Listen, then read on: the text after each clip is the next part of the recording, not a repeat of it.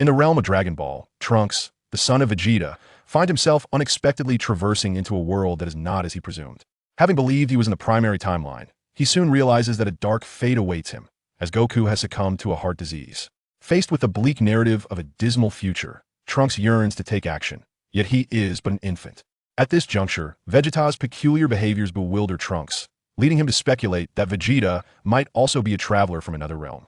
Unbeknownst to Trunks, Vegeta can hear his innermost thoughts and is already aware of the impending tragedies that will unfold, prompting him to initiate a series of transformative changes. However, Trunks remains oblivious to the fact that his own arrival in this timeline has rendered the circumstances far more dire than he could have ever imagined. With this newfound advantage, Vegeta transforms into Super Saiyan 3, Super Saiyan God, and even Super Saiyan 4 at a time. Witness the father and son duo as they strive to avert despair and rescue their harrowing timeline. Chapter 1. The Soul Journey. Trunks' heartfelt thoughts heard by Vegeta. In the year 766 of the age of the Dragon Balls, within the opulent confines of West City's most luxurious hospital, a blue-haired infant gazes wide-eyed, curiously observing his surroundings. What a precious little baby! A golden-haired noblewoman coos as she cradles the infant, teasing him playfully. Mrs. Briefs, known as Bulma's mother, brings the baby closer to Bulma. With a gaze filled with affection, Bulma gently caresses the tiny hand of her son. My sweet Trunks, the infant seems to have heard something extraordinary, and his delicate body trembles with surprise. Trunks? Goodness, I am Trunks. Have I truly traversed into another realm? Trunks is astounded. He distinctly recalls spending an entire night immersed in writing, only to find himself inexplicably transported to the Dragon Ball universe. Ding. Welcome to the Dragon Ball world. System binding in progress. Time appears to stand still as a heavy electronic voice delivers its proclamation, leaving the air thick with anticipation. Trunks feels as if 1,000 alpacas are racing through his mind. The souls are merging. Merging complete. System binding complete. May the host strive to survive in the Dragon Ball world. Moments later, the system's electronic voice fades into silence, leaving Trunks with a frown of discontent. Fortune has smiled upon him. He has traversed realms and acquired a mysterious advantage, yet he remains unaware of its capabilities. In an instant, he feels as though a tempest swirls within his mind, causing his head to throb painfully. Wah wah wah. Unable to contain his distress, Trunks bursts into tears. Observing this, Bulma gently pats Trunks' back. Oh, don't cry, Trunks, she reassures him. After enduring a minute of anguish, Trunks finally quiets down, as the two souls within him merge seamlessly into one. Moments later, a feminine voice resonates in his ears. Oh, by the way, where's Vegeta? Has it been so long that he hasn't come to see us? Bulma's mother inquires further. Though Grandpa Briefs did not remain at the hospital constantly, he had visited Trunks several times. Bulma, exasperated, shrugged her shoulders and remarked, he is probably training in the gravity chamber. It was indeed plausible for Vegeta to engage in such an endeavor. After all, as the perennial second, Vegeta had spent the majority of his life in pursuit of Goku's footsteps, devoting most of his time to rigorous training. Moreover, the fact that Vegeta and Bulma had come together was likely due to Bulma's assertive nature. Thus, Vegeta's absence in visiting the mother and child did not come as a surprise to Trunks. Suddenly, Bulma produced a remote control and connected to the gravity chamber's intercom system, shouting in frustration, Vegeta, have you forgotten something? On the other side, within the gravity chamber, a drenched Vegeta was completing his final push-up when the furious shout interrupted his training. Clearly startled by the unexpected roar, he failed to complete the last repetition. Bulma continued to yell, do you not care about your wife and child? Vegeta's voice faltered, as if a realization suddenly dawned upon him. Bulma felt a pang of grievance at his reaction. Her gaze turned to the window, revealing her anger, with tears nearly spilling from her eyes. Moments later, a familiar silhouette appeared outside, a figure exuding an unmistakable aura of speed. Vegeta shattered the glass and soared into the hospital with a ferocious entrance. His gaze swiftly scanned Trunks. Bulma pouted. I thought you had truly forgotten us. Vegeta paid no heed to Bulma and snatched Trunks from her arms. Although he did not immediately express concern for Bulma, his prompt arrival at the hospital brought her joy. Vegeta lifted Trunks high, rolling him around and examining him closely. Their eyes met, and a faint smile graced Vegeta's lips. Ha ha ha. My son Trunks, you shall undoubtedly surpass Kakarot's son. You will be the strongest Saiyan. In Trunks' mind, the original Trunks from the Dragon Ball universe was merely a fusion material for Gotenks. Now, with his soul inhabiting Trunks, he was determined to shatter this narrative. Upon hearing Vegeta's exuberant declaration, Trunks silently affirmed, that is certain. Suddenly, A male voice surged into Vegeta's mind, prompting him to scan his surroundings warily, his heartbeat quickening. Who is speaking? However, he realized there were only 4 individuals in the room, and only 2 of them could speak. Vegeta, holding Trunks, flew toward the window, searching for the source of the voice but found no one else. Strange, what is happening?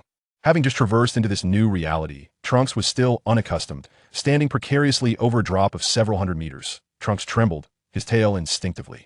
Curling up to AT that moment, his tail caught Vegeta's attention.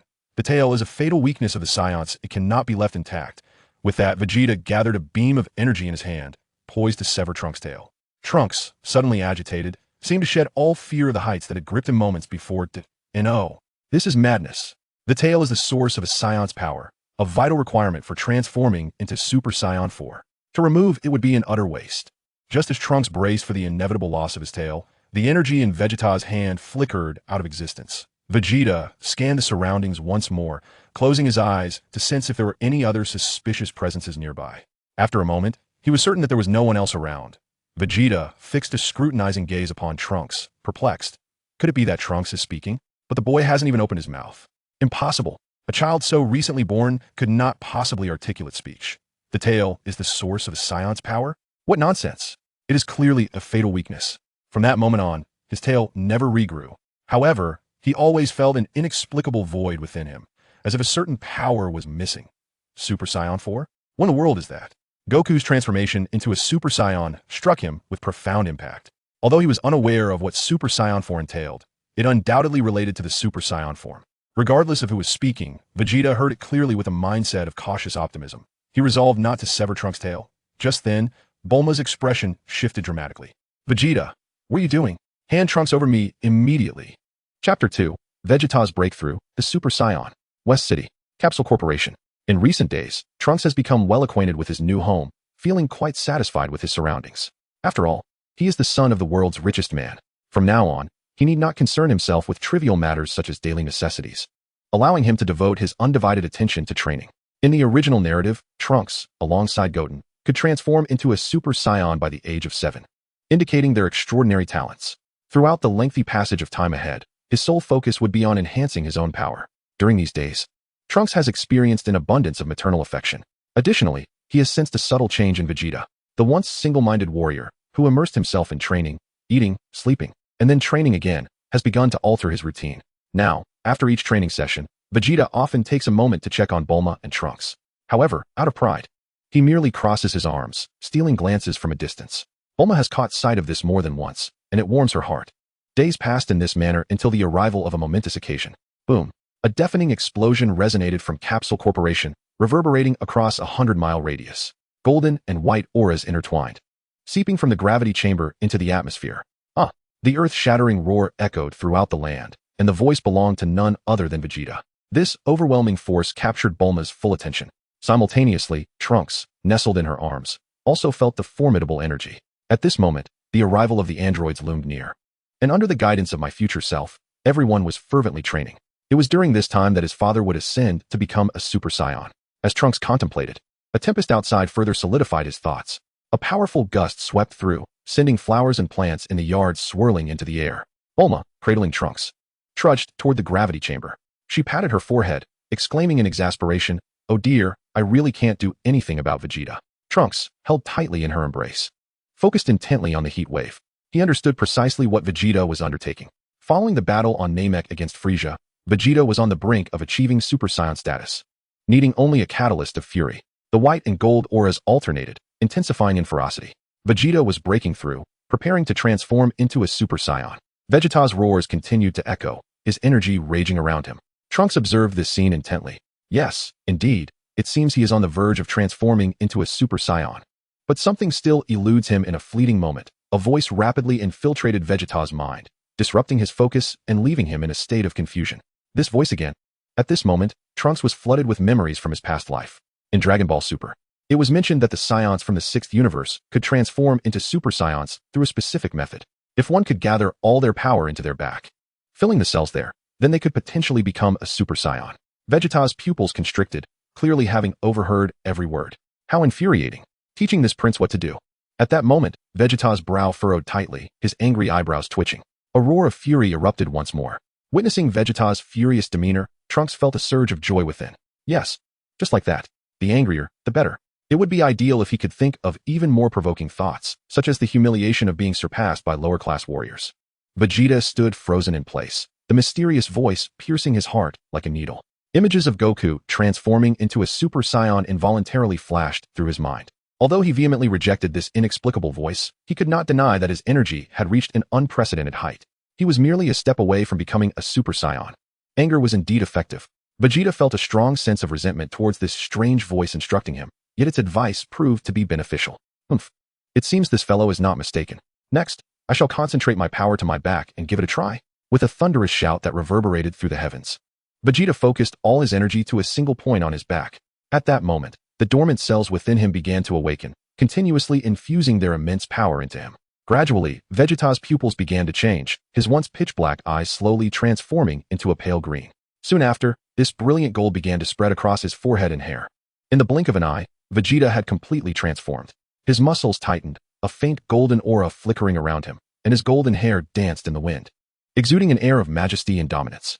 Undoubtedly, Vegeta had successfully transformed into the legendary Super Saiyan. Haha, Super Saiyan. I have achieved it. Kakarot. Vegeta's laughter was filled with excitement. After learning about Goku's transformation into a Super Saiyan, he had trained tirelessly for this moment. Outside the door, Bulma was equally ecstatic. As Vegeta's wife, witnessing her husband break through his limits filled her with genuine joy. That's wonderful. Vegeta, I knew you could do it. So engrossed was Vegeta in his triumph that he had not noticed Bulma and their child standing just outside. Upon hearing Bulma's voice, he composed himself from his earlier excitement. Vegeta slowly approached Bulma, and despite her praise, he did not display much happiness. He merely coldly uttered a few words, I am hungry. With that, Vegeta promptly strode towards the exit. Only Bulma and Trunks remained in their place, gazing at the receding figure of Vegeta. Bulma pouted, murmuring to herself about the Saiyan's obsession with training, as if their lives revolved solely around training, eating, and sleeping. Yet, despite her words, she retrieved her walkie-talkie and summoned the kitchen staff to get to work. Chapter 3, Vegeta Tastes Success. After dinner, on the rooftop of Capsule Corporation, Vegeta stood with his arms crossed, gazing into the distance. He had successfully transformed into a Super Saiyan, achieving the goal he had pursued for years. Memories of the events that transpired on Earth flooded his mind, from the invasion to Namek, and eventually establishing a new family on Earth. He would never forget that fateful battle, the first clash between him and Goku. It was at that moment that a seed was sown in his heart. A lowly warrior had managed to challenge him. He had always assumed that as the Prince of the Saiyans, he would be the first to transform into the legendary Super Saiyan. Yet, that was not the case. A lower-class warrior had outpaced him, becoming the first to achieve the transformation. He felt defiant, enraged, and filled with hatred. Finally, after years of relentless effort, today, that seed had blossomed within him. In a surge of intense fury directed at the Super Saiyan Goku, he transformed into a Super Saiyan himself. Vegeta chuckled softly, Kakarot. Your defeat and your rise are both due to me. How amusing. Upon uttering those words, his gaze became fixed. Suddenly, a flicker of regret crossed his eyes, and he clenched his fists tightly. Kakarot, I long to face you once more. Let us see whose Super Saiyan prowess is superior. At that moment, Vegeta amplified his energy, and the white aura around him instantly transformed into a golden glow. He expressed all the pent-up frustration within him. Kakarot. A brilliant golden light erupted from the rooftop of Capsule Corporation. The resounding voice quickly caught Bulma's attention as she was soothing Trunks to sleep. The startled Trunks awoke, puzzled, and peered out the window, soon spotting the dazzling golden light. Before he could fully comprehend the situation, Bulma rushed outside. There stood Vegeta, shouting into the dark sky, Kakarot. Do you see this? I have transformed into a Super Saiyan. At this moment, Trunks sensed something was amiss, but his thoughts were interrupted by Bulma, who called out to Vegeta, Vegeta, come down. If others see you, they might complain about the noise. However, Vegeta paid her no heed, remaining absorbed in his own triumph atop the roof. With a resigned expression, Bulma turned to Trunks and said, Oh dear, Trunks, you mustn't become like your father, fixated solely on training. At this moment, Trunks was intently focused on Vegeta. Observing Trunks' serious demeanor, Bulma felt that he and Vegeta were indeed cut from the same cloth. There was a hint of bitterness in Bulma's tone as she remarked, It seems Trunks is also captivated by the thrill of battle. Having been awed by the overwhelming aura emanating from Vegeta, I suppose he will become a warrior in his own right. And here I was hoping he would inherit the Capsule Corporation. However, Bulma's thoughts were not entirely accurate. Her comment instantly broke Trunks' concentration, and his astute mind quickly grasped the underlying sentiment. It was evident that Bulma felt a twinge of disappointment that her son seemed to favor his father over her. Wah wah wah. Trunks began to wail, shaking his head fervently. At this sight, Bulma's face lit up with joy, and she rushed to comfort him. Oh, don't cry. Trunks, Mommy understands what you mean. Simultaneously, Vegeta was drawn to the sound of Trunks' cries. He turned slightly, casting a sidelong glance at his son, who was now fixed in a gaze upon him. In that moment of shared eye contact, Vegeta's aura softened somewhat as he murmured, "Humph. So my formidable presence has indeed intimidated him. Only the weaker Saiyans would weep before the strength of a superior. It appears that Trunks' special training must be prioritized." Trunks, feeling a mix of frustration and helplessness, was merely trying to console his mother. Crying was never his intention. He felt a sense of grievance and inwardly criticized Vegeta's current state. Humph, he just transformed into a Super Saiyan and is already so self-satisfied with his minor progress. Suddenly, Vegeta's mind twisted, and that strange voice resonated once more in his thoughts. Again with this voice, it has returned. This mysterious sound successfully captured Vegeta's attention. Yet he remained oblivious to the identity of its owner. Trunks couldn't help but grumble again. Well, this is a common ailment for newly transformed Super Saiyans. At first, they struggle to contain their excitement, leading to such a chaotic situation. As this thought crossed his mind, scenes of Vegeta in a state of frenzy flashed before him. Trunks' inner voice echoed once more within Vegeta's mind, igniting his ire. Vegeta swiftly ascended into the sky, surveying everything beneath him. Who is it? Show yourself. Trunks fixed his gaze on Vegeta, convinced that his father's aura was currently quite unsettled. Bulma, puzzled, called out to Vegeta, "Vegeta, who are you looking for?" Observing Bulma's confusion, Vegeta began to piece together the situation. Clearly, from Bulma's reaction, she did not hear this strange voice. Could it be that this voice is audible only to me? At this moment, Vegeta's inner turmoil had calmed considerably. The emergence of this voice had catalyzed his premature advancement to Super Saiyan. Despite the voice's irksome manner of speaking, every word rang true. Vegeta extended his arms, reveling in the exhilaration bestowed upon him by his transformation into a Super Saiyan. Indeed, this fellow speaks the truth. I am currently overwhelmed with excitement, and my aura is quite unstable. Why not give it a try? Let us see if I can temper this exhilaration of being a Super Saiyan. With that thought, Vegeta shut his eyes, striving to suppress the thrill of his transformation. Within mere seconds, a sensation of indescribable comfort surged through his being. Humph. Though that voice is rather irksome, curbing my excitement does indeed enhance my physical state. As Vegeta opened his eyes, a subtle smile graced his face. Through this enigmatic voice, he savored an unprecedented delight. Meanwhile, Bulma and Trunks remained in place, with Bulma remarking, "Humph, here we go again," appearing and disappearing mysteriously. I can hardly fathom what goes on in that mind of his. Trunks, too, harbored some doubts regarding Vegeta's reaction. But what else could Vegeta possibly contemplate other than surpassing Goku? Setting. The inner thoughts can only be perceived when in close proximity. Notably, when Vegeta is described as flying away or soaring into the sky, Trunks' internal monologue remains unheard by him. The thoughts that Vegeta can hear resonate in his mind, prompting a series of reactions. Chapter 4. A Realm of Despair. Days passed in this manner. Trunks was leading a life of comfort until the arrival of a certain day shattered his perceptions. Awaking lazily as usual, Trunks was startled by the sudden appearance of a young boy before him. Oh, how adorable. Gohan squatted in front of Trunks, playfully teasing him with a hand. Aunt Bulma, is this your and Uncle Vegeta's little baby? What is his name? With that, Gohan gently poked Trunks' delicate cheeks with his finger, playfully contorting his face in a bid to elicit laughter from Trunks. However, at that moment, Trunks wore an expression devoid of emotion. His gaze vacant, as if his spirit had fled. He was entirely unaffected by Gohan's antics, let alone offering a smile. His eyes were fixated on Gohan. No. What on earth is happening? Shouldn't Gohan be diligently training to defeat the forthcoming androids? Trunks scrutinized Gohan with the curiosity of a child, his eyes widening in astonishment. He distinctly remembered that in the original narrative, Trunks first encountered Gohan on a designated island. Yet now, he was meeting Gohan for the first time at Capsule Corporation. Just then, Bulma's voice interrupted Trunks' thoughts. With a smile, she addressed Gohan. That's right, Gohan. This is my child with Vegeta. His name is Trunks. Gohan patted his head. Trunks, I'm your big brother Gohan.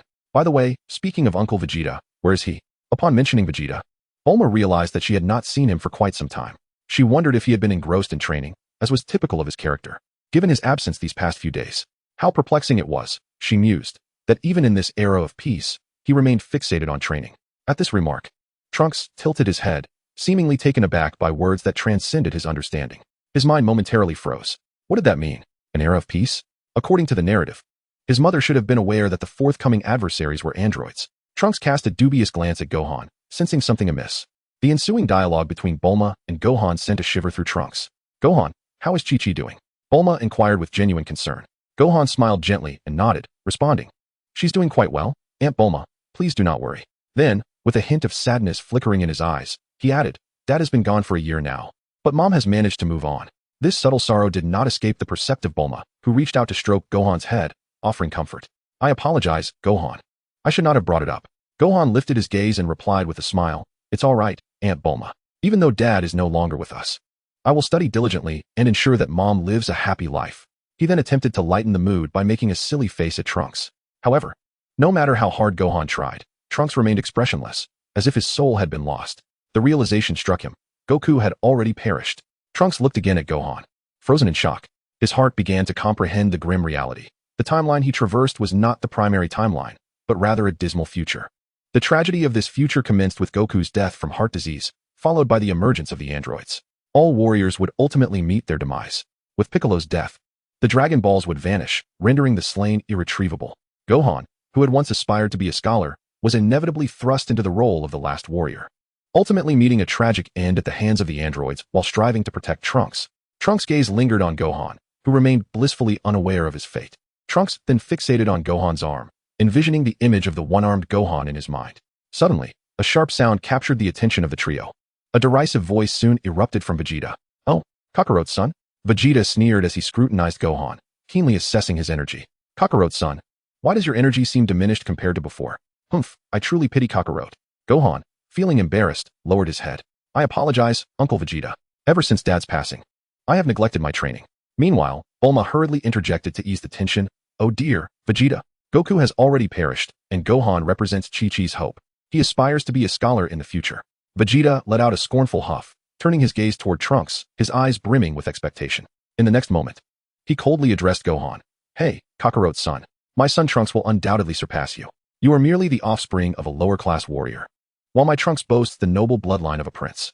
If you do not wish to be overshadowed by him, I advise you to continue your training, otherwise, you will bring disgrace upon Kakarot. Gohan bowed his head once more. Indeed, if my father had not died, I would have likely continued my training. Vegeta's sudden mockery of Gohan prompted Bulma to intervene. Vegeta, let us not dwell on the past. The future path is for Gohan to choose. Watching Gohan grow, Bulma remained considerate of his feelings. To her, Gohan's fate seemed quite tragic. He lost his father at a tender age and now must strive for the family's future. Chi-Chi is an exceptionally strong-willed woman. After Goku's death, Bulma contemplated offering her assistance, but Chi-Chi steadfastly refused, insisting on relying on her own strength. Observing Vegeta, Trunks could not help but comment once more. Ah, surely he is my father. His words are indeed as venomous as I remember. Suddenly, Vegeta's body trembled slightly as a jarring sound surged into his mind. In that moment, it felt as if Vegeta's worldview had shattered. Father? Did I just hear that correctly? Chapter 5, The Android Strike. Vegeta's gaze fell upon Trunks, his eyes quivering with disbelief. It was only upon Trunks' birth that Vegeta first encountered that peculiar voice. Initially, he could not fathom that the sound had emanated from Trunks, as it was unfathomable to him that a newborn could speak. He had been observing Trunks, who had not uttered a single word. Reflecting back, it became clear that the voice had emerged when Vegeta intended to sever Trunks' tail. Just moments ago, after disparaging Gohan, that same voice resurfaced in his mind. Vegeta was slow to realize. Over the past few days, this voice had frequently appeared, aiding him in transcending to Super Saiyan while simultaneously tempering the exhilaration it brought. Each time the voice manifested, Trunks was by his side, though it seemed utterly preposterous. Vegeta had indeed heard the words father. Yet now, another enigma confronted him. How could the newly born Trunks possess such knowledge? As Vegeta's thoughts began to drift, the voice returned once more. Trunks clenched his tiny fists, replaying the despairing events that awaited him in the future. Alas, I am but an infant now, powerless to effect any change. In the timeline ahead, everyone will fall victim to the androids. Uncle Krillin, Uncle Tien, and Uncle Piccolo shall all meet their demise. Even father, too. And years later, Gohan sacrificed himself to protect me. In the end, it was just my mother and I left to rely on one another. Vegeta's nerves seemed to be tugged by an invisible hand, and at that moment, his emotions were a tumultuous sea. A future timeline? Trunks hails from the future? No, wait. He is merely an infant now. A bold conjecture took root within Vegeta's mind. Could it be that he has been reborn with memories of the future? Though Vegeta found this notion hard to believe, the peculiar occurrences of these past days were simply too uncanny. From the initial connection to the tail and Super Saiyan 4, to transforming into a Super Saiyan, and then learning to harness excitement to enhance his strength, such knowledge was beyond the comprehension of a newborn child. Now, all signs pointed towards Vegeta's seemingly absurd hypothesis. Yet, it remained merely a conjecture. After all, he had transcended the Super Saiyan state. As for the ludicrous notion of being slain by an android, Vegeta absolutely dismissed it. What androids? This prince does not believe such things could ever vanquish me. Rather than entertain that notion, Vegeta was more inclined to suspect some foul entity had possessed his son, Trunks. Boom. The relentless sounds of explosions began to resonate from afar. Mushroom clouds erupted in the sky, one after another. The other side of the city was now in utter chaos, with screams echoing throughout the streets. Trunks furrowed his brow. Damn, have the androids already made their appearance? At that moment, both Vegeta and Gohan soared into the sky. The wailing of sirens filled the city. And soon an announcement blared across every corner. Citizens, please evacuate swiftly from the vicinity of the explosions. Our city is under a terror attack by a male and female duo. They claim to be androids. We urge everyone to remain calm. The king has dispatched the army to suppress the threat. Furthermore, the king has contacted the young warrior who once vanquished Demon King Piccolo. So please do not panic. Gohan gazed into the distance, observing the inferno raging before him. This is no ordinary terror attack. Just then, a familiar presence reached Gohan's senses. It's Uncle Krillin's energy. Has he already arrived on the scene? Soon, several more energies flooded Gohan's mind, causing his brow to furrow even deeper. This situation is undeniably complex. Uncle Yamcha, Uncle Tien, and Den have also reached the site. I must hurry as well. Gohan swiftly elevated his energy, preparing to fly towards the explosion site when suddenly his body froze in place, as if bound by some unseen force. Gohan's mouth fell agape, his lips quivering in disbelief. Uncle Krillin's energy has vanished. Before tears could even fall, a further tragedy struck Gohan's heart, plunging him into deeper despair. Not only did Krillin's presence swiftly vanish, but also those of Tien, Kaiatsu, and Yamcha disappeared in an instant. Everyone was overwhelmed by the androids. Tears cascaded from Gohan's eyes, glistening droplets falling to the ground like precious jewels. The suddenness of the event left even Trunks unprepared for the rapid demise of their friends. However, Bulma, cradling Trunks, quickly regained her composure. Gohan's reaction indicated that Krillin and the others were likely in dire straits. Bulma recognized the boy who had once defeated King Piccolo, as mentioned by the king himself. Yet, Goku was already gone. In a state of frantic urgency, Bulma shouted, Gohan, I'm going to get the dragon radar for you right now. Without hesitation, she gently placed Trunks in his stroller and dashed toward the laboratory. Upon entering the lab, Bulma frantically began rummaging through her belongings.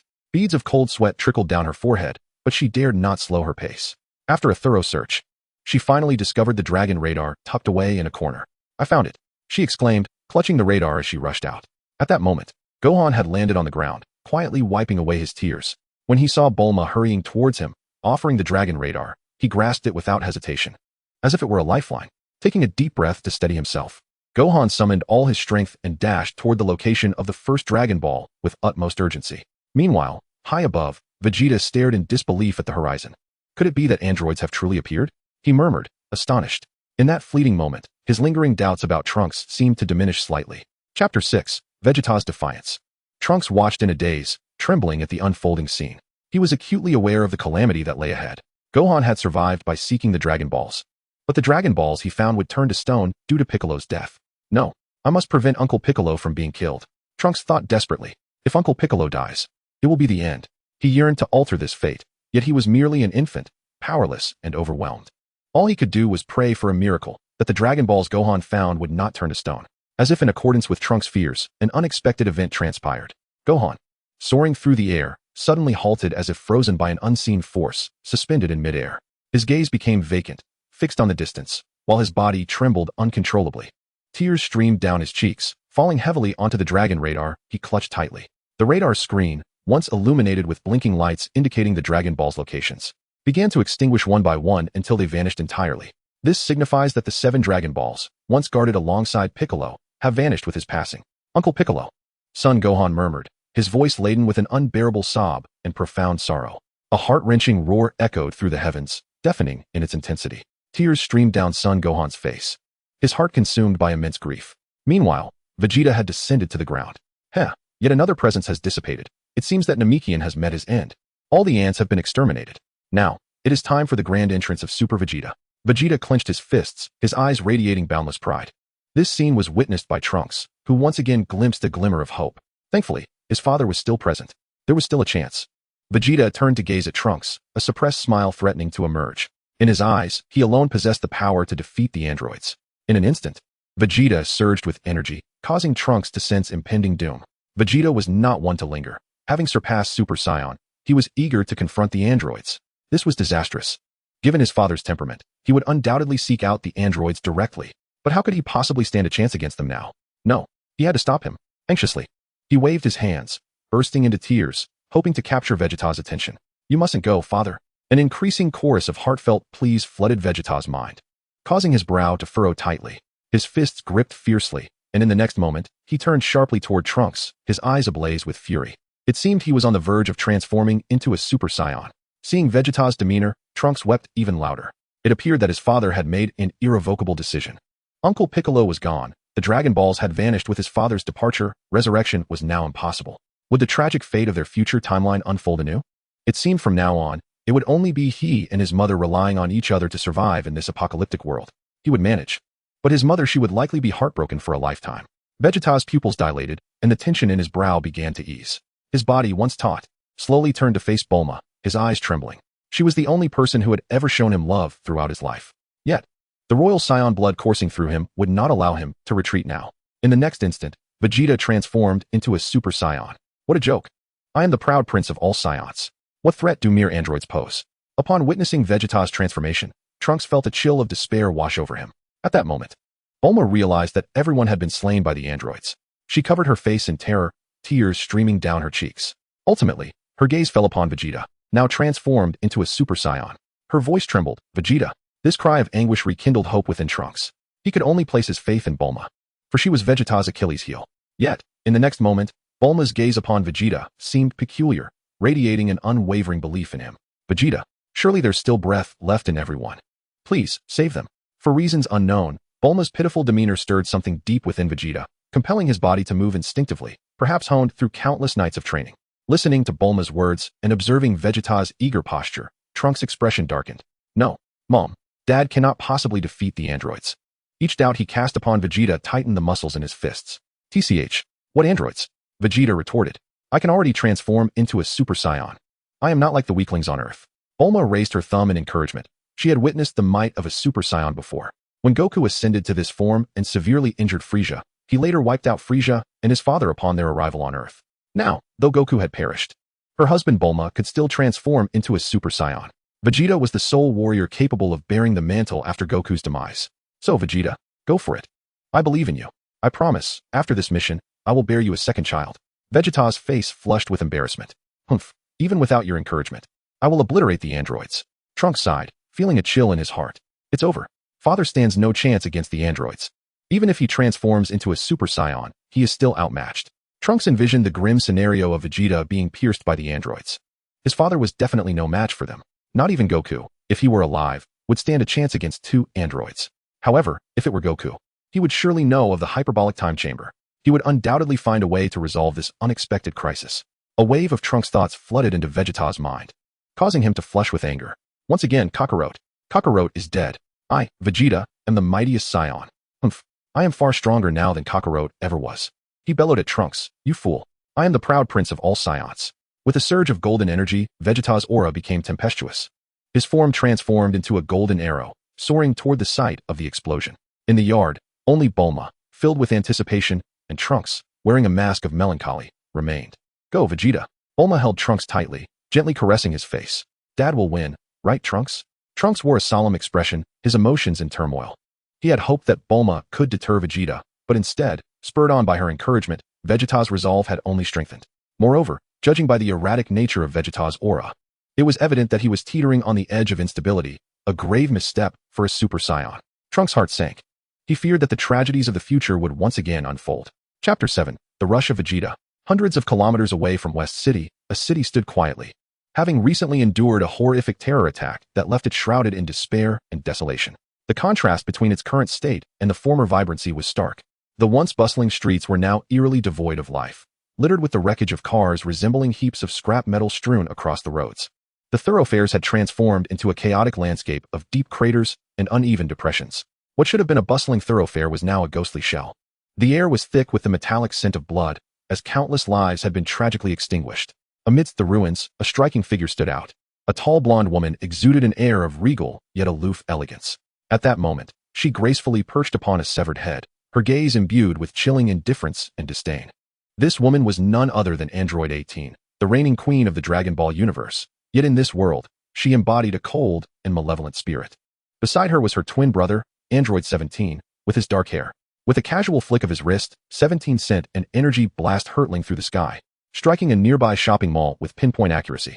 In an instant, the structure was reduced to rubble, a cacophony of destruction accompanied by billowing smoke and soaring flames.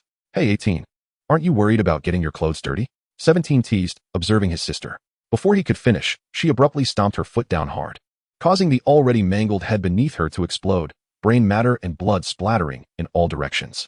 This unfortunate head had been gruesomely severed from the body of Dr. Jero, a trophy from their cruel exploits that they had savored from the basement to this very spot. Suddenly, a series of thunderous explosions reverberated through the air. Boom. Energy waves cascaded from above, enveloping the siblings in swirling smoke. As the haze dissipated, a golden figure emerged in the sky, revealing itself to be a familiar presence. The two androids recognized the newcomer. The database within 18 activated, rapidly processing data until it locked onto the name Vegeta. 17 rubbed his nose, coldly remarking, "Oh, Vegeta. Another one seeking death." His challenging gaze swept over the lifeless bodies strewn around them, remnants of those slain, including Krillin and others. Piccolo had suffered the most gruesome fate. His form utterly dismembered, leaving no intact flesh on his body, erasing any hope of regeneration. Vegeta descended before the two figures, his golden aura expanding relentlessly. "So, you are the androids? Huh, you merely eliminated a few worthless beings. I am unlike them." His tone dripped with supreme confidence. It was evident that the two had long been aware of his formidable reputation. With a clenched fist held to his chest, he abruptly pointed his thumb at himself. "However, you are mistaken. Before you stands none other than Super Vegeta." In response to Vegeta's self-introduction, Android 18 merely curled her lips in a slight smirk, a hint of disdain evident in her demeanor. Her database had already cataloged Vegeta's capabilities. Alas, his strength was still far too feeble. In an instant, Android 18 vanished from sight. Simultaneously, a phantom materialized before Vegeta, the howling wind grazing his face. Gazing at the arrogant expression on 18's visage, Vegeta's heart began to race uncontrollably. Suddenly, a sharp sound resonated from his abdomen, and Vegeta's eyes glazed over in disbelief as he lowered his gaze. There, lodged in his stomach, was Android 18's fist. An excruciating pain surged through him, and he coughed up a mouthful of blood. It seemed as if her fist harbored the intent to pierce through him entirely, aiming to deliver him to his demise. What a farce this Super Vegeta was, merely a piece of trash. A second later, his mind was invaded by Trunks' foreboding words. "Everyone will be killed by the androids, including my father." And now, he found himself gravely injured by one such android. Trunks' prophecy had come to fruition. In that moment, images of Bulma and the young Trunks flooded his thoughts. There were responsibilities he must shoulder. For a fleeting instant, the proud prince of the Saiyans found himself gripped by the fear of death, not for himself, but for the fate that would befall his wife and child if he were to perish. Vegeta's eyes grew distant. The Namekian is dead, and the Dragon Balls are lost. Trunks' words have indeed come true. If I die, the future will repeat itself. Bulma, Trunks. No, I cannot die. At this moment, Vegeta finally comprehended why Trunks had been so anxious earlier. After a tumultuous internal struggle, he made a decision.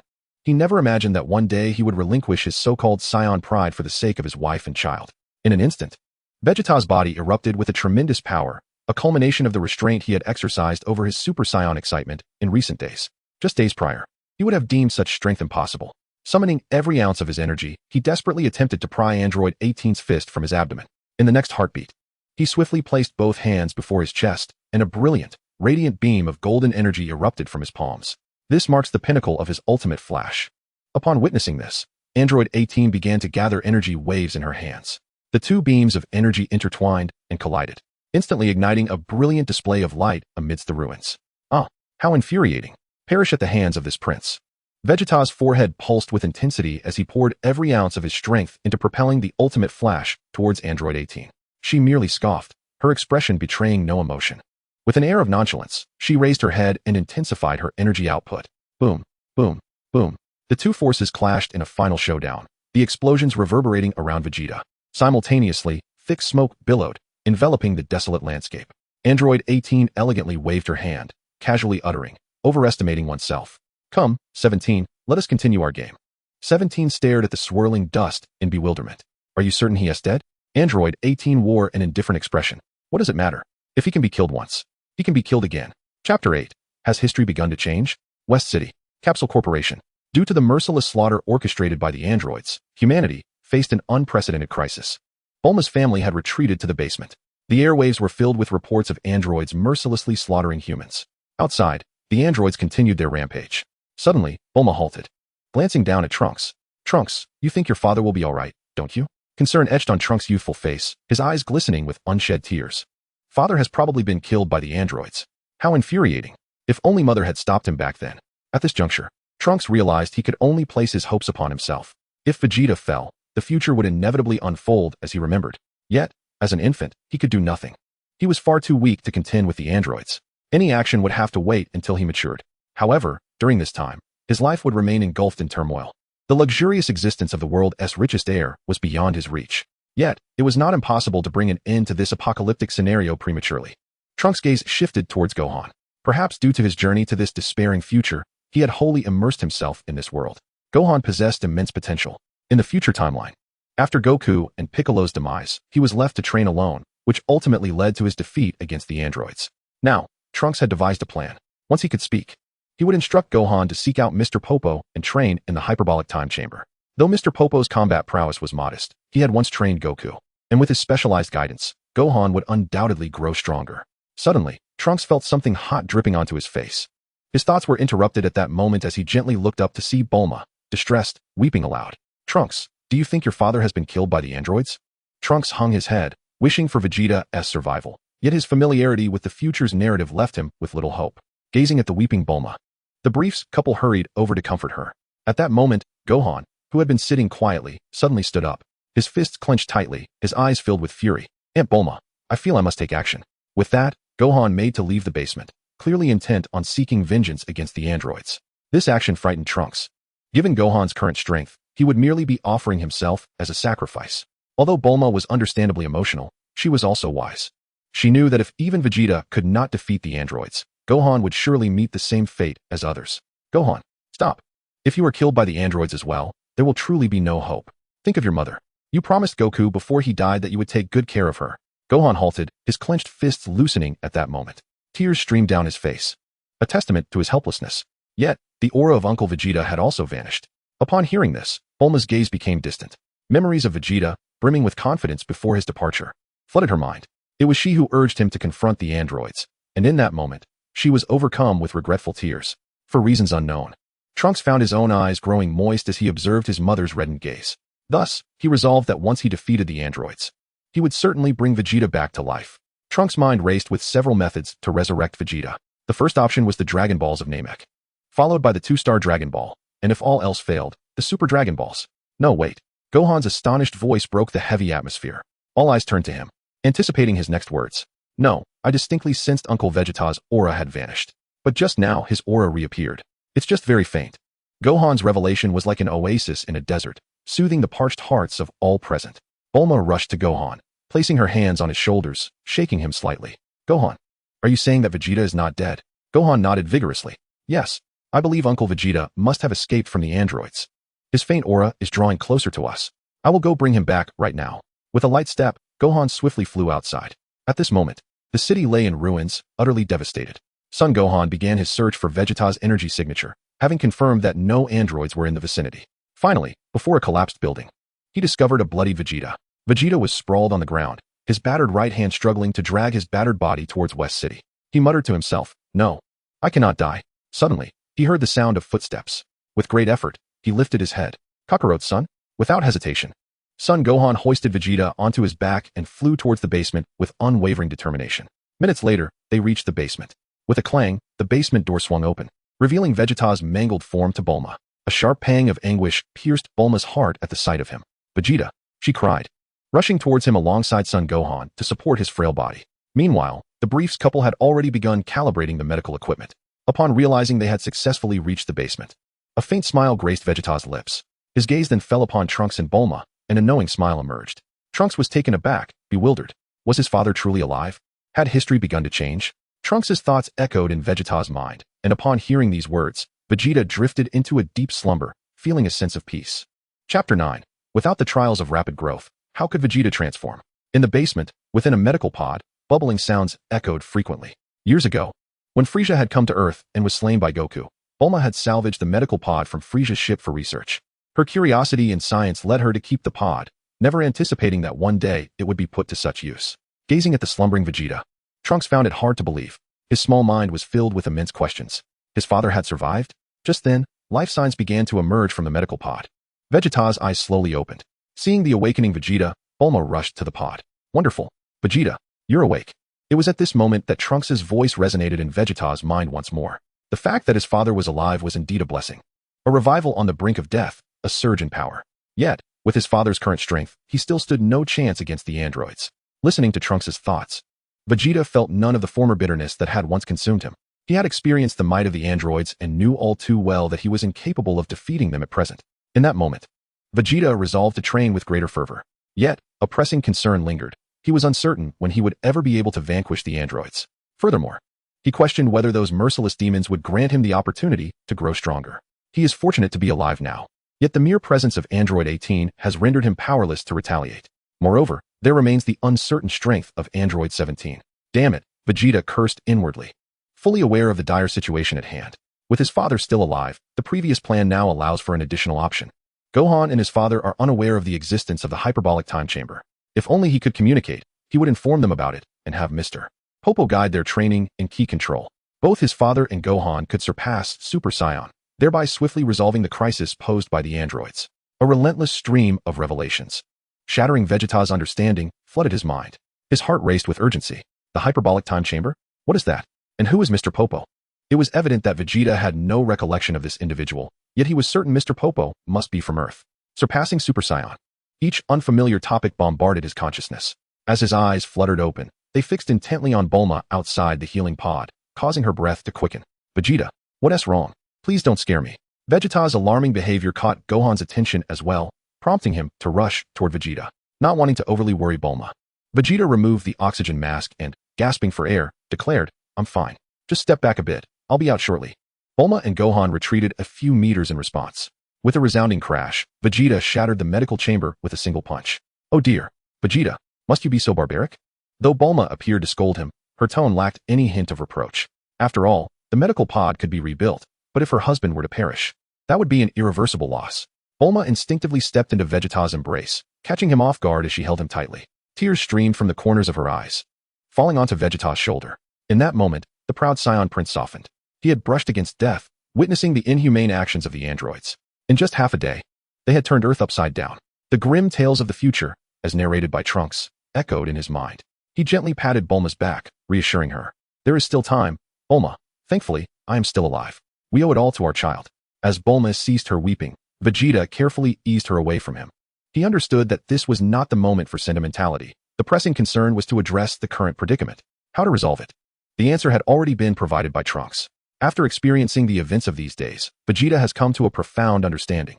As long as he follows Trunks' heartfelt desires, everything will undoubtedly be fine. He turned to Bulma and inquired, Bulma, are you familiar with a certain individual? Bulma gazed at him with curiosity. Who?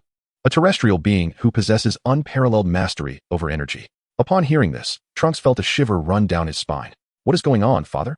Did I just hear that correctly? Is he seriously asking such a question? Could it be that he is aware of his own weaknesses? Mr. Popo, Trunks' eyes widened in disbelief. He had never anticipated Vegeta would seek information about Mr. Popo from Bulma. Surely, there should be no connection between his father and Mr. Popo. Why would he suddenly pose such a question? Upon sensing Trunks' thoughts, Vegeta's lips curled slightly. As expected, my suspicions were correct. Trunks has no idea that I can hear his thoughts. At that moment, Vegeta resolved to keep his ability to perceive Trunks' inner voice a secret. For it was a personal enigma, one that only he could comprehend. Mr. Popo was the one who assisted me in locating the spaceship that brought the deity to Earth. He is at the sacred world of the Kais. What do you need him for? Bulma inquired. Where is the sacred world of the Kais? Vegeta asked. It is at the highest point on Earth. You can see it if you fly to the utmost heights, Bulma replied. Gohan, I hope you will join me as well. With that, he soared towards the direction of the sacred world of the Kais. Gohan stood frozen, unable to believe his ears. Gohan. Did Uncle Vegeta just refer to me as Gohan for the first time? For some reason, Vegeta's demeanor felt unfamiliar to Gohan at that moment. Meanwhile, Trunks' mind raced with tumultuous thoughts. What is happening to father? As Trunks' mind churned, an implausible notion began to take shape. Could it be that the real father has been slain by the androids? Is the current father, like me, a traveler from another world? Given Vegeta's unusual behavior, Trunks could only draw such a conclusion, for in his previous life, he often consumed tales of time travel. Of course, this remained merely a suspicion, and the truth remained to be uncovered. Chapter 10. After all, you are the son of Son Goku. In the basement, Vegeta's words evidently left Gohan somewhat astonished. Did Vegeta just call me by my name? Am I hearing things? Has the sun risen in the west? It was not only Gohan who felt incredulous. Even Bulma found it hard to believe.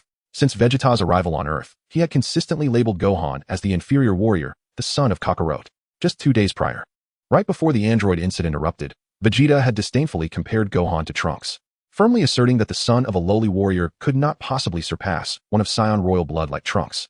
What Bulma was unaware of was that Vegeta's transformation stemmed from his ability to perceive Trunks' innermost thoughts. The incident involving the androids further confirmed the veracity of Trunks' words. In the future, Gohan became the last warrior, ultimately perishing at the hands of the androids while striving to protect Trunks. This alone instilled in Vegeta a profound respect for Gohan, leading him to no longer regard Gohan merely as the son of a lower-class fighter. Gohan had earned the right for Vegeta to address him by name. Gohan, do you intend to accompany Vegeta in search of Mr. Popo? Bulma continued to inquire. Gohan fell silent, his mind conjuring images of Piccolo and the others disappearing from existence. His fists clenched tighter. The desire to grow stronger and vanquish the androids was a yearning he could hardly contain. Yet, at this moment, there was another task he needed to address. Bulma smiled knowingly, already aware of the answer. She firmly believed that as the wife of a person who had saved the world multiple times, Gohan would make the most rational decision in such dire circumstances. With confidence, Bulma produced a remote control, manipulating a small flying robot. Soon, a projection materialized from the robot, depicting the scene at Kami's lookout. Although the outside world had descended into chaos, Bulma was still capable of basic communication. This flying robot was of a mother-child design. The one she wielded was the mother unit, while the child unit was conveniently located near Kami's lookout. I will send the child robot to search for Chi-Chi, Bulma explained assuredly to Gohan. Listening to Bulma's explanation, Trunks was greatly astonished. Mom, you truly are a genius capable of creating time machines. As Bulma directed the child robot, it eventually established a visual link with Kami's lookout. As the camera zoomed in gradually, Gohan's home came into view. What unfolded next was unexpected. Surrounding Gohan's residence lay a multitude of unconscious humans. These individuals were survivors of the apocalypse, having fled to the deep mountains to evade the androids. Fortuitously stumbling upon a household, starving and desperate, they harbored malicious intentions toward this family, which, coincidentally, was none other than the household of the strongest beings on Earth. At the helm of this household was the formidable Chi-Chi. Chi-Chi possessed a power level exceeding 100, a threshold sufficient to establish dominance on Earth. Confronting these apocalyptic marauders was a trivial task for her. Seated upon a stone, Chi-Chi crossed her legs and berated the group of intruders. You heartless wretches. Do you dare challenge me? At that moment, a robot the size of a bee flew beside Chi-Chi. Chi-Chi, can you hear me? Bulma's voice emanated from the robot, followed by Bulma's image being projected before Chi-Chi. I must inform you of this matter. Bulma relayed the news of the android's emergence to Chi-Chi. Chi-Chi furrowed her brow, and Gohan, who stood beside Bulma, sensed the looming unease. He rushed to Bulma's side, urgently explaining, Mom, everyone has sacrificed, including the Dragon Balls. But before Gohan could finish his sentence, a serious voice emanated from Chi-Chi. Gohan, right now, immediately, go train at the lookout. Upon hearing this, Gohan displayed a look of astonishment, while Bulma nodded in agreement, a satisfied smile gracing her lips. Trunks, however, had long been aware of the situation, although Chi-Chi wished for Gohan to become a scholar. She was ultimately a person with a broader perspective. In the narrative of Dragon Ball, after Goku's recovery from his heart ailment, Chi-Chi did not prevent him from seeking out the androids again. This illustrates that Chi-Chi is not an unreasonable individual. Now that Goku had passed, and the world was in peril, the only one capable of inheriting Goku's legacy was her son, Gohan. Gohan stammered, Mom. Chi-Chi smiled gently, Gohan, do not hesitate. If the world ceases to exist, what use is it to be a scholar? Chi-Chi understood that when Goku was alive, she could afford to be a selfish mother, but now that he was gone, her son no longer belonged solely to her. Gohan nodded vigorously, tears of gratitude welling in his eyes. I understand. Mom. Chi-Chi beamed with warmth and continued, after all, you are the son of Goku. With that, Chi-Chi ended the call. Having received Chi-Chi's consent, Gohan prepared to fly directly to the lookout. At that moment, Bulma stopped him. Gohan, could you please take me and my family to the lookout? We're in West City, and I'm afraid the androids will find us. Besides, Vegeta has already gone to the lookout. If you leave, then we. She hesitated. I don't know how long you'll be training there. I apologize for the trouble, Gohan. Bulma's reasoning was indeed sound, and Gohan readily agreed. With his current strength, he could easily transport Bulma, her son, and the Briefs couple to the lookout. All right, Aunt Bulma, Grandpa Briefs, and Grandma Bikini, prepare yourselves. We shall depart shortly. Chapter 11. Entering the hyperbolic time chamber. At the lookout, the position of the Earth's guardian was currently vacant due to Piccolo's demise. The former guardian had also passed away. A dark-skinned individual with large, expressive eyes stood anxiously at the edge of the temple. This person was Mr. Popo, the attendant of the guardian. He sensed a malevolent aura approaching the lookout, belonging to none other than Prince Vegeta, who had invaded Earth years ago. Although Vegeta had changed over the years, Mr. Popo remained on guard against him. Mr. Popo was perplexed as to why Vegeta had suddenly gravitated towards the sacred world of the Kais. Logically, Vegeta should have been oblivious to its existence. Beads of sweat began to form on Mr. Popo's forehead, for he could sense Vegeta's energy drawing nearer to the sacred world. With a sharp sound of footsteps, Vegeta materialized before the sacred world. He surveyed his surroundings, his astonishment palpable upon his first visit to this enigmatic realm. To his surprise, he had not anticipated such a mysterious place to exist on Earth. It seems Trunks was indeed not mistaken, he mused. Vegeta's piercing gaze then fell upon Mr. Popo, who resembled a coal-black sphere. Hey you, do you know where Mr. Popo is?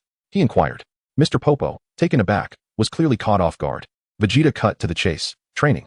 The androids have wreaked havoc below, and I have come to surpass myself and defeat them. Mr. Popo blinked in surprise. In a mere 3 days since the android crisis began, Earth had plunged into chaos. He could hardly fathom that the once invading Vegeta would harbor such intentions. Mr. Vegeta, are you saying you wish to defeat the androids? To save Earth? Mr. Popo questioned. Vegeta scoffed dismissively. Humph, saving Earth holds no interest for me. I am not Kakarot. I merely wish to vanquish the androids. Yet, deep down, Vegeta was acutely aware of his true motivations. Recognizing that Vegeta bore no ill will and was indeed intent on defeating the androids, Mr. Popo spoke up. I am Mr. Popo, the servant of the deities. Are you here to become the new god of Earth? Vegeta regarded Mr. Popo with skepticism. This dark fellow is the Mr. Popo Trunks spoke of? He appears weak. How could he possibly teach me to control my energy? In a swift motion, Vegeta conjured an energy sphere and hurled it towards Mr. Popo. Whoosh. Mr. Popo furrowed his brow and reacted promptly, effortlessly evading the attack with a mere sidestep. This unexpected agility left Vegeta momentarily astonished. It seems this fellow is not so simple after all. Become the god of Earth? I have no interest in that. I only require your guidance on mastering my energy. Vegeta asserted. Mr. Popo nodded in acknowledgement. Mr. Vegeta, if you wish to defeat the androids, I can provide you with specialized training. Vegeta's expression shifted. How long will it take? A confident smirk graced his lips. Kakarot trained here for 3 years. I, Vegeta, shall surpass him. 3 days. I, Vegeta, can accomplish in 3 days what Kakarot takes 3 years to achieve. Observing Vegeta's impatience, Mr. Popo shook his head. Mr. Vegeta, the cultivation of your energy cannot be rushed.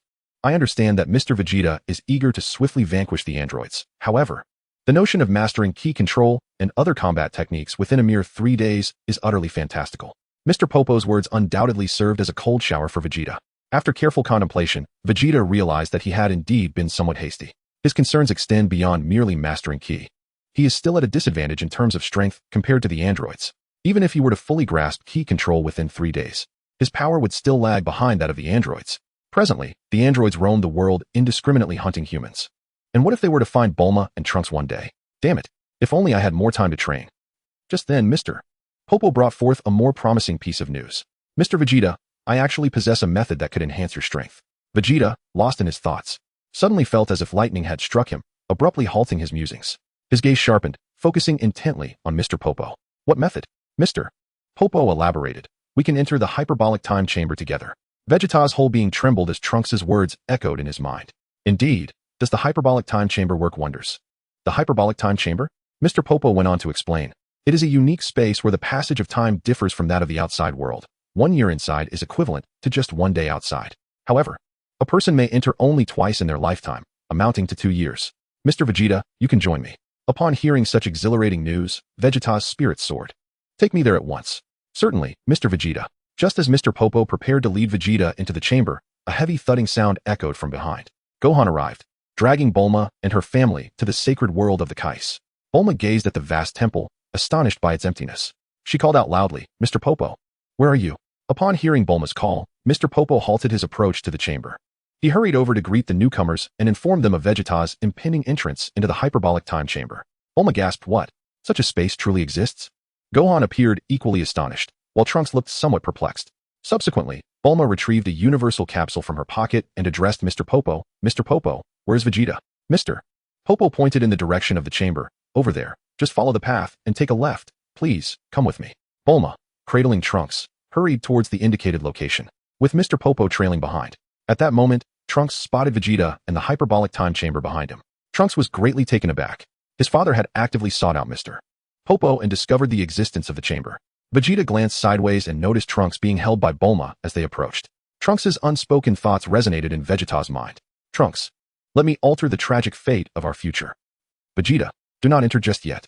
Indeed, Bulma gasped. retrieving a universal capsule from her pocket and presenting it to Vegeta. Fortunately, I managed to bring this along. It contains your gravity training ship, since you mentioned the need for rigorous training. Additionally, there is an ample supply of food. Honestly, have you forsaken your family? You dashed off here without a second thought. Observing the boisterous Bulma, Vegeta felt no impatience. He accepted the capsule with a slight nod, then turned to Bobo, instructing, "Hey, that fellow, go inside." Chapter 12, One Challenge After Another. Inside the hyperbolic time chamber, Mr. Bobo revisited the training methods he had employed with Goku years prior, which included games of hide-and-seek, dummy training, and the practice of meditation. Although these exercises seemed unrelated to enhancing combat strength, they unfolded day after day. Initially, Vegeta approached the training with a mere sense of experimentation, but as he committed himself to these seemingly trivial tasks, he came to realize that they served a purpose beyond mere power enhancement. They were designed to cultivate his mental fortitude.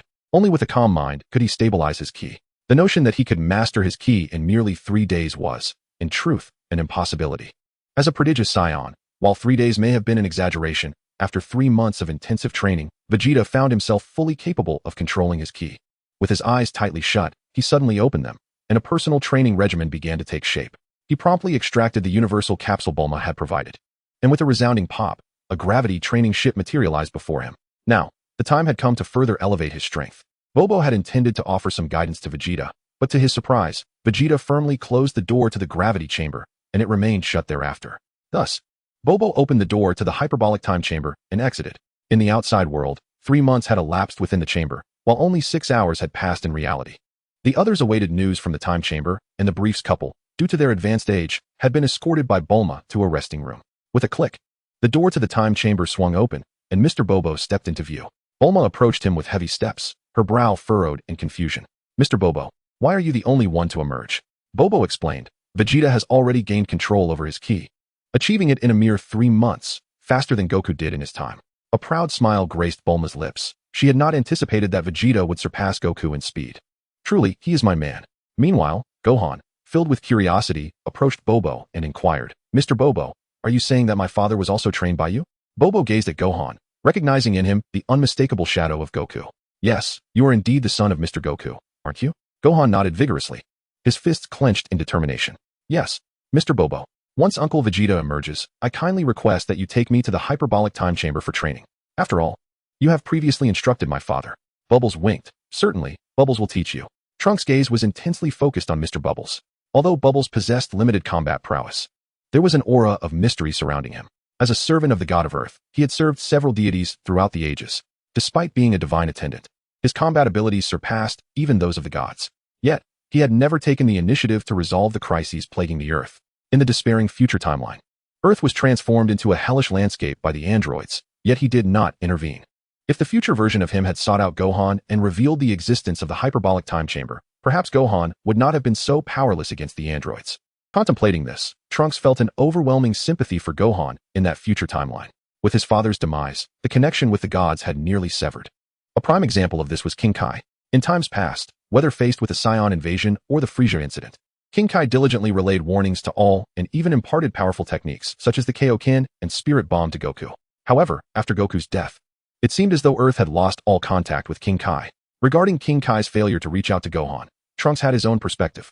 King Kai, a deity governing the northern galaxy, oversaw vast expanses, with the 4 Kai overseeing the 4 galaxies. Even when divided into 4, each galaxy remained infinitely vast. Earth was merely a tiny speck in the northern galaxy.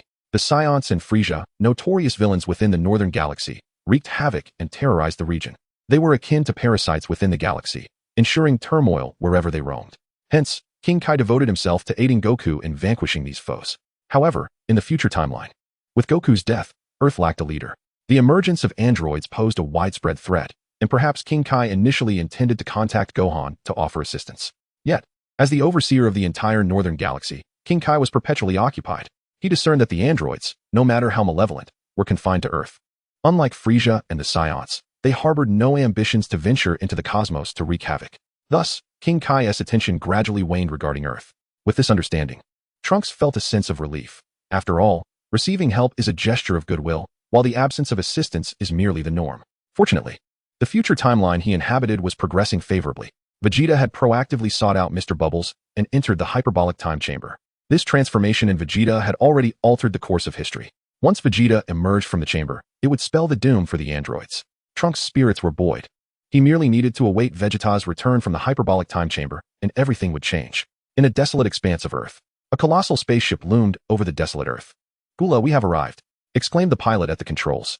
Gula slowly opened his eyes, surveying the surrounding landscape. "Is this Earth?" Several figures knelt before him, bowing in submission. "Indeed, King Gula. Had it not been for the interference of those few individuals, we would not have arrived on Earth at this juncture," replied Shaviza, Gula's most trusted subordinate. Upon hearing this, Gula's expression shifted, and his eyes reflected a newfound unease, as if haunted by some dreadful thought. "Everyone, go and search for the Dragon Balls. As for the inhabitants of this Earth, eliminate them all." "Yes." The sycophants chorused in unison, scattering in all directions across the planet. Chapter 13. The Call from the King of Worlds, the Vanished Namekian Dragon Balls. In the Heavenly Palace, Son Gohan was engaged in conversation with Bobo when his eyes widened suddenly, his lips quivering as his body trembled. A chill breeze brushed against his cheek, leaving him momentarily paralyzed. Noticing Gohan's unusual demeanor, Bulma inquired with concern, "Gohan, what's wrong?" Trunks also observed Gohan's distressed expression. "What has happened?" Gohan shook his head, denying the possibility. "No, it can't be. That energy, is it Frieza? Was he not already slain by my father?" Gohan murmured to himself. But in the next instant, he sprang to his feet. "No, wait. This is not Frieza's energy. It is even more formidable." At that moment, Bobo also sensed that Earth had attracted an unwelcome visitor. "Earth truly suffers from an abundance of calamities," he mused. Listening to Gohan's words, Trunks began to comprehend the identity of the individual Gohan referred to. Gula, hailing from the movie Saga, had unexpectedly manifested in this timeline. Trunks could only attribute the anomalies in this reality to the butterfly effect of his own time travel. His suspicions grew stronger. Vegeta had survived the androids, and now Gula was invading Earth. However, Trunks distinctly remembered that Gula's timeline in the movies was supposed to occur shortly after Frieza's defeat, prior to the android saga. Why had Gula come to Earth now? This conundrum exceeded Trunks' understanding.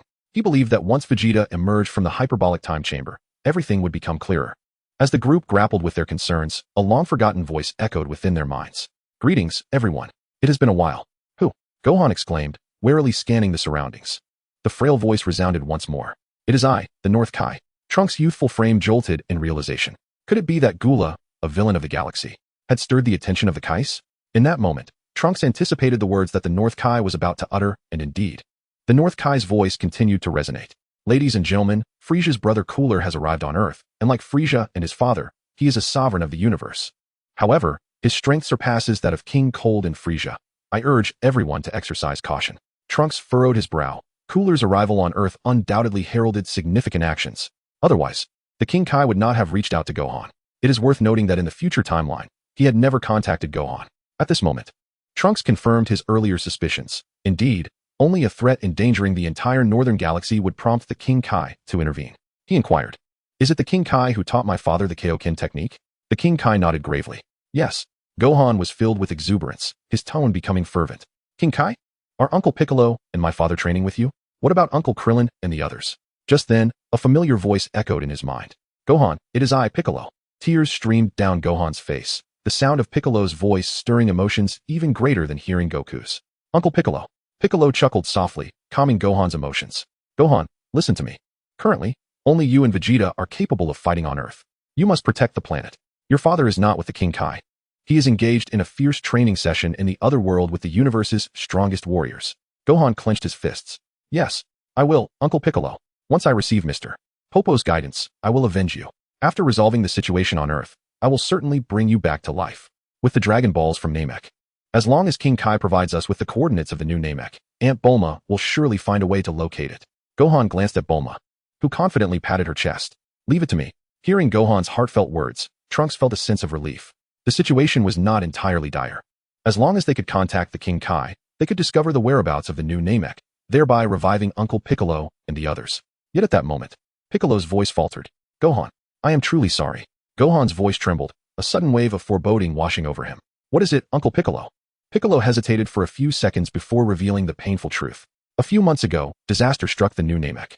The newly appointed Grand Elder, Mori, chose to end his life to prevent the Dragon Balls from falling into the hands of evil. Upon hearing this, Gohan's rekindled hope was once again extinguished. Without the Dragon Balls from Namek, would they be unable to resurrect anyone? Gohan's gaze grew hollow, a sense of helplessness enveloping him. A glimmer of tears also appeared in Bulma's eyes. Such news was difficult for her to bear. The atmosphere grew heavy, the the air thick with tension, as time seemed to stand still. This shocking revelation nearly caused Trunks to choke on his own disbelief. What? Did I hear that correctly? The new Namek is gone? The voice of Piccolo was interrupted, and the voice of the King of the Worlds resonated once more, shattering the brief silence. Indeed, the one responsible for the destruction of the new Namek is none other than Cooler. He sought to use the Dragon Balls to fulfill his desire for immortality, in order to vanquish another tyrant from a different universe. Trunks listened intently, realizing that this development might lie beyond his current understanding. And that other universe tyrant is Bojack. Instantly, a shiver ran down Trunks' spine. Bojack? How could this individual possibly confront Cooler? Moreover, wasn't he Bojack sealed away by the Four Kings? How could he come into conflict with Cooler? Unless the seal had been broken, there was no way for Bojack to be free. Gohan seemed to grasp the gravity of the situation. Now was not the time for nostalgia. Shocked, he inquired, Bojack? Who is that? Bojack is a tyrant within the galaxy, his power surpassing that of Cooler. Many years ago, he was sealed away by our Four Kings. However, recently, the South King, in a bid to quell the turmoil in the southern galaxy, foolishly entered the battlefield himself and perished. Thus, Bojack was released. Cooler has come to Earth to realize his wish using the Dragon Balls. But, Gohan lamented, the Dragon Balls on Earth are no more. Indeed, that is the very reason I reached out to you. Given Cooler's nature, upon learning of the disappearance of the Earth's Dragon Balls, he will undoubtedly seek to obliterate the planet. So, Gohan, you must join forces with Vegeta to thwart Cooler. With that, the King of the World severed the connection. Trunks was profoundly shaken. If this continued, the Dragon Ball world he once knew would be irrevocably transformed. He could only place his hopes in Vegeta and Gohan, as he found himself powerless to act. Chapter 14, The Clever Bulma. Night descended. The sky, which should have been an impenetrable darkness, now appeared to be veiled in a sinister crimson shroud. The night exuded an aura of both mystery and terror. Cooler's henchmen had begun a brutal rampage across Earth. Capturing anyone they encountered, they relentlessly demanded information regarding the whereabouts of the Dragon Balls, unaware that the Earthlings possessed scant knowledge about them. Earth was not the new Namek. Not everyone was privy to the secrets of the Dragon Balls. Smoke billowed, and the air was thick with an inescapable stench of blood. Due to Cooler's invasion, the already battered Earth faced further calamity. How infuriating. These Earthlings seemed utterly oblivious to the Dragon Ball's location. Savaiza shattered a building with a single punch. Such a shocking spectacle left the Earthman in a state of utter disarray. His lips trembled incessantly as he gazed into Savaiza's terrifying eyes, his legs giving way beneath him in fright. An alien invasion of Earth. Savaiza dismissed him with disdain, shooting a fierce glance in his direction. The man felt a wave of dread wash over him, as if he had come to the grim realization that his fate was about to mirror that of the collapsed structure. Yet, Shavia remained unperturbed. The frog-like Nez, standing nearby, was somewhat perplexed by Shavia's actions. When did Captain Shavia become so merciful? With a cold smirk, Shavia unleashed a laser beam directly towards the fleeing human. Zing! The laser undoubtedly struck something, yet the fleeing man did not perish. From afar, a sincere voice of gratitude floated through the air. Thank you. Thank you both for saving me. Almost as soon as the words escaped his lips, an arm pierced through his chest, and the man was instantaneously bereft of life. Shavia gazed into the darkness, where two indistinct figures began to materialize. A man and a woman emerged into Shavia's line of sight. The blonde woman advanced with graceful steps, her lips curling into a slight smirk as she teased the dark-haired man beside her. Oh, it seems someone is encroaching on our territory. Number 17 remained silent, his wicked gaze fixed intently on Shavia and his companions. For reasons unknown, these two exuded an indescribable aura of oppression. Shavia's mind raced. Are they vying for the Dragon Balls as well? What? He has no combat power. Dre's voice interrupted Shavia's contemplation. The detector at Dre's side had already locked onto the two androids, ultimately halting at 0. Oh, is he referring to me? Number 17 pointed to himself. Suddenly, Number 17 vanished from sight, and an ominous feeling washed over Shavia. Boom. Just as Shavia had feared, Red lay lifeless on the ground, a gaping hole in his abdomen. Both Shavia and Nez felt a chill run down their spines. Such speed was beyond the grasp of their eyes. This sense of oppression was akin to facing the former cosmic tyrant, Frieza. Lord Cooler, save me. Shavia activated his detector, transmitting the plea to Cooler. He had already sensed the imminent arrival of death, and as predicted, following his utterance, an arm, sharp as a blade, pierced through his chest. Nez suffered a similar fate beside him. The android siblings continued their leisurely search through the ruins, seeking their next target. Meanwhile, Cooler had been informed of his subordinate's demise, yet he remained indifferent. After all, a cosmic tyrant like him regarded subordinates like Shavia with disdain. He merely needed to speak, and countless followers would flock to him across the universe. However, adhering to the principle that one must heed their master, Cooler resolved to investigate the matter. He lifted his head, directing his gaze toward the location of Shavia. At that moment, an inexplicable discomfort seeped into his mind. So that's it. Cooler looked skyward. The source of his unease was the sacred temple. Upon arriving on this planet, He had vaguely sensed an unsettling feeling of being watched. So it is true. To dare desecrate this great king. With a leap, Cooler set forth toward the sacred temple. At this moment, the distant siblings, the androids, were also drawn to the silhouette of Gula. Android 18 tossed her hair back, gazing up at the sky with a wicked grin. Let us proceed. It appears there are intriguing events to partake in. In the Temple of the Gods, Mr. Popo's expression shifted dramatically, beads of sweat cascading down his face. He has arrived. It seems we have been discovered. Gohan shut his eyes tightly, sensing Gula's aura drawing ever closer to the temple. Damn it. Just as Gohan prepared to confront him alone, Bulma intervened. Gohan, no, you are no match for them. Gohan clenched his fists. He was the only one capable of standing against Gula. Trunks, too, felt a wave of anxiety. The storyline had taken a monumental turn. Gohan was undoubtedly no match for Gula. Determined, Gohan once again amplified his energy. A white aura radiating throughout the Temple of the Gods. Trunks blinked, his spirit sinking. All he could do was pray for Vegeta's swift return. Mr. Popo's eyes sparkled. In his view, Gohan appeared more formidable than ever. Gohan had resolved to thwart Gula, but at that moment, a palpable tension enveloped everyone. Thud. Two sets of footsteps echoed simultaneously as the android siblings stealthily arrived at the Temple of the Gods. The atmosphere grew heavy with apprehension. Android 17, with a sardonic smile, greeted the assembly. Greetings. This was a salutation from the depths of malevolence, as two merciless demons stood ostentatiously within the temple. Thud. Another set of footsteps approached, drawing the group's attention to another figure. Gula surveyed his surroundings, realizing that a place like this on Earth was undoubtedly extraordinary. The Dragon Balls he sought were likely to be found here. Hand over the Dragon Balls. Android 17 scrutinized Gula. Oh, why does this person bear such a resemblance to Frieza? Gula's menacing gaze fixated on 17. Are you familiar with Frieza? 17 chuckled lightly. Just a piece of trash. Gula smiled, agreeing with 17's assessment. You are right. He is indeed a waste. As his brother, I surpass him by far. I admire your spirit. My subordinates have just perished. Would you consider joining my ranks? Witnessing this scene, Trunks' previously anxious heart found solace. Gula wishes for 17 to become his subordinate? This should be entertaining. Indeed, as Trunks suspected, a look of disdain crossed 17's face. Ha. Surely I misheard? Sister, this fellow suggests I become his subordinate? 17's laughter grew more unrestrained, prompting Android 18 to join in. Gula's expression darkened, his eyelids twitching intensely, veins on his forehead writhing like earthworms. What are you laughing at? Subordinate? Are you referring to those three I just dispatched? Such insignificant scraps dare to be compared with me?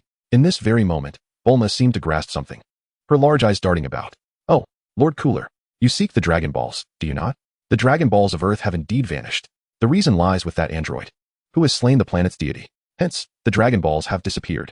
Cooler's eyes were suffused with a crimson hue, murderous intent about to seep forth. With a sudden surge, Cooler's energy escalated dramatically as he charged towards the android siblings. Trunks, his tense visage easing, felt a surge of amusement. He had not anticipated Bulma employing such a ruse. Chapter 15, Vegeta, Transformation? Apologies, but I can do that too. Cooler advanced with heavy strides toward the two androids, each step causing the Divine Palace to tremble for an instant longer. I ask you, is what this Earth woman speaks the truth or falsehood? Cooler's gaze was frigid, his tone laced with menace. He approached Android 17 with an intimidating demeanor, yet 17 felt no sense of oppression whatsoever. So what if it is true? And what if it is not? Let me tell you, dealing with you does not require my direct intervention. Sister, I presume your hands are itching for action? Beside him, Android 18 smirked, her fists tensed. I wouldn't mind helping you take care of this fellow. No sooner had she spoken than a colossal shadow was reflected in her eyes. Cooler, akin to a mighty lion, clenched his fist and struck towards 17. Yet, unbeknownst to him, a petite woman appeared before him, none other than Android 18. With her slight frame, she suddenly interposed herself in front of 17. She twisted her fist, directly confronting Cooler. Bang! Their fists collided with a resounding force. The shockwave reverberated through the glass of the entire palace, causing it to tremble. The onlookers hastily took refuge behind Gohan. Gohan elevated his energy to its zenith to withstand the fierce storm. May the palace endure until Uncle Vegeta emerges. Uncle Vegeta, can you sense Cooler's energy? Bang! Another heavy blow, and now Android 18 and Cooler were evenly matched. Trunks stared intently at their battle. Indeed, it was thus. The androids from the future were not as formidable as their counterparts in the primary timeline. The winds of their blows howled incessantly, and they remained evenly matched. However, as the battle progressed, Cooler seemed to sense something amiss. He found himself gasping for breath, while the woman before him remained unervingly calm. You consider yourself worthy of being a cosmic emperor? Huh. I shall send you to meet your pathetic brother, Frieza. Android 18's form flickered as she sped towards Cooler. Cooler wiped his mouth, his robust physique ignited with renewed vigor. Huh. Do not compare me to Frieza. He is merely an arrogant fool. The two figures shot towards one another like cannonballs. Bang! Another dull thud echoed as Android 18's fist connected with Cooler's abdomen. At this moment, Gula's back arched like that of a shrimp, his eyes bulging and saliva splattering, clearly caught off guard. Number 18's lips curled in a slight, disdainful smile. Gula stared incredulously at the woman before him, his mind swirling with disbelief. Though she possessed golden hair, she was not a Saiyan. She was merely a woman from Earth. How humiliating it was that an Earth woman could inflict harm upon him. Boom. At that moment, his robust tail came into play as Gula executed a powerful sweeping motion aimed at number 18. This sudden strike caught the self-satisfied number 18 off guard, and for the first time, she tasted the bitter sting of defeat. Her body plummeted to the ground like a meteor. Just as she attempted to regain control over her descent, two stout thighs lunged at her once more. Gula, driven by a fierce desire for retribution, mercilessly stomped down on number 18's chest. Clearly, she was struggling to withstand the onslaught. Swish, swish, swish. Several energy blasts descended from above. Gula's attention was drawn to the source, where number 17 lingered at the edge of the temple, wearing a sinister grin. Infuriated, Gula cursed under his breath. At that moment, number 18 seized the opportunity and launched a counterattack. Her crossed arms suddenly spread apart, and a beam of energy erupted from her chest. Fortunately, Gula, seasoned from countless battles, reacted swiftly and evaded the attack. He distanced himself at an astounding speed, gasping for breath while gazing intently at number 18. Does this person not tire? Humph. You despicable fiend. I shall deal with you shortly.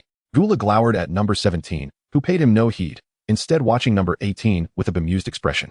Sister, is this truly your strength? Number 18's pupils constricted, her brow twitching slightly as she gritted her teeth. Humph. Do not underestimate me. Let us continue. With renewed fighting spirit, she prepared to charge at Gula once more. Gula scrutinized the sibling duo, realizing that they were far from ordinary. They were not like typical earthlings. No, this cannot drag on. It must be a swift resolution. In that case, I shall transform. Whoosh, whoosh, whoosh. The air began to tremble, and the night grew restless at that moment.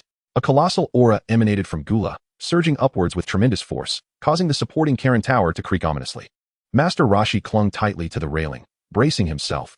This spectacle was the most magnificent he had ever witnessed. The temple itself began to sway violently due to Karen Tower's tremors. Just then, a door at a corner of the temple cracked open slightly. A man, donned in a battle suit that bore signs of wear, emerged slowly from within. His expression was calm, and he advanced with resolute steps toward the front. Not even the roaring winds generated by Gula's transformation dared to disturb him. His eyes remained unblinking. Vegeta, brow furrowed, approached the group huddled behind Gohan, step by step. With a soft thud, a reassuring hand rested on Bulma's shoulder. Bulma turned around, her gaze locking with Vegeta's. A glimmer of light shone in her eyes, and the heavy stone that had weighed upon her heart was suddenly lifted. Vegeta, you came out early. Weren't you supposed to stay for 2 days? At her exclamation, Trunks abruptly lifted his head. Vegeta's serious demeanor consumed his vision, and a spark of hope ignited within Trunks. Subsequently, Vegeta stepped forward to Gohan and said, Gohan, it's your turn to enter with Mr. Popo. Gohan's body trembled, and he looked at Vegeta with surprise. When did Uncle Vegeta come to my side? How did I not notice? It seems Uncle Vegeta has mastered sensing ki quite comprehensively. Gohan nodded vigorously and called out to Mr. Popo. Then, Mr. Popo, it's time for us to enter the hyperbolic time chamber. Please, let me be as strong as Uncle Vegeta. Gohan then prepared to enter the time chamber with Mr. Popo. Vegeta, sidestepping, placed a hand on his shoulder, interrupting Gohan's movement. Gohan, do you know how tragically Piccolo died? He was torn apart by the androids, his body a mere mass of flesh. Upon hearing this, Gohan clenched his fists, his eyes trembling with rising fury. Gritting his teeth, he cast a determined glance toward the time chamber and swiftly entered. Vegeta silently turned away, sensing the presence of Cooler, both strange and familiar. It was precisely this aura that compelled Vegeta to exit the time chamber early, as it resembled that of a deceased acquaintance, one notorious for his brutality. To protect his family from harm, he had emerged prematurely. Vegeta strode slowly to the edge of the temple, looking down at Cooler, who was transforming. Transforming? Sorry, but I can do that too. With a smirk, Vegeta leaped from the divine temple. Chapter 16, Vegeta. Today, I shall defeat 3. Cooler's energy swelled continuously, and as it escalated, a tempest unfurled. His ultimate form was unveiled. His physique grew more robust, and the muscles in his limbs became more pronounced, with several white, antenna-like appendages sprouting from the back of his once smooth head.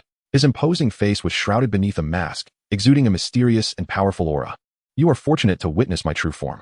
Although Cooler's face was obscured, his tone betrayed the arrogance concealed beneath the mask. In the face of Cooler's menacing final form, number 17 maintained an air of indifference, while number 18 appeared slightly taken aback, her brow furrowing as Cooler approached her. Humph. It's merely a change in appearance. Number 18 clenched her fists, ready to confront Cooler. Humph, just a change in form? This is my fourth transformation, one more than Frisia's. And you will come to regret your words. My dearest sister, do you require my assistance? Number 17 playfully inquired. Number 18's expression shifted. Her entire strength coalescing in her thighs, and with a sudden push, she lunged directly towards Gula. No matter how she transforms, she remains as grotesque as ever. Boom. The forceful punch, charged with energy, landed squarely on Gula. Yet, this seemingly unstoppable strike inflicted no substantial harm. Gula's gaze sharpened, a sinister glint emanating from his eyes. Are you merely tickling me? As the words fell from his lips, Gula instantly struck away number 18's arm from his chest. His left hand, already poised with a heavy fist, aimed at her abdomen. Bang! The power of his punch surged, and at that moment, number 18's eyes nearly bulged out in disbelief. She had never anticipated Gula would escalate his strength to such an extent. This mighty Lushan rising dragon fist propelled number 18 skyward, and soon a shadow flickered before her eyes. Number 18 gazed in astonishment at this figure, her expression betraying a hint of incredulity. Her lips parted slightly as she queried, Vegeta? At that moment, 1,000 questions swirled in her mind. Why had the man she had so easily dominated days prior appeared here? His clenched fist was raised with vigor, a smirk gracing his lips. Sensing danger, number 18 hastily steadied herself, but it was already too late. Vegeta's confident grin was plastered across his face. Boom. A punch of tremendous destructive power sent number 18 soaring again, her form quickly soaring past the sacred world of the Kai. The sight of number 18's humiliation unfolded before the onlookers in the Kai's realm. Just then, another figure intruded upon their view. Vegeta's hands had morphed into a hammer shape, charged with energy at his waist. Damn android. Number 18 was caught off guard by Vegeta's sudden appearance. However, she regarded him merely as a defeated foe. She quickly steadied herself, preparing to withstand the blow she believed herself capable of enduring. Yet, at that moment, a golden radiance erupted from Vegeta, illuminating the night with brilliance. This version of Vegeta was unlike any she had ever seen. He was a stark contrast to the Vegeta of a few days prior. Number 18 began to panic, beads of sweat forming on her brow. She could distinctly sense that this Vegeta had grown stronger, even more imposing than Gula had moments before. Boom. Like a meteor descending, number 18's body plummeted toward the ground. This spectacle left Bulma, who was watching, utterly astonished. My Vegeta has indeed become stronger. Bulma was nearly leaping out of her seat in excitement, and even Trunks in her arms wore a smile.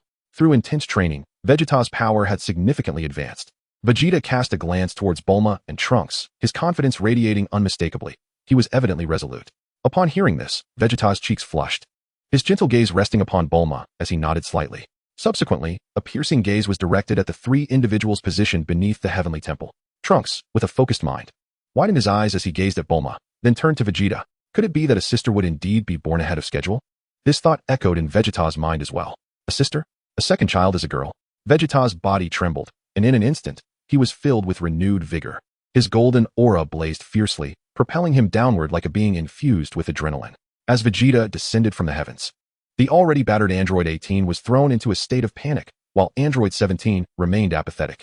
However, Cooler seemed intrigued. Golden hair. Was this the Super Saiyan who had vanquished Frieza?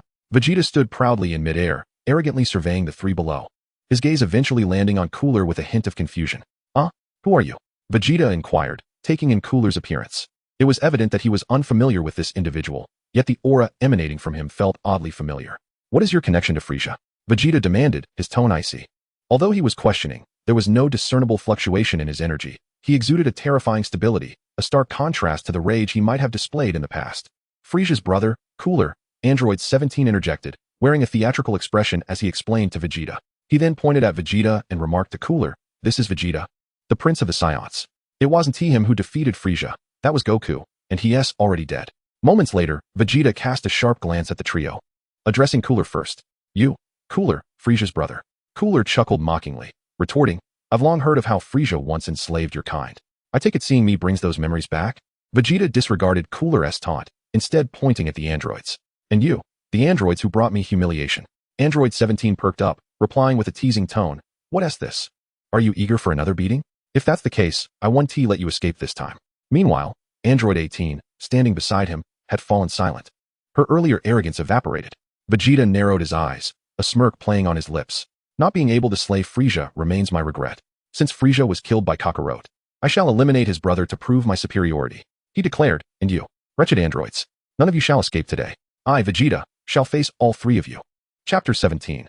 This time, there will be no quick defeat. To Cooler, Vegeta's display was merely empty bravado. Following Frieza's demise, the news of the golden-haired Saiyan defeating both Frieza and King Cold had spread throughout the universe. It was clear that Vegeta had transformed into a Super Saiyan. However, Cooler was supremely confident in his own strength. The emergence of 3 cosmic tyrants from one race was no mere coincidence. Guldo gazed disdainfully at Vegeta, coldly uttering, "Huh? Do you really think you can take on 3 of us? A Saiyan who has been subjugated by Frieza believes he can stand against me? A mere 3 days ago, you fled in disgrace from my might, and now you dare to boast?" Yet, the words laced with mockery did not shake Vegeta in the slightest. His aura radiated a fierce nobility. Suddenly, Android 17's eyes widened in alarm as Vegeta charged menacingly towards him. As he watched that colossal fist approach, he instinctively sought to evade, but for reasons inexplicable, his body felt as though it were ensnared by invisible hands. Golden energy flickered in his gaze, and Vegeta's figure was vividly reflected in his eyes. The whoosh of the fist sliced through the air beside 17, and an overwhelming heat engulfed him. His pupils quivered. It was at that moment he comprehended that the Vegeta he had toyed with mere days ago was no longer present. Just as 17 braced for the impending impact, a voice laced with derision echoed in his ear, "Are you afraid?" Startled, 17 opened his eyes wide to find Vegeta's arrogant visage mere inches from his face. Rather than launching him away, Vegeta regarded him with scorn. Gritting his teeth, 17 cursed under his breath, "Damn it." With a resounding crash, a violent impact erupted from 17's abdomen. Though he seethed with frustration, the initiative remained firmly within Vegeta's grasp, leaving him no opportunity to defend against the oncoming blow. The sheer force of the strike sent 17 hurtling several meters away. Regret washed over him for his earlier taunts directed at Vegeta. The speed and strength of that blow had taken him completely by surprise. Staring incredulously at Vegeta, a flicker of fear crept into his eyes, and beads of sweat began to form on his forehead. At that moment, a chilling sense of dread enveloped him, casting a shadow over his being. He abruptly turned, every nerve in his body taut with tension. Trembling, he spun around, and, as expected, Vegeta had stealthily appeared behind him. The sight that met his gaze was Vegeta's face, adorned with a proud smile. Vegeta clasped his hands together, forming a powerful hammering strike. With a thunderous roar, 17's body was forcefully driven into the ground, falling in a manner eerily reminiscent of Android 18's earlier plight. The two were indeed twins, sharing an uncanny similarity even in their moments of defeat. As 17 plummeted, his body spiraled out of control. He desperately attempted to halt his descent. Yet, to his horror, that fearsome face reappeared before him. Vegeta smirked coldly, uttering, "Humph, worthless scrap." In an instant, a brilliant light gathered in the palm of Vegeta's hand. The radiance swiftly expanded, enveloping 17 with a swiftness that left him no time to react. The next moment, Vegeta's gaze shifted away, ultimately locking onto a woman in the distance. Vegeta smirked with an air of malevolence, his sharp gaze landing upon Android 18. He bellowed at her, "You cannot escape." A thunderous explosion erupted around Android 17, reverberating loudly. Seizing the opportunity, Vegeta materialized behind Android 18, channeling his energy into a powerful kick that sent her soaring into the mushroom cloud of smoke. Instantly, the winds howled and the air thickened with swirling mist. As the dust settled, Android 17 stood awkwardly in the sky, clutching his abdomen in distress. Android 18 appeared before Vegeta, her attire marred by several tears, disheveled yet defiant. Both combatants gasped for breath, their expressions etched with disbelief, for the strength Vegeta displayed was utterly incongruous with the information they had previously gathered. Meanwhile, Guldo, who had been observing the spectacle, scoffed at the duo of androids. "Huh, I thought you were formidable." However, before he could finish his derision, an overwhelming presence manifested behind him. A wave of discomfort surged beside his temple, causing his nerves to tighten. He whirled around, only to find Vegeta's elbow nearly pressing against his forehead. Guldo attempted to leap aside, but it was too late. He felt a chill on his brow, followed by a tremendous force colliding with his skull. Boom. Guldo's body was sent sprawling through the air. How is this possible? When did he arrive? Guldo's eyes widened in shock. He never anticipated Vegeta's overwhelming might. A Super Saiyan capable of defeating Frieza should have been unable to handle his fourth form. As his thoughts drifted, Vegeta's iron fist struck him once more. In that moment, Guldo comprehended the truth. It was not that the android siblings were weak, but rather that Vegeta was truly formidable. With a resounding impact, Guldo was sent crashing beside the androids. Vegeta's intent was clear. He sought to fulfill his earlier promise. He genuinely wished to take on all 3. The android siblings steadied the reeling Guldo, and Android 17, casting aside his pride, proposed a united front against Vegeta. "Hey, you see it too, right? This guy, Vegeta, is no longer the same. We must combine our strengths to defeat him." Guldo dismissed 17's invitation with disdain, shoving him aside as he regained his footing. "You two pathetic earthlings? You think you can fight alongside me?" No sooner had he spoken than a multitude of energy orbs rapidly coalesced in the sky, causing Guldo's jaw to drop in astonishment. It was none other than Vegeta's signature technique, the Prince's Assault. Vegeta proclaimed, "I told you, I shall take on 3. The air erupted with explosive sounds, as night gave way to dawn. In that moment, The trio began to scatter in panic. Damn it! Android 18 roared, clearly fed up with Vegeta's torment and reaching her breaking point. She swiftly concentrated a beam of laser energy in her hands, fueled by her wrath, and unleashed it toward Vegeta. Vegeta's keen gaze detected the anomaly in Android 18. A knowing smile crept across his face. Oh, are you eager to meet your demise? How fortuitous, for I too have grown weary. The woman who had humiliated him that day. Whoosh. Vegeta moved with an imperceptible speed, appearing behind Android 18. In that moment, she failed to perceive his movement, only realizing that her target had vanished. Just as surprise washed over her, a cool breeze tousled her short hair. But this was no mere gentle wind. It was the chilling herald of her impending doom, conjured by Vegeta's overwhelming aura. With a swift stroke, Vegeta's hand struck the nape of Android 18's neck, and immediately, the veins in his arm bulged with ferocity. His fist, akin to a sharpened blade, gradually penetrated her abdomen. Android 18's eyes grew vacant, her gaze hollow. She could scarcely believe what was unfolding. Regret gnawing at her for having let Vegeta go that fateful day. Perhaps it was too late now. Though an android, she was not devoid of the capacity to feel pain, and the excruciating agony intensified as his fist delved deeper into her form. In a state of panic, Android 18 looked towards Vegeta, her senses dulled, only catching the movement of his lips whispering in her ear, "This punch is for you, foul woman." Following the impact, her body succumbed to gravity, plummeting to the ground. Vegeta gazed upon his handiwork with satisfaction, before shifting his focus to Guldo and Android 17. Chapter 18. As one wave subsides, another rises. Bojack? Splendid. Vegeta. Bulma's face radiated with joy, her arms tightly embracing Trunks, unable to contain her elation. Positioned at the edge of the temple, she leaned forward to observe the commotion below. However, lacking martial prowess, she could not discern the full extent of the events transpiring. Yet her happiness stemmed solely from the anguished cries of their foes. Trunks couldn't help but smile in response. At that moment, Vegeta was indeed in command. After dispatching Android 18, his sights were set on Android 17. Compared to Guldo, he harbored a deeper loathing for the one who had belittled him that day. Now, Vegeta was capable of overwhelming 17, reappearing before him in a flash. He bent his powerful thigh, driving his knee forcefully into 17's abdomen. The impact, imbued with thunderous might, expelled the bile from 17's insides. In the span of a mere second, 17's body had somersaulted through the air countless times, his limbs flailing in desperation. Damn it! Android 17 spat, wiping the blood from his lips. Though he possessed an inexhaustible energy source and felt no fatigue, in the face of Vegeta's overwhelming strength, it mattered little. Gazing upon Vegeta, enveloped in a radiant golden aura, for reasons unknown, 17 felt a surge of panic. The grin on Vegeta's face was unmistakable as he floated leisurely before Android 17. "You're nothing but scrap metal. Your fate shall mirror that of that wretched woman." Each word from Vegeta pierced the heart, and a flicker of trepidation crossed Android 17's gaze. Yet, in that very moment, 17's expression shifted, a sinister grin forming upon his lips. "Ha, Vegeta, I concede your strength. However, arrogance is a shared flaw among your Saiyan kin." Ha! Accompanying 17's words was a formidable presence that surged from behind Vegeta, none other than Cooler. He and 17 had conspired to unite against Vegeta. Suddenly, Cooler extended his arms, his colossal form ensnaring Vegeta's body. His robust limbs constricted around Vegeta's neck. "Got you now." Cooler exerted all his strength to bind Vegeta. Vegeta's body hesitated, his hands flailing desperately to escape Cooler's grasp. Witnessing Vegeta's struggle, 17 could not suppress his mockery. "How amusing, Vegeta." As he approached, 17's expression faltered once more.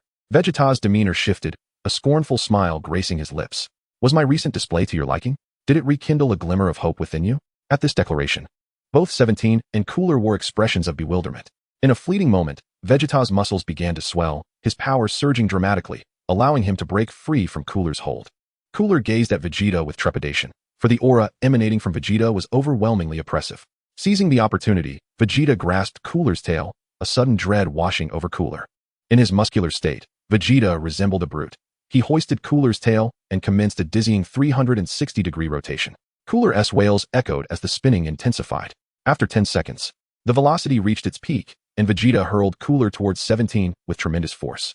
Like an uncontrolled projectile, Cooler's form hurtled towards 17. The speed left 17 no time to evade. His pupils dilated in shock, and by the time he comprehended the situation, it was too late. Boom. The two figures collided with a resounding impact, 17 and Cooler meeting in a most intimate embrace, careening towards the distant mountains. The earth trembled as they crashed into the mountainside, creating a massive crater where they lay, subdued. Vegeta then reverted from his muscular form, a move that astonished Trunks, who was spectating from the temple. He reverted from his muscular state? It seems Father has recognized the drawbacks of that form. In the next instant, Vegeta flew at light speed to 17 and Cooler's side. I told you, I intend to defeat 3 of you. Did you think I was jesting? Vegeta bared his teeth, his gaze fierce as it swept over 17 and Cooler. The two, akin to forlorn brothers, comprehended the terror that Vegeta now embodied. What are you doing? They exclaimed in unison. Vegeta responded with a chilling smile. The arms firmly constricted around the necks of the 2 individuals. Subsequently, a cacophony of crisp slaps echoed through the air. Slap, slap, slap. Vegeta brazenly struck their faces, leaving them swollen and bruised. For reasons unknown. As he gazed at the mask adorning Cooler's face, Vegeta felt an inexplicable curiosity. After all, upon emerging from the hyperbolic time chamber, he had only encountered Cooler in his 4th form. He was eager to discover what lay beneath the mask. Frieza's brother?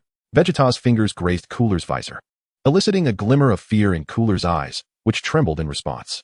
A piercing scream erupted from Cooler. Vegeta's hand was tearing at Cooler's mask. Yet unbeknownst to him, it was not merely a mask, but rather Cooler's exoskeleton. With a ripping sound, a grotesque visage emerged before Vegeta. Cooler was utterly unrecognizable. Beast! How dare you treat me this way? Cooler bellowed in rage, an unprecedented power surging through his body. In an instant, he broke free from Vegeta's grasp, raising his arms above his head. A purple energy sphere materialized ominously in the sky. In that moment, Cooler was a cornered animal, desperate and dangerous. Realizing Cooler's intent to obliterate the earth, Vegeta furrowed his brow and placed his hands upon his chest. Final flash. With a thunderous shout, a golden beam of energy surged forth like a dragon breaking the waves, immediately merging with Cooler's purple energy sphere. Control of the energy sphere swiftly shifted into Vegeta's hands.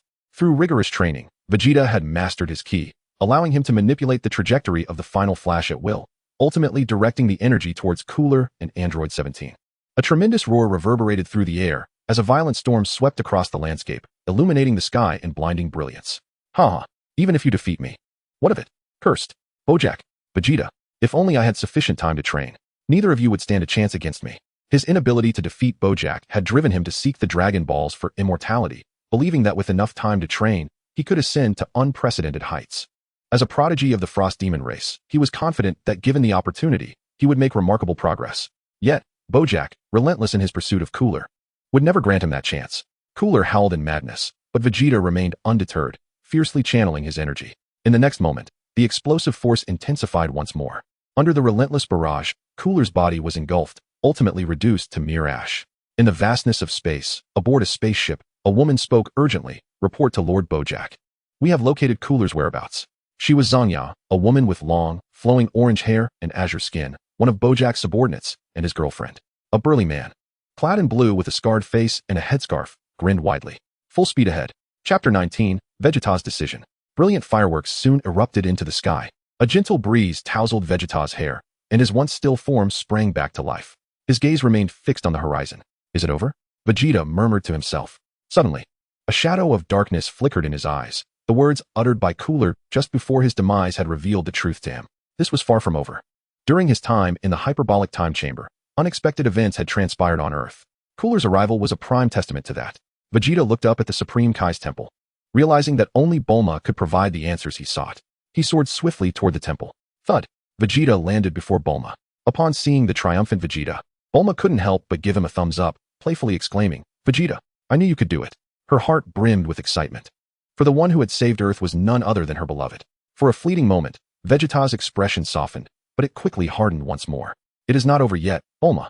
At these words, Bulma's demeanor shifted to seriousness. Right. The King Kai mentioned that a certain Bojack is hunting Cooler. This meant that this Bojack would also come to Earth. Listening to Bulma's words, Vegeta questioned, King Kai? Bojack, what has transpired in these days? In response, Bulma recounted every detail of the King Kai's revelations. What? The Namekian Dragon Balls are gone. Vegeta's fury erupted, clearly shaken by this news. Clenching his fists, he had long harbored intentions of utilizing the Namekian Dragon Balls. Trunks had mentioned that the tail was the source of a Saiyan's power. He had contemplated using the Dragon Balls to regrow his tail and simultaneously resurrect Piccolo. Yet, he never anticipated that Cooler would obliterate the Namekian Dragon Balls. In that instant, Vegeta felt that Cooler had met his end far too swiftly. He deserved to be tormented. Trunks, cradled in Bulma's arms, cast a glance at Vegeta. If Bojack were to come to Earth, given his father's current strength, he would surely be no match for him. Bojack's power surpassed that of a Super Saiyan at full strength, yet fell short of Super Saiyan 2. Presently, Vegeta had only attained his muscle form, making him woefully inadequate against Bojack. Trunks' voice echoed in Vegeta's mind. Vegeta tilted slightly. The mention of Bojack and Super Saiyan 2 rapidly penetrated his thoughts. Bojack and Super Saiyan 2. I have only reached my muscle form. Only by transforming into Super Saiyan 2 can I defeat Bojack? Vegeta's gaze honed in on Trunks, eagerly anticipating his next words. As expected, Trunks did not disappoint, his voice resonating once more. To transform his father into Super Saiyan 2. It was evident that his current strength was far from sufficient, unless he can once again enter the hyperbolic time chamber. Upon hearing this, Vegeta trembled, clearly aware that Trunks harbored numerous secrets. After perceiving Trunks' thoughts, Vegeta's strength surged dramatically. Spending prolonged periods by Trunks' side would undoubtedly elevate his power further. It was for this reason that Vegeta made a significant decision. He placed his hands upon Bulma's shoulders and stated, Bulma, teach me how to care for Trunks. Bulma, taken aback by Vegeta's sudden request, stammered, what? As Vegeta's hands inadvertently slid to Bulma's chest, he swiftly pulled Trunks into his embrace. This action left both Bulma and Trunks utterly astonished. The way Vegeta held Trunks was somewhat awkward, with Trunks' head dangling in the air, eliciting a comical reaction from him. What does this mean, Dad? This position for holding a child is rather hard to describe. Trunks strained to lift his head, attempting to nestle it against Vegeta's arm. The scene was ludicrous, reminiscent of maggots wriggling about. Hey, Vegeta, that's not how you hold a child. Bulma rushed to Vegeta's side, guiding him on the proper way to cradle a baby. Under Bulma's tutelage, Vegeta eventually learned the art of holding a child. Vegeta, what are you doing? Bulma inquired, puzzled. Vegeta's gaze fell upon Trunks, and the two shared a moment of eye contact. For some reason, Vegeta now occasionally exuded a sense of unfamiliarity to Trunks. I intend to take Trunks into the hyperbolic time chamber, Vegeta declared. Trunks, eyes wide with disbelief, could hardly process this revelation. Sensing Trunks' confusion, Vegeta addressed Bulma. The next adversary will be incredibly dangerous. If Kakarot's son can enter the battlefield, my son certainly cannot lag behind. It is imperative to cultivate his combat awareness from a young age. Thus, I plan to bring him into the time chamber for rapid growth. While ostensibly explaining to Bulma, he was, in fact, speaking for Trunks' benefit. After hearing Vegeta's explanation, Bulma felt somewhat speechless. Must you really do this, Vegeta? It was evident that Bulma found Vegeta's proposal somewhat absurd. Vegeta, however, remained resolute, nodding gravely. Thus, Bulma had no choice but to acquiesce. Very well. Next, I will teach you how to change diapers and feed him with a bottle. At this, Vegeta stood frozen in place. Change diapers? Bulma took Trunks from Vegeta's arms and began demonstrating. Indeed, changing diapers. Do you think caring for a child is a simple task? Honestly, all you do is train. This requires finesse, and you must learn properly. Vegeta turned to the side, attentively observing Bulma's actions. True to his Saiyan genius, Vegeta soon mastered the skill of changing diapers under Bulma's guidance. In the ensuing moments, Vegeta mastered the art of preparing formula and feeding from a bottle. Who could have imagined that the seemingly impassioned Saiyan prince possessed such a tender side? Amidst the ruins of a shattered city, a tattered blonde woman lay helplessly on the ground. After enduring Vegeta's brutal onslaught, Android 18 had lost her once formidable arrogance. Damn you, Vegeta! Her eyes brimmed with resentment, a hatred that eclipsed even her programmed enmity towards Goku. At that moment, a gentle rain began to fall from the sky. Raindrops cascaded onto her face. And through the misty drizzle, a green figure slowly approached. Chapter 20, Cell. Who are you? The woman's voice trembled, and she instinctively recoiled. The rain blurred her vision, soaking her hair and clothes. But at that moment, she was too consumed by fear to notice. The scene before her was so bizarre that it sent her heart racing. A creature, reminiscent of an alien, drew closer step by step. Its towering, grotesque form was covered in a multitude of spots, appearing grotesque and repulsive. Even more chilling was the long, spiked tail trailing behind it. In the pitch darkness of the night, faced with such an abhorrent being, the woman was engulfed in terror, unsure of its intentions. Now, Android 18 lay severely injured from Vegeta's onslaught. Despite her infinite energy, her body had sustained grievous wounds, rendering her like a lamb awaiting slaughter. As Cell advanced towards her, the fear that enveloped 18 seemed innate, instinctual. Humph, I finally found you, Cell mused to himself, his tail swaying behind him. Lying on the ground, 18 propped up her nearly incapacitated arm, trembling as she retreated. Portions of her attire had become tattered, exposing her vulnerability. Gazing at Cell's horrifying visage, panic surged within her. What do you want? She cried out. Cell crouched slightly, his long, thick tail began to writhe with an unsettling grace, resembling a sinuous serpent. A sudden wave of itchiness surged through 18's body, causing involuntary tremors. Damn it, she exclaimed in frustration. In an instant, her palms erupted with dazzling beams of energy, shooting towards Cell. Yet, with a cunning glint in his eyes, Cell executed a breathtaking 360-degree flip, nimbly evading her assault. At that moment, 18's mouth fell agape. utterly astonished by Cell's extraordinary speed. She barely had time to react before he effortlessly sidestepped her attack, just as she was reeling from the shock of sudden. Discordant noise shattered the thoughts of Android 18. The long, sinuous tail of Cell lunged towards her delicate face with the swiftness of a striking serpent. Astonishment and terror filled her eyes. She yearned to evade, yet it was too late. The funnel at the end of Cell's tail unfurled rapidly, resembling a gaping maw, mercilessly enveloping her mouth. "Let me go?" Android 18 emitted a pained groan, sensing a formidable force attempting to invade her very being. A sensation that sent chills down her spine. The once merciless fiend now shed tears, a poignant irony of fate. The scene before her was a vivid embodiment of the adage that evildoers meet their match.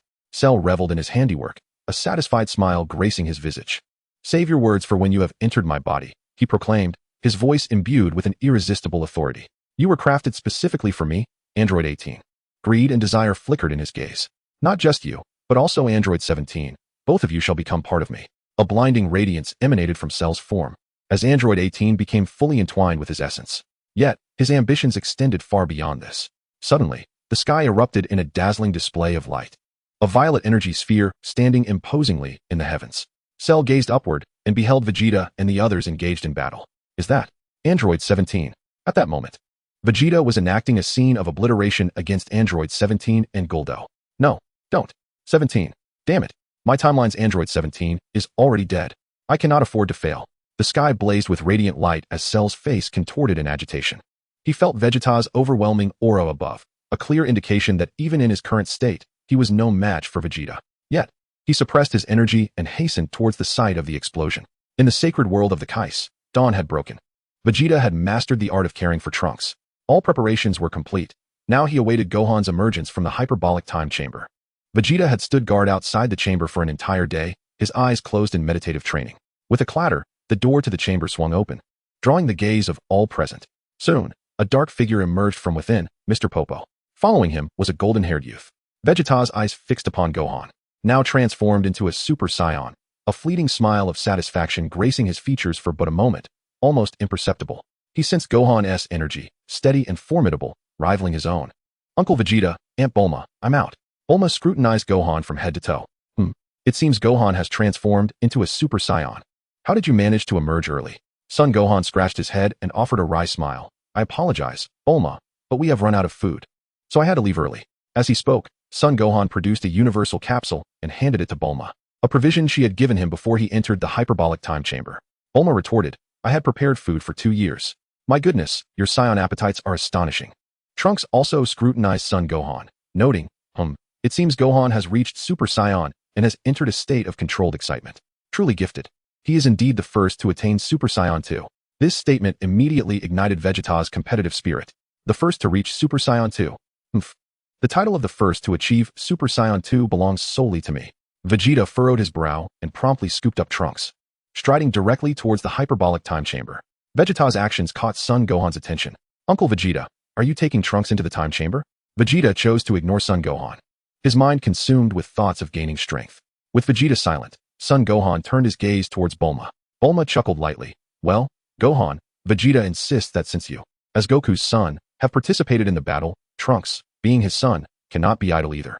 It's always a competition with him." Son Gohan merely nodded at Bulma's explanation, then turned to watch Vegeta's retreating figure. It seems Uncle Vegeta has truly changed. At that moment, Vegeta halted, casting a sidelong glance at Son Gohan. "I've already dealt with those fools. Soon, Bojack will arrive on Earth. By the way, I need to ask you something." Son Gohan, bewildered, replied, "What is it, Uncle Vegeta? Can you achieve this form?" With that, Vegeta transformed into his muscular state. Son Gohan was momentarily taken aback. This form seemed somewhat lacking. Vegeta had already discerned what he sought. Son Gohan had indeed grown stronger. Without uttering another word, Vegeta turned and swiftly entered the time chamber with Trunks. Chapter 21. Intensive Training in the Hyperbolic Time Chamber, Trunks' Test. Inside the time chamber, Trunks was filled with curiosity about this unique space. The flow of time here differed from the outside world, and even the gravity was 10 times greater. As a newcomer, Trunks felt as if he were being crushed under the immense pressure. As he was still merely a few months old, had it not been for his Saiyan heritage, he would likely have perished. Damn it, the gravity here is indeed unlike anything outside. Trunks gasped for breath, and at that moment, Vegeta noticed Trunks' distress. Vegeta retrieved a universal capsule, and a spaceship materialized instantly within the vast, wide expanse of the chamber. Vegeta strode into the spaceship with Trunks, adjusting the gravity to a -10. Consequently, the gravity within the hyperbolic time chamber counterbalanced that of the ship, rendering it identical to the outside world. Trunks sighed in relief, grateful for his father's presence. "Trunks, pay attention," Vegeta suddenly commanded, and Trunks perked up, his gaze unwaveringly resolute. Vegeta was quite pleased with Trunks' demeanor. "Listen, we shall spend the next year here together. Gohan has already transformed into a Super Saiyan, so you must not slack off." Trunks' eyes widened, feeling as though he was undergoing military training. Is father expecting me to transform into a Super Saiyan at just 1 year old? Trunks' thoughts resonated with Vegeta. Vegeta paused, aware that achieving Super Saiyan status at such a tender age was patently impossible. Training must commence from infancy. Thus, "I will dedicate myself wholly to your training from this moment onward." Trunks felt a wave of despair. He could barely stand, let alone train. Vegeta recognized that it was somewhat harsh to impose rigorous training on an infant Trunks. His true intention was to await Trunks' revelation regarding Super Saiyan 2. With that, Vegeta resumed his own training. Trunks gazed out at the expanse of white snow. Indeed, the hyperbolic time chamber was markedly different from the outside world. Now, father had attained the muscular form of a Super Saiyan, and judging by his combat style, he was aware of the drawbacks of this form. If father progressed further, he would likely achieve full power status. Following that, with a surge of energy, he could surpass Super Saiyan and transform into Super Saiyan 2. Vegeta's heart raced as he anticipated Trunks' next words. The loquacious Trunks did not disappoint. Although father had managed to temper the exhilaration of being a Super Saiyan, he had yet to fully adapt to the transformation. If every aspect of life could be maintained in Super Saiyan form, eating, drinking, relieving oneself, and sleeping, then it would certainly expedite the attainment of full power status. Following that, a bit more anger could facilitate the breakthrough to Super Saiyan 2. Upon hearing Trunks' thoughts, Vegeta could scarcely suppress a smile. He then approached the control panel and gradually increased the gravity in the training room. The gravity of the hyperbolic time chamber shifted from equal to the outside world to 5 times greater. After a brief struggle, Trunks acclimated to the increased gravity. Hours later, Vegeta placed Trunks outside, where he had now fully adapted to 10 times the gravity. At that moment, Trunks' stomach began to rumble.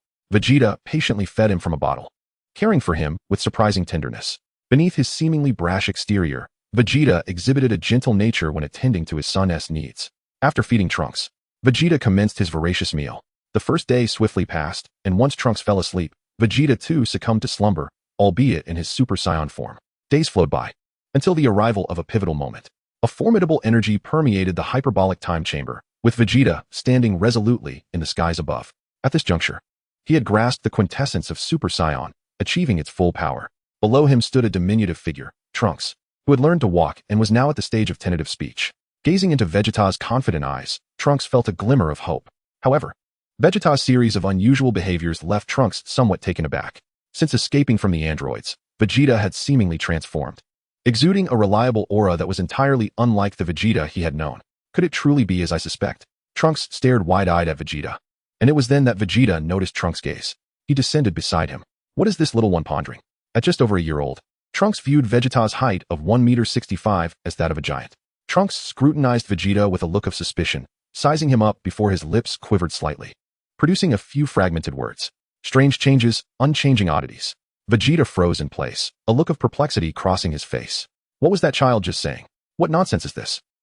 Trunks' expectant gaze lingered on Vegeta. If, indeed, Vegeta were the time traveler Trunks imagined, then he would surely know what came next.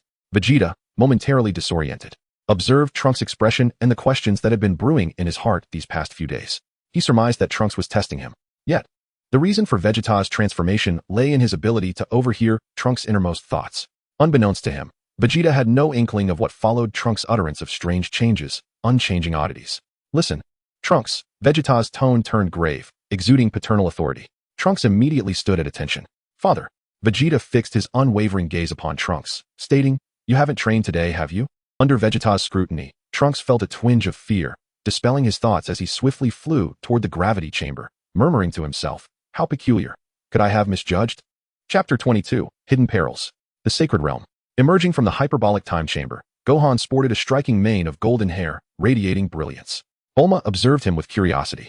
"Are you able to transform into a Super Saiyan as well, Gohan?" Bulma inquired. Gohan turned slightly and politely explained, "Yes, Aunt Bulma, I can now." Bulma gave a thumbs up, saying, "Indeed, Gohan. If Sun Quan were to find out, he would surely be overjoyed." Gohan smiled faintly. He had finally attained the Super Saiyan form, becoming yet another Super Saiyan following in the footsteps of his father and Vegeta. His successful transformation was largely attributed to two individuals. The first was Mr. Popo, who not only taught him how to control his energy, but also provided combat guidance.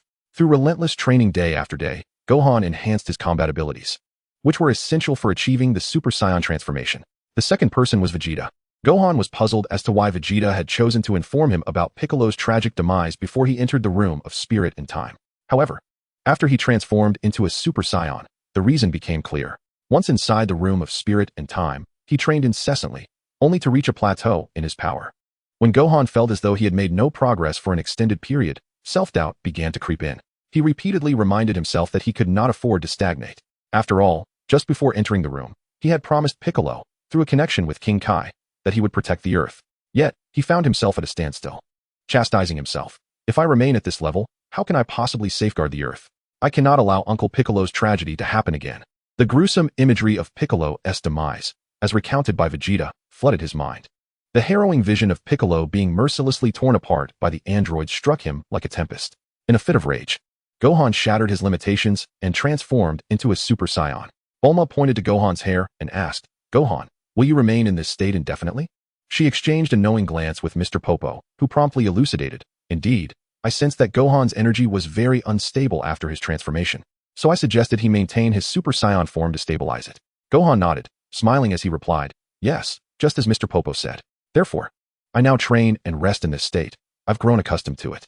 Observing Gohan's composed demeanor while in Super Saiyan form, Bulma glanced back at the room of spirit and time, recalling Vegeta's earlier urgency to enter.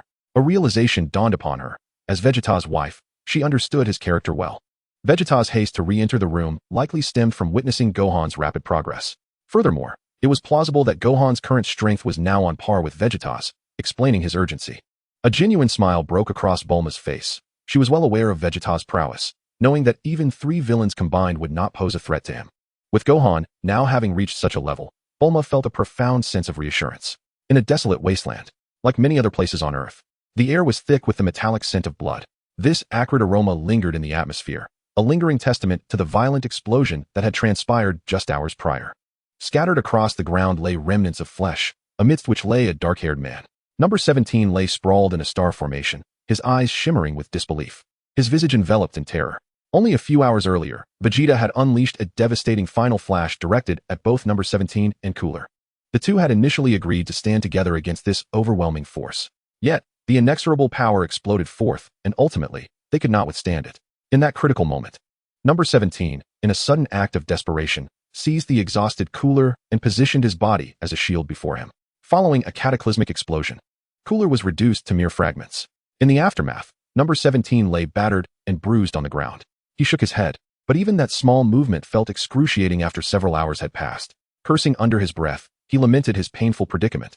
He was grateful for his cunning nature, which had allowed him to survive this ordeal. Struggling to raise his head, he was met by an eerie chill as a robust green figure materialized before him. The grim atmosphere, coupled with the pervasive smoke, obscured his view of the stranger's face. "Who are you?" Number 17 demanded, his senses heightened. He felt an overwhelming sense of danger emanating from the green silhouette. A series of unsettling sounds echoed ominously in the air. Suddenly, the owner of the green shadow appeared before him. The being was grotesquely hideous, adorned with mottled skin, a terrifying tail, and thick, expansive lips. It was Cell, who gazed at Number 17 with insatiable greed. "Still alive. How delightful," Cell remarked, his tail swaying menacingly closer to Number 17. Instantly, 17 understood that this visitor bore ill intentions. The repulsive tail was a harbinger of doom, causing him to tremble as an instinctive fear surged within him. "You've made it quite easy for me to find you, Number 17, Cell taunted, as Number 17's bewildered expression slowly morphed into one of sheer terror. "What do you want?" he shouted defiantly. Cell smirked wickedly, his malicious gaze fixated on 17. "Ah, another helpless one. Then you shall become a part of my being." With that, Cell's tail unfurled, its suction cups targeting Number 17's head. "Let go of me," he cried, but before he could utter another word, he vanished from that space, leaving Cell with a satisfied grin. Almost immediately, Cell's form began to transform, his cells divided, and his muscles reconfigured. In comparison to his second form, Cell's complete form was far more striking. Now in his perfected state, Cell gazed triumphantly at the sky, feeling invincible at that moment. Chapter 23, The Provocation of Perfect Cell. In the sacred world, Gohan sat in meditation, his eyes firmly shut as he engaged in intensive training. In his mind, a procession of former adversaries drifted by, first Raditz, then Nappa, and the formidable Ginyu Force encountered on Namek. Gohan had triumphed over each of them, and now, he found himself effortlessly capable of confronting these foes. Suddenly, the visage of Frieza materialized before him. Gohan smiled serenely, unleashing a Kamehameha that obliterated Frieza's form into nothingness. He stood resolutely in place, while faint silhouettes danced in the foggy distance. These shadows emanated an aura of profound malevolence. Gohan sensed that Bojack and his cohorts were drawing nearer to Earth. His fists clenched tightly, ready for the impending battle. Yet, in the next moment, an unfamiliar and potent energy surged forth, causing Gohan to widen his eyes in alarm. He approached the edge of the sacred land, gazing downwards. At that moment, Mr. Popo, standing beside him, also sensed the disturbance. What is happening? This energy, Gohan stammered, his voice trembling. The source of this strange energy was none other than the fully formed Cell. At this juncture, Cell no longer concealed his presence. His overwhelming power radiated throughout the globe, detectable by all martial artists. Sweat began to bead on Mr. Popo's dark forehead, as he realized the sudden eruption of this energy was likely ominous. It seems Earth is plagued with yet more troubles, he remarked to Gohan. Bulma, wide-eyed, turned her puzzled gaze toward the two. What has happened? Not trained in martial arts, Bulma was oblivious to Cell's presence, yet the reactions of Gohan and Mr. Popo suggested dire news. Aunt Bulma, another formidable energy has emerged, Gohan declared, his voice steady. Bulma's expression shifted to one of disbelief, as she asked, is it Bojack? Has he arrived on Earth so soon? Gohan gravely shook his head and replied with weighty conviction, no, it is another enemy. After a brief pause, he added, Bojack and his crew are indeed approaching Earth, and it seems there are more than just one. Upon hearing Gohan's words, Bulma's emotions surged, transforming her worry into alarm. She had already been fraught with anxiety, and now the revelation of new adversaries sent shockwaves through her. Panic and helplessness washed over her as she clutched her ears and shook her head vigorously, her voice filled with disbelief. This cannot be. How is this possible? More enemies have emerged? Gohan's gaze was sharp and resolute. He understood the necessity of uncovering the truth of the situation. He could not afford to remain idle, especially since this new presence puzzled him deeply. Within this energy, he could discern the signatures of multiple individuals, including Goku, Vegeta, Frieza, and even his uncle Piccolo. Yet, this amalgamation of energies also hinted at a lurking malevolence. In light of recent events, Sun Wukong made the audacious decision to delve deeper into the mystery at hand. Vegeta had previously saved Earth once and was now diligently training within the hyperbolic time chamber. The only one capable of shouldering the responsibility was he. Mr. Popo, please take good care of Aunt Bulma. I must investigate the matter. With that, Sun Wukong's body sliced through the air like a razor, his target set firmly on Cell. Wukong, do be cautious, Bulma called out, but Sun Wukong had already vanished without a trace. Turning her gaze towards the hyperbolic time chamber, Bulma clasped her hands tightly against her chest in concern. In the desolate wasteland, Cell disdainfully surveyed the remains of the obliterated Cooler. Suddenly, his gaze fixated on a singular, shocked eyeball. Though Cooler's body lay in tatters, his race possessed an indomitable vitality. The eyeball had witnessed the events that had just transpired. By sheer coincidence, it locked eyes with Cell. Oh, an existence never before recorded? Murmured Cell as he bent down to retrieve the eyeball, scrutinizing it intently. The eyeball quivered momentarily before closing tightly. A wave of iron-scented blood filled Cell's nostrils, reminiscent of the Frieza blood coursing through his own veins. Oh, related to that Frieza fellow, reduced to nothing by Vegeta, yet still retaining consciousness, truly resilient. As he spoke, a slight twitch of his facial muscles revealed a fleeting smile. For within him, too, resided Frieza's cells, granting him a similar tenacity for survival. With a swift motion, Cell suppressed his smile, directing a beam from his fingertips, incinerating Cooler's eyeball into ashes. At that moment, he sensed an approaching energy descending from the sky. Looking up, he perceived Sun Wukong's presence gradually drawing nearer. It seems a grand spectacle is about to unfold, Cell mused to himself. Suddenly, Cell's pupils dilated as a figure approached rapidly. At last, a youth with golden hair entered his line of sight. It was none other than Sun Wukong. With a thud, Sun Wukong landed directly opposite Cell. He scanned the ground, noting the writhing remains of flesh. Quickly, he recognized it as Cooler's disintegrated body. However, this was of little consequence. What mattered was the towering monstrosity before him. Sun Wukong remained calm and composed, staring intently at Cell, convinced that the mixed energy emanated from him. Their gazes locked. Abruptly, Cell sneered, Sun Wukong, it appears you have transformed into a Super Saiyan. Sun Wukong furrowed his brow. He had never encountered this creature, yet it knew his name. Becoming wary, he retorted, and who might you be? Are you affiliated with Bojack? Cell feigned ignorance. Bojack? What is that? Now in his perfect form, Cell was swelling with arrogance. His manner of speech transformed, largely influenced by the Saiyan cells within him. Do you wish to know my identity? Sheru continued, his voice dripping with arrogance. It's quite simple. Defeat me, and I shall reveal it. However, he paused momentarily, a menacing glint appearing in his eyes. Should you fail, I will not only end your life, but extinguish every soul on this planet. Chapter 24. Unexpected Developments. The Arrival of the Bojack Quintet. Beneath the foreboding sky, the radiant golden aura emanating from Sheru was strikingly brilliant. Yet, his boastful words failed to unsettle Son Gohan, who had emerged from the hyperbolic time chamber with remarkable composure. After careful contemplation, Gohan understood that this unfamiliar beast before him posed a threat that must be eradicated.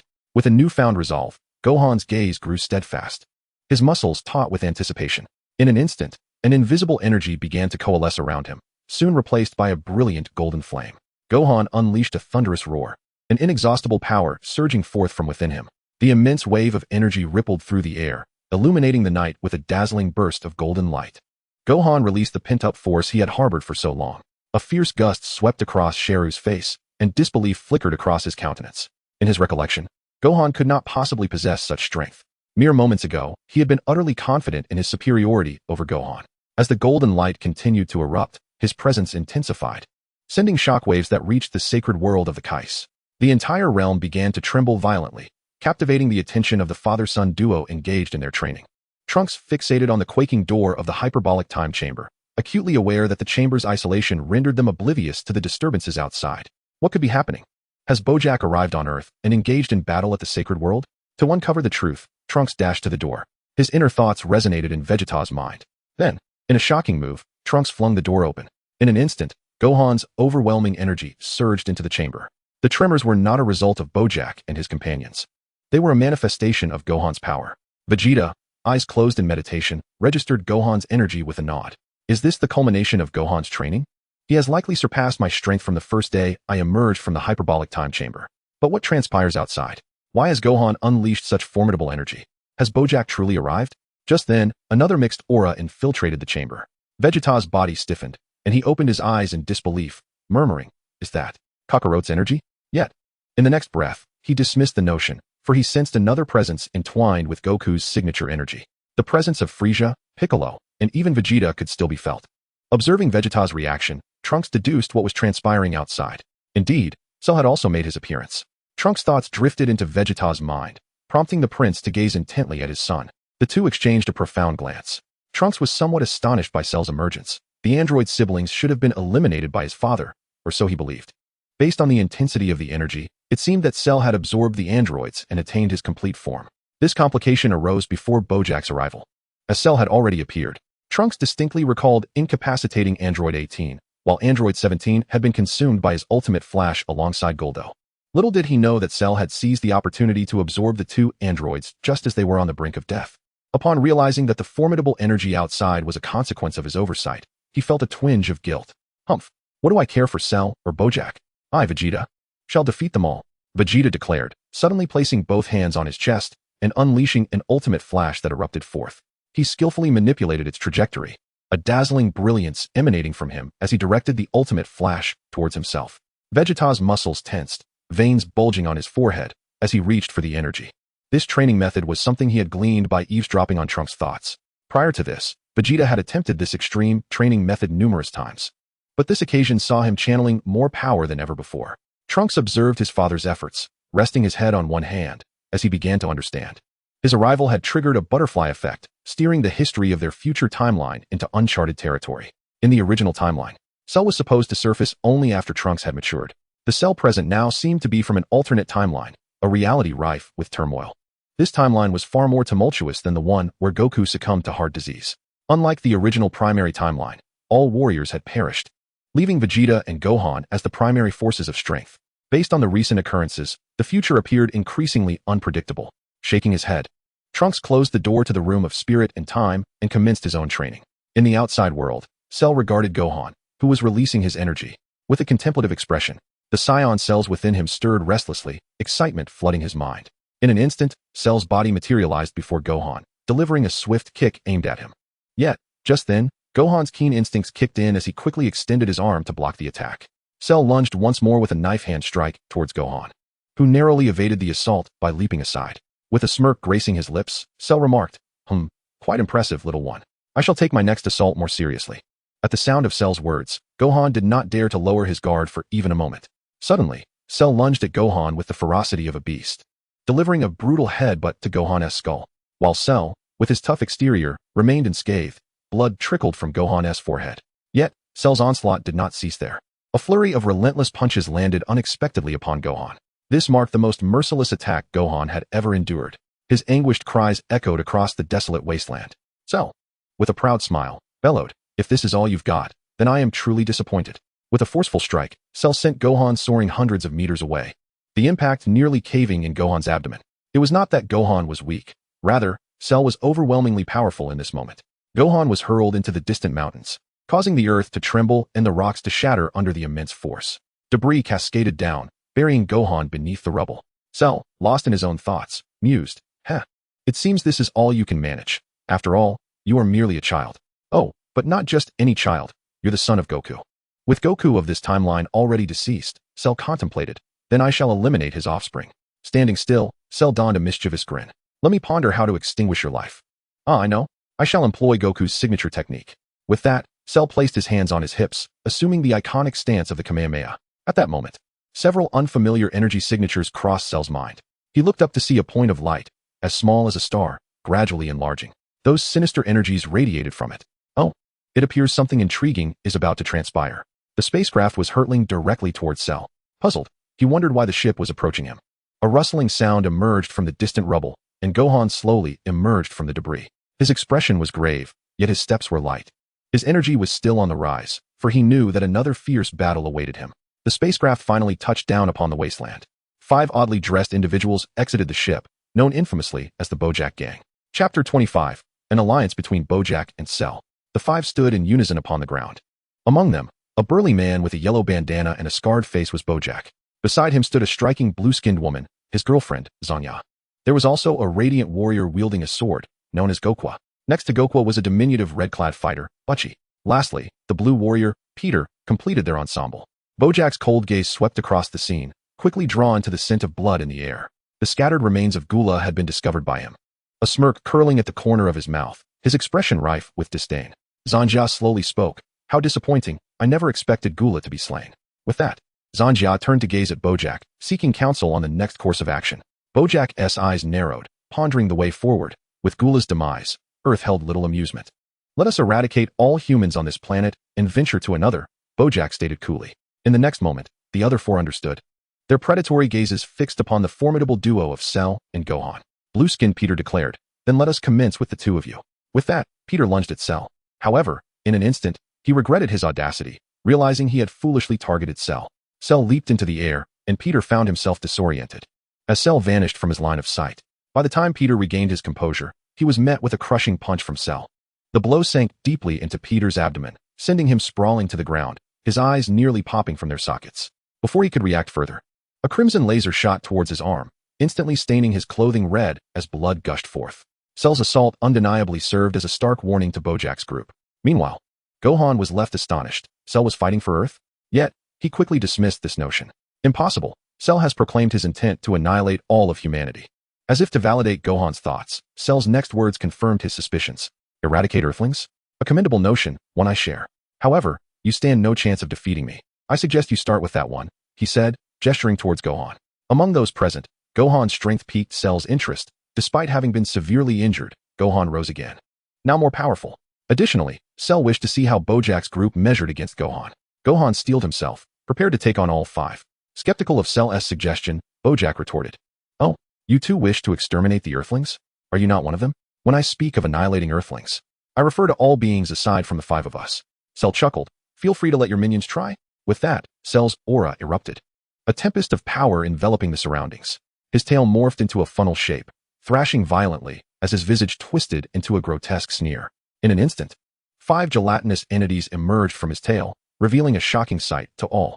These were the infamous small cells, each displaying a mischievous grin laced with malice. With a swift motion, Cell commanded his 5 miniatures to charge at Peter. A gruesome scene unfolded as 5 diminutive demons swiftly encircled Buchan's body. The small sheriffs, with a sinister grin, suddenly seized Peter's head and limbs. A cacophony of splattering blood ensued as the 5 little sheriffs mercilessly dismembered Peter, the crimson spray adorning their faces. Yet, astonishingly, The small sheriffs remained unervingly composed, even licking the blood from their faces, embodying the essence of hellish fiends. Their actions left all present in shock, with the exception of the cold-hearted Bojack. In the face of such bloodshed, Gohan was instantaneously convinced of Cell's declaration to annihilate all Earthlings. Clenching his fists tightly, he realized that Cell's malevolent actions were directed squarely at him.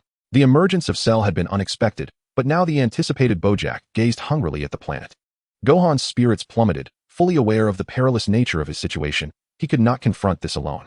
Peter's sacrifice went unnoticed by Bojack, who instead found admiration in Cell's brutality. Zangya and the others cast pleading glances toward Bojack. After all, they were long-standing comrades, and witnessing such a sacrifice was undeniably painful. However, they failed to recognize a crucial truth. Bojack had little regard for their fates. They were mere pawns in his game. Observing Bojack's indifference, Zangya and the others abandoned any hope of him avenging Peter. It seemed that Bojack had tacitly approved of Cell's suggestion. If they wished to survive, their only recourse was to turn against Gohan. They surged towards him en masse. Gohan, on high alert, took to the air to confront the four assailants. A barrage of relentless attacks rained down upon him, yet Gohan had honed his speed and reflexes within the hyperbolic time chamber. Each assault was deftly countered. Facing four opponents was an unprecedented challenge for Gohan, yet his adept perception of energy allowed him to navigate the onslaught with remarkable ease. Suddenly, he shifted from defense to offense, seizing an opening in Zangya's guard. In a flash, he appeared before her, delivering a sharp knee to her midsection. Zangya's expression morphed into one of shock, and in that fleeting moment, Gohan grasped her hair, hurling her towards Bukin. Radiant energy flickered in Gohan's hands as he unleashed a barrage of energy blasts towards the two. The air filled with dust and debris as Zangya and Bukin were sent careening through the air.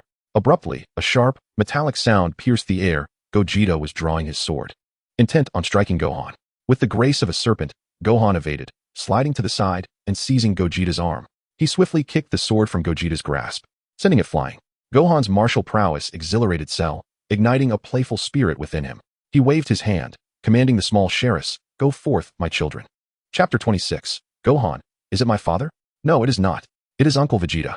Upon hearing the summons of Cell, 5 little demons converged upon Gohan like frenzied hounds. The power of the young Cell was not to be underestimated. The demise of Peter instilled a sense of dread in Zangya and her companions. As soon as the little Cells appeared, they prudently retreated. With cunning smiles, they made faces at Gohan. Then, simultaneously, 3 of the little Cells began to gather energy waves directed at him. This action was all too familiar to Gohan. It was none other than his father's signature technique, the Kamehameha. In that instant, Gohan felt his heart leap into his throat. Should this triad of Kamehameha waves strike him, he would surely succumb. He could not allow such a calamity to unfold. In a flash, Gohan unleashed his energy to its utmost potential. A brilliant golden light erupted from him, soaring into the sky and dispersing the clouds. This radiant energy exploded from Gohan's being, and he finally released all of his strength. A warm sensation enveloped him, his body nourished by the power coursing within. At that moment, he was unaware that he had reached the full power state of a Super Saiyan. In the blink of an eye, the little Cells had gathered their Kamehameha waves. 3 azure beams of energy hurtled towards Gohan.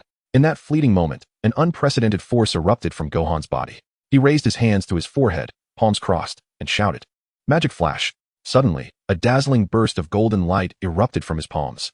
The brilliance was as scorching and blinding as the sun, rendering it impossible to gaze upon.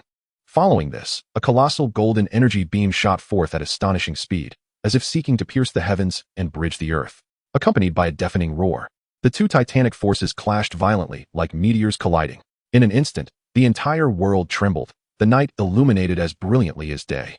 An endless wave of light and shock waves surged forth, making the surrounding air seem to boil in response to the thrilling collision. Ultimately, Gohan's full-powered magic flash triumphed, sending the 5 little Cells hurtling away. As smoke filled the air and began to clear, Gohan gasped for breath. This strike had indeed drained a significant portion of his strength. However, he was relieved that the little Cells had been severely injured. Gohan's valor elevated Cell's expectations of him. A smile of satisfaction crept across Cell's face as he murmured, "Gohan, you truly excite me." Cell's reaction was largely influenced by the multitude of Saiyan cells within him. Meanwhile, Bojack displayed an expression of astonishment, typically disdainful of others. He felt a tremor of respect for Gohan. His gaze fixated on Gohan, astonished that a mere earthling could possess such formidable power. In the next moment, Son Gohan's gaze, filled with animosity, was directed towards Cell and his companion Bojack. Understanding the principle of capture the leader first, Gohan attempted to move his body. However, a peculiar occurrence unfolded. He found himself unable to move. His muscles twitched incessantly, and a wave of excruciating pain surged throughout his being. The slightest motion amplified the agony 100-fold. Gohan let out a cry of anguish and despair. His body was ensnared by several transparent threads. The handiwork of the diminutive figure Bujin, the only one among Bojack's group endowed with supernatural abilities. Listening to Bujin's words, Bojack couldn't help but chuckle. He was well aware of Bujin's powers, which could easily contend with even those stronger than him. Unless, of course, the one ensnared possessed an unfathomable strength, far surpassing Bujin's own. This realization brought Bojack a sense of comfort. If Gohan was bound, it implied that his strength remained beneath that of his own. Basking in this thought, Bojack cast a tentative glance towards Cell. A fleeting gesture that did not go unnoticed by the latter. Cell maintained his composure, as if challenging Bojack to test his mettle. Upon hearing Bujin's proclamation, the onlookers converged towards Gohan. Zanya, groaning in pain, rose from the ground, her previously ghastly complexion transforming into one of malevolence. The small, battered Cell Juniors, bearing the scars of their injuries, let out chilling laughter as their mangled bodies began to heal slowly. Cell observed his minions as they approached Gohan, a glimmer of anticipation lingering on his face. So, Gohan, how will you respond? Just as Cell pondered Gohan's next move, disappointment soon followed. Gohan continued to struggle in agony. And suddenly, the radiant golden aura surrounding him extinguished. With his eyes tightly shut, he had exhausted all his strength. His golden hair reverted to black, signifying the complete disappearance of the Super Saiyan essence. Despite his relentless efforts, Gohan found himself incapable of breaking free from the supernatural restraints. Cell sighed, resigning himself to the thought that he had expected too much. If this is all you can do, then it is better for you to perish. Truly a cowardly little brat. Each of Cell's words struck Gohan's heart like daggers. His eyes, now reddened, fought back tears as memories of the fallen flooded his mind. He recalled his promise to Piccolo to protect the Earth diligently. Ultimately, the image of his father, Goku, surfaced in his thoughts. He silently wished, if only Dad were here. He would surely find a way. The adversaries, resembling a pack of ravenous wolves, closed in, their hands gathering lethal energy for their impending assault. At this moment, Sun Wukong had relinquished all hope, as death loomed ever closer. Suddenly, a resplendent azure shockwave descended from the heavens, its inherent power evident to all. The target of this overwhelming force was none other than the telekinetic Buchian, who was compelled to release his grip on Sun Wukong. In the next instant, a golden silhouette emerged from the sky, resonating with a deep, magnetic voice that proclaimed, "Wukong, I have arrived." In that fleeting moment, Sun Wukong felt an immense weight lifted from his shoulders as he gazed skyward. The brilliant golden light enveloped him in a profound sense of security, reminiscent of his deceased father. Yet, as he opened his eyes to scrutinize the scene, he noticed something amiss. The once azure Kamehameha had transformed into a golden hue. The technique he had believed to be the Kamehameha was, in fact, the ultimate flash. The one who had come to his rescue was not his father, but Vegeta. Wiping away his tears, stars sparkled in his eyes as a smile flickered at the corners of his mouth. Uncle Vegeta. Chapter 27. Two Super Saiyans at full power. A few minutes prior, Sun Wukong's overwhelming energy surged into the heavenly temple. The golden aura soared skyward, the winds tousling Bulma's hair in a chaotic dance, a testament to its might. Perplexed by the energy, Bulma glanced towards Mr. Popo, who appeared inscrutable in expression. "Mr. Popo, what is the situation now?" she inquired. The tempest that had just erupted was undoubtedly caused by him. Wonderful. I knew Wukong could do it. Yet, in the next moment, Mr. Popo's eyes widened in shock. His mouth agape. "No, it seems the situation has changed. Wukong is in danger." At these words, Bulma's expression froze. "Mr. Popo, are you saying Wukong cannot win?" Mr. Popo nodded gravely, and Bulma's mind spiraled into disarray. If Sun Wukong were to be slain, she could hardly fathom how to explain it to Chi-Chi. Had their adversary grown so formidable? Abruptly, Bulma's gaze fell upon the entrance to the hyperbolic time chamber. She lifted her head abruptly, calling out to Mr. Popo, "Mr. Popo? The only one who can save Wukong now is Vegeta." With that, she hurried to Mr. Popo's side. "Mr. Popo, can you let Vegeta out?" Mr. Popo hesitated momentarily. As the attendant of the temple, he indeed possessed the authority to access the time chamber. He had not anticipated that Bulma would conceive such a strategy. With an affirmative grunt, he swiftly made his way to the entrance of the chamber. With a clang, the door swung open, and he dashed inside. Inside, the father-son duo, deep in training, looked on in bewilderment at Mr. Popo's sudden appearance. Vegeta, perplexed, recalled Mr. Popo's earlier assertion that only two individuals could enter the time chamber at any given time, yet now, a third presence had emerged. Trunks, however, exhibited no significant surprise. The notion that only two individuals could enter the hyperbolic time chamber was, in fact, rather dubious. In the saga of Majin Buu, a scene unfolds where Gotenks confronts the formidable Majin Buu, and four individuals simultaneously enter the hyperbolic time chamber. However, Trunks is left perplexed by the sudden appearance of Mr. Popo within the chamber. Before Mr. Popo can elucidate the situation, a surge of powerful energy instantly engulfs the minds of the father-son duo. Mr. Popo anxiously exclaims, "Vegeta? Gohan is in danger. Please, hurry to his aid." Vegeta, understanding the gravity of the situation, promptly bolts out of the hyperbolic time chamber, his blood coursing with urgency. More than Gohan's fate, he is concerned with the identity of the one who has placed Gohan in peril. Seizing this opportunity, he can assess the fruits of his training. Vegeta swiftly transforms into a Super Saiyan, his body merging with the golden radiance. He dashes past Bulma at lightning speed, casting a fleeting glance at her. A trace of a smile graces her face. Time is of the essence, and there is no room for farewells, as he senses Gohan's energy waning. With a bound off Korin Tower, Vegeta's radiant golden form captures the attention of the Cat Sage. Though he had once invaded Earth, he has now become a trustworthy ally akin to Goku. The Cat Sage, brandishing his staff, calls out Vegeta's name with fervor. As Vegeta descends, he notices the Cat Sage, who hurls a bag towards him with all his might. "Vegeta, inside are Senzu beans. They will be of use to you." Vegeta, moving with remarkable speed, snatches the bag and transforms into a blade of determination, racing toward Gohan's location. He soon arrives at the battlefield, where ominous and unfamiliar figures come into view, with Gohan ensnared. Like a hawk, Vegeta swiftly identifies Bujin, who is channeling his psychic powers. With hands clasped before him, he unleashes a golden energy wave. The ultimate flash streaks past everyone, striking Bujin with pinpoint accuracy. Boom! The sound of explosions reverberates, enveloping Bujin in a torrent of energy. Vegeta, akin to a divine being, appears before Gohan. "Gohan, I have arrived." Overwhelmed with gratitude, Gohan cannot fathom that the once arrogant Vegeta, who sought to annihilate Earth, would now emerge as his savior in this crucial moment. "Uncle Vegeta." Upon hearing this, Vegeta decisively glances at the still-breathing Bujin. This troublesome foe with psychic abilities must not survive. With a swift motion, a slender beam of energy pierces Bujin's chest, instantly eliminating the troublesome member of the Bojack gang. Vegeta retrieves a Senzu bean from the bag and tosses it to Gohan, who catches it flawlessly and consumes it, restoring his vitality. Reinvigorated, Gohan turns his gaze toward the remaining two members of the Bojack clan. Vegeta's eyes also dart toward them.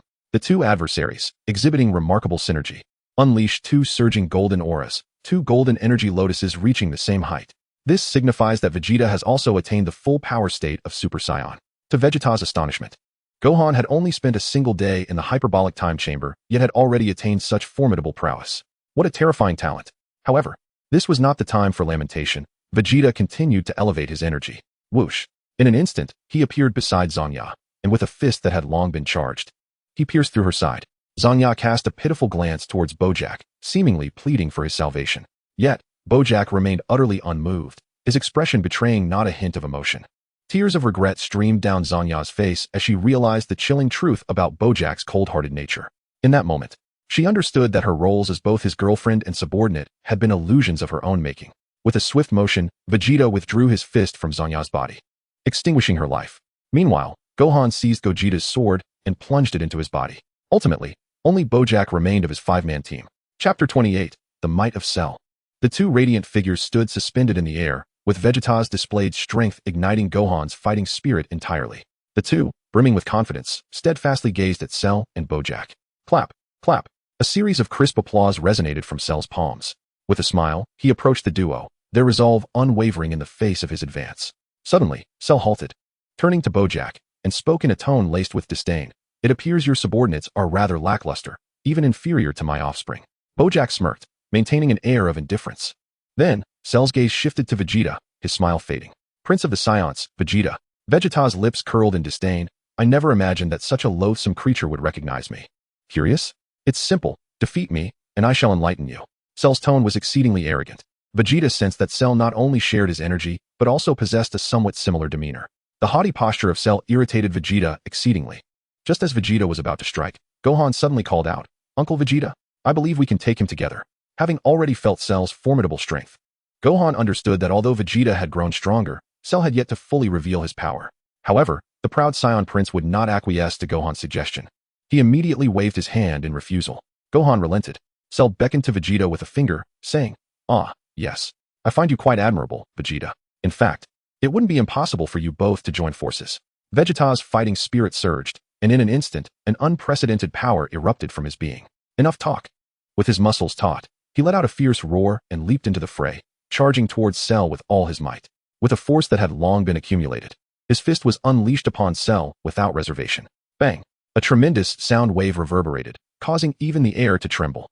The powerful energy stirred up the dust on the ground, halting Cell's backward slide. There, Cell's palm pressed firmly against Vegeta's fist, absorbing the blow with remarkable resilience. A smirk graced Cell's lips. Not bad, quite interesting. In an instant, Cell transformed his palm into a fist and launched a fierce counterattack. The two engaged in a relentless exchange of blows, their fists and feet striking against each other with ferocity, the air filled with the howling winds of their combat, causing the entire battlefield to quiver. In the sky, two shadowy figures flickered, nearly imperceptible to the untrained eye. Moments later, Cell suddenly multiplied into four, employing Tien Shinhan's signature technique, the four-way split fist. Gohan's eyes widened in astonishment. Cell could wield the four-way split fist. The more Gohan observed, the more perplexed he became. Cell not only mastered the Kamehameha, but also this formidable technique. In response, Vegeta swiftly created distance, fully confident in his strategy. His hands began to move rapidly, unleashing a barrage of energy blasts under his command towards the four cells. Like a celestial maiden scattering flowers, the speed of the energy blasts was astonishing, filling the sky with dust and explosions. Boom! The sounds of explosions erupted and faded, eventually revealing Cell's original form. However, in his hand was a red energy disc, a hallmark technique of Frieza. The crimson disc shot toward Vegeta, who merely cast a glance before propelling himself at light speed into the distance. Trails of afterimages lingered in the air as Cell maneuvered the disc to relentlessly pursue Vegeta. He fled, and it chased, a breathtaking scene unfolding before them. Bojack, watching from the sidelines, could not deny that he had not misjudged. Cell was indeed a formidable ally. In the next moment, Bojack was taken aback as he witnessed the red disc suddenly slice Vegeta's body in two. Stunned, he pondered, is this the end? But in the blink of an eye, he sensed something amiss. The severed body did not bleed. Just then, a brilliant point of light appeared in the sky. A rapidly condensed energy blast was converging toward the red disc. With a whoosh, the energy blast struck the red disc, sending it flying and igniting a dazzling display of sparks in the air. Vegeta's proud figure re-emerged in Bojack's view. It dawned upon him that both combatants before him were anything but ordinary. In a flash, Vegeta accelerated downward, his legs together, the muscles taut, transforming his entire being into a rocket, propelled by the force of thunder towards Cell below. At this critical moment, Cell's eyes sharpened, crossing his arms above his head, preparing to withstand Vegeta's oncoming strike. Boom! A deafening, tearing sound echoed as the ground beneath Cell shattered, instantly transforming into a vast crater with a diameter of 100 meters. Both Cell and Vegeta found themselves at the very center. As the depth of the crater continued to increase, Vegeta's attack was ferociously powerful, exhibiting remarkable speed and strength. In an instant, the rubble surged like tumultuous waves. Vegeta's piercing gaze fixed upon Cell, seemingly challenging him. How's that? Still arrogant? However, in the next moment, Cell abruptly lifted his head, gazing up at Vegeta. A change swept over Cell's expression, and the flying debris settled in that instant. He laughed heartily, his chuckle evolving from a mere smirk to a boisterous guffaw. This spectacle left the three witnesses utterly bewildered. Cell bellowed, "What a thrill! Truly exhilarating." Vegeta furrowed his brow, perplexed by Cell's reaction. Seeing Cell in such a state, Vegeta felt compelled to deliver a few more blows. "Fool, your laughter is more grating than your cries." With thunderous impacts, Vegeta's fists erupted against Cell's chest. Yet, Cell remained steadfast, unmoving as a mountain. He coldly remarked, "Vegeta, you have earned my ultimate power." With that, Cell's aura surged forth unabashedly. He raised his arms above his head, and in an instant, they came crashing down. With a thunderous roar, Cell's body was once again enveloped in golden light. His formidable energy quickly overshadowed the brilliance surrounding Vegeta. Vegeta's expression shifted dramatically, instinctively retreating a few steps. Gohan, observing the battle, furrowed his brow. Cell's power had now completely surpassed his own. Meanwhile, Bojack watched Cell's display with rapt attention. Chapter 29, Dawn of Despair, Super Saiyan 2 Gohan. The aura exuded by Cell was indeed awe-inspiring. Yet how could Vegeta, a warrior of his caliber, ever consider retreat? With determination, Vegeta clasped his hands before his chest, golden energy particles coalescing intensely. The ultimate flash surged forth towards Cell with relentless speed. This strike had been charged for a full minute, yet to everyone's astonishment, Cell stood as immovable as a mountain, showing no intention of evading. Boom! The golden energy beam washed over Cell's form, and moments later, he fell to the ground. How could the once enigmatic Cell be reduced to such a pitiful state? Bojack couldn't help but express his confusion. On the other hand, Gohan and Vegeta, who had faced Cell in battle, understood that the situation was far from simple. Indeed, Cell's nearly extinguished aura began to flicker back to life, and astonishingly, His severed limbs reformed before their eyes. Such a sight left even Bojack momentarily stunned. What? This terrifying regenerative ability led Bojack to associate it with superhuman powers, and in that moment, he comprehended the true terror that Cell embodied. Bojack's unease stemmed from the analysis he had conducted based on Cell's formidable display. In truth, Cell possesses a strength that rivals his own, should a battle ensue. The outcome remains uncertain. However, the astonishing regenerative capabilities Cell exhibits are terrifying. Simply exhausting him could lead to his demise. This revelation has dawned upon Gohan and Vegeta. Regeneration of severed limbs. Such an ability is exclusive to the Namekians. Given that Cell emanates the essence of Piccolo, this power must undoubtedly derive from him. From their recent encounter and Cell's recovery prowess, the two have come to understand that Cell not only shares the energy of many, but also their techniques and abilities. Now is not the time for astonishment. Vegeta steels himself, preparing to launch another assault on Cell. Just as he is about to act, Cell's arrogant visage suddenly looms before him. With a wicked smile, Cell delivers a punch aimed at Vegeta's temple. In an instant, Vegeta perceives a blinding flash, followed by a wave of dizziness, his body careening through the air like an uncontrollable projectile, obliterating the distant mountainside. Uncle Vegeta! Gohan cries out sharply. Instantly, his energy surges. He yearns to assist Vegeta. Yet, at that moment, the previously stoic Bojack interposes himself before Gohan. You wish to help? Bojack grins malevolently, reveling in Gohan's anguish, perhaps a predilection of his as a cosmic tyrant. He delights in witnessing Vegeta being tormented to death by Cell, while Gohan remains powerless to intervene. Gohan shouts vehemently, "Get out of my way!" Bojack, unfazed, removes his headband, allowing it to flutter away with the wind. The two then engage in a fierce struggle. Vegeta, reeling, manages to rise, though his vision grows increasingly obscured. He shakes his head vigorously, but clarity eludes him. A stream of crimson fluid begins to cloud his sight. Suddenly, he senses a searing heat before him, a vague green figure materializing in his vision. Cell waves his hand in front of Vegeta, feigning concern as he inquires, "How are you holding up, proud Saiyan Prince?" Vegeta grits his teeth, summoning every ounce of strength to throw a punch. Yet, Cell deftly sidesteps, tauntingly proclaiming, "Vegeta, if this is all you can muster, I am truly disappointed. Although you have yet to strike me, I shall graciously enlighten you as to why I possess the essence of both Goku and yourself." Cell's voice rises in fervor, akin to a grand oration. As he recounts his origin to Vegeta, an ultimate android from the future, he transcended into a cocoon, utilizing a time machine to arrive in the present, narrating his tale as if it were an inspiring saga. "What do you think, Vegeta? My form is nearly perfect." Vegeta smirks, spitting defiantly, "You are merely a thief, pilfering the cells of others." As the words left his lips, Vegeta sensed the previous heat intensifying. At that moment, his vision had fully restored, revealing a pulsating sphere of blue energy in Cell's hand, none other than the Kamehameha wave. This was the Kamehameha that Cell had been gathering for quite some time. Vegeta reacted swiftly, but the severe injuries he had sustained had robbed him of his former speed. Wherever he flew, Cell followed closely behind. With a mocking tone, Cell taunted, "Vegeta, I truly pity you. Do you know why I wish to end your life with the Kamehameha? To be slain by your own nemesis' technique must be deeply agonizing." With that, Cell unleashed the long-concentrated Kamehameha. In an instant, Vegeta's world was engulfed in blue, time seemingly frozen. His mind raced through memories, the first time he arrived on Earth, meeting Bulma, and the birth of Trunks. Images of Bulma and Trunks flooded his thoughts. Is this how it ends? A sense of unwillingness surged within Vegeta, yet he knew he had done his utmost. "I'm sorry, Trunks. I still couldn't change anything. I've let you down. And that Super Saiyan 2 you mentioned, I fear I shall never have the chance to achieve it." The energy beam propelled Vegeta skyward, and after several seconds of tumultuous descent, his heavy body began a free fall. A piercing explosion resonated, echoing throughout the heavens. "Uncle Vegeta!" Gohan's eyes reddened, tears spilling as he gazed desperately at Vegeta's position. In that instant, Gohan's mind felt as though it had been wiped clean. The next moment, every thought was consumed by images of Vegeta. If it weren't for Vegeta, he would have never met Mr. Popo or discovered the hyperbolic time chamber. Had Vegeta not revealed the gruesome fate of Piccolo, he would never have surpassed Super Saiyan. If Vegeta had not arrived in time, he would have surely been killed. In Gohan's eyes, the once malevolent Saiyan had long since vanished. He witnessed Vegeta's transformation firsthand. Everyone was gone. Only he and Vegeta remained to fight. But now, he was utterly alone. Just then, a few sinister little demons appeared beside Vegeta. 5 small cells lifted his body, and one of them placed a hand on Vegeta's chest. The faint rhythm of his heartbeat was detected by the diminutive Cell. Reporting to Father, "It seems he is still alive." Cell, unfazed, placed his hand under his chin, signaling a killing motion.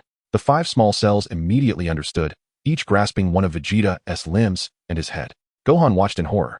This scene had been demonstrated earlier when one of Bojack's subordinates, named Peter, had been dismembered in a similar fashion.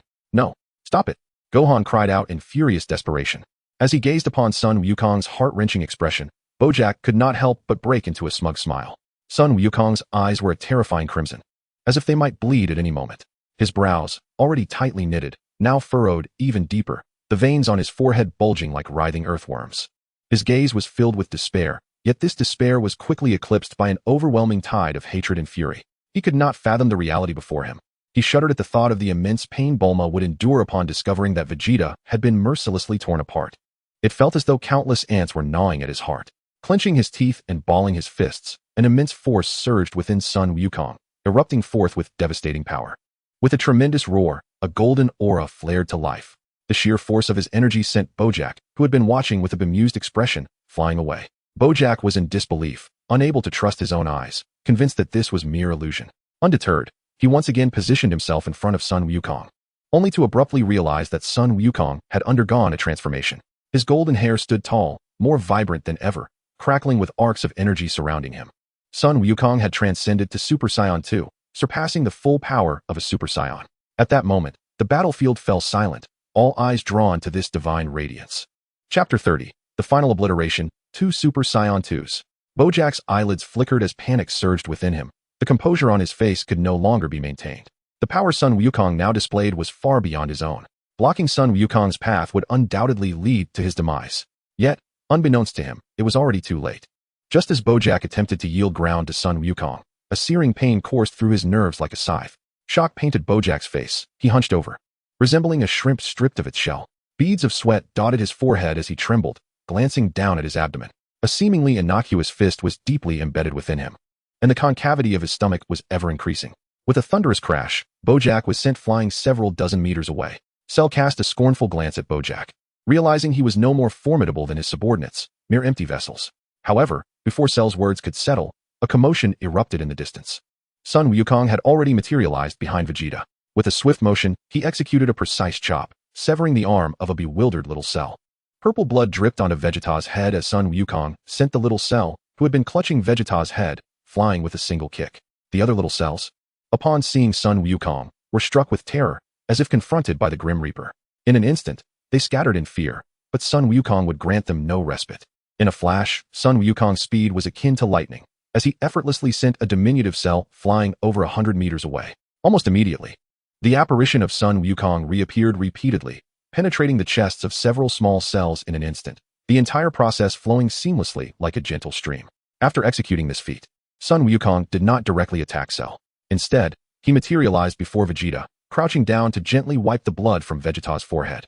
Suddenly, he noticed a flicker of movement in Vegeta's eyelids, which compelled the immensely enraged Sun Wukong to cling to the last vestiges of his sanity. Vegeta was not dead. He still clung to life. Yet, he was but a breath away from death. What could be sustaining Vegeta in this dire moment? It was the resplendent golden aura emanating from Sun Wukong. The brilliance of Sun Wukong in his Super Saiyan 2 form enveloped Vegeta, and a smile broke across Vegeta's face, one of quiet contentment. He felt a twinge of dissatisfaction. Why had he not been the first to transform into a Super Saiyan 2? Nevertheless, he was grateful that someone had achieved it, and now the responsibility lay with Sun Wukong. He yearned to witness the true form of Super Saiyan 2 with his own eyes. Yet his strength had waned to the point where he could no longer keep his eyes open. With the last remnants of his energy, Vegeta grasped Sun Wukong's hand. His breath was feeble, his voice broken as he addressed Sun Wukong. Gohan, please take care of Trunks. Just as Vegeta prepared to utter his final farewell, he suddenly felt something slide into his mouth. His tongue brushed against it, and a wave of sweetness flooded his senses. He recognized it immediately. It was a senzu bean. Summoning the remnants of his strength, he chewed the bean, and in that instant, he felt the dormant cells within him erupt with vitality once more. Vegeta's eyes flew open, and the sight of Sun Wukong in his Super Saiyan 2 form filled his vision. The pouch containing the senzu beans was now empty, its contents drawn into the air by Sun Wukong's fierce aura. Vegeta could not tear his gaze away from Sun Wukong, feeling a deep sense of awe. He wished to convey something, but found himself at a loss for words.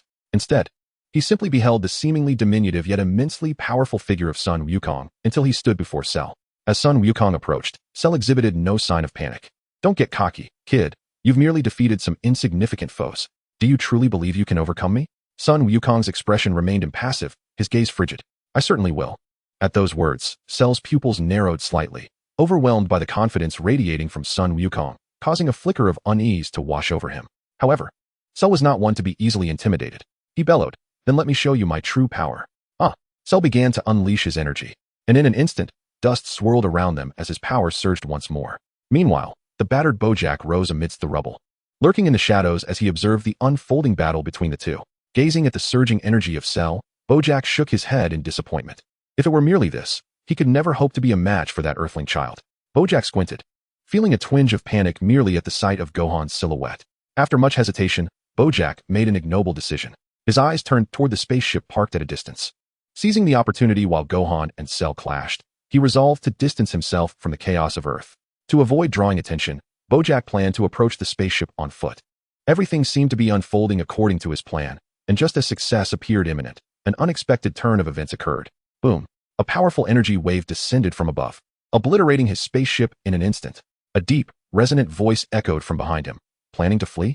The voice belonged to Vegeta, who stood with one arm crossed over his chest, the other hand cradling a pulsating energy sphere. With the destruction of his ship, Bojack's escape was thwarted. He suppressed his inner fury. Since the seal had been broken, he had never felt so cornered. To be discovered while attempting to escape, if word of this spread, his reputation would be irreparably tarnished. Are you afraid? Vegeta's tone dripped with disdain. Bojack's body stiffened slightly, clearly having been seen through. He feigned composure, retorting, "Afraid? What nonsense. Are you so certain this child can defeat Cell?" Without a moment's hesitation, Vegeta replied, "Yes, he can. Because he is Kakarot's son. Moreover, this form he has taken is known as Super Saiyan 2. Someone once told me that a Super Saiyan 2 could indeed vanquish both you and Cell. You, more astute than that creature named Cell, have already sensed your impending demise and contemplated escape. I regret to inform you that I, Vegeta, shall not allow you to succeed. Both you and that Cell creature will meet your end at Gohan's hands." With that declaration, Vegeta transformed into his full-powered Super Saiyan form. The intensity of Vegeta's energy captured the attention of another. Whoosh! A golden figure materialized before Bojack. This sudden appearance took Bojack by surprise, causing his heart to leap into his throat. He merely exchanged a glance with Gohan. Boom! In an instant, Gohan's fist pierced through Bojack's abdomen, leaving him with no time to react, and even Vegeta was taken aback. Bang! With another punch, Bojack's massive form crashed to the ground, his eyes wide with disbelief. He knew Gohan had grown powerful, but he never anticipated such overwhelming strength. Vegeta's mouth hung agape. The Bojack he had just spoken with was now felled by 2 blows from Gohan. The might of Super Saiyan 2 surpassed his wildest expectations. Yet, it was infuriating that the one transformed into Super Saiyan 2 was not him. Clenching his teeth and fists, Vegeta vowed he too would attain the form of Super Saiyan 2. At that moment, Cell had also completed his power-up. With a swagger, he approached the two, casually remarking, "Son Gohan, did your father never tell you that it is exceedingly rude to leave when others are enhancing their power?" As Cell's words echoed, his gaze sharpened with intensity. He immediately noticed Bojack, lying lifeless in a pool of blood. What? Did he take advantage of my moment of focus to eliminate this wretch? Cell's previously unwavering confidence began to wane. With an icy demeanor, Son Gohan addressed Cell. "Are you ready? Then I shall commence." Cell remained engulfed in shock, yet a formidable fist had already struck his abdomen. Caught off guard, Cell doubled over in agony, instinctively retreating a few steps. The excruciating pain coursed through him like a scythe. In that moment, Cell's once mighty physique felt alarmingly fragile. Suddenly, a mouthful of blood erupted from him. However, this was merely the beginning. A tempest of punches rained down upon Cell's form. Regaining his senses, Cell found himself once again on the defensive. With no chance to retaliate, he resorted to a desperate, defensive posture. Damn it, how has this fool grown so powerful? Cell's molars threatened to shatter, and apart from his futile complaints, he felt utterly powerless. Boom! A powerful kick, akin to a battering ram, erupted from Son Gohan's leg, propelling Cell's hefty body thousands of meters away.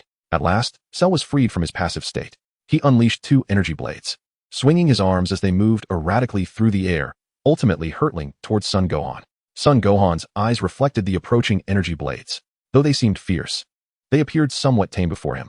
Effortlessly, Son Gohan intercepted them, instantly shattering them with a surge of energy. The relentless onslaught sent Cell into a frenzy. His eyes widened in despair, the earlier one-sided battle now utterly reversed. Observing Cell's predicament, Vegeta felt a sense of satisfaction. Defiant, Cell ascended into the sky once more, conjuring 4 identical silhouettes. 3 of these figures dove towards Son Gohan, launching a barrage of punches and kicks, yet Son Gohan remained unfazed. His gaze remained fixed on the heavens, for he had already unraveled Cell's deception. As anticipated, a spiraling wave of yellow energy descended from above. Familiar with such a technique, Son Gohan recognized it as the special beam cannon. By employing Piccolo's skill against him, Cell had unwittingly struck at Son Gohan's most sensitive point. With a sudden frown, Son Gohan faced the incoming attack head-on. He adopted a semi-crouched stance, grounding himself with a stable posture, hands resting at his waist. A torrent of blue energy particles swiftly amassed. Son Gohan elongated his voice, shouting Kamehameha. The colossal blue energy beam surged skyward, expanding from a slender thread to a width of hundreds of meters in the blink of an eye. The magic cannon fired by Cell appeared minuscule before him, akin to a mayfly attempting to shake a tree, with a predictable outcome. Soon, the Kamehameha wave swiftly engulfed the magic cannon. In that moment, Cell, blinded by hatred, regained his senses. Sensing the oncoming heat wave, he abandoned the use of the magic cannon. His expression contorted. If he did not act promptly, a grim fate awaited him. Cursed be this fate. Cell let out a pained wail. In the next instant, he clasped his hands together, gathering the same blue energy wave in his palms. Prepared to confront his adversary head-on, the words Kamehameha wave escaped his lips. The two seemingly equal forces collided, yet their balance was short-lived, lasting merely a second. The Kamehameha wave unleashed by Super Saiyan 2 Gohan swiftly subdued the one emitted by Cell. Boom, boom, boom. A dazzling display of fireworks erupted in the sky, transforming it into a sea of light. Following a lamenting groan, Cell vanished from sight. Moments later, Gohan turned to face Vegeta, who nodded slightly in acknowledgement. The two exchanged smiles. However, at that moment, an anomaly appeared in the sky. Cell's voice resurfaced, this time laced with maniacal laughter. Ha! The cells of the Namekians are truly remarkable. An astonishing event unfolded. Cell had resurrected once more. Vegeta stared in disbelief at Cell, who was now enveloped in crackling lightning. Vegeta could hardly believe his eyes. His mouth agape. Cell's energy now surpassed that of Gohan. At this very moment, Gohan's gaze trembled as he looked upon Cell in utter disbelief. He could not fathom how Cell had returned to life. Cursed be this reality. I distinctly sensed his energy had vanished. Towering in the sky, Cell looked down imperiously, speaking with an inflated tone. I never anticipated my body could achieve such perfection. The cells of the Saiyans and Namekians have rendered me even more formidable. After saying this, Cell suddenly turned his gaze towards Vegeta. Hey, Gohan. I will ensure you die in regret, as I torment each person you wish to protect, one by one. In a flash, Cell appeared beside Vegeta, seizing him by the throat. A wave of suffocation surged through Vegeta's body, and he glared fiercely at Cell, yet found himself utterly powerless. No, let him go. Gohan cried as he soared towards Cell, unleashing a flurry of punches and kicks, but Cell showed no intention of releasing Vegeta. Boom. With a single punch, Cell sent Vegeta flying into the distance. Vegeta felt as though his pain receptors were being gnawed upon by ants. His limbs weak and helpless as he lay on the ground. Yet, an even more troubling development arose. The fallen Bojack, seemingly not entirely defeated, began to approach Vegeta with swift strides. A ferocious beast approached him, yet he lacked the strength to rise again. Vegeta cursed vehemently, "You bastard." Bojack grinned maliciously, harboring resentment from the words Vegeta had previously directed at him. With a swift motion of his arm, he crouched and delivered a punch to Vegeta's face. Blood and saliva erupted from Vegeta's mouth. "I will kill you." Gohan's eyes turned crimson as he instantaneously teleported beside Bojack, his hands already charged with energy. Just as Gohan was about to finish off Bojack, Cell followed suit, seizing Gohan's hand. Bojack's life was thus spared, and Cell gave him a thumbs up. "Well done, you worthless piece of trash." The praise from Cell left Bojack feeling quite displeased, yet he knew that if he wished to survive, he had to swallow his pride. He was acutely aware of his precarious situation. On this battlefield, regardless of whether Cell or the two Saiyans emerged victorious, his fate was sealed. However, since Cell was a villain like himself, and he had never attacked Cell, perhaps by flattering him, he could secure his survival. Seeing Vegeta so brutally mistreated, Gohan could no longer contain his fury. He unleashed all his anger onto Cell. Their battle escalated once more. But the earlier scene of Gohan dominating Cell was nowhere to be seen. "Enough, Gohan, this is pointless," Cell declared, his hands resting on his hips. The humiliation of his earlier failure against Bojack etched in his memory. With a roar, he unleashed a Kamehameha wave from his waist towards Gohan. Now, Gohan had no choice but to respond with a Kamehameha of his own. The anticipated clash of energy unfolded. The immense collision caused the surroundings to tremble, and arcs of electricity began to emerge where the two blue energy waves converged. The evenly matched waves formed a sphere of energy at their intersection. Their auras stretched across miles, ultimately reaching the sacred world of the Kais. Trunks wore a serious expression, his eyes fixed on the distant blinding light.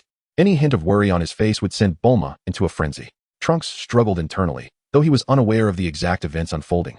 Sensing Vegeta's energy wavering once more indicated that the situation was dire. Moreover, Cell's ability to contend with Gohan suggested he had reached the level of perfect Cell. "Dad, Gohan, you must win." Vegeta lay helplessly on the ground, feeling utterly humiliated. He had come to save others, yet found himself in such a pitiful state. Meanwhile, Gohan was in the thick of battle while he lay defeated. Lost in thought, a sudden blinding light surged into Vegeta's eyes. He turned to see Gohan and Bojack locked in combat. Gohan was straining with all his might, awakening every ounce of his power. "I will never let you succeed, Cell. I will protect every single person on Earth." A mere 9-year-old child is valiantly striving to protect the Earth, his bold words penetrating Vegeta's mind. Protect everyone. Vegeta harbors little interest in safeguarding every individual, yet he undeniably possesses someone he wishes to shield. His thoughts begin to meander, reminiscing about yet another night spent with Bulma, who has showered him with tenderness on numerous occasions. However, he finds himself unable to protect her. Instead, it is Gohan who rises to the occasion. "No, my woman can only be protected by me." Vegeta's body suddenly begins to stir, and inexplicably, the legs that had felt utterly drained are infused with newfound strength. Surging towards Gohan, this scene baffles Bojack. Are all Saiyans truly monsters? Just as Gohan feels the weight of impending defeat, Vegeta's hand appears beside him. Gohan gazes at Vegeta in astonishment, never expecting him to possess such vigor. Vegeta utters no words. He merely synchronizes his energy into the Kamehameha wave. In that moment, the blue energy sphere is enveloped in a golden aura, a testament to Vegeta's ultimate power infusion. "Uncle Vegeta, I never imagined you still had strength left. Continue to channel your energy, but do not speak." With Vegeta's contribution, the energy sphere draws ever closer to Cell. Realizing the dire situation, Cell unleashes a tirade at Bojack. "Hey, that useless fool, get over here and help." Bojack comprehends the urgency and leaps to Cell's side. Bojack's strength hovers below Super Saiyan 2 yet surpasses that of a fully powered Super Saiyan, while Lightning Cell exceeds even Gohan's prowess. With Bojack's intervention, Gohan and Vegeta find themselves at a disadvantage once more. Soon, Vegeta feels his arms grow unbearably heavy. The energy sphere inches closer, heralding death as an inevitability. Is victory truly out of reach? What would my father do? Gohan's voice dips into despair as he envisions the end. In moments of hopelessness, he always recalls his father. On King Kai's planet, Piccolo and Goku, adorned with halos, are sensing the events unfolding on Earth through King Kai's abilities. "Old son, do you think Gohan and Vegeta can win?" Goku's expression grows grave as he shakes his head. Through King Kai's power, he has heard Gohan's call for assistance. Yet, he no longer belongs to the realm of the living, and intervening would surely breach the rules. King Kai shakes his head vehemently, reiterating no. Saying no means no. The consequences of breaking the rules are severe. Goku finds himself at a loss for words upon hearing King Kai's proclamation. At that moment, Piccolo speaks up, inquiring of King Kai, "Lord King Kai, what exactly are the consequences of breaking the rules?" King Kai scratches his head, fumbling for words, yet he struggles to articulate a coherent answer.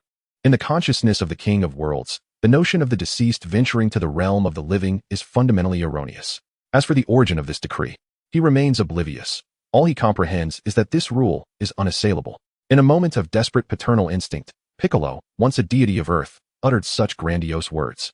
If even the esteemed King of Worlds is uncertain, could it be that he has yet to formulate his thoughts? The implication in Piccolo's statement suggested that this regulation was decreed by the king himself. The king's face flushed with indignation, nearly driven to the brink of exasperation by Piccolo's audacity.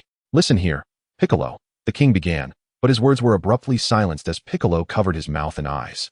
As long as the King of Worlds remained unaware, it could not be deemed a breach of protocol. Piccolo exchanged a knowing glance with Goku, who instantly grasped his intent. Positioning 2 fingers in a sword-like formation upon his forehead, Goku sought the energy signature of Gohan. Yet in the next moment, he hesitated, abandoning the notion of instant teleportation. Piccolo glared at Goku, reproaching, "What are you dawdling for, old man?" Goku merely smiled serenely, responding, "I think it's unnecessary, Piccolo." On Earth, Vegeta felt the pressure in his hands intensifying. Yet he could not falter, for Gohan before him had not surrendered. As the proud prince of the Saiyan race, how could he yield? In the midst of the air, the advantageous Cell commenced his mockery. "Ha! Gohan, Vegeta, where's the power you so proudly boast?" Vegeta jolted back to reality, erupting in fury. "Silence! How dare a thief speak?" Cell continued his taunts. "Oh, Vegeta, you are merely a waste. A mere echo of the proud Saiyan prince you claim to be." Gohan was right. Had Goku been present, he would undoubtedly have devised a solution. After all, he was the one whose footsteps had been pursued throughout a lifetime. Upon hearing this, Vegeta fell into silence. He loathed his own weakness, which had led to this predicament. Although he was a royal Saiyan, he found himself perpetually trailing in the wake of others. Goku had been the first to transform into a Super Saiyan, leaving him far behind. Gohan, Goku's son, had been the first to ascend to Super Saiyan 2. The one destined to be the mightiest Saiyan now found himself overshadowed. He could not fathom why. Despite his relentless efforts, he was consistently left in the dust. If Goku's accomplishments were forgivable, what was more disheartening was that even his son had surpassed him. The loathsome figure known as Cell, who had merely stolen the cells of others to attain the level of Super Saiyan 2, only deepened his despair. Why was he unable to achieve the same? In that moment, Vegeta sank into profound self-reproach, his heart shrouded in an unending darkness. Confronted with Cell's merciless derision, he felt an overwhelming sense of impotence and humiliation. His fury ignited within, uncontrollable. He was enraged by his own frailty. Why could he not transform into Super Saiyan 2? Vegeta was acutely aware that should he falter in this battle, it would not only spell doom for himself, but also for his beloved wife and child. Why did I lack the strength to protect Bulma and Trunks? In that moment, Vegeta's self-loathing reached its zenith. Simultaneously, Gohan was deeply captivated by the aura emanating from Vegeta, reminiscent of his own transformation into Super Saiyan 2 moments ago. Vegeta was on the brink of a breakthrough. In the next instant, lightning began to coalesce around Vegeta, his hair surging upward once more. A formidable energy washed over everything in the vicinity. Up in the sky, Cell felt as though his arms were burdened with lead. His expression froze, for he sensed that Vegeta's power had ascended to the same heights as Gohan's. The energy sphere caught between them began to shift direction at that moment. Fueled by his self-loathing and fury, Vegeta achieved a breakthrough to Super Saiyan 2. Die Cell. Vegeta funneled all his Super 2 power into an ultimate flash. In an instant, both Cell and Bojack lost their composure. Panic ensued, and in a moment of desperation, Bojack placed his hand on Cell's shoulder, attempting to use him as a shield. Cell glared in fury, demanding, "You useless fool. What are you trying to do?" Seizing Bojack's hand, Cell had deciphered Bojack's intentions. "Very well, I shall grant your wish." With that, Cell positioned Bojack in front of him. "No, no." Bojack's cries echoed as the fusion of the ultimate flash and Kamehameha engulfed him. Realizing the dire situation, Cell turned and fled. The energy sphere, amplified by the ultimate flash and Kamehameha, offered Cell no chance of escape. With a thunderous roar, the sky erupted, leaving Cell's body utterly obliterated. The core within his mind vanishing without a trace, ensuring no possibility of survival. The tremendous shockwave dispersed the clouds, transforming the sky into a radiant paradise of light. The once overcast heavens brightened in response. Once certain of Cell's demise, Gohan collapsed to the ground, his body sprawled out. Vegeta extended his hands, reveling in this newfound power. In the other world, Trunks suddenly rose, unable to contain his excitement. Bulma urgently inquired, "What happened, Trunks?" Trunks beamed with relief. "Mom, Dad, and Gohan won." Upon hearing such wonderful news, tears of joy streamed down Bulma's face. She then smiled at Trunks, asking, "So, Trunks, do you want a brother or a sister?" Trunks was momentarily speechless. It seemed that his mother was not jesting. After a second, he mused, "I suppose a sister would be better." On King Kai's planet, King Kai was furiously reprimanding Goku and Piccolo. "This is utterly foolish. Piccolo, how many times must I repeat myself before you listen? If the Grand Kai learns of this, my position as King Kai will be in jeopardy." "Honestly," Piccolo quickly agreed, "that's not breaking the rules, is it? King Kai, how about I tell you a joke? Once upon a time." Son Wukong smiled with a sense of contentment, surprised not only by son Gohan's ascendance to Super Saiyan 2, but also by Vegeta's achievement. At that moment, Piccolo suddenly inquired, "Old son, should we reach out to Gohan and the others?" Son Wukong scratched his head, pondering, "That sounds feasible." Piccolo responded, "Shall we once again feign that you are engaging with other masters in the afterlife?" Son Wukong shook his head, realizing that Gohan was now capable of handling matters independently. Such a fabrication was unnecessary. He chuckled. Piccolo sighed, perplexed by Wukong's mindset.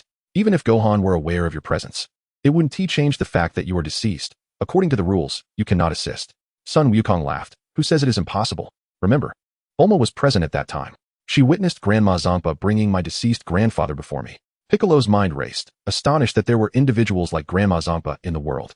Regardless, he conceded that Wukong's objective had been achieved. However, he acknowledged that within a single day, Wukong might not be able to defeat so many foes.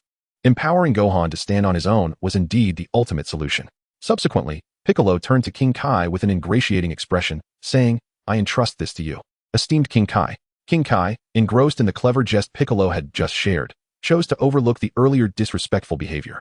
Son Wukong placed his hand on King Kai's shoulder, and the communication was promptly established. "Gohan, this is North Kai." Son Gohan, lying on the ground, suddenly perked up. "King Kai."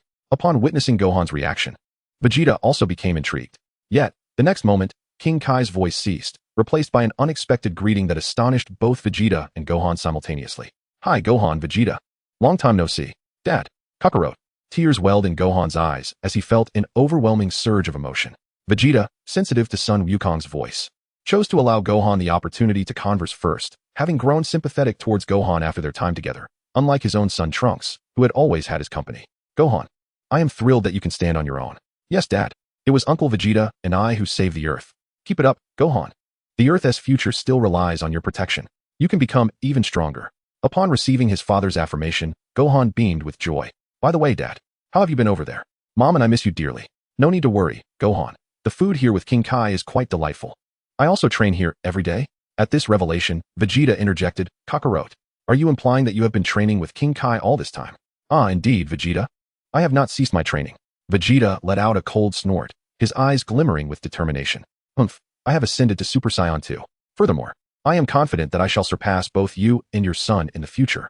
His unwavering conviction stemmed from the fact that he possessed the ability to eavesdrop on Trunks' thoughts. Goku was taken aback by his words. Really, Vegeta? I would love to have a match with you, he exclaimed. I wonder whose Super Saiyan 2 is stronger, yours or mine. Vegeta paused momentarily, realizing, wait, Kakarot. Are you saying you have also attained Super Saiyan 2? Goku suddenly realized he might have let something slip and chuckled awkwardly. Huh, what Super Saiyan 2? What did I just say? Humph, don't play coy with me, Kakarot. I will eventually surpass both you and your son. Upon learning that Goku had reached Super Saiyan 2, Vegeta soared into the sky, heading towards the Supreme Kai's temple. Gohan beamed with joy, surprised to discover that his father had already reached Super Saiyan 2. Just then, Goku's playful voice rang out again. Gohan, is Vegeta still around? Oh dear, I really let that slip, Gohan replied. Suddenly, Goku's tone turned serious. Gohan, you need to grow even stronger. If it weren't for Vegeta breaking through to Super Saiyan 2, Earth. Yes, I understand, Dad. Alright, that shall be enough, Gohan. The Elder Kai is calling for me. By the way, Gohan, please tell Mom I'm sorry for leaving so abruptly. With that, Goku's voice fell silent. And Gohan eagerly flew towards the direction of Korin Tower, eager to share the news with Chi-Chi. On King Kai's planet, Goku turned with a playful smile. King Kai, I truly appreciate your assistance. Yet, at that moment, King Kai appeared to be in a daze, unresponsive to Goku and Piccolo's calls. Reluctantly, Goku and Piccolo had to shake him vigorously to bring him back to reality, revealing a troubled expression on his face. What is it, King Kai? They inquired. King Kai's lips trembled as he slowly uttered a few words. The one who killed South Kai has appeared in the West Galaxy. Chapter 31, 7 years later Earth. Capsule Corporation. 7 years have passed since the defeat of Cell and Bojack. Brother, aren't you going to school? The speaker was a sweet-looking little girl with blue hair resembling Bulma's. After Vegeta and Gohan resolved the crisis on Earth, Bulma ultimately fulfilled her promise. This is Bulma and Vegeta's second child, Bulla. The adorable blue-haired girl stood on her tiptoes, pouting as she reprimanded Trunks, who was dressed in his martial arts uniform. Trunks turned around, clasped his hands together, and smiled at Bulla. Please, my dear sister, just say I'm sick. As he spoke, Trunks pulled a lollipop from his pocket and approached Bulla. Bratton's eyes sparkled as he tiptoed to accept the lollipop. Trunks had been training in the hyperbolic time chamber for nearly a year. Although he was technically only 7, he had already turned 8, and thus towered over Bratton. Gazing at the lollipop in his hand, Bratton acquiesced to Trunks' request. Both Trunks and Bratton had now reached the age for formal education, having just commenced their first grade this year. However, since the start of school, Trunks had consistently skipped classes. And given his status as the son of the world's wealthiest man, the teachers merely turned a blind eye. As Bratton licked the lollipop, she inquired, Brother, aren't you going to see? She continued, I made a new friend at school, a new girl. Trunks waved his hand dismissively, showing little interest in school affairs. I don't want to. I still have training to focus on. But aren't you afraid Mom and Dad will find out you've been skipping classes? Trunks, who was busy organizing his training attire, paused momentarily, then a relieved smile graced his face. If Vegeta were aware that Trunks was skipping class for training, he would surely find it amusing, even in his sleep. Moreover, Vegeta generally adopted a hands-off approach towards Trunks. If Trunks wished to train, Vegeta would wholeheartedly support him. As for Bulma, it was likely that her reprimand would be brief and superficial. Classes? What classes? Does the son of the world's richest man really need to attend school? Trunks wore a smug smile once more, leaving Bratton perplexed. Hey, brother, what are you laughing about? A glimmer of mischief danced in Trunks' eyes. Bratton, being the cherished child of Vegeta and Bulma, could easily diffuse any scolding Bulma might have otherwise delivered. All right then, brother, I'll head to school first. With that, Bratton tossed out a multifunctional capsule, boarded a flying vehicle, and set off on her way to school. Meanwhile, Trunks soared into the sky, heading towards a small island. As he traversed the heavens, Trunks looked down upon the world beneath him. Following 7 years of reconstruction, Earth had regained much of its former glory, although some areas were still undergoing restoration. The metropolis of West City had long since returned to its bustling state. Just as Trunks was flying at top speed, a familiar figure caught his eye. A golden-haired youth was confronting a group of bank robbers. Gohan is at it again, doing good deeds. In the years following Earth's restoration of peace, Son Gohan had not paused in his training. He balanced his studies and training adeptly, a trait largely inspired by Trunks. To prevent the events of Dragon Ball Super involving Gohan from unfolding, Trunks frequently insisted on training alongside him. He even secretly placed a gravity chamber, custom-made by Bulma for Vegeta, into a multifunctional capsule and gifted it to Gohan. Thus, Gohan had consistently maintained his training, which in turn had refined Trunks' own skills. In the bustling city, yet another familiar silhouette captured Trunks' attention. A girl with twin tails was stealthily trailing Gohan, already aware that he was the renowned Saiyan superhero. Trunks couldn't help but exclaim, "What a fateful encounter. What a delightful pair. Gohan's love is about to blossom." With a teasing remark, he quickened his pace. Soon, Trunks found himself on a small island, remote and secluded from the mainland, surrounded entirely by ocean, a place few could ever discover.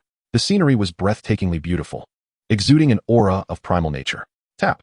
The crisp sound of footsteps echoed on the ground. At that moment, Trunks' gaze sharpened. Whoosh! Suddenly, 5 energy blasts surged towards him from various patches of grass. Trunks swiftly raised his head, bracing himself on the ground and executing several agile rolls. He deftly evaded the 5 energy waves, which crashed perfectly against the mountainside behind him. Moo! The forest erupted with the roars of large beasts. Almost immediately, 5 small figures appeared before Trunks. They were none other than the diminutive Cell Juniors, birthed by the fiendish Cell himself. After Cell's demise, they were left leaderless, hiding away for fear of being discovered by Vegeta and Gohan. Initially, Trunks had indeed undergone combat training with Gohan, significantly enhancing his fighting skills. However, as time passed, he discerned the drawbacks of battling Gohan. Gohan's overwhelming strength only sent him flying repeatedly, offering little opportunity for genuine improvement. Thus, Trunks sought out the 5 Cell Juniors, employing them as sparring partners. The 5 Little Cell Juniors simultaneously launched an assault on Trunks, at which point he instantly transformed into a Super Saiyan. The blazing golden flames surged vigorously, and soon Trunks reached his full Super Saiyan power. One of the Cell Juniors exclaimed in astonishment, "Oh no, in just a month, how has the boss's power surged again?" Another junior shielded his eyes with his hand, blinking in disbelief. He resembles him. The boss looks just like Gohan did back in the day. After enduring countless trials at Trunks' hands, the Cell Juniors had long since settled down. Initially, they were quite defiant. But as Trunks continued to grow stronger, he defeated them one by one, ultimately earning their allegiance. Since Trunks referred to Gohan as bro, the Cell Juniors held him in high regard as well. Bang! As 2 of the Cell Juniors finished speaking, their bodies collided uncontrollably like runaway trucks, crashing into the other juniors. Trunks, with an icy glare, intoned, "I told you not to call me boss." He held little affection for these Cell Juniors. After all, they had once sought to tear Vegeta apart. Had it not been for the small Cell Junior's recent inclination towards redemption under his rigorous training, he would have long since eliminated them all. One of the Little Cell Juniors immediately bowed and exclaimed to Trunks, "Certainly, Master Trunks. We understand. Master Trunks is truly a genius. Your energy has grown even stronger since our last encounter."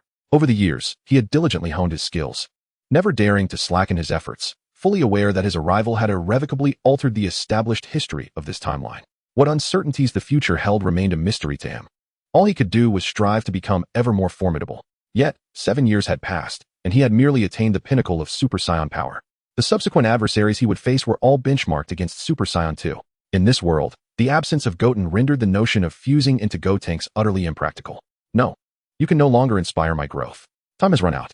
With that, Trunks cast aside several multifunctional capsules and leapt into the air, soaring away from the island. The Little Cell Juniors, akin to treasure hunters, gleamed with excitement as they scrambled to collect the capsules. "I wonder what toys the boss has brought us this time." One exclaimed, "Hey, didn't the boss just say not to call him boss? Did you not hear? We must call him Master Trunks." With a crash, a plethora of toys erupted from the multifunctional capsules, sending the Little Cell Juniors into a frenzy of delight. These toys served as incentives for them to willingly train alongside him, as he would always leave behind some toys after administering a thorough beating. Their nature was akin to that of children, and even after all these years, they retained their youthful forms. "Hey, what do you think that last remark from the boss meant?" One of the small Cell Juniors inquired. A seemingly brighter Cell Junior suddenly paused, then shouted, "Could it be that Master Trunks thinks we are too weak? If Master Trunks no longer comes to seek us out for training, will we never again receive toys?" Upon hearing this, the other Little Cell Juniors erupted in a flurry of alarm. Ever since their creation by Cell, their power had stagnated at the late stages of Super Saiyan. Their playful natures had led them to neglect training, which was one reason Trunks had been able to defeat them. "No, for the sake of the toys, we must train." The Little Cell Juniors chorused in unison. Chapter 32, Bra's classmates as the sun dipped below the horizon. The sky still blazed with the remnants of twilight. In the courtyard of the Bulma family estate, a jet aircraft was gracefully descending. With a whoosh, the aircraft's hatch opened, and Bra playfully leaped out from within. Hearing Bra's call, Bulma, who had been eagerly waiting in the courtyard, swiftly embraced her daughter.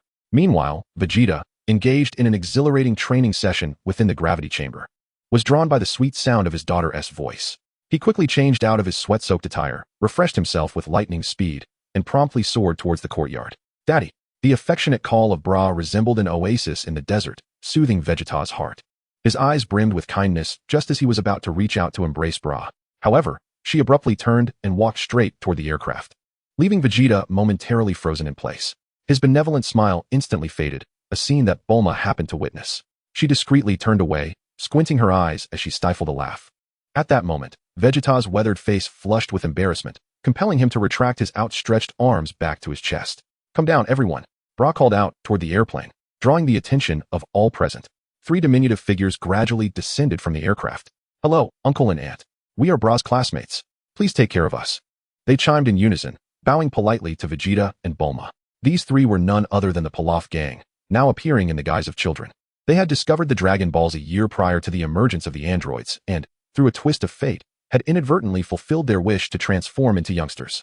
Following the arrival of the androids, the Dragon Balls vanished along with Piccolo, leading the trio to abandon their ambitions of world domination. Now as children, they could no longer command the world as they once did.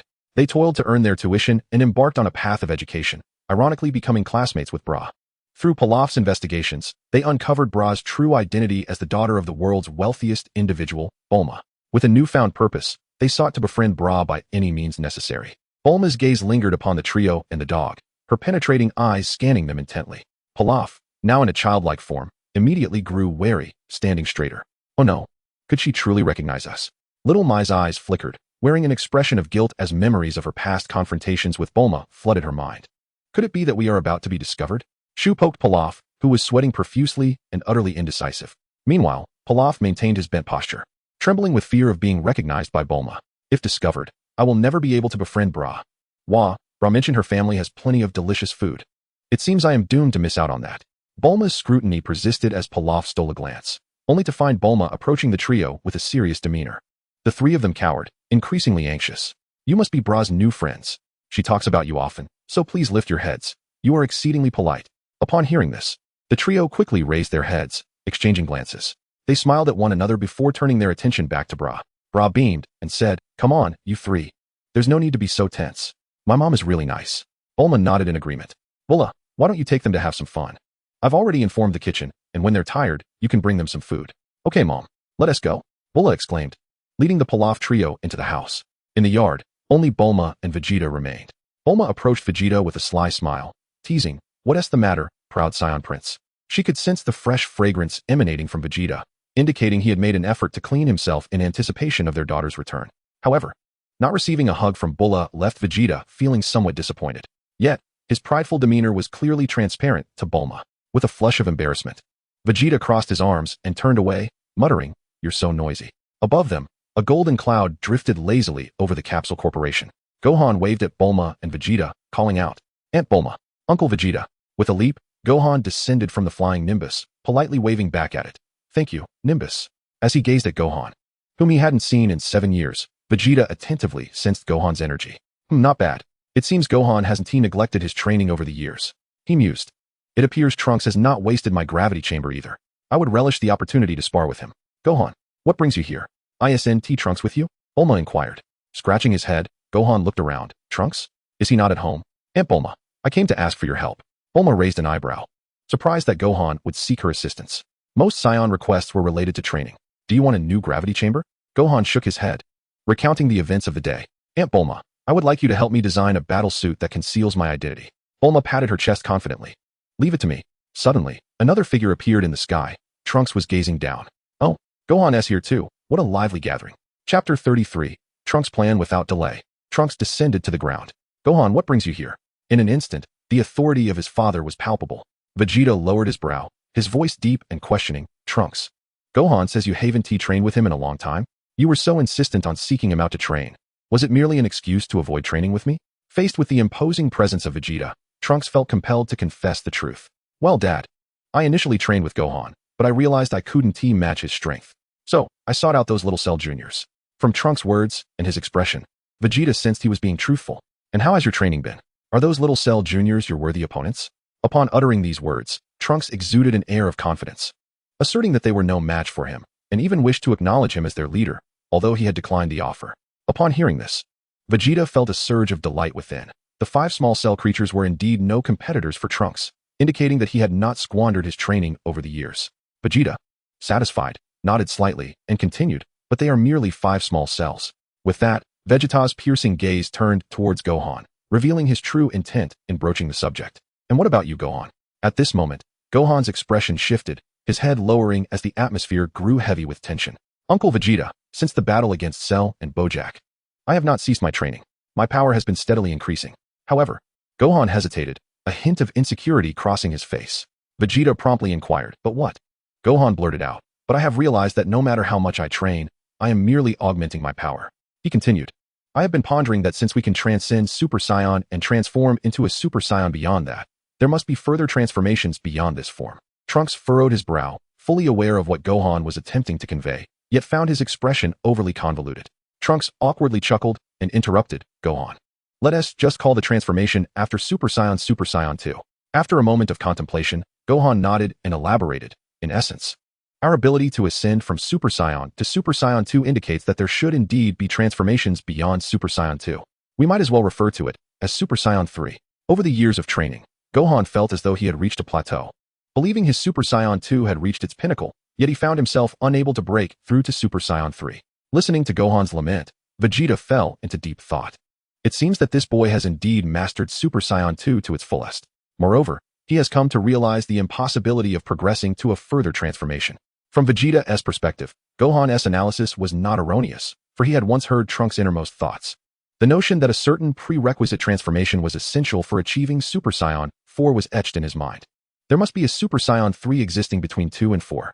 Yet, currently, he faced the same dilemma as Gohan, unable to attain Super Saiyan 3. Vegeta's gaze fixated on Trunks' small head. To uncover the answer, I must look to this boy. In the next moment, Trunks abruptly shattered the tension. Gohan, tomorrow I wish to train in the hyperbolic time chamber. Would you care to join me? Tomorrow happens to be the weekend. Upon hearing this, Vegeta instantly perked up. While Trunks' invitation to Gohan for the hyperbolic time chamber sparked confusion, Gohan responded, Huh? Tomorrow? At this moment, I feel as though I have reached a plateau. And your encouragement is precisely what I need to break through in facing the forthcoming adversaries. Trunks has no choice but to ascend to Super Saiyan 2 in an exceedingly short time, necessitating his entry into the room of spirit and time. Gohan lowered his head, somewhat embarrassed. That Trunks, I have plans with a classmate tomorrow. Observing Gohan's demeanor, Trunks couldn't help but smirk. Gohan, the classmate you mentioned, is she a twin-tailed sister? Could she possibly be your girlfriend? Gohan's face flushed crimson, shock evident in his eyes as he exclaimed, Trunks, how did you know? Realizing he had misspoken, Gohan fumbled. No, I meant, how do you know what she looks like? She is not my girlfriend. Trunks wore a knowing grin. I saw her following you today. So I took a guess. Seeing Gohan's reaction, Bulma's interest was piqued. Really? Gohan, you have a girlfriend? How does she look? Does your mother know? I must call Chi-Chi right away. Bulma turned on her heels, her steps light with excitement, eager to share the delightful news with Chi-Chi. Gohan scratched his head, astonished that Trunks had fortuitously witnessed the events of the day. Actually, Gohan, why can't we invite that older sister into the room of spirit and time with us? Gohan was taken aback, pondering, indeed. After all, Bulma is also training. She could join us in the room of spirit and time, couldn't she? However, he quickly voiced his concerns. But the gravity inside the room is different from the outside, and she is just an ordinary person. Besides, isn't it limited to 2 individuals? It's simple, Trunks replied. You could bring a gravity chamber inside and set it to -10 times gravity, which would counteract the gravity in the room of spirit and time. Vegeta used this method to help me acclimate to the gravity within. Moreover, the room may not be restricted to just 2 entrants. Remember when Mr. Popo, Trunks, and I were all there simultaneously? Therefore, more than 2 could likely enter at once. Vegeta's explanation brought a smile to Gohan's face, as this way, he could indeed have the best of both worlds. Listening to Vegeta, Trunks felt a surge of admiration for his father, as expected of Dad.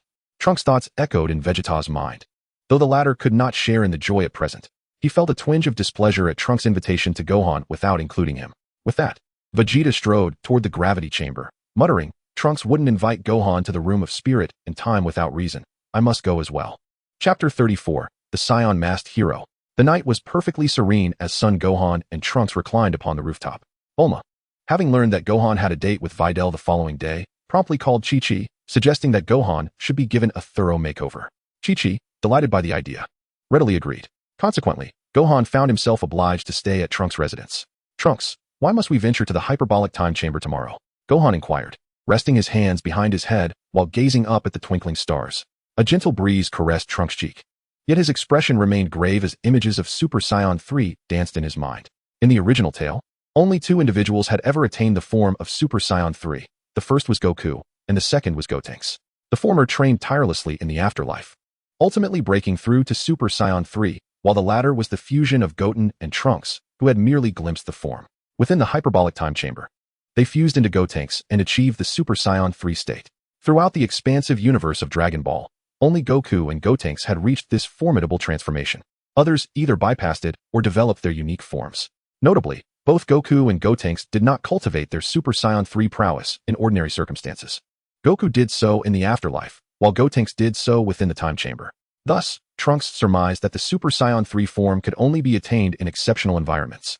Since Gohan could not access the afterlife, the only place Trunks could think of for Gohan to achieve Super Saiyan 3 was the hyperbolic time chamber. With a newfound smile, Trunks explained to Gohan, "Gohan, of course, it's to grow stronger.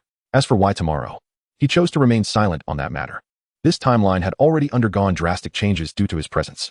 Who could predict what unexpected events might unfold? After all, during the previous 7 years, foes like Cooler and Bojack had emerged. What surprises lay ahead in the coming days? Trunks vaguely recalled that Bojack's seal had been broken due to the death of the South Kai. What had transpired in the South Galaxy remained a mystery. All he could do was ensure that those around him, including himself, grew stronger. The sooner Gohan achieved Super Saiyan 3, the more secure their future would become.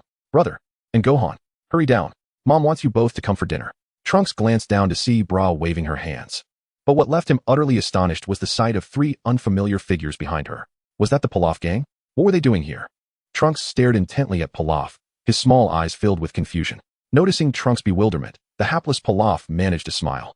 "Hello, Bra's brother, we are Bra's classmates." "Of course. We are your classmates too, although it seems we've never encountered you at school." Trunks felt a buzzing in his head, utterly astonished that these 3 individuals had become Bra's classmates. His gaze settled on Xiaowu, who would eventually become his girlfriend. Yet, the realization that her actual age surpassed that of his mother left him somewhat unsettled. Perhaps overwhelmed by shock, Trunks merely moved his lips and, alongside Gohan, leapt down. He walked ahead, his brow furrowed in deep thought. The complexities of this timeline were increasingly obscured to him. Behind him, Gohan appeared bewildered. Trunks, who had just been engaging in lively conversation, had suddenly grown distant. Bra pouted, puzzled. "What is wrong with my brother? He is not usually like this." Pilaf, Xiaowu, and Asu, I sincerely apologize. My brother might just be lost in thought," she explained. Pilaf and Asu smiled politely, repeatedly assuring her, "It's perfectly fine." However, Xiaowu exhibited a different reaction, her gaze fixed intently on Trunks' retreating figure. Her cheeks flushed, and she inwardly mused, "He seems so aloof. I find it quite alluring." Soon, the group arrived at the dining area. Bulma had already prepared a feast, yet Trunks was puzzled by the presence of 2 tables. One was laden with an extravagant banquet, while the other was stacked high with empty plates. With a wave of her hand, Bulma summoned a cadre of robots to efficiently clear away the dishes. Standing with her hands on her hips, she apologized. "I'm sorry. My husband had to leave early due to some matters." Trunks sensed Vegeta's energy was indeed absent.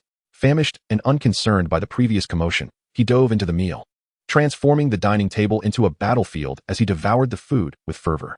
After dinner, Gohan found himself compelled to change into several outfits. Ultimately, under Bulma's guidance, he was made to wear a brown suit. "By the way, Aunt Bulma, when will my transformation outfit be ready?" Gohan inquired, more concerned about that than the suit. As one of Earth's leading genius scientists, Bulma had already prepared it. She handed him a watch, saying, "Here it is, just as you requested. Press this button, and you can transform." Gohan took the watch, donned it, and in an instant, transformed into the Saiyan masked hero before the watchful eyes of Trunks and Bulma. He admired his new attire in the mirror, thoroughly pleased with his appearance. He even struck several quirky poses, effortlessly embodying the moves he had learned from the Ginyu Force during his childhood. "What do you think, Trunks? Cool, right? Shouldn't Aunt Bulma make a set for you too?" Trunks stood frozen, having mentally prepared for this scene, yet still found himself slightly overwhelmed by the reality of it. "Gohan, you do look quite impressive. However, I don't believe it would suit me. Perhaps you could ask Sister Videl about it tomorrow?" Upon mentioning Videl, Gohan returned to a semblance of normalcy. "Oh, right. It seems I have yet to inform Videl not to come to my house tomorrow. Never mind. I shall pick her up first thing in the morning. As he spoke, a shadow suddenly darted past the window, moving with remarkable speed. Trunks and Gohan both sensed the presence of this shadow. It was none other than Vegeta. Trunks looked out the window in confusion. What could Dad possibly be up to at this hour? Chapter 35, Videl. Amidst the sounds of early morning birds, a new day dawned.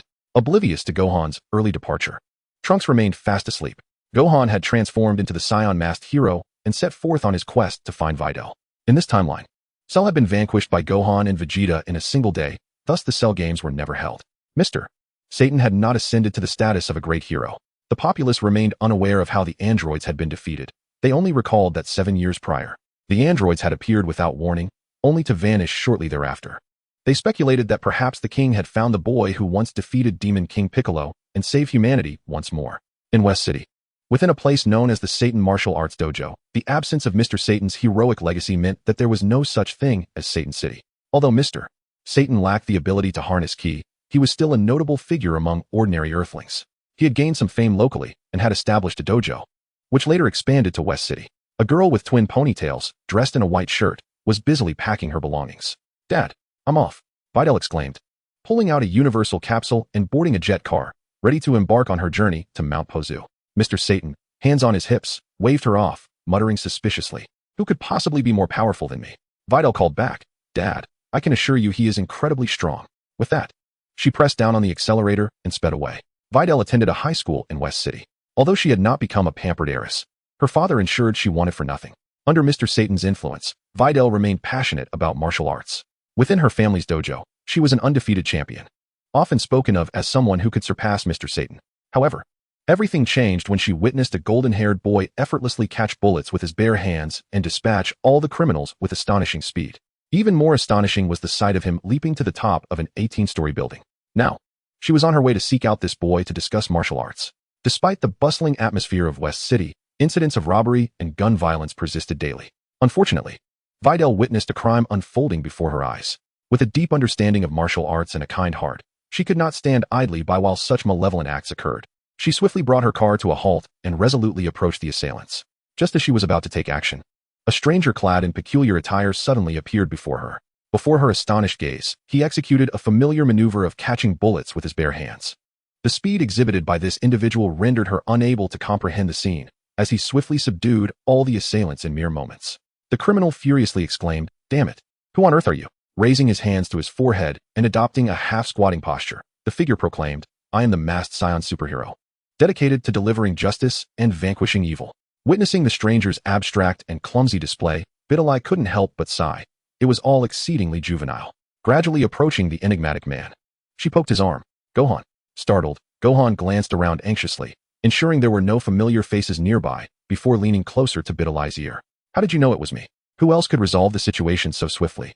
Bidalai replied. Gohan chuckled awkwardly. Haha. I suppose I should refrain from speaking too much in the future." Bidalai inquired.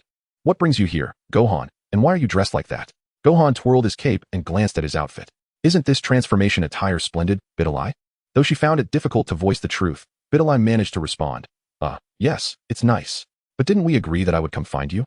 Gohan cast a glance at the car behind her and explained, "Well, circumstances have changed, and I must head to a place called the Hyperbolic Time Chamber to train.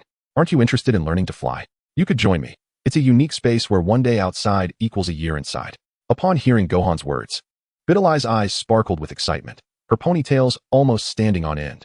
A year inside for just one day outside. That's incredible. Unable to suppress her curiosity, she promptly stowed away her jet car. "Gohan, let's go." Gohan was taken aback by her enthusiasm, but nodded vigorously. "All right, Bidalai. But first we need to stop by Capsule Corporation. I have to wake up Trunks." Bidalai paused. "Capsule Corporation? Isn't that the world's leading company? What brings you there?" "Gohan." Before she could fully process this, Gohan's hands were already resting on her waist. Bidalai jolted, instinctively tensing up. The naive girl felt her cheeks flush, her breath quickening as she turned to face Gohan. Yet, Gohan merely stated earnestly, "Miss Bidalai, we must depart now. Please hold on tight." In the next instant, she was lifted into the air by Gohan. Though he was not an ordinary boy, she was still a girl, and experiencing flight for the first time naturally instilled a tinge of fear within her. Nonetheless, she obediently wrapped her arms around Gohan. At this moment, she was experiencing the exhilarating joy of flight for the very first time, a sensation so liberating that it made her forget everything else. After several seconds of soaring through the air, the two finally arrived at the Capsule Corporation. With a soft thud, they landed simultaneously. The enchanting and surreal feeling lingering in Bidali's memory, her cheeks still flushed. Her curious gaze wandered across the expansive grounds and the opulent decor. And she was certain she had arrived at the Capsule Corporation. Bidali, please wait a moment. I will go fetch Trunks, said her companion. Just then, an extraordinarily beautiful woman emerged in Bidali's line of sight. Bulma approached them with a smile, waving at Bidali. You must be Gohan's girlfriend. The implication of those words made Gohan feel uneasy. Fortunately, Bulma quickly recognized her misstep and continued. Ah, you must be Bidali, right? I'm Bulma. It's a pleasure to meet you. A shiver ran through Bidali.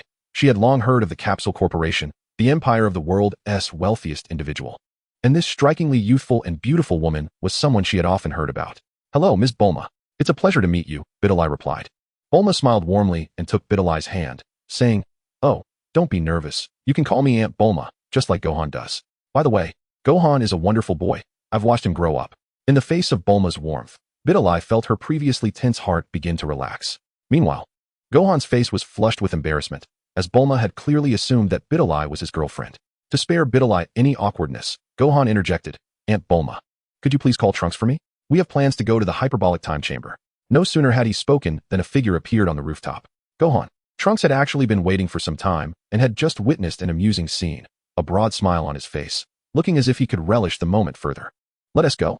With that, Trunks flew towards the sacred world of the Kais.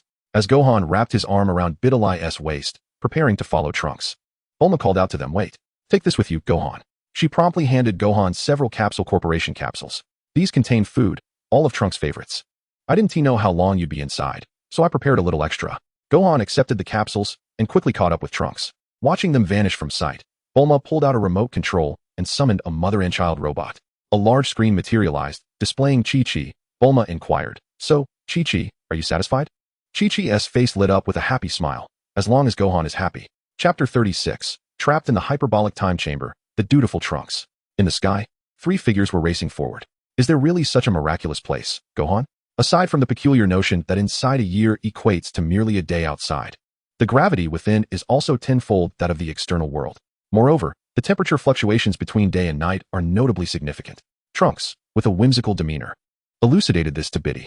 So, dear sister, do you still intend to join us inside? After all, you are but an ordinary person. Biddy's gaze fixed upon Trunks. And it was at this moment she noticed that the child before her possessed a tail. Clearly, those with tails were no ordinary individuals, and Biddy fell into contemplation. Trunks spoke with a measure of reason. Both he and Gohan had the ability to fly. Despite her own martial prowess, she felt quite mundane in their presence. Yet, she was not one to yield easily. After all, she had come this far. I still wish to accompany you, she declared, determination etched in her eyes. Gohan promised to teach me how to fly.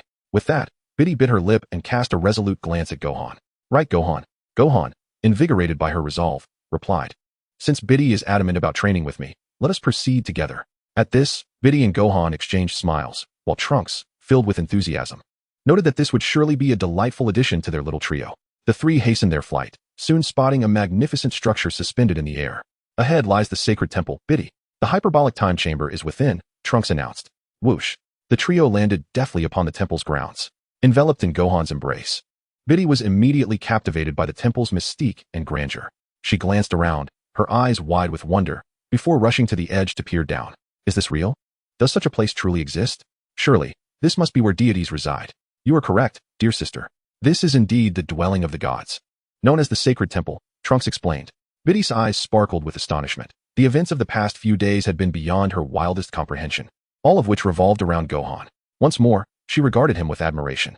Meanwhile, Gohan was preoccupied with a different matter. Strange, where has Mr. Popo gone? I don't see him anywhere. It had been 7 years since their last visit, and both Gohan and Trunks had matured physically. Concerned that Mr. Popo might not recognize them, Gohan called out, Mr. Popo, are you there? It's Gohan. Trunks and I have come to borrow the hyperbolic time chamber.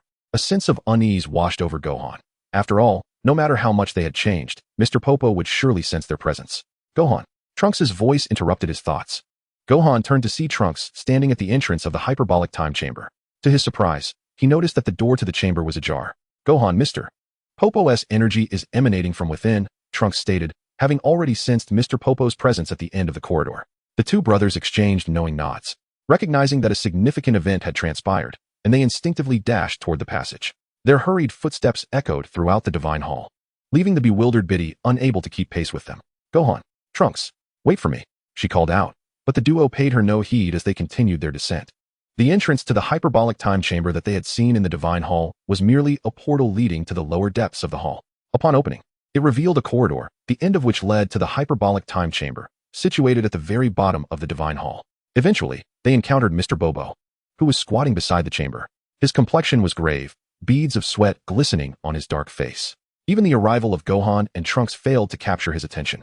Mr. Bobo, why are you waiting outside the time chamber? Gohan inquired anxiously. Trunks also cast a concerned glance at him. Mr. Bobo, what has happened? As he spoke, Trunks waved a hand in front of Mr. Bobo's eyes.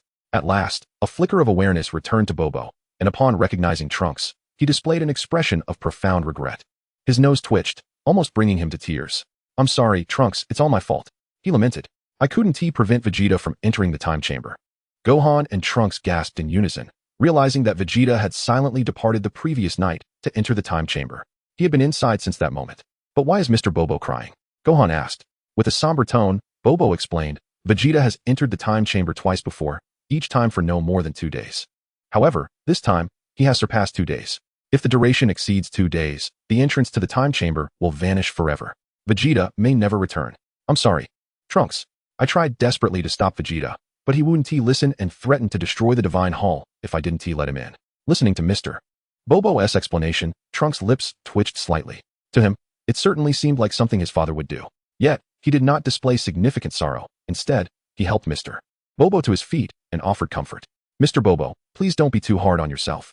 Trunks' reaction prompted curious glances from both Gohan and Bobo. Clearly, this was a moment of sorrow, yet he chose to console Bobo instead. This behavior caused Gohan to blink in surprise, wondering, has Trunks been affected by something? Then, Mr. Bobo, is there any other way to save him? Trunks' face bore no trace of sadness. In fact, he seemed unusually cheerful. Mr. Bobo, Gohan, please don't worry. My father will surely find a way to return. Upon uttering these words, son Gohan found himself increasingly perplexed.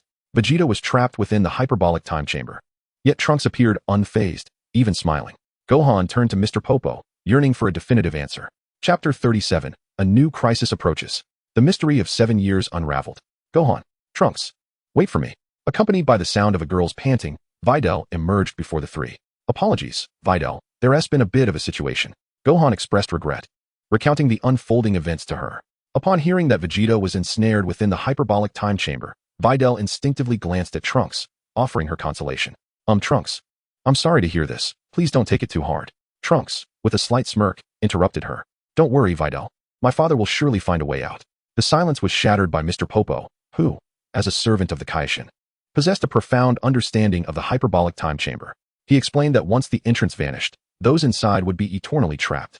However, there existed another means of escape. If one's strength reached a certain threshold, they could breach the spatial barriers and emerge. Mr. Popo's words ignited excitement among the group. So, if Uncle Vegeta can muster the power to shatter the spatial barriers, he can escape the hyperbolic time chamber. Gohan's gaze drifted into contemplation. From last night until now, nearly half a day has elapsed. Thus, within the chamber, it has been half a year. The fact that Uncle Vegeta has not yet emerged indicates his current power is insufficient to break through the spatial confines. But why is Trunks so certain that Uncle Vegeta will undoubtedly escape? Let us go, Gohan, Videl. We can train outside just the same. Gohan can teach you the instant transmission technique. Trunks spoke with an unusual calmness, devoid of any hint of concern. For him, it was evident that Vegeta's power had already ascended to the pinnacle of Super Saiyan 2. After entering the hyperbolic time chamber, surpassing Super Saiyan 3 was merely a matter of time. In the original narrative, Gotenks transformed into Super Saiyan 3 and shattered the spatial barriers. Thus, Vegeta would surely break free from the hyperbolic time chamber once more. Noticing that the two remained stationary, Trunks nudged Gohan from behind. Come on, Gohan, what are you thinking? In the vastness of the universe, amidst boundless darkness, a solitary glimmer of light stood out vividly. A spaceship was hurtling towards Earth at light speed. Inside the vessel, a man was in a state of suspended animation.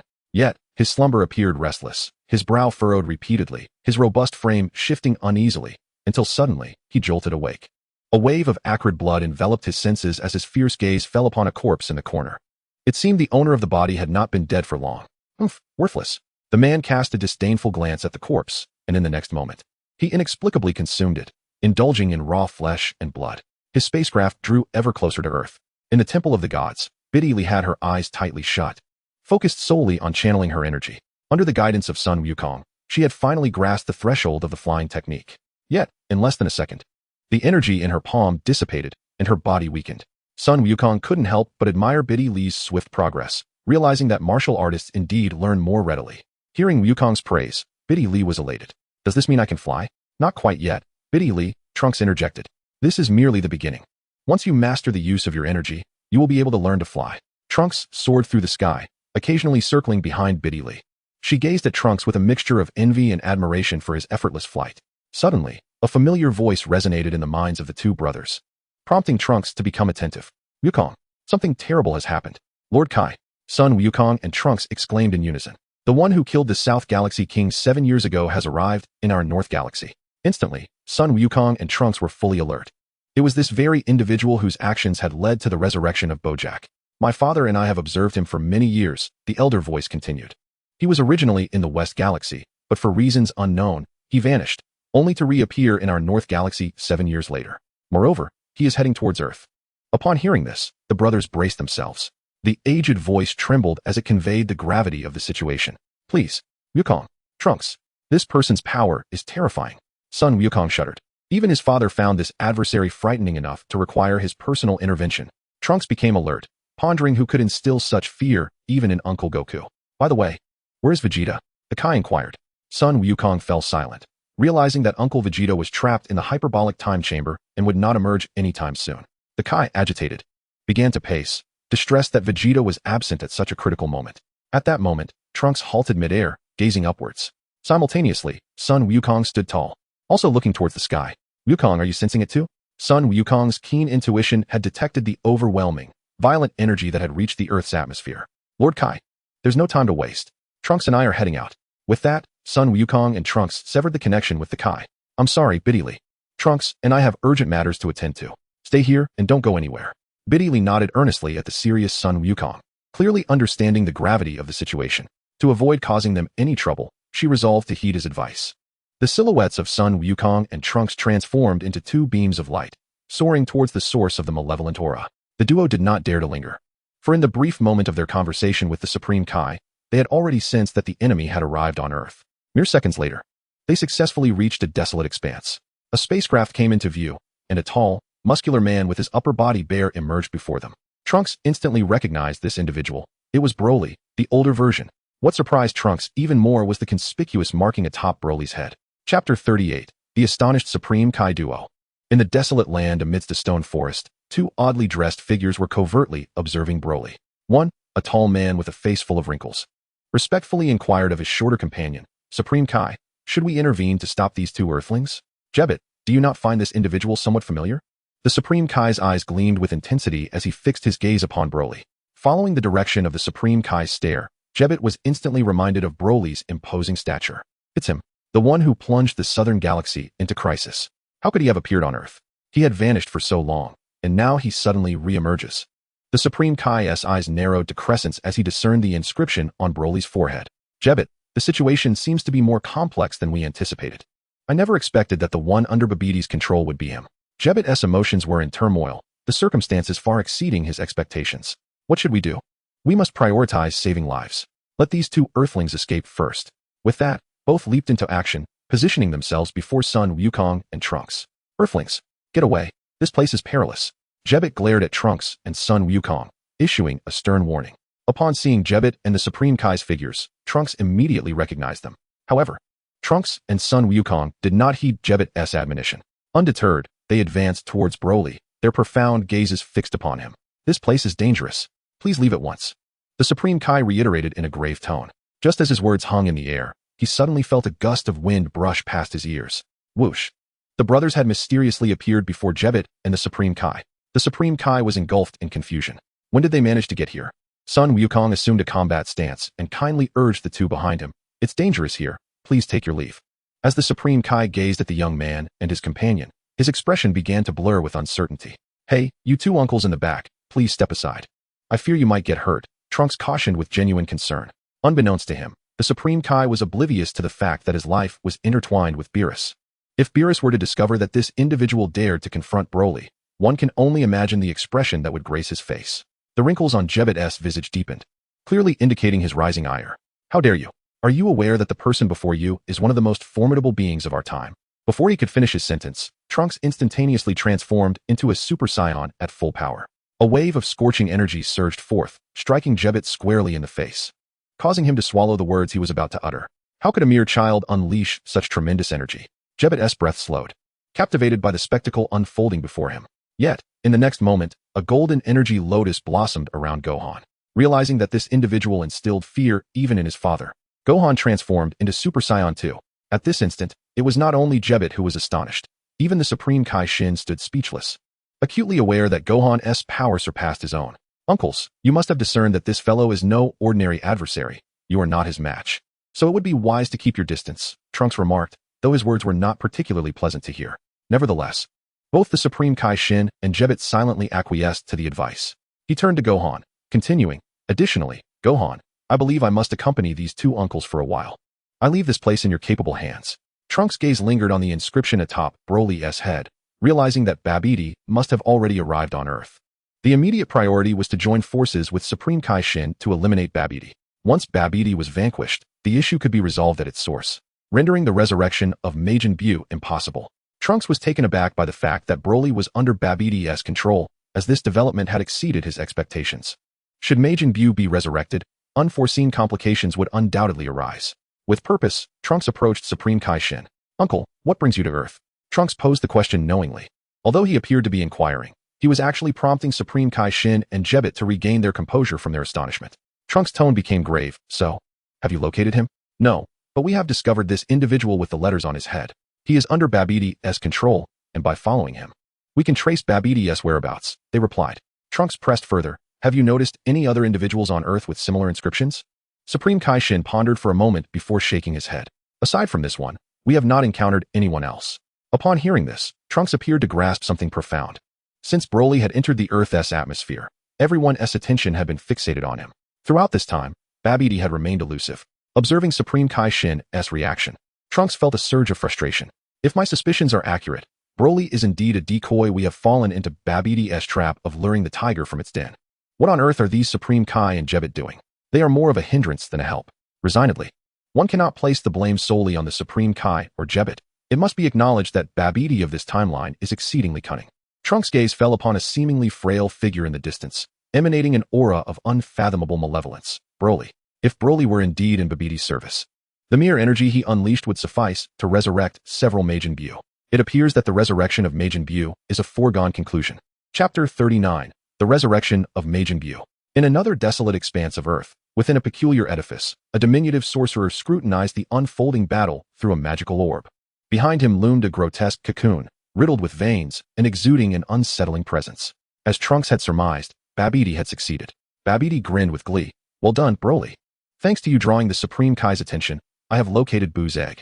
How foolish this East Kai is. A pink, subservient figure knelt before Babidi, exclaiming, Congratulations, Lord Babidi. You are on the verge of resurrecting Majin Buu. The speaker was none other than Dabura, the king of the demon realm. Babidi's sinister laughter echoed as he commanded, Dabura, fetch all the energy extracted from Broly. At once, Lord Babidi, responded Dabura. With anticipation, Babidi turned to gaze upon the cocoon sealing Majin Buu. My Majin Buu. I shall revive you shortly. Moments later, Dabura approached Babidi, carrying several vessels resembling chamber pots. Lord Babidi, this is all the energy. What shall we do now? Fool. Of course, we shall bestow it all upon my Buu. Babidi exclaimed, snatching a vessel and fervently pouring the energy into the cocoon. Dabura hastened to assist. At last, after an entire minute of energy infusion, the cocoon began to exhibit signs of transformation. Under the watchful eyes of Babidi and Dabura, it quivered violently. Subsequently, a thick cloud of smoke erupted from within.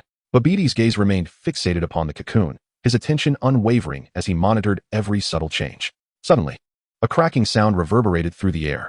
Babidi's tongue nearly slipped from his mouth, his eyes bulging with disbelief. For within the cocoon, nothing manifested at all. Panic set in. Where is Majin Buu? Where is my Majin Buu? Babidi nearly went mad, his eyes wild with despair, his expression contorted in agony. What is this, Lord Babidi? Dabura inquired, pointing at the pink mist above the cocoon. In a fleeting moment, the pink mist coalesced, forming a humanoid figure. The rotund form of Majin Buu materialized before Babidi's astonished gaze. Marvelous. My Majin Buu, you have finally returned. Yet, The newly resurrected Majin Buu seemed utterly indifferent to Babidi, leaving the latter with an unreciprocated enthusiasm. Majin Buu pouted and inquired, "Who are you?" in response to Babidi's self-introduction.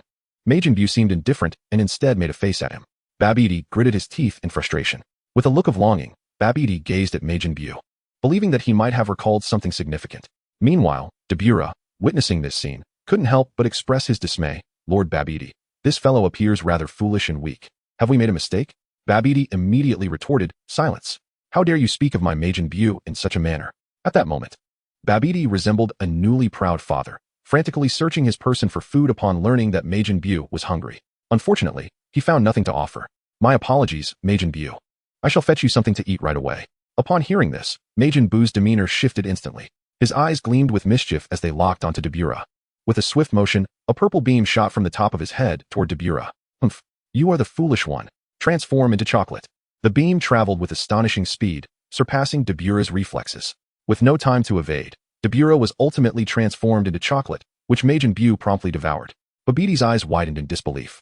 No, Dabura has been eaten. Yet, in the next moment, a sinister smile crept across his face. "Truly, my Majin Buu. One strike, and Dabura is no more." Babidi cared little for Dabura's demise. Compared to him, Babidi valued the greater asset, Broly, far more. "Come, Majin Buu. Let us seek out Broly and teach that Kaishin a lesson." At that moment, Babidi's ambition surged, entirely fueled by the confidence bestowed upon him by Majin Buu. Enraged, Babidi threatened, "Majin Buu, if you do not heed my commands, I shall seal you away once more." He gestured toward the severed meat cocoon lying on the ground. At that instant, Majin Buu, still possessing the innocence of a child, was momentarily subdued by Babidi's intimidation. Thus, the two soared toward Broly's location. "Gohan, let us go together," Trunks exclaimed as he joined Gohan's side. "Do those two gentlemen not require your assistance?" Gohan inquired. Trunks shook his head, unwilling to elaborate further. He had already deduced that Majin Buu had been resurrected, and their immediate concern was the present situation. As Gohan advanced, Broly suddenly sensed something amiss. A frown creased his brow. The figure approaching him bore a striking resemblance to a figure from his childhood memories. Tentatively, he inquired, "Kakarot?" Gohan froze momentarily, surprised that Broly had uttered his father's Saiyan name. "Is he also a Saiyan?" "Gohan, do not get distracted. This fellow has set his sights on you." Trunks urged Gohan, fully aware of Broly's past. He knew that upon seeing Goku or someone resembling him, Broly's rationality diminished and his combat prowess surged. As anticipated, following that exclamation, Broly's muscles began to swell. In the next moment, his body was enveloped in a golden light, confirming his lineage as a Saiyan. Before Gohan could fully express his astonishment, the golden radiance was abruptly supplanted by a vibrant green glow. The once resplendent golden hair transformed into a striking green under this illumination. Waves of energy cascaded around him, washing over everything in sight. Hidden among the rubble, Jebet and the Supreme Kai were left utterly astounded. Within a mere day, they had witnessed three individuals whose powers surpassed their own. Jebet had previously investigated Broly and believed that one capable of defeating West Kai should possess substantial strength. However, after his mysterious disappearance, he had not delved further into his abilities. He had assumed Broly's power to be limited, which led to his earlier attempt to impede Gohan and Trunks alongside the Supreme Kai. "Are all Saiyans monstrosities?" Jebet mused. The Supreme Kai shielded his eyes, for the unfolding spectacle far exceeded his expectations. "Is this truly the legendary Super Saiyan?" "It is indeed quite grotesque," Trunks remarked. Under the influence of Broly's transformation, the Saiyan cells within Trunks and Gohan began to quiver. "I feel a bit scared, yet overwhelmingly excited, Gohan." "Trunks, me too." As they spoke, both brothers propelled themselves upwards, their legs suddenly lifting off the ground as a gentle breeze swirled beneath them. With their legs charged with energy, they launched towards Broly.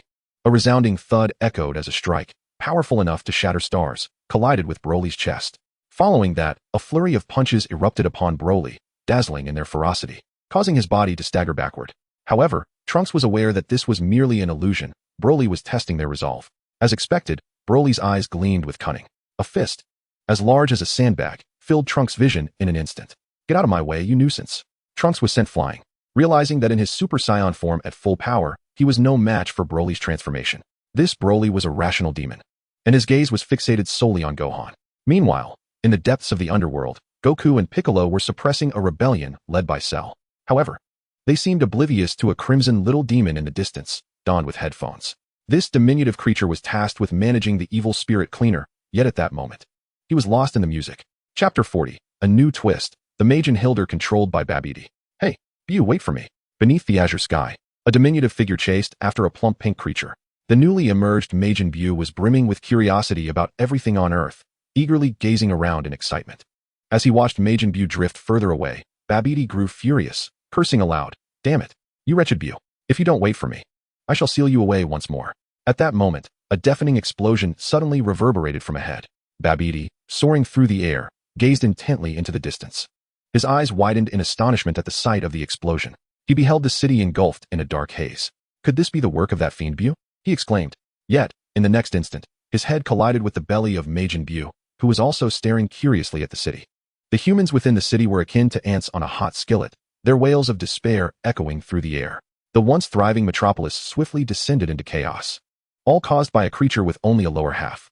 This monster, lacking an upper body, unleashed cataclysmic energy, wreaking havoc upon the city.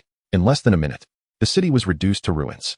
Meanwhile, at the Capsule Corporation in West City, an unusual scene unfolded. An eccentric old man, entirely clad in pink, knelt before Bulma. It was evident that he did not belong to Earth. This old man, known as Hoi, was a sorcerer. Please, use the Dragon Balls to unlock this music box. Only by releasing the hero can we defeat that monster, he implored, presenting the music box before Bulma with both hands. Seeing Hoi's earnestness ignited a genuine desire in Bulma to assist him. I'm afraid I have some unfortunate news. The Dragon Balls vanished 7 years ago. However, you need not worry. My husband will surely defeat the monster, she replied apologetically. Upon hearing this, Hoi's expression hardened, and he swiftly rose to his feet, a flash of anger igniting in his eyes. He leaped into the air, heading towards the creature with only a lower half. This monster was named Hildegarn, a demon awakened by dark sorcerers a millennium ago. Under the sorcerer's influence, Hildegarn began to wreak widespread destruction, seeking to conquer the universe. He was eventually cleaved in two by a righteous priest and sealed within the bodies of 2 heroes. To ensure Hildegarn's complete confinement, the 2 heroes resolved to seal themselves within 2 music boxes. Not long ago, Hoi had lifted the seal on Hildegarn's lower half, compelling it to slay one of the heroes, thus gaining the power to summon the lower half of Hildegarn. The upper half remained sealed within the music box, which appeared to be under a very stringent seal that no amount of effort could break.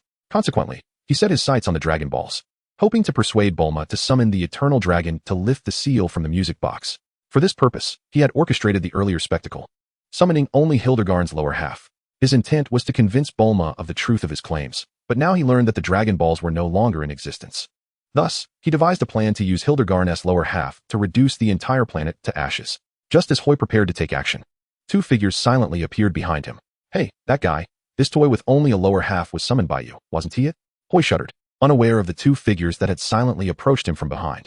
As he turned, he was met with the menacing gaze of a grotesque creature, even more hideous than himself. Beside this monstrous being stood a corpulent figure, adorned in pink. Who are you? Hoi demanded, his voice laced with caution.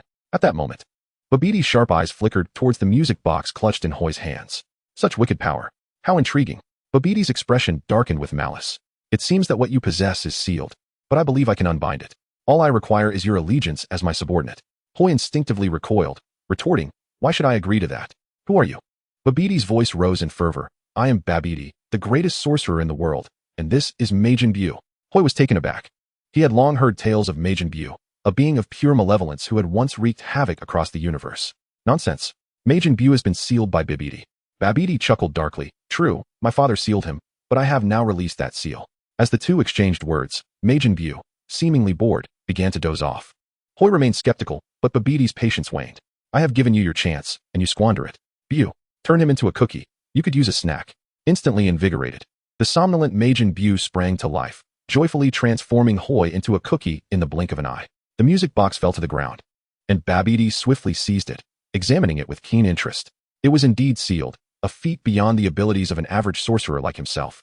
Yet it posed no challenge for him. With a flourish of his wand, he unleashed a beam of magic upon the music box. Before long, it sprang open, revealing a red-haired warrior resembling the Kaioshin, brandishing a sword. This man was Tapion, with the upper half of Hirudegarn sealed within him. The 2 locked eyes, and Babidi quickly sensed the monstrous entity sealed within the red-haired warrior. What have you done? Tapion roared, fully aware of the implications of his reemergence. In the next instant, Babidi's wicked grin widened as he aimed his wand at Tapion.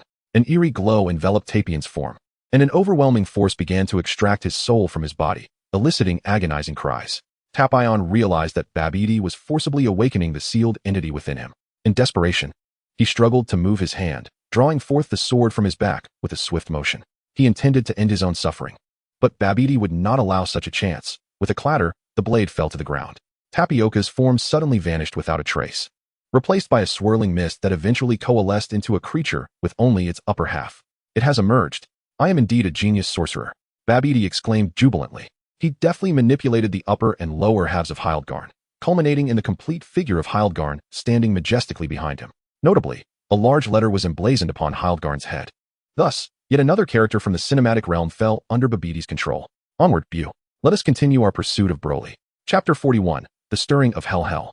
An elderly man was clandestinely engaged in research. This man was Dr. Gero, the very individual who had fallen victim to the androids 17 and 18. He harbored a profound disdain for such failed creations. Unexpectedly, he discovered that the ultimate android he had once studied in secrecy, Cell, had utilized a time machine to absorb these two androids. Dr. Gero retrieved a notebook, densely populated with annotations and data. Upon learning that his creation, Cell, had been vanquished by Gohan and Vegeta, he felt an overwhelming sense of frustration. It was from 7 years prior that he began to delve deeper into how to enhance Cell's power while in the confines of Hell. At that moment, a green figure materialized before Dr. Gero. Cell, nursing his wounds, cursed vehemently, "Damn it!" cursed Goku. Cell's eyes brimmed with indignation. In Hell, having already perished once, he lacked the opportunity to exploit the Saiyan and Namekian cells for a near-death transformation. Although he had been training, the souls of the damned in Hell were not corporeal beings. The progress Cell had made in recent years was negligible. In contrast to Goku and Piccolo, who had retained their formidable might even in death, Cell found himself increasingly outmatched. "This marks your 1000th uprising, Cell," Dr. Gero admonished with the gravitas of a concerned father. Cell, full of disdain, felt increasingly resentful. Upon his entry into Hell, he had managed to hold his own against Goku, but as time passed, the chasm between their strengths only widened. Were this not Hell, I would have defeated Goku long ago. A glint of sternness flashed in Dr. Gero's eyes as he perused his notes, a contemplative smile crossing his face. If only this were not Hell. In a place that resembled paradise, within a bustling garden filled with laughter and merriment, a group of winged fairies sang joyously. They danced around a grand tree, playing delightful melodies, while above them hung a white cocoon-like object. Suddenly, the cocoon began to tremble violently. Frieza, gritting his teeth, roared, "Foolish Cell," once again defeated by Goku. With the sound of mirth and celebration ringing out, Frieza recognized that the fairies were rejoicing over the quelling of the turmoil in Hell. Meanwhile, from another towering tree, a cacophony of curses echoed. "Get lost. Clear off." Gula shook his body, ensconced in a white cocoon, writhing like a maggot. Beside him, another tree housed a cocoon, albeit one significantly larger than the other two. King Coulter glared disdainfully at the elves, cursing, "Sun Wukong, this is all you're doing." Though the surroundings appeared harmonious, resembling paradise, for the trio of father and sons, it was an undeniable hell. Their shouts reverberated incessantly. Yet, while King Coulter and Frieza directed their ire at Sun Wukong, Gula's contempt was aimed at Vegeta. In the Hall of Yama, Sun Wukong and Piccolo were reporting to King Yama after quelling a rebellion in the underworld. "We are immensely grateful to you both, Wukong and Piccolo. It is always you who suppress these villains," King Yama expressed with a look of contentment. Over the years, without Sun Wukong and Piccolo, who knows how much chaos would have ensued. Sun Wukong scratched his head and chuckled. "No need for thanks, Lord Yama. Piccolo and I were just looking to hone our skills." He turned to Piccolo, who was fixated on an endless line of souls. The astute Piccolo quickly discerned an anomaly. "Lord Yama, why are there so many souls today?" King Yama's expression grew serious, as he noted the day's workload was indeed far beyond the usual. "You are correct. Today, an unusually high number of souls have perished. Moreover, it appears they were all killed on Earth." Upon hearing this, both Sun Wukong and Piccolo exchanged astonished glances, for they were aware that a formidable presence was currently wreaking havoc on Earth. Could it be Broly? Sun Wukong exclaimed in disbelief. Just then, the voice of King Kai resonated in Sun Wukong's mind. "Wukong, this is dire." "King Kai, what has happened?" Sun Wukong inquired urgently. King Kai's voice trembled with intensity. "Earth is facing an unprecedented crisis." At these words, both Piccolo and Sun Wukong felt their hearts leap to their throats. Was Broly on a rampage on Earth? "King Kai?" King Kai's aged voice faltered. "No, the situation is even more complex. A new enemy has emerged. A creature with only a lower half has slaughtered an entire city." Sun Wukong nodded resolutely. "Understood." However, Piccolo's expression darkened, as he had only heard about Son Gohan and Trunks. "King Kai, what about Vegeta?" King Kai paused momentarily. "What?" Piccolo's face broke into a cold sweat as he turned to King Yama. But in that instant, a deafening roar erupted from the depths of Hell, captivating everyone's attention. Before they could gasp in astonishment, clouds resembling candy began to rise ominously without warning. Sun Wukong and Piccolo simultaneously became alert, leaping forth from the Hall of Yama. However, the hall was not as fortunate. The swirling clouds were not mere confectionery, but rather a formidable barrier. The entire hall of Yama was ensnared within this confinement. And in the next moment, a grotesque creature, adorned with gaping holes and possessing a bulbous head and large ears, suddenly descended upon the hall. The monster jubilantly proclaimed, "Evil Thought Wave! Evil Thought Wave!" Chapter 42, The Helpless Brothers and the Wrathful Broly. In the desolate expanse, green energy auras burst forth with reckless abandon, emanating in concentric circles from Broly's swollen form. This terrifying aura engulfed the heavens and the earth. And Trunks and Gohan could distinctly sense that Broly's power had intensified once more. Kakarot, Kakarot, at last, I have found you. Ha ha. Broly's maniacal laughter echoed, his eyes locking onto Gohan with a predatory gaze. It appeared that the attacks launched by Gohan and Trunks had little effect on him. Damn it. This guy is indeed as formidable as the rumors suggested. Trunks seethed, gathering energy waves in his hands. With a swift motion, a torrent of energy spheres surged through the sky, converging upon Broly like a vast net. Boom. A mushroom cloud erupted into the sky, enveloping Broly in a thick shroud of smoke. Yet, to Trunks' astonishment, Broly emerged unscathed. Suddenly, a gust of wind, catching Trunks off guard, brushed against his cheek. He sensed a searing heat near his ear and, upon turning his head slightly, beheld a colossal fist hurtling toward his left temple. At that moment, he realized that evasion was futile. Buzzing, the bones in his skull emitted a sharp crack as Broly's fist collided with his forehead. In an instant, Trunks' body lost all control, flinging him through the air in a chaotic tumble. The sequence unfolded with such rapidity that Trunks scarcely registered that he had been propelled several hundred meters away. Crash! His form struck the stone forest with the force of a projectile that had veered off course. This was the legendary savage power of the Super Saiyan. Trunks! Gohan's voice rang out, strained and desperate, as he instantly rose to his feet, amplifying his energy to its zenith. Fueled by rage, Gohan charged at Broly, unleashing a fierce assault. His twisting body concentrated all its might into his right fist, launching a powerful blow aimed at Broly's chest. Bang! A burst of heat erupted from Broly's torso, dissipating almost instantaneously, as if Gohan's attack had vanished with that surge of energy. Broly's already formidable physique, further hardened by Babbidi's enchantment, rendered Gohan's strike utterly ineffective. Yet, consumed by fury, Gohan was far from inclined to relent. Son Gohan elevated his leg high, executing a flawless 360-degree spin in the air before unleashing a side kick aimed at Broly's arrogant visage. A shocking moment ensued. Broly, with a singular hand, seized Son Gohan's leg, his expression morphing into a sinister grin filled with malevolence. What followed was a brutal spectacle. Broly, employing the simplest yet most savage method, hoisted Son Gohan's leg, dragging his entire body along. In a state of shock, Son Gohan struggled valiantly, yet no matter the effort, he could not escape Broly's iron grip. In desperation, he placed both hands at his waist, channeling energy into a Kamehameha wave. With a resounding boom, he unleashed the attack against the ground, attempting to utilize the recoil to free himself from Broly's clutches. Broly merely snorted dismissively, entirely unconcerned with Son Gohan's actions. In the next instant, his palm enveloped Son Gohan's face. A menacing grin revealed a row of sharp teeth as his powerful arm exerted even more pressure. Son Gohan's head sank into the earth, and the air was filled with his anguished cries. Trunks, bloodied and battered, slowly emerged from the rubble, his gaze fixed upon the scene of devastation as Broly continued to torment Son Gohan. A realization struck him. Broly was nothing short of a demon. There was no way he and Gohan could contend with such a foe. Trunks' eyes shifted towards the Kaioshins, who were paralyzed by the sheer brutality unfolding before them. His gaze ultimately lingered on the Kaioshins' ear, contemplating their predicament. With his father trapped within the hyperbolic time chamber, the only hope to stop Broly rested upon him and Gohan. But as a Super Saiyan 2, Gohan stood no chance against Broly's overwhelming might. The only viable option was to resort to the Patera fusion. The Kaioshins were rendered speechless, utterly horrified by Broly's bloodthirsty violence, oblivious to the battered figure drawing closer to them. Trunks staggered towards the Kaioshins and Jebbet, his body marred by wounds. Upon seeing Trunks' battered state, the Kaioshins' face darkened with shame, lowering his head in utter guilt. "I'm sorry, I cannot assist you. Please," just as Trunks was about to speak. A radiant green light captured his attention. Broly was gathering a tremendous amount of energy, an indescribably powerful energy wave that shone blindingly. Broly intended to kill Gohan. If that blow landed, Gohan would surely perish. If he were to die, thoughts of utilizing the Patera fusion would be futile. With determination, Trunks positioned one hand before his chest, preparing to unleash his ultimate flash. "Damn it, Broly," he shouted, channeling his remaining strength into his palm as a golden wave surged toward Broly. Yet, in a split second, Trunks was compelled to alter his course. The ultimate flash, instead, ascended into the heavens. Broly abruptly ceased gathering energy, instead using the weakened son Gohan as a shield. If Trunks continued his attack, he would inadvertently slay his beloved Gohan. Damn it, Trunks cursed bitterly. However, Broly's imposing figure silently materialized behind him. With a swift motion, a hand strike landed on Trunks' back. His eyes glazed over, an overwhelming sense of powerlessness enveloping him. The abruptness of it all was staggering. With a crash, Trunks collapsed to the ground, and in the final fleeting moment of consciousness, he glimpsed Broly's menacing visage. Behind Trunks, Vegeta and the Supreme Kai looked utterly bewildered, having failed to perceive Broly's movement.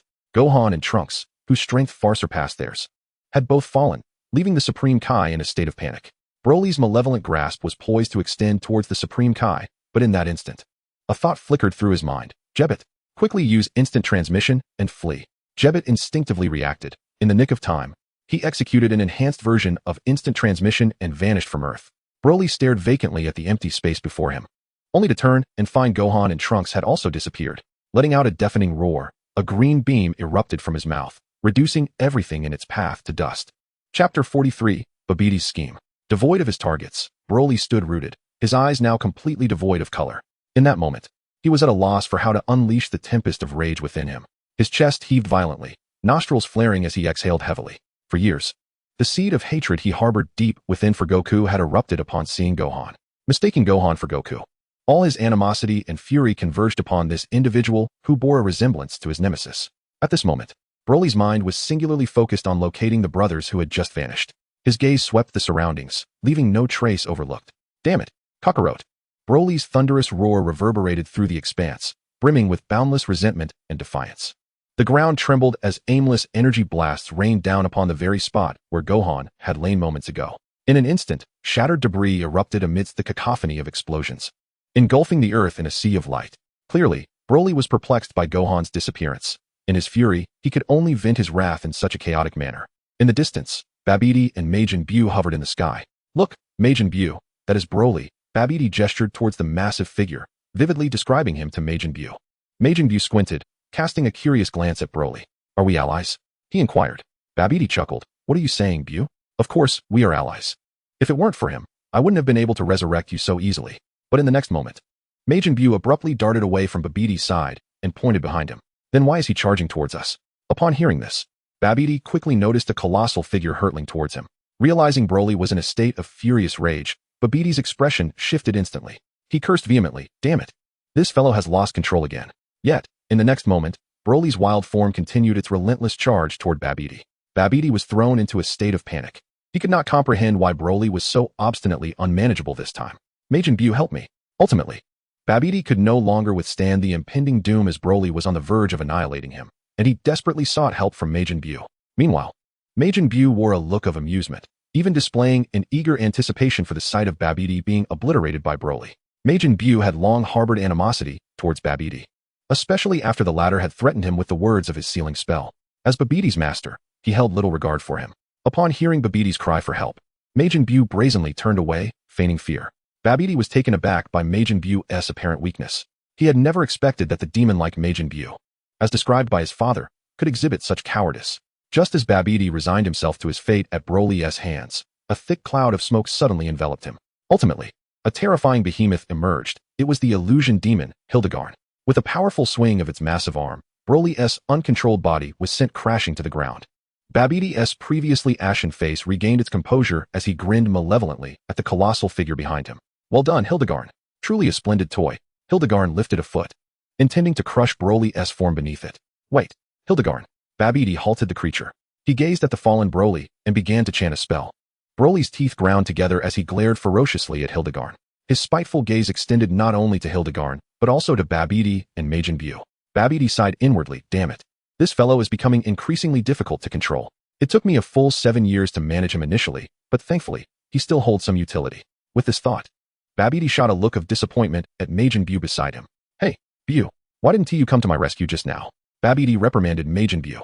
However, at that moment, Majin Buu seemed to have undergone a transformation. The earlier facade of weakness had vanished entirely, and he now glared fiercely at Broly. Clearly displeased with Broly's defiant stare, Majin Buu's demeanor left Babidi perplexed. Could it be that Buu was merely pretending? At this moment, doubt crept into Babidi's mind regarding the rotund Majin Buu. Yet, gazing upon Buu's innocent and somewhat foolish visage, Babidi dismissed the notion as improbable. Perhaps I am overthinking this. As he regarded the three monstrous entities before him, Babidi felt an overwhelming sense of invincibility. He was thoroughly satisfied with his trio of subordinates. Thus, a bolder idea began to take root in his mind. Thus, the aim is to control a multitude of nefarious individuals, transforming them into loyal subordinates, thereby establishing dominion over the entirety of the universe. This journey to Earth has indeed not been in vain. The villainous Majin Buu has been resurrected, and I have also gained the allegiance of Hildergan. Henceforth, let us commence our plan to conquer Earth, step by step, with the ultimate goal of ruling the universe.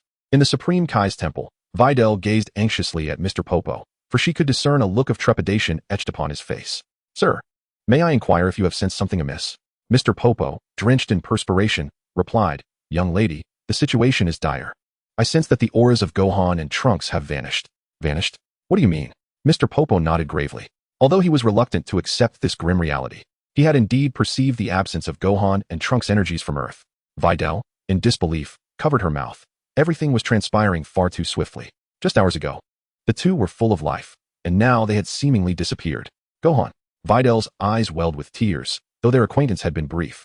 Gohan's sincerity had indelibly imprinted on her mind. Suddenly, the entire Supreme Kai's temple began to tremble. Judging by the frequency of the tremors, the epicenter lay within the depths of the temple, specifically the hyperbolic time chamber.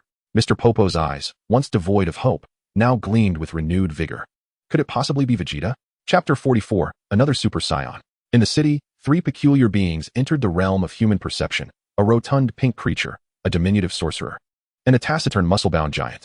Majin Buu, incessantly lamenting his hunger, was irresistibly drawn to a candy store. Upon catching sight of the delectable confections, he dashed into the shop. Accompanied by shrieks of terror, all patrons within the candy store fled in sheer panic from the sight of this monstrous figure.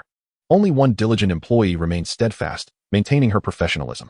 She gently patted Majin Buu on the back and cautiously inquired, Good day, sir. Here, we require payment first.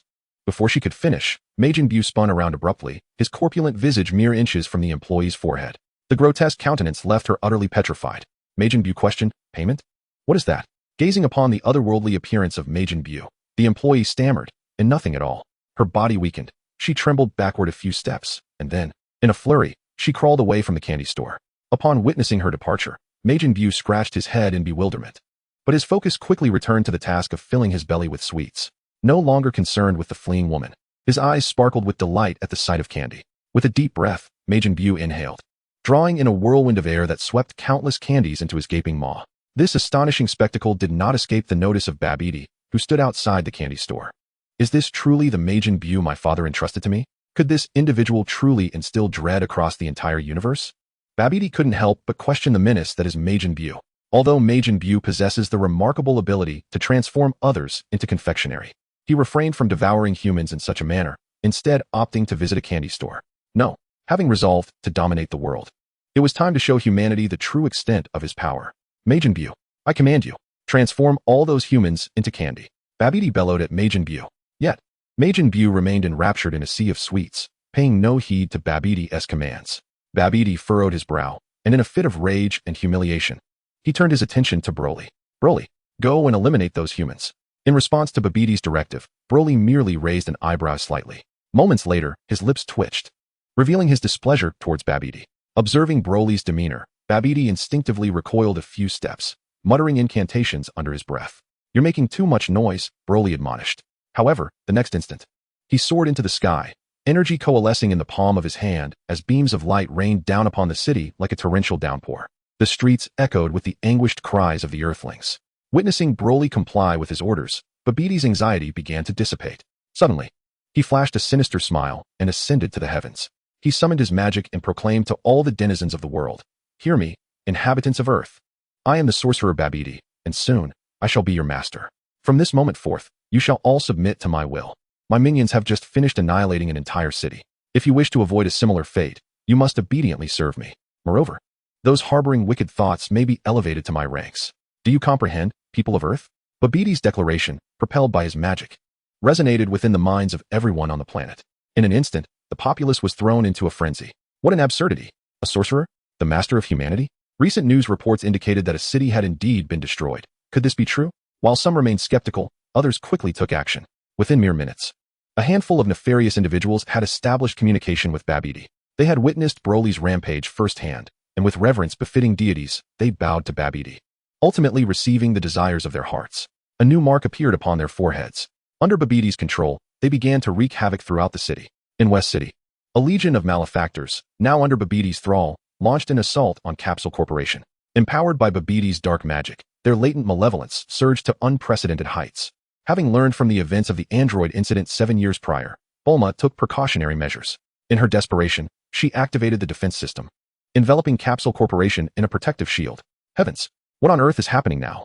Bulma was utterly perplexed. Within the span of a single day, Earth had once again plunged into crisis. Coincidentally, this turmoil coincided with the moment when everyone had entered the hyperbolic time chamber. Worry not at Bulma as she called out, "Vegeta, where are you?" In the courtyard, the Pilaf gang stared, bewildered, at the rioting humans outside. "Didn't you hear that voice, the one belonging to Babidi?" Pilaf inquired. Both Mai and Shu nodded in agreement.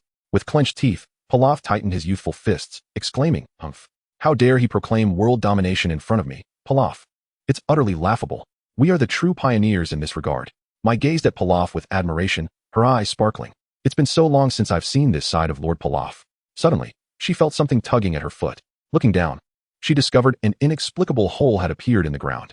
A ferocious face emerged from it, prompting Mai to emit a piercing scream. "Ah, Lord Pilaf, save me." At that moment, a figure descended from the heavens, and Bra stood before Mai like a savior. "You scoundrel, do not bully Mai." Bra's flying kick sent the assailant crashing back into the earth. Enraged, Bra was instantly engulfed in golden flames. Mai stood frozen, her gaze fixed on Bra, who, in her eyes, now sported golden hair.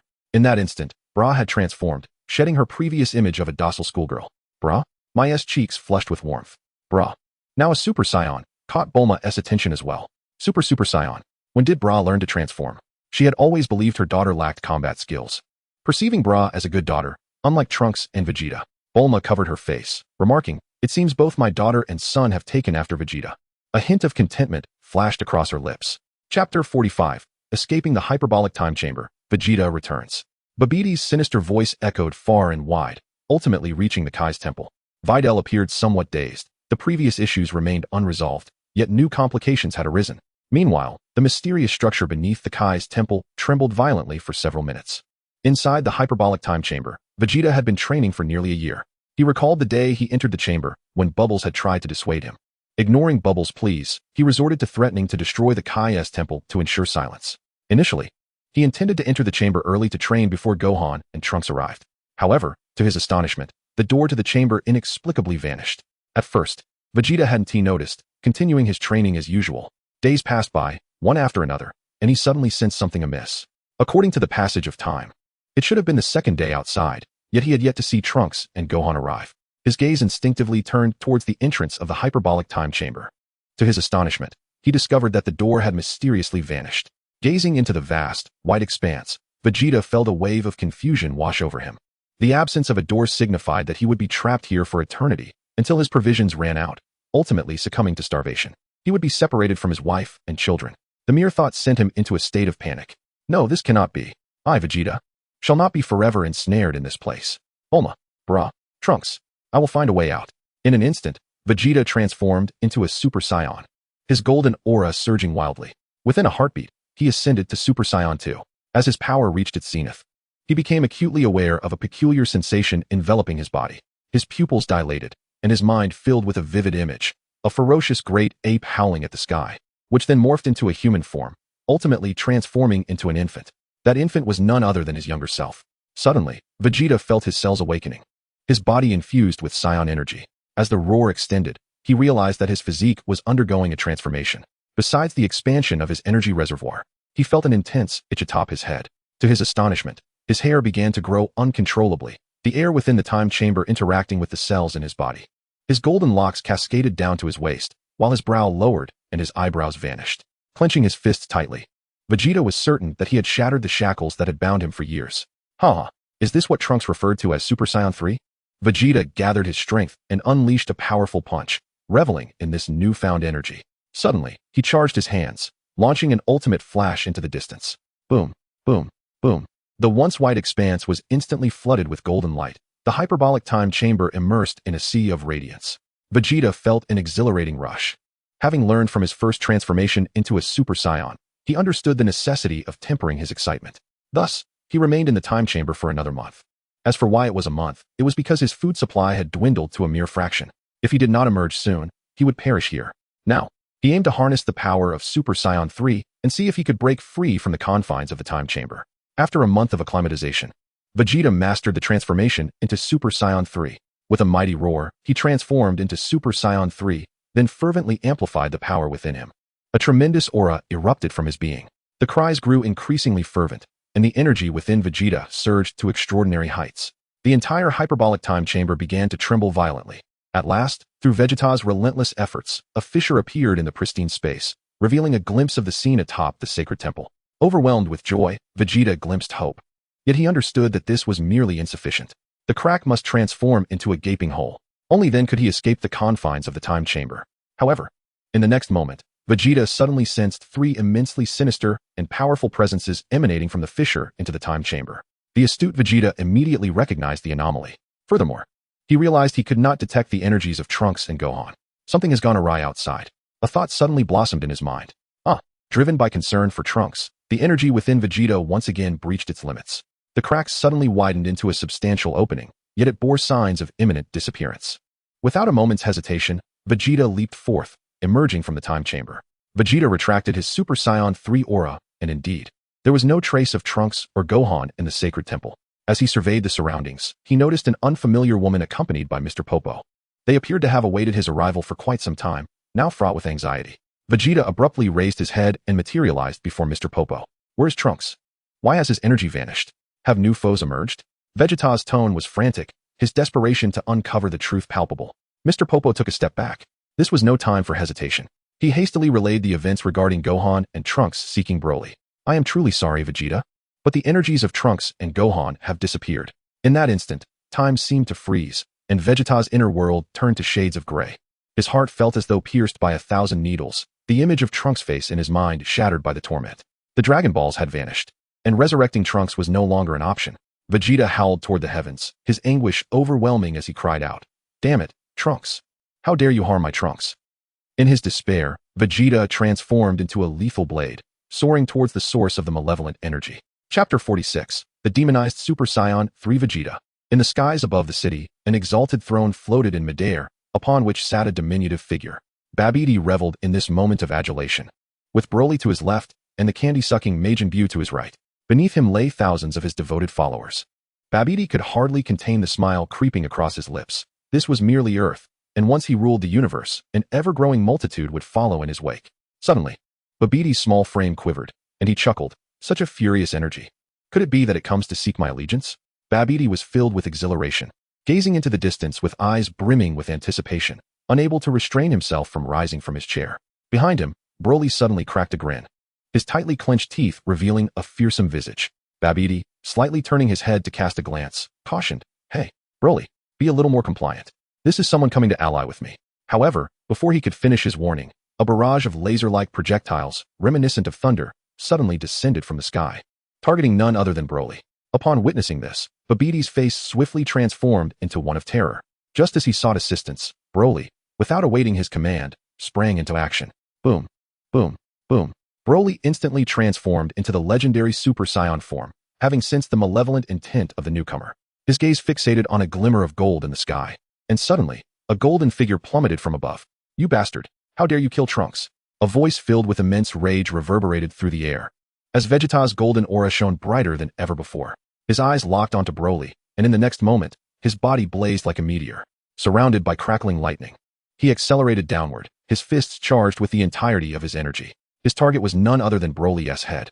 Upon seeing Vegeta's silhouette, Broly roared like a beast, his muscular frame propelled into the air by the strength of his powerful legs. In his excitement, he unleashed a fierce punch. An energy ring swiftly expanded outward from the point where their fists converged. The overwhelming energy waves radiated a destructive force that swept across everything in the vicinity, causing even the air to howl.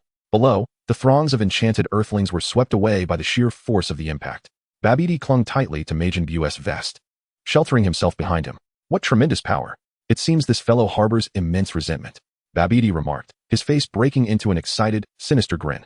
Yet, he mused, if this was all he had, it would still lead to Broly's demise. Such a pity. With a shake of his head, he feigned disappointment. Vegeta and Broly squared off. Their fists aimed at one another, arms aligned in a direct line.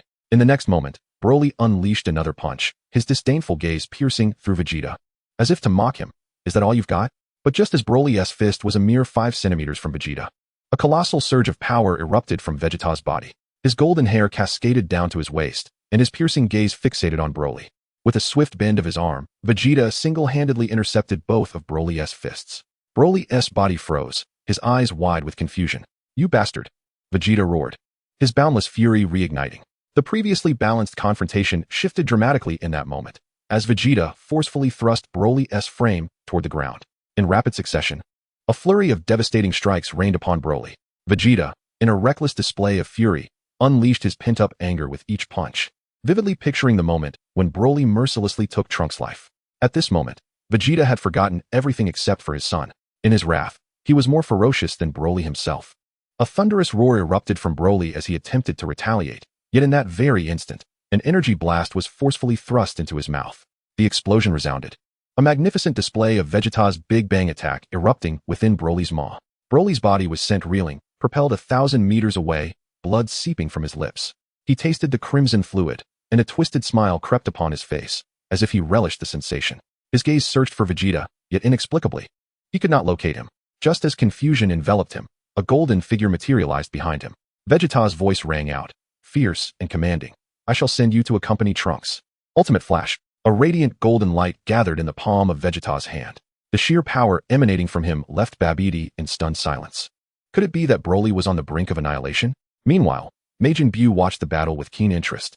Attempting to mimic Vegeta by placing his hand over his chest, a clear acknowledgement of Vegeta's strength. Just when all believed Broly's demise was inevitable, an unexpected turn of events unfolded. The ultimate flash that had been gathering in Vegeta's hand suddenly vanished, and his Super Saiyan 3 form dissipated. How can this be? Such a phenomenon has never occurred in the hyperbolic time chamber. Vegeta was taken aback. The vulnerability of Super Saiyan 3 now revealed itself, while in the time chamber. Its drawbacks were masked, but now, in the outside world, they became painfully evident. In that fleeting moment, Broly seized the opportunity, crashing his head violently into Vegeta's forehead. The impact jolted Vegeta back to reality. He shook his head vigorously and transformed once more into Super Saiyan 2, bracing himself for Broly's onslaught. Yet, at that moment, Babidi displayed a cunning grin. How delightful to see Broly reduced to this state. If it weren't for his rugged resilience, any other would have perished by now. Your strength is worthy of being my subordinate, so now, become my dog. Babidi extended his hands toward Vegeta, conjuring dark magical energy. Vegeta's pupils dilated in horror, as painful memories from his youth surged forth. Agonizing roars echoed as a new mark materialized on his forehead. Gazing upon this mark, Babidi reveled in satisfaction. Now, you are truly my dog, ha ha ha ha. Yet, in the blink of an eye, Babidi's laughter faded into silence. In the next moment, Vegeta astonishingly transformed once more into Super Saiyan 3, his gaze fixed menacingly upon Babidi and Broly, who had just delivered a devastating blow. Chapter 47. Overwhelming Power. The demonized Super Saiyan 3 Vegeta pummels Broly. "Hey, you there. From this day forth, I shall be your master. You will refer to me as Lord Babidi. Do you understand, my dog?" Babidi declared, irritation evident as he pointed a finger accusingly at the defiant Vegeta. Vegeta slowly lifted his head, his eyes trembling as if an internal battle raged within him, their hue turning crimson. "I command you to call me master. Did you not hear me?" In a fleeting moment, Vegeta raised his head, casting a scornful glance at Babidi. "Is that so?" Suddenly, the battlefield was once again illuminated by the brilliance of Super Saiyan 3. Vegeta's hunched form straightened, the majestic and proud figure of the Saiyan Prince re-emerging upon the earth. Witnessing this spectacle, Babidi's mind raced as if 1,000 wild stallions had charged through. His eyes grew chaotic, repeating frantically, "No, this is impossible. My magic is the mightiest. He cannot possess his own will. Obey my commands, my dog." Undeterred, Babidi endeavored once more to exert his magic to seize control of Vegeta's mind. However, Vegeta remained steadfast, resolutely grounded in his stance. How could the proud Saiyan Prince be subjugated by such a grotesque creature? "Nevertheless, I owe you my gratitude. It is you who has propelled my power to new heights. In thanks, I shall reduce you to ashes, you hideous fiend." In an instant, Vegeta transformed into a streak of lightning, launching toward Babidi with a speed that defied perception. In that brief moment, Babidi sensed he was closer to death than ever before. "Boo! Save me!" Babidi shrieked in despair. Just as Vegeta was poised to annihilate Babidi, A colossal figure erupted from a cloud of smoke. The Majin Hilder had just intercepted that fateful punch for Babidi. Subsequently, the Majin transformed once again into a wisp of smoke, vanishing without a trace, taking Babidi with him. On the battlefield, only 3 remained. Vegeta cursed loudly, "TCH. I will deal with these 2 before seeking you out." With that, he turned his attention to the nearby Majin Buu. To his surprise, Majin Buu was staring blankly at the spot where Babidi had just been. Majin Buu's mind raced, and in the next moment, he murmured, "Babidi no longer wants me? How wonderful. Buu is free." Majin Buu was as joyous as a jubilant monkey, his laughter leaving Vegeta momentarily dumbfounded. What is wrong with this guy? As Vegeta pondered this bewildering turn of events, Broly suddenly soared into the sky, unleashing an energy blast toward Vegeta. It was evident that Broly was far from pleased. This action reignited the embers of resentment within Vegeta's heart. With clenched fists, Vegeta launched himself at Broly. Meanwhile, Majin Buu, believing himself liberated, scampered away from the battlefield, resembling a wild stallion free from its reins, unencumbered by Babidi's presence. In a thunderous roar, Vegeta's fist collided with Broly's chin, sending the formidable warrior careening once more through the air. Broly, resilient and tough-skinned, licked the blood from his lips and soared back towards Vegeta. Yet in the following moment, an incomprehensible event unfolded before Broly's eyes. Vegeta astonishingly reverted from Super Saiyan 3 to Super Saiyan 2. This spectacle led Broly to mistakenly conclude that Vegeta lacked the strength to maintain his Super Saiyan 3 form. I never believed you could defeat me, for I only grow stronger with each battle, Broly declared to Vegeta. Vegeta remained silent. Yet he was taken aback by this hulking brute's ability to articulate. He had always perceived Broly as nothing more than a mindless brute charging into battle. As their bodies were on the verge of colliding again, Broly opted to unleash his raw power in an offensive strike, just as he thought victory was within reach. Vegeta executed a complete 360-degree turn mid-advance. In Broly's vision, a striking figure with sharp features and golden hair zipped past him. Vegeta, with astonishing swiftness, brushed against Broly's side. Suddenly, Broly felt a scorching gust sweep across his face. A sharp, resonant crack echoed in his ears. In his bleached eyes, the image of a rapidly approaching leg materialized, which had already grazed his temple before he even realized it had made contact. A spurt of blood erupted from Broly's mouth as his formidable frame collapsed to the ground. To his astonishment, he observed that Vegeta's Super Saiyan 3 form had devolved into Super Saiyan 2. At this moment, Broly seemed to grasp that Vegeta had not lacked the strength to maintain Super Saiyan 3. Rather, he had transformed at the precise instant of their collision. However, it was too late. Vegeta's strike had already inflicted critical damage upon him. He staggered to his feet, his robust physique swaying unsteadily. Yet he was resolute in his desire to continue fighting. Once again, he rose, repeatedly getting back on his feet. Broly understood that if he could endure the blows, he would adapt to the intensity of Vegeta's attacks. Yet, he underestimated one crucial detail. Vegeta was now consumed by an overwhelming fury. With every clash of their bodies, Vegeta's punches grew increasingly relentless. Bang, bang, bang. Vegeta reveled in the exhilarating sensation of revenge. Sustaining his form as Super Saiyan 2 while employing the devastating might of Super Saiyan 3 for critical strikes was a stratagem only he, Vegeta, could devise to mitigate the drawbacks of Super Saiyan 3. This was the culmination of his repeated transformations and adaptations within the hyperbolic time chamber. Finally, under the relentless brutality of Vegeta, the ground beneath Broly's feet gradually transformed into a vivid crimson hue. Broly's formidable physique exceeded Vegeta's expectations, despite the passage of time. He remained alive, yet it was precisely this endurance that allowed Vegeta to channel his pent-up hatred more effectively. After all, the individual slain by Broly was none other than his son, who had instigated his transformation. Ultimate Flash. At last, the long-awaited Ultimate Flash, which had previously been withheld, surged forth, striking Broly's body with immense force. In that moment, the savage Saiyan, who had never known pain, finally emitted a cry of anguish. Trunks pummeled Broly mercilessly, yet this did little to alleviate Vegeta's profound sorrow over the loss of his son. He lifted his gaze to the heavens, his mind flooded with memories of Trunks' smiling face. It was then that he witnessed a scene unfolding on the horizon that defied comprehension. Rubbing his eyes in disbelief, he exclaimed, "But, Berta, Raikum, geez, are they not dead?" Among those present, one being was even more astonished than him, a frog. Nearby, a bewildered frog stared up at the sky, its eyes wide with shock. Chapter 48. The Resurrection of the Frisia Force Trio. In the underworld, a peculiar infant, towering several dozen meters, sat upon the throne of the King of Hell. Seemingly innocuous, he was, in truth, a manifestation of malevolent thoughts.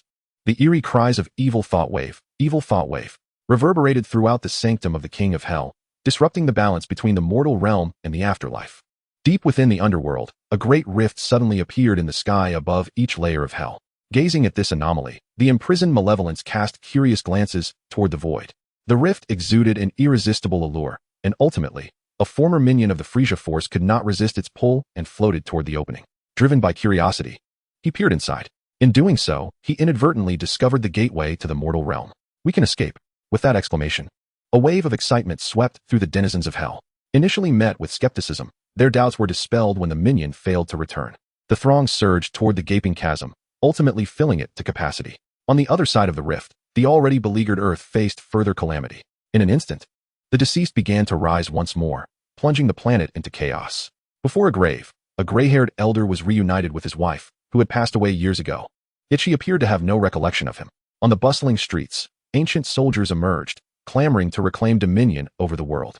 Above in the skies, the once vanquished Jinyu force, having been obliterated on Namek, found themselves inexplicably liberated from their infernal confines. Though unaware of the circumstances, they had inexplicably escaped from hell. Once liberated, their hearts brimmed anew with malice. Under the leadership of Jisoo, the remaining 3 members of the Jinyu force struck their iconic poses. Yet, without Jinyu, the Jinyu force lacked its very core. Jisoo lamented, "Indeed, without our captain, we are at a loss." His words resonated deeply with the others. Over the years, they had been waiting for their commander. However, for reasons unbeknownst to them, Jinyu's arrival was perpetually delayed. Deprived of Frisia's protection due to the peculiar nature of his confinement, the quartet soon discovered that they were far from the strongest in the underworld. In hell, they were insignificant, and now, newly unshackled, they unleashed their fury upon the denizens of Earth. Countless energy spheres rained down, engulfing the city in a cacophony of explosions. Amidst the tumult, the 4 members of the Jinyu force found themselves lost in their training. At that moment, a shadow appeared before them silently and abruptly. Whoosh! A laser beam instantly interrupted their movements. The 4 turned their gaze skyward. Vegeta scrutinized them with a piercing gaze, and in an instant, a laser struck down the psychic Gudo. Although Gudo's powers had become ineffective against Vegeta, he chose to eliminate him swiftly to avoid any unforeseen complications. Gudo's demise left the remaining trio in utter shock at Vegeta's prowess. Jisoo directed his attention towards Vegeta, fiddling nervously with his scouter. With a resounding crash, the device shattered. Jisoo's eyes trembled uncontrollably, his heart racing with primal fear. All he could think of was escape. Whoosh! A crimson laser pierced Jisoo's chest, and Vegeta turned his gaze to Raikum and Buddha, demanding, "You better provide me with a reasonable explanation for your presence here." Raikum and Buddha were engulfed in terror, for they too were oblivious to the unfolding events. "A hole appeared in hell, and we crawled out of it. Beyond that, we know nothing," Raikum stammered in panic. Uft! No sooner had he spoken than both Raikum and Buddha's heads exploded, and they vanished in an instant. Vegeta contemplated the chaotic scene before him, deep in thought. It was at this juncture that a swarm of Frisia's minions surged toward him. Vegeta had no time to waste on such trivialities. They were mere fodder. He transformed into a Super Saiyan, a mere burst of energy obliterating them to dust. Though the specifics of the situation remained unclear, it seemed the deceased had returned to life. Suddenly, Vegeta's body shivered as he gazed into the vast expanse. Trunks? Could it be that Trunks had also been revived? Abruptly, Vegeta closed his eyes, seeking Trunks' energy signature, but he could not detect it. Instead, he sensed another presence. Vegeta's gaze shot up as he looked towards West City. This energy belongs to Bulla. To his astonishment, Bulla's energy was remarkably potent. He had never anticipated that his daughter would also embark on the path of cultivation. He couldn't help but ponder when this had come to pass. He had always believed that only Trunks had taken up the way of training. Yet, to his astonishment, Bra had been secretly honing her skills as well. This is bad. Bra is unleashing her aura, indicating they are in danger. With that, Vegeta hastily made his way towards West City. In the shadows, 3 figures had witnessed the prowess Vegeta had just displayed. Cooler cursed under his breath, realizing that Vegeta had become even stronger than he was in the past. While they remained at their original level, how infuriating. King Cold shook his head, his expression grave. Even if revived, he would be killed once more. As they watched Vegeta's retreating figure, Frisia's gaze darkened, and he turned to Cooler beside him. "Hey, my foolish brother, do you not recall being killed by him?" Cooler clenched his teeth and retorted angrily at Frisia. "Humph, you were defeated by Goku, weren't you?" Frisia sneered. "Ha ha ha. You must remember that I killed Vegeta with a single hand. Had it not been for the Dragon Balls reviving him, he would have met the same fate as us. Yet you, defeated by my subordinate, still dare to speak?" Observing the unyielding rivalry between the 2 brothers, King Cold intervened. "Enough. This is not the time for such discussions." In the next moment, Frisia feigned innocence as he addressed King Cold. "Father, we must discuss this. Surely, my brother has recounted how he was slain?" King Cold appeared bewildered. Time had passed, and even if Cooler had mentioned it before, it was now forgotten. Hey, Cooler. I recall you saying that Vegeta emerged from a room and then eliminated you along with that android, right? Upon hearing this, Cooler trembled, as if recollections surged back. In an instant, he leaped into the sky, followed closely by King Cold and Frisia. Chapter 49, The Warriors Reunite. West City, Capsule Corporation, transformed into a Super Saiyan. Bra had already eradicated all the humans under Babiti's control. However, to her surprise, within just a minute, those she had slain miraculously revived. With no other option, Bra had to eliminate them once more. You are incredible, Bra, Little Wu exclaimed, giving her a thumbs up. Flattered by the praise, Bra's cheeks flushed with warmth. Bulma also wore a proud smile, commending her daughter. Bra, you are truly the pride of your mother. Oh, stop it. Hee. Bra giggled, patting her head. Just as she was about to revert to her normal state, her eyes suddenly transformed into a diamond shape. To her dismay, several individuals appeared in her line of sight. A man and a woman stood before her. Android 17 and 18.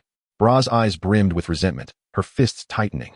Once again, her aura surged as the android siblings, having escaped from hell, sought revenge against Vegeta by targeting his family.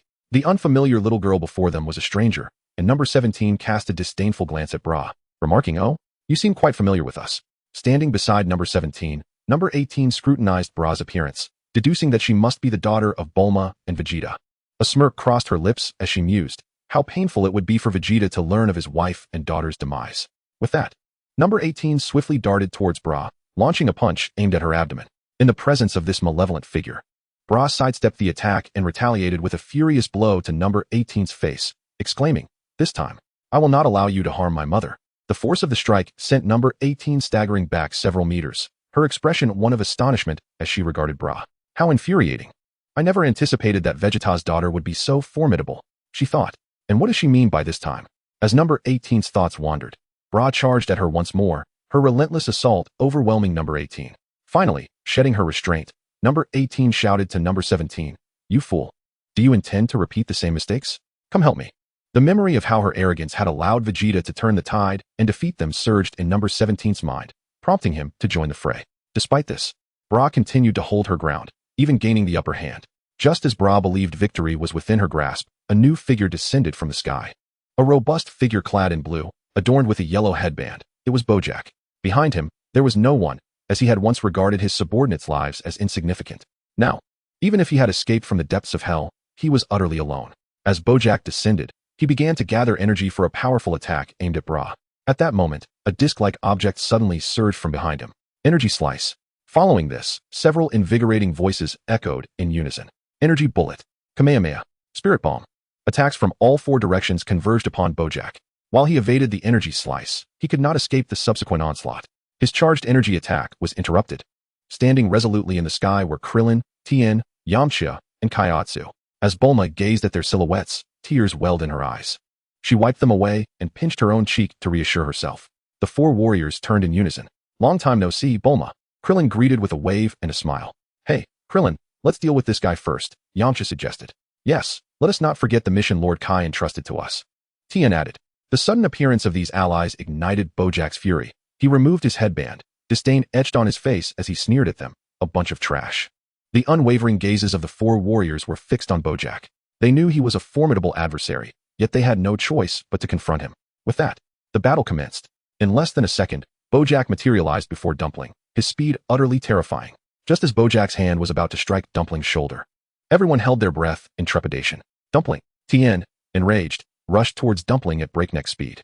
There, he beheld 5 Little Cell Juniors firmly restraining Dumpling's limbs and head. In unison, the 5 Small Cell Juniors shouted, "Die!" With a thunderous explosion, the 5 Little Cell Juniors self-destructed, illuminating the sky with a dazzling display of fireworks. Bojack's form was obliterated, while the 5 Little Cell Juniors began to regenerate swiftly. "How dare you lay a hand on our boss's sister and mother?" The 5 Little Cell Juniors proclaimed in unison. After dispatching Bojack, their gaze turned menacingly towards Android 17 and Android 18. "Our boss's sister. Leave these two to us." Bulma watched in disbelief, her expression blank, clearly bewildered by the unfolding situation. She blinked her wide eyes and asked one of the Cell Juniors, "Are you saying that you are your brother's little minions?" Not only was Bulma perplexed, but even Krillin and his companions found the scene utterly astonishing. They had learned through Piccolo's recounting of the events when Gohan and Vegeta had dealt with Cell. It was worth noting that these Little Cell Juniors were once a deadly threat, and now they had become Trunks' underlings. Krillin couldn't help but exclaim, To have them as his little brothers, I truly wish to meet Trunks. Under the onslaught of the 5-Cell Juniors, the android siblings were forced to retreat once more, ultimately vanishing from Earth. Everyone, Bulma greeted the crowd, her voice laced with excitement and joy. The thrill of reuniting with her deceased friends was unparalleled. Just as everyone prepared to land, Vegeta's figure appeared above the Capsule Corporation. It seems the trouble has been resolved. He then turned his gaze towards Krillin, Tien, and the others. Have you also returned? Vegeta flew down in haste, eager to learn the details. Krillin, long time no see. Krillin was the first to greet Vegeta, having often heard stories about him from Piccolo during the years of their absence.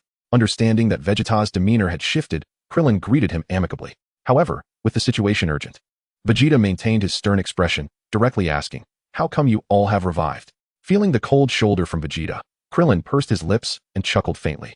It seems Vegeta is still the same as ever. In the next moment, Krillin explained, "Actually, we haven't been revived. We've merely returned from heaven. It appears that those from hell have also done the same. Without the restrictions of hell, those who escaped can wield their powers as they did in life." At this juncture, Tien chimed in. It seems that the deceased can now roam the living realm. Not only have those of us in heaven emerged, but so too have those from hell. Since we are all capable of coming forth, Lord Kai has simply allowed us to subdue the wicked who have escaped from the underworld. Tien's words plunged Vegeta into deep contemplation, and a second later, he anxiously inquired, "Have you seen Trunks and Gohan? They should have ascended to heaven just like you." The moment these words escaped his lips, a profound silence enveloped the room, leaving everyone in a state of shock. Bra felt a pang in her heart. Her lips quivered as she murmured, "Brother, is he gone?" She had sensed the sudden disappearance of Trunks and Gohan's energy, but as she was aware that they were heading to the room of spirit and time, she had thought little of it. However, Vegeta's statement left her frozen in place, her gaze vacant and devoid of life. On the other side, Bulma was equally distraught. Finally, she approached Vegeta, her hands resting on his shoulders. "Vegeta, what did you just say?" Trunks and Gohan. Unable to accept the news, tears streamed down her face. She distinctly remembered that the two brothers had taken Bulma to the room of spirit and time earlier that morning. The occurrence was far too abrupt. Gazing at Bulma, whose face was streaked with tears, Vegeta clenched his teeth, his fists tightening. After a minute of silence, Krillin broke the somber atmosphere. Vegeta, are you saying that Gohan and Trunks are dead? If they truly perished, we should encounter them in heaven. I believe they are still alive." At these words, Vegeta's body shuddered as he shouted at Krillin, "Are you serious?" Krillin wiped the saliva from his face, his eyes resolute. "Absolutely. You can ask Yamcha, Tien, and Kaiatsu." The other three nodded in unison, and it was then that Vegeta began to believe. Krillin continued, "Individuals like Gohan and Trunks should not descend to hell. If anyone were to, it would more likely be you, Vegeta." A sharp sound rang out above Krillin's head. He roared, "What are you doing, Bulma? Ouch! Is this your long-awaited greeting after all these years? What nonsense are you spouting, Krillin?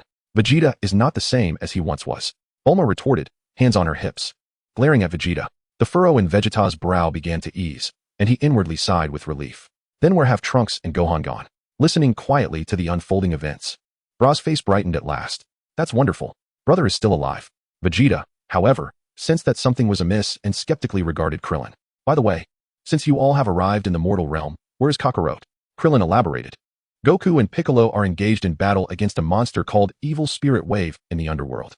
Lord Kai mentioned that the recent turmoil between the worlds may be related to Evil Spirit Wave. The Hell King's palace has been ensnared in a barrier, trapping King Enma and several spirits, resulting in heaven being left unattended. Nonetheless, the inhabitants of heaven are quite law-abiding, and the majority have not escaped. "We are here by the permission of Lord Kai. If Goku and Piccolo could eliminate the Evil Spirit Wave, this farce would come to an end." With a chuckle, Krillin remarked, "But with Goku here, there should be no problem, right?" Unbeknownst to Krillin, another upheaval was unfolding in the underworld.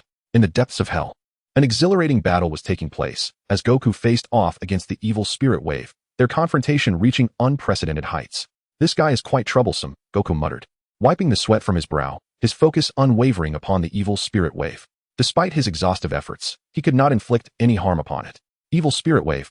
Evil Spirit Wave," the sinister entity cackled, seemingly mocking Goku. It appeared that only a transformation could turn the tide.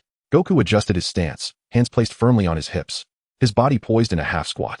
Suddenly, a whirlwind of golden energy surged from Goku, radiating outward.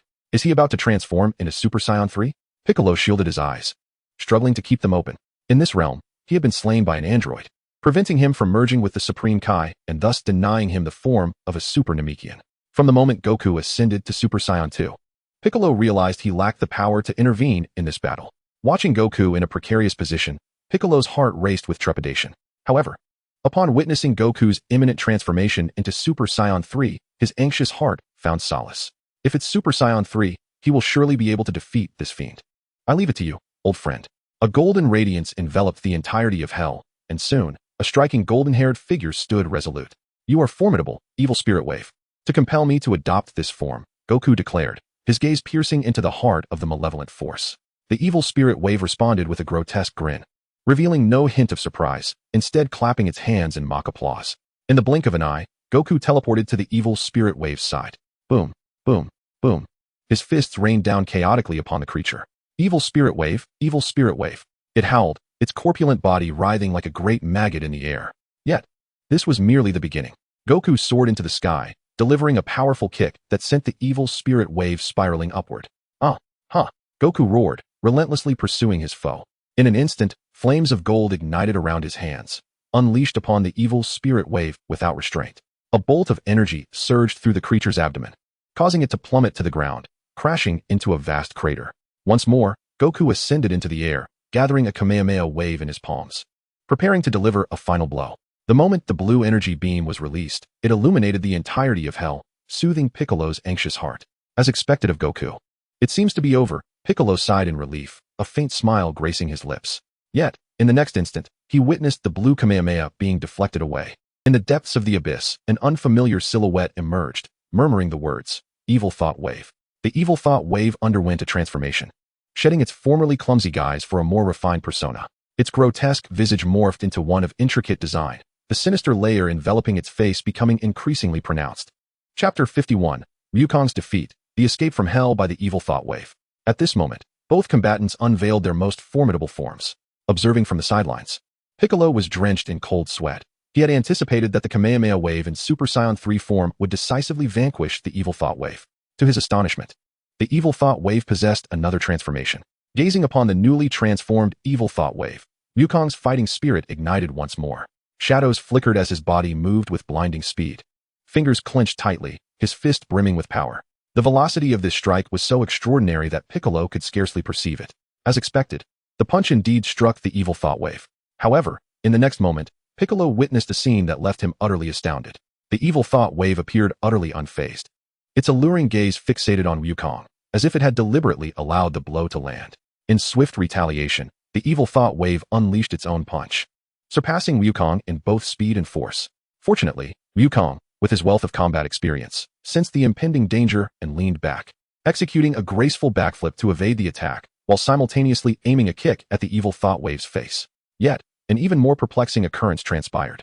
Wukong's feet, intended to strike the Evil Thought Wave's face, inexplicably found no purchase, landing instead upon empty air. Instantly alert, Wukong looked down in disbelief. He beheld the Evil Thought Wave's face slowly disintegrating into blood-red cubes, only to reassemble into its original form a moment later. Evil Thought Wave, it taunted, its tone dripping with mockery. This bizarre technique left Wukong baffled, forcing him to create distance once more. He swiftly conjured two luminous spheres of energy, merging them above his head before casting them forth with vigor. A brilliant light surged upward, weaving through the air in erratic patterns, its energy intensifying and condensing as it ascended. Wukong aimed to obliterate the Evil Thought Wave in one fell swoop. Unperturbed by the approaching energy sphere, the Evil Thought Wave merely raised its hands, placing them at its chest to summon a white void before it. The formidable energy sphere crashed into this barrier in an instant. However, rather than the expected explosion of dazzling fireworks, an eerie silence ensued. What a strange technique. Piccolo's eyes were met with a staggering visual spectacle.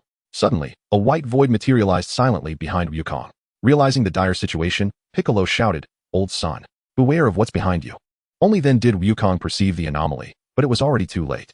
He suddenly turned around, and the energy sphere that was supposed to strike the body of the Evil Thought Wave unexpectedly escaped from the white hole.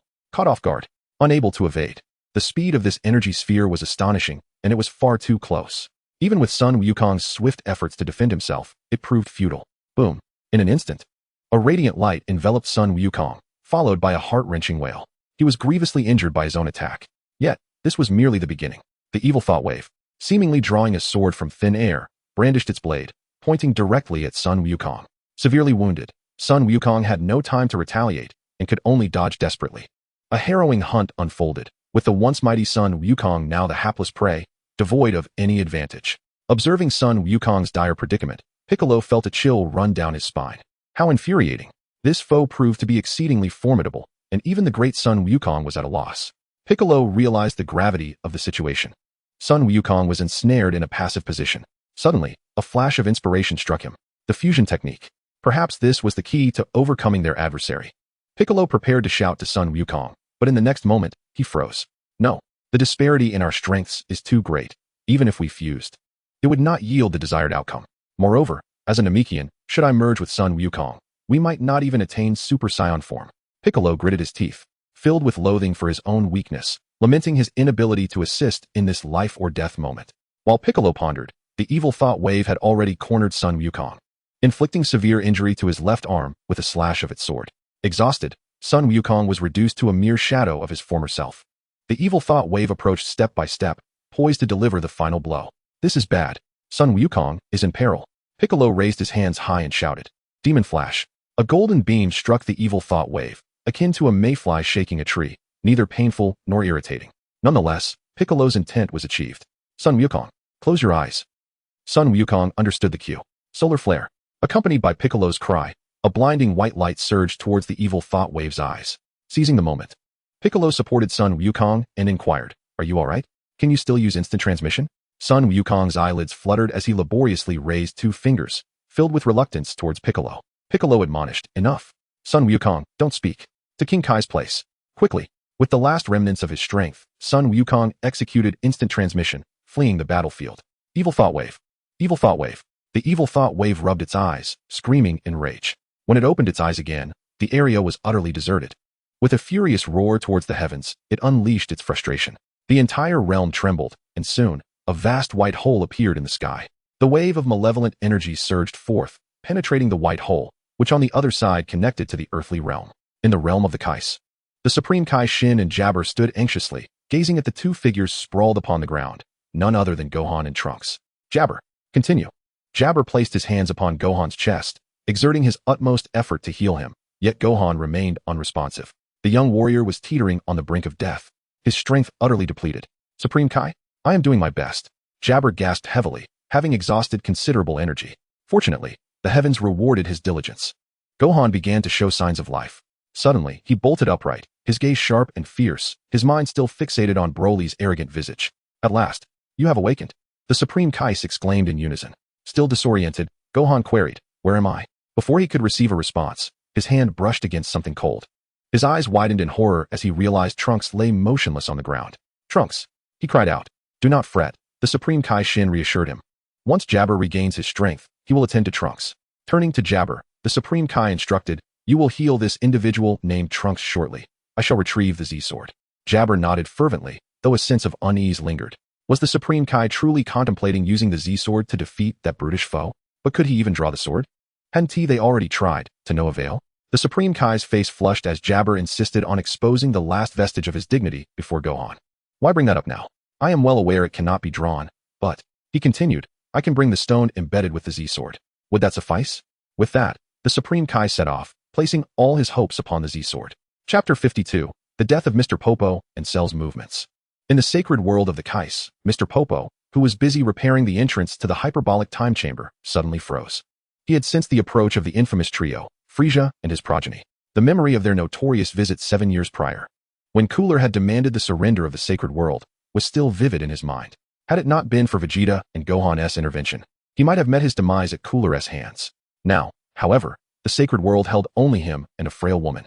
Mr. Popo swiftly soared into the main hall, his heart racing with trepidation as he glanced at Videl. He had vowed to share the fate of the sacred world, yet he had no authority over her life. Miss, you must hide at once. 3 exceedingly dangerous individuals are approaching.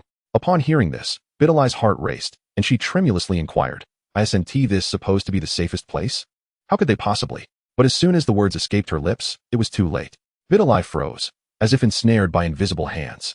In horror, she turned to see 3 extraordinarily peculiar figures reflected in her gaze. One towered at 2 meters tall, another even surpassed that height, while the one in the middle was shorter than her. Suddenly, a dark silhouette loomed before Videli. What do you want? Mr. Bobo exclaimed, arms outstretched, ready for combat. Gula advanced with heavy steps, his eyes glinting with malice. He was intimately familiar with this place, having been dealt with by Vegeta right here. The memory was vividly etched in his mind. What do we want? Huh? You'll find out when you're dead, Gula sneered, extending his finger, poised to eliminate Bobo and Bitalai. A terrifying scene erupted, eliciting a sharp shriek from Bitalai, who felt the imminent threat to her life. She struggled to suppress her trembling body, yet under such overwhelming fear, she found herself losing control. An ordinary person stood no chance against these three cosmic tyrants. Just as Gula was about to strike, a voice, both elegant and courteous, unexpectedly emerged from behind him. Oh ho ho, dear lady, please do not be afraid. We harbor no ill intentions. Gula, taken aback, turned to see Frisia uttering such words. Perplexed, Gula could not fathom his brother's intentions. After all, he was the one who had suggested the divine hall, yet now he sought to prevent bloodshed.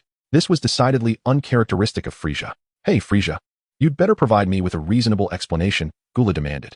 Frisia remained silent, leisurely approaching Gula. He tiptoed and swiftly swatted Gula's finger away, causing the gathering energy to dissipate. Suddenly, Frisia's expression shifted, and he whispered in Gula's ear, "Fool." Gula clenched his teeth in frustration, glaring at Frisia with indignation. What did you say? Do you understand what ki is, you imbecilic brother? Are you trying to attract Vegeta's attention with such antics? If you kill them, Vegeta and Gohan will come here and eliminate us. Gula's realization dawned upon him. Frisia merely chuckled, then swiftly approached Mr. Bobo and Bitalai. Good day, sir, and to you. Madam, I am Frisia, and it is a pleasure to make your acquaintance. With that, Frisia bowed politely and gentlemanly. His actions left everyone present in shock. King Cold's eyes widened in disbelief as he stared at Frisia. The already weak Bitalai appeared utterly bewildered, while Mr. Bobo was equally perplexed. Frisia continued, by the way, good sir, are you aware of a marvelous room? As the truth of Frisia's sinister intentions emerged, Bobo felt his heart race uncontrollably. He had never anticipated that the motives of these three individuals revolved around the time chamber. What do you intend to do? Bobo inquired, his vigilance heightened. Frisia, maintaining a facade of politeness, replied, we harbor no ill will. We merely wish to enter for a brief period, after which we shall depart. Bobo appeared haggard, resolutely stating, I cannot divulge that information. Yet, in the next moment, Frisia began to survey the divine temple, assuring, fear not, we have no intention of harming you.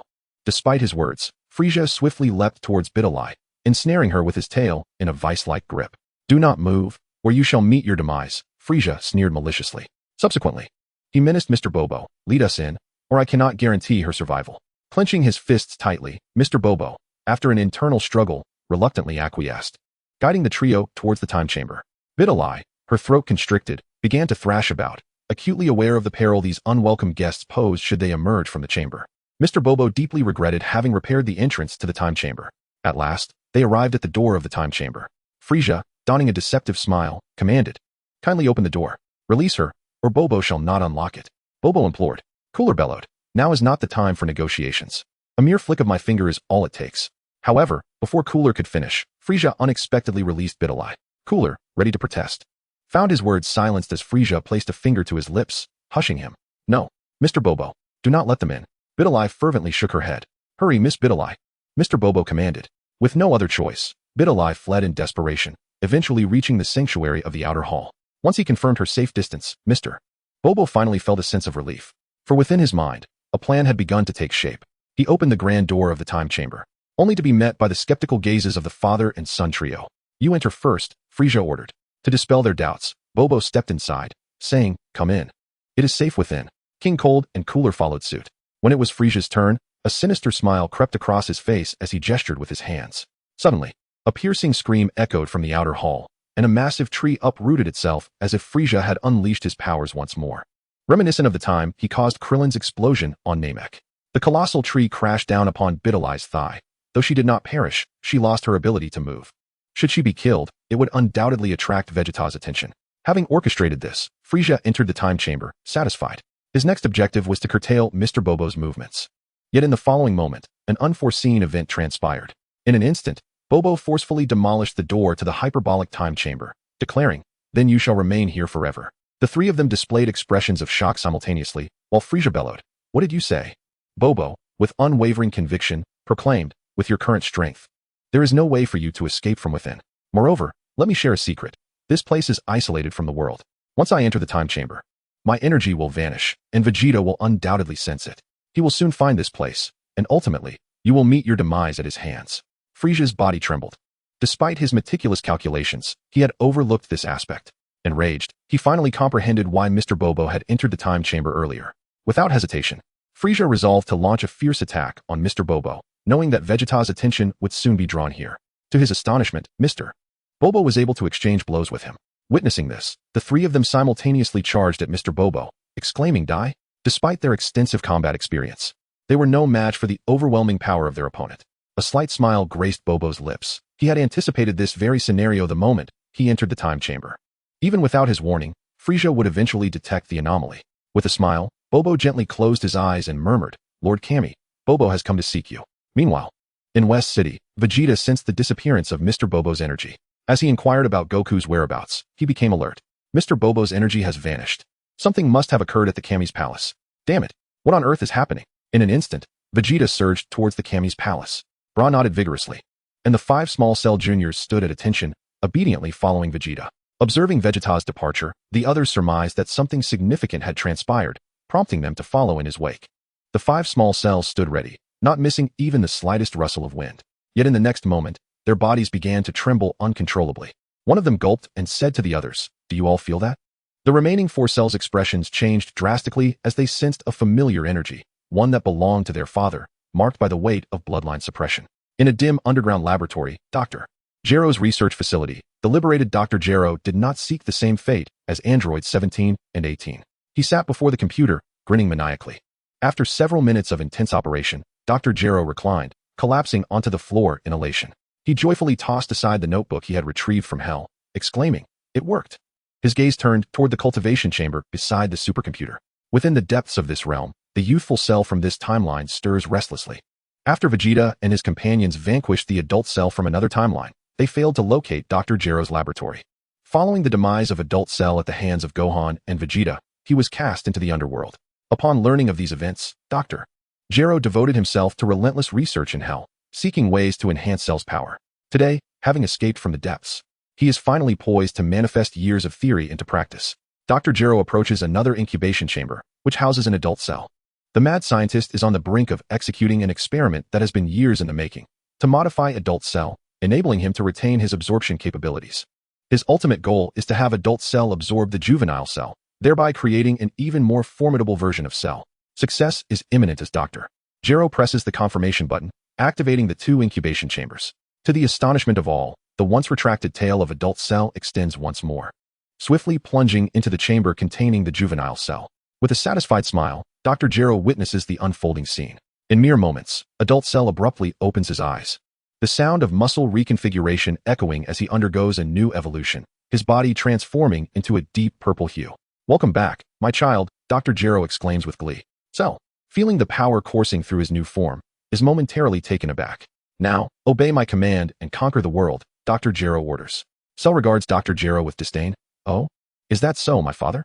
A wave of dread washes over Dr. Gero as he senses impending doom. "How could this be?" He gasps in disbelief. "I programmed you to follow my commands as your primary directive." To his shock, Cell not only exhibits enhanced strength, but also a burgeoning self-awareness. In an instant, Cell casts a piercing gaze at Dr. Gero, unleashing a lethal beam from his eyes that severed the scientist's head from his body without a moment's hesitation. With a single, indifferent step, he crushes the remains beneath his foot. Now, empowered, Cell's singular focus is revenge. "Vegeta, Gohan, I will relish in tormenting you," he vows. Placing a finger to his forehead, with a swift motion, Cell vanishes from sight. Moments later, he slowly lowers his finger, revealing the visage of a long-anticipated adversary. "Long time no see, Vegeta." Chapter 53, Goku returns, the birth of a fusion warrior? As Vegeta and his companions make their way to the sacred realm, they are confronted by the transformed Cell, who stands in their path. Vegeta, acutely aware, senses that the current incarnation of Cell is far from a mere change in complexion. Before him stood the purple-skinned Cell, unexpectedly capable of teleportation, a revelation that caught Vegeta off guard. Behind him, Krillin gasped in astonishment, exclaiming, "So, that rascal Cell has emerged as well. How infuriating. How could he possibly teleport?" Mentioning Goku ignited a surge of anger within Cell, causing him to clench his teeth. He had merely employed a euphemistic expression rather than a sparring match. It was more akin to a one-sided beating. Time and again, Goku had relentlessly assaulted him using teleportation in conjunction with the Kamehameha wave. As a being infused with Goku's cells, Cell possessed remarkable learning abilities, mastering teleportation even in the depths of hell. Finally, today, he had the opportunity to showcase this skill on Earth. "Practice? Your expression suggests an intense hatred for Kakarot. Did he perhaps best you?" Vegeta scoffed. This statement struck a nerve with Cell, prompting him to curse vehemently. "You bastard." Vegeta responded with a disdainful smile, clearly finding Cell repugnant. However, the pressing matter at hand was reaching the Supreme Kai's temple. He promptly instructed the others, "You all head to the Supreme Kai's temple. I will handle this one." Just as the warriors nodded in agreement, Cell interjected, "None of you are permitted to leave." With that declaration, Cell's aura erupted forth, a powerful presence that illuminated the dim sky. The sheer pressure from his energy made it difficult for Krillin and the others to open their eyes. In an instant, Vegeta transformed into Super Saiyan 2 and charged at Cell with incredible speed. To Vegeta's astonishment, Cell had indeed become even stronger. The scene that had bewildered him 7 years ago was now repeating itself. No matter how fiercely he struck Cell, the latter remained unfazed, taunting, "Are you merely tickling me, Vegeta?" Yet, in the next moment, Vegeta's hair lengthened to his waist as he transformed into Super Saiyan 3, delivering a powerful blow that sent Cell flying hundreds of meters away. The sight of Vegeta now in Super Saiyan 3 form left Krillin, Tien, Yamcha, and Dende awestruck. Krillin exclaimed, "Super Saiyan 3. I can't believe Vegeta has reached the same height as Goku. Let us move. This is not the time for astonishment. We must reach the Supreme Kai's temple," Tien urged, snapping Krillin back to reality. Without further ado, the group soared towards the Supreme Kai's temple. However, in the next instant, Cell utilized teleportation to intercept them. "Where do you think you're going?" Cell loomed before Krillin, his towering form catching him off guard. Boom. A golden energy wave blossomed from Cell's back as Vegeta's voice echoed, "Your opponent is me, Cell." Cell turned with interest, replying, "Very well, then I shall kill you first. And then them. It matters not." The fierce battle between the two was on the brink of eruption, and with merely a glance exchanged, waves of energy rippled across the sky. The speed was astonishing. One could only glimpse flashes of lightning, obscuring the figures of the combatants. Observing this, Krillin and the others swiftly soared towards the sacred temple. Before they could land, a heart-wrenching sound of anguish echoed through the air. It didn't take long for them to discover Bidalai, whose leg had been cruelly broken by a mighty tree. Fortunately, Bidalai had trained in martial arts. Had she been an ordinary person, she would likely have perished. Tien Shinhan, with a swift motion, cast the tree aside. Through tears, Bidalai cried out, "You are here to find Mr. Bobo, aren't you?" He was taken into the hyperbolic time chamber by 3 peculiar individuals. In her urgency, she seemed to forget the pain of her fractured leg. "Take your time, don't rush. Can you describe the appearance of those 3? Yamcha inquired. Seeing Bidalai in such distress, Krillin had already darted towards the Korin Tower. Bidalai detailed the appearance of the trio, the Kurd King and his companions. "What? Frieza and his crew have entered the hyperbolic time chamber?" Krillin's voice rose from the edge of the temple, and the senza beans in his hand spilled from his bag. Although the fallen warriors had never entered the chamber, they were aware of its existence from King Kai, who had told them of its miraculous properties.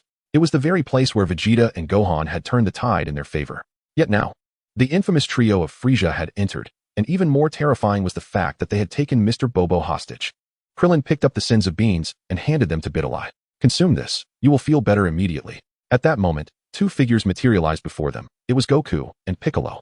"Goku," the group exclaimed in unison. Krillin pressed further. "How did you and Piccolo arrive here? Have you defeated the evil containment wave?" Goku was still the same Goku, appearing whenever his friends were in dire need. However, his face was etched with gravity. "I'm sorry, Krillin. Piccolo and I failed. We could not vanquish the evil containment wave. I was gravely injured, but fortunately, King Kai had didn't treat me." Upon hearing Goku's words, Krillin suddenly grasped the situation. Meanwhile, Tien Shinhan sensed something amiss and asked, "What do you mean by that?" With a somber expression, Piccolo interjected, "The evil containment wave has crossed into the mortal realm." This revelation left everyone utterly astounded. "You must be joking, Goku." Krillin gazed at Goku in disbelief, yearning for a denial. Yet, the seriousness etched on Goku's face indicated the stark reality of the situation. Goku, I also have some dire news to share with you. Frieza, Cooler, and the Kurd King have entered the hyperbolic time chamber," Krillin stated. Upon hearing this, the weight on Goku's mind grew even heavier. In an instant, he transformed into Super Saiyan 3 and sped towards the hyperbolic time chamber with urgency. In the next moment, a familiar silhouette materialized before him. It was Sun Wukong. Upon sensing Sun Wukong's aura, Cell immediately teleported beside him. Behind Cell, another figure emerged, one that was equally familiar to Sun Wukong. "You scoundrel! You've escaped again!" Vegeta roared as he charged at Cell. Yet, upon catching sight of Sun Wukong, Vegeta halted his advance. He rubbed his eyes, confirming time and again, and sensed the aura he could never forget in his lifetime. "Kakarot, you have indeed achieved Super Saiyan 3. Sun Wukong glanced sideways and noticed that Vegeta had also transformed into Super Saiyan 3. "Oh, Vegeta, it's been ages. I never expected you to attain Super Saiyan 3 as well. That's splendid." Gazing at the transformed Vegeta, a glimmer of satisfaction flickered in Sun Wukong's eyes. and a thought began to take shape in his mind. Sun Wukong flashed to Vegeta's side, casually draping an arm over his shoulder. Vegeta, hee. Vegeta swatted Sun Wukong's hand off his shoulder, and as he looked at the laughing Sun Wukong, a sense of foreboding washed over him. What are you doing, Kakarot? This is a time for battle. Just as Vegeta finished speaking, two energy blasts surged toward them at an imperceptible speed. The previously jovial Sun Wukong's expression instantly shifted to one of sharp focus, and Vegeta, too, readied himself. Hey, I say, Sun Wukong, Vegeta, do you think I'm not here? Cell's eyes brimmed with unending hatred. Before him stood two individuals. One was the man who had once slain him, and the other was the one who had tormented him 1,000-fold in hell. Cell loathed them with every fiber of his being. Yet here they were, laughing and chatting in his presence. In a fit of rage, Cell unleashed a furious barrage, aiming directly at the abdomens of Sun Wukong and Vegeta. It was at that moment that Sun Wukong realized Cell's appearance had indeed transformed, and his power was unlike before. Their bodies spiraled erratically through the sky. Vegeta quickly steadied himself, then placed a hand on Sun Wukong's back, anchoring him as well. Kakarot, this guy has become stronger than before. Just now, I faced an incredibly formidable foe, and I couldn't defeat him. Are you referring to Evil Aura Wave? Humph, Kakarot, if it were me, I could certainly vanquish that fiend. Vegeta taunted. Sun Wukong sensed Vegeta's current strength, which had indeed improved significantly. However, defeating Evil Aura Wave was utterly out of the question. Their powers were closely matched. And to truly conquer Evil Aura Wave, they would need to utilize the Metamoran fusion technique. Vegeta, listen to me. The situation is dire. And I trust you have already sensed it. Cell's power actually surpasses ours. Moreover, the malevolent energy wave has breached into the mortal realm. And Frieza and his cohorts remain ensconced within the hyperbolic time chamber. I possess a method that could enhance our strength. Are you willing to attempt it? As Son Goku spoke, Vegeta fell into deep contemplation. So it was Frieza who entered the time chamber. The current situation is exceedingly troublesome. Speak quickly, Kakarot. Son Goku assumed an awkward pose for fusion in midair, animatedly explaining to Vegeta, Fusion. If we merge, we can resolve these troubles. The fusion will give birth to a super warrior, capable of confronting both Cell and the malevolent energy wave. However, before Goku could await Vegeta's response, the latter had already vanished from his sight, charging towards Cell. Hey, Vegeta, where are you going? Goku shouted after him. Yet, Vegeta paid him no heed, relentlessly advancing forward. TCH, what a ridiculous proposition. To have me perform such a humiliating act. I am the proud prince of the Saiyans. And to fuse with Kakarot, I would sooner perish. Suddenly, Vegeta transformed into a streak of lightning, unleashing all his power as he lunged at Cell. In the next instant, however, Cell's hand firmly clasped Vegeta's head, startling him. As he looked up, he found Cell had stealthily materialized beside him. Heh, Vegeta, you are no longer my match. A massive fist appeared before Vegeta, and he suddenly felt a searing heat emanating from his nostrils. Cell's fist struck his nose, causing blood to spatter onto his attire. You bastard. Vegeta seethed. Immediately, a golden aura enveloped him. He placed his hands before his chest, sparks erupting between them. Final flash, a beam of golden energy burst forth from his hands, aimed directly at Cell.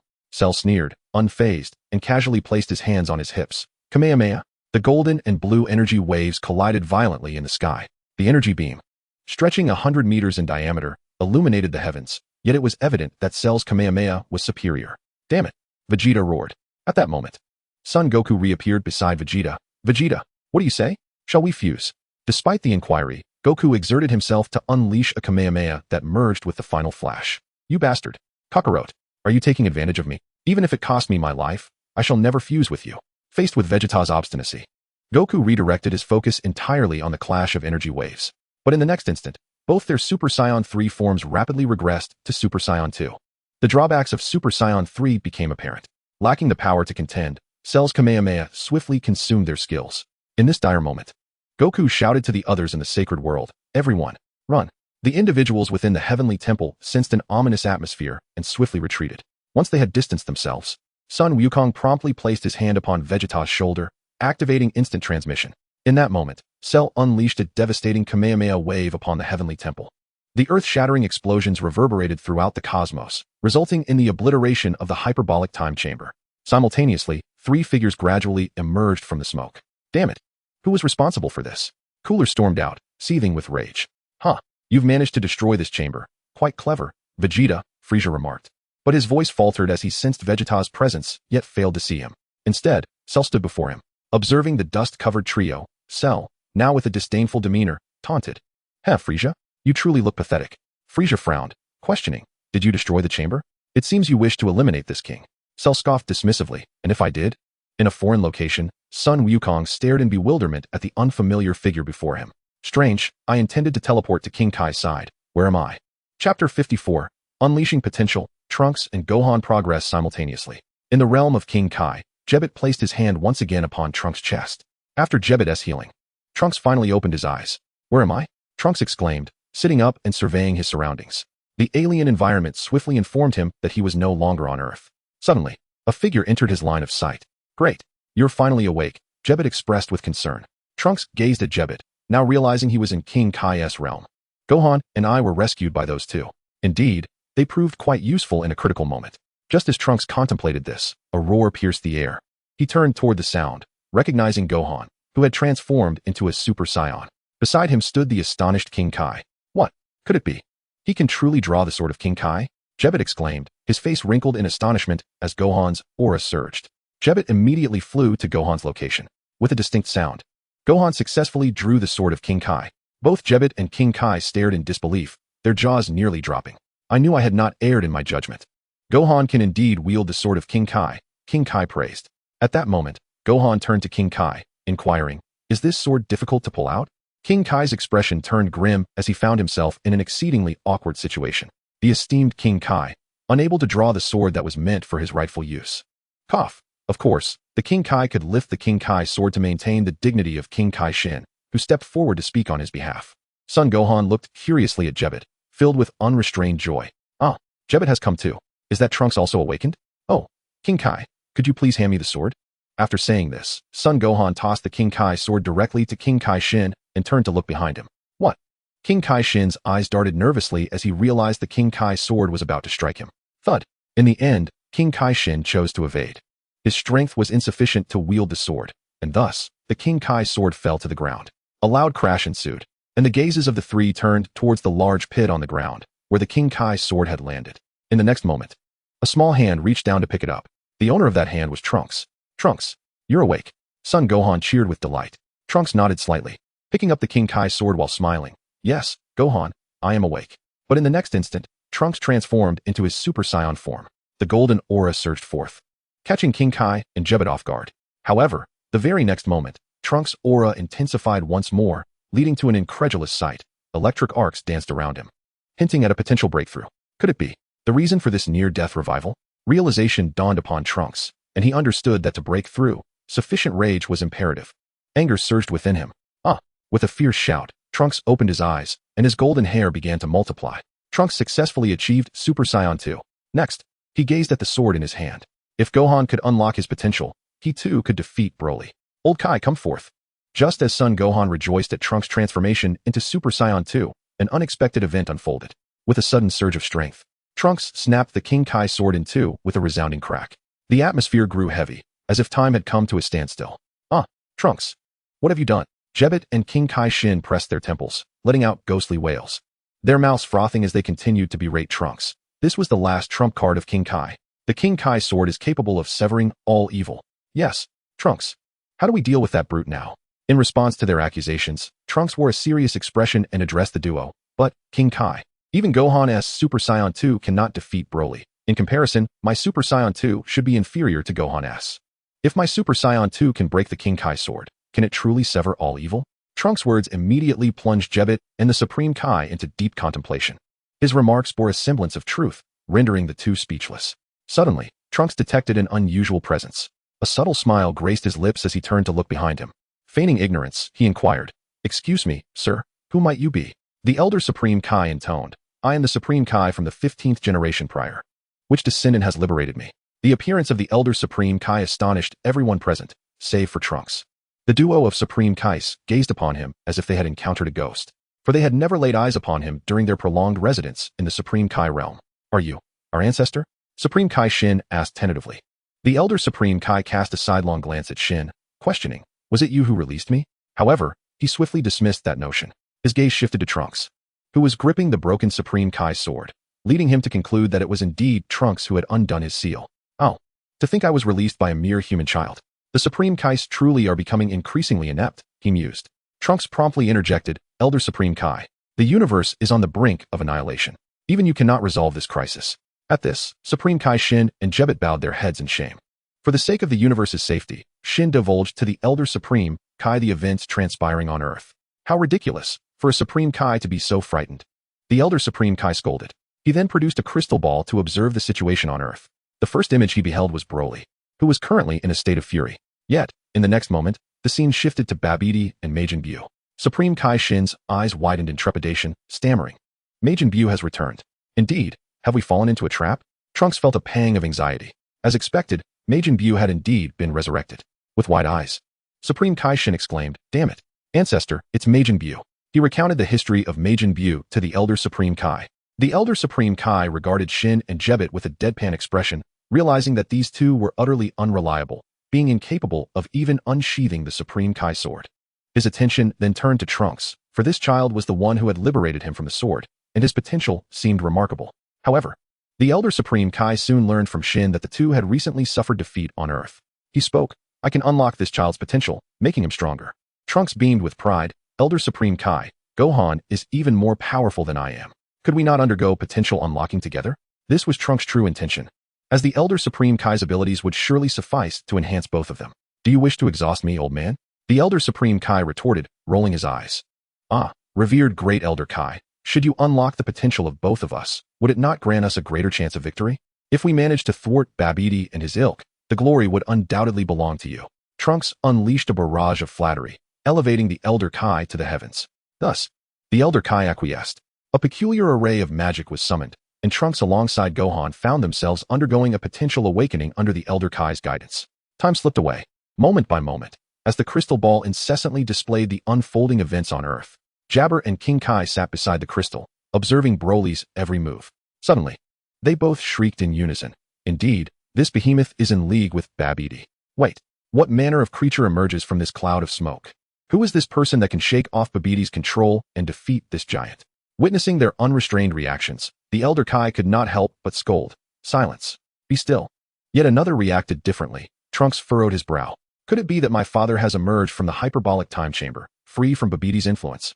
"Focus, Trunks," the Elder Kai urged. Trunks smiled. "Very well, Elder Kai." The ritual continued, while the duo of King Kai often gasped in astonishment, yet fearing disruption of the ceremony. They opted for hushed murmurs.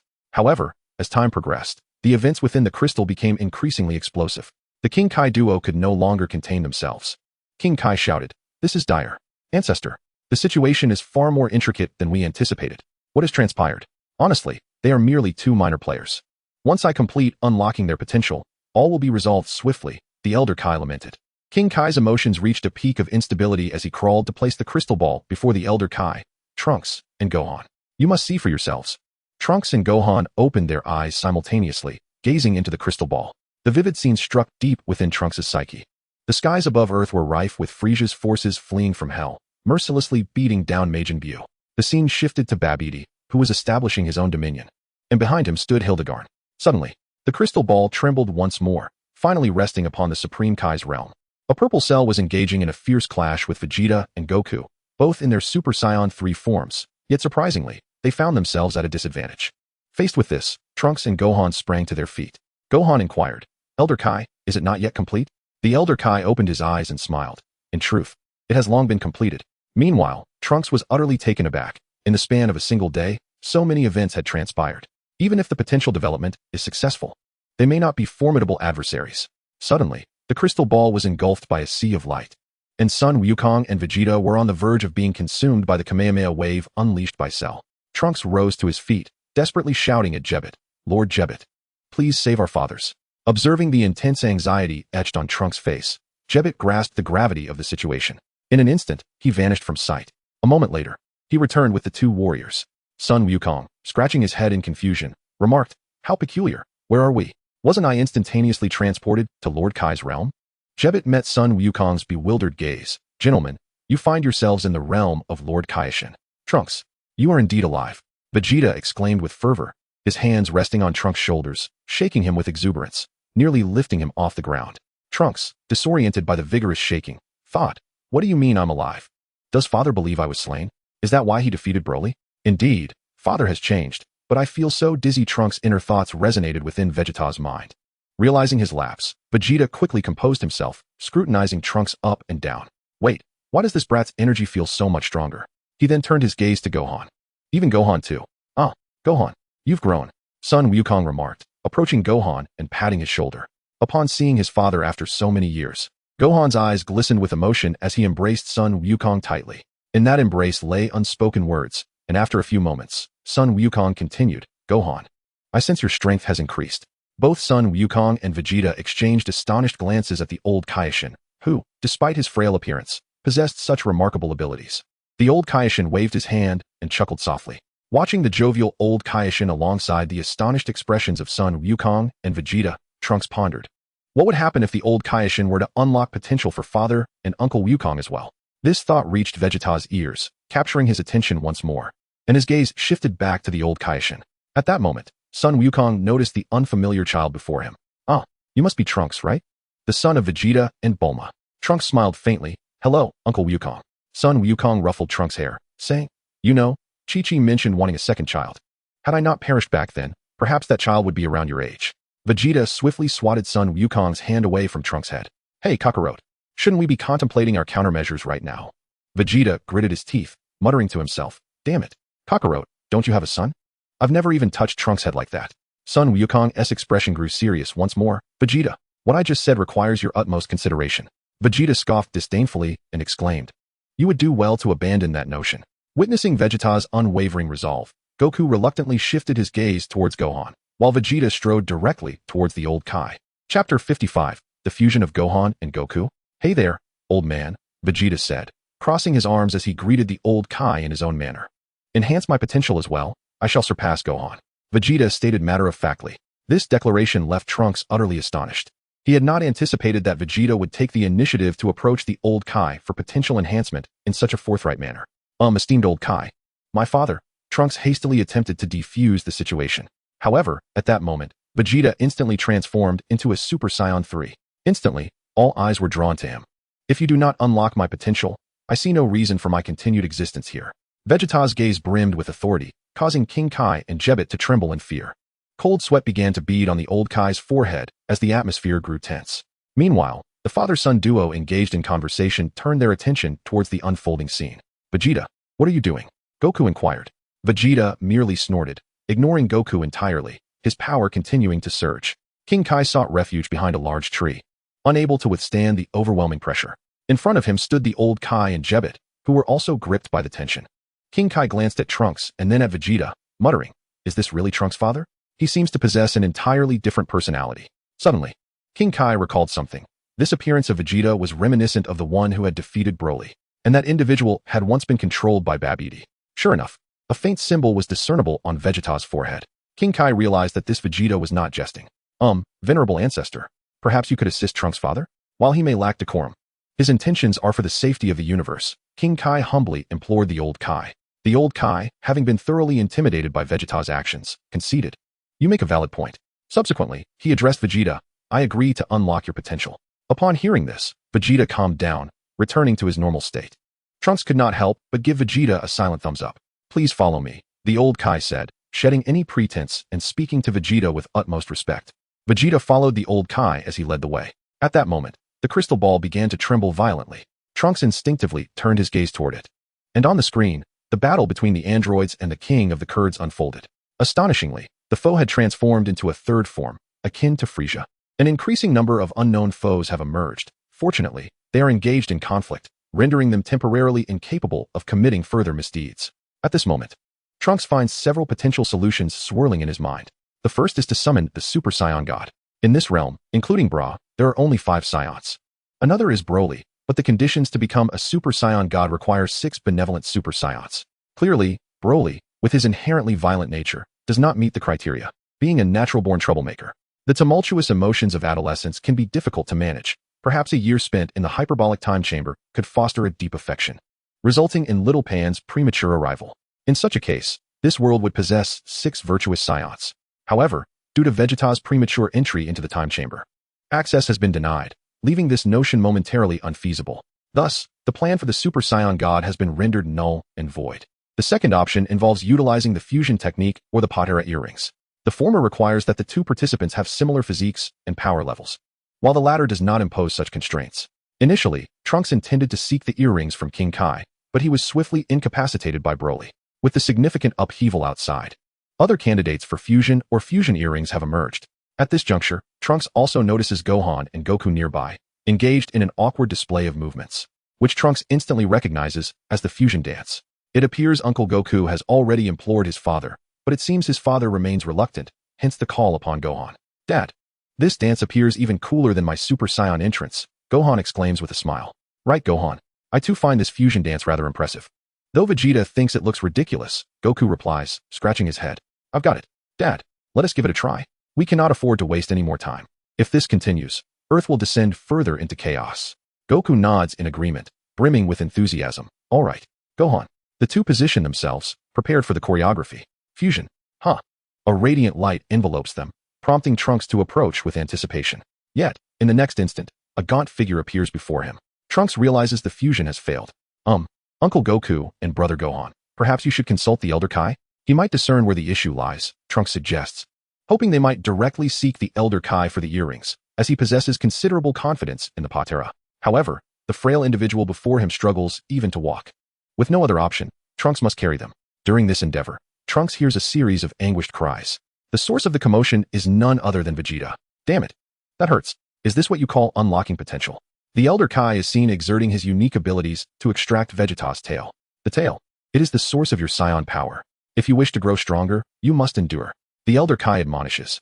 Upon uttering those words, Vegeta suddenly recalled something. Indeed, Trunks has said this before. With that thought in mind, Vegeta, stifling his pain, bellowed, pull it out. Do it with all your strength. Trunks, standing nearby, felt a sense of deja vu from the scene. He abruptly dropped the device he had been holding and shouted, Lord Supreme Kai, I am here to assist you. A new plan materialized in Trunks' mind. Chapter 56. The Clown Babidi on Earth. Babidi gazed with satisfaction at the figure of Hildgarn behind him, giving a thumbs up in praise. You are truly my capable aide, Hildgarn. Humph, compared to Bu, you are far more useful. I never expected Majin Bu to be so cowardly. I cannot fathom why my father created such a useless being. Let us disregard that waste of Bu. Now, we shall conquer more souls, Hildgarn. Behind Babidi, a multitude of humans, now his puppets under his magical control, gathered. In addition to these humans, a vast number of Frisia's army and his former minion, Zarbin, soared through the skies. Boom. A thunderous sound reverberated through the air. Babidi's nerves tensed at that moment, and he looked up in astonishment. Brilliant fireworks erupted in the sky, billowing thick smoke that drifted from the Supreme Kai's temple. Babidi, thrilled like a scrawny monkey, shook his staff excitedly, exclaiming, wow, such powerful and malevolent energy. Come, Hildgarn. Take me there. Under Babidi's command, a colossal figure began striding towards the Supreme Kai's temple, with throngs of puppets trailing closely behind. Above the temple, Cell taunted Frisia and his sons. Indeed, I was the one who annihilated that place. What are you going to do about it? Cell crossed his arms, showing no regard for Frisia's dignity. Frisia replied with a cold chuckle. Ho, it seems you have grown stronger, Cell. Who would have thought the one who was ruthlessly beaten by Goku in hell would reach such heights? Damn it, Goku, I will surely kill you. Frisia mocked Cell in a similar fashion. Watching Frisia's smug expression, Cell's anger surged. You bastard, Frisia. But in the next moment, Cell wiped the fury from his face and declared, to be honest, I have already killed Goku and Vegeta. At these words, Frisia's demeanor shifted dramatically. He lowered his head, his expression darkening, shrouded in a cloud of gloom. What did you just say? Frisia's tone was grave. Cell shrugged nonchalantly, replying, I said, I have just killed Goku and Vegeta. Did you not hear me, fool? His voice pierced Frisia's heart like 1,000 needles. In an instant, veins bulged on Frisia's forehead, anger boiling within him.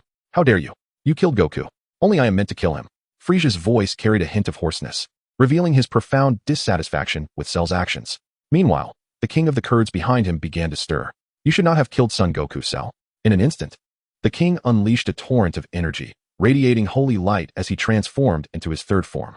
The impending clash between the two sides was palpable when, suddenly, a swarm of tiny dots appeared in the distance, captivating the attention of the four. Shortly thereafter, a cloud of smoke spiraled in the sky. Ha! You shall all be my dogs, Babidi proclaimed, perched upon the shoulder of Hildag, unleashing a continuous stream of magical energy from his staff, intent on subjugating Frisia and his companions. Frisia regarded Babidi with disdain, contemplating, what grotesque creature is this? Yet, in the next moment, a piercing headache struck him, and he clutched his head in agony. The same reaction was mirrored by the king of the Kurds and Gula beside him. Ha! The entire universe belongs to me, Babidi. You vile beings will all be under my control.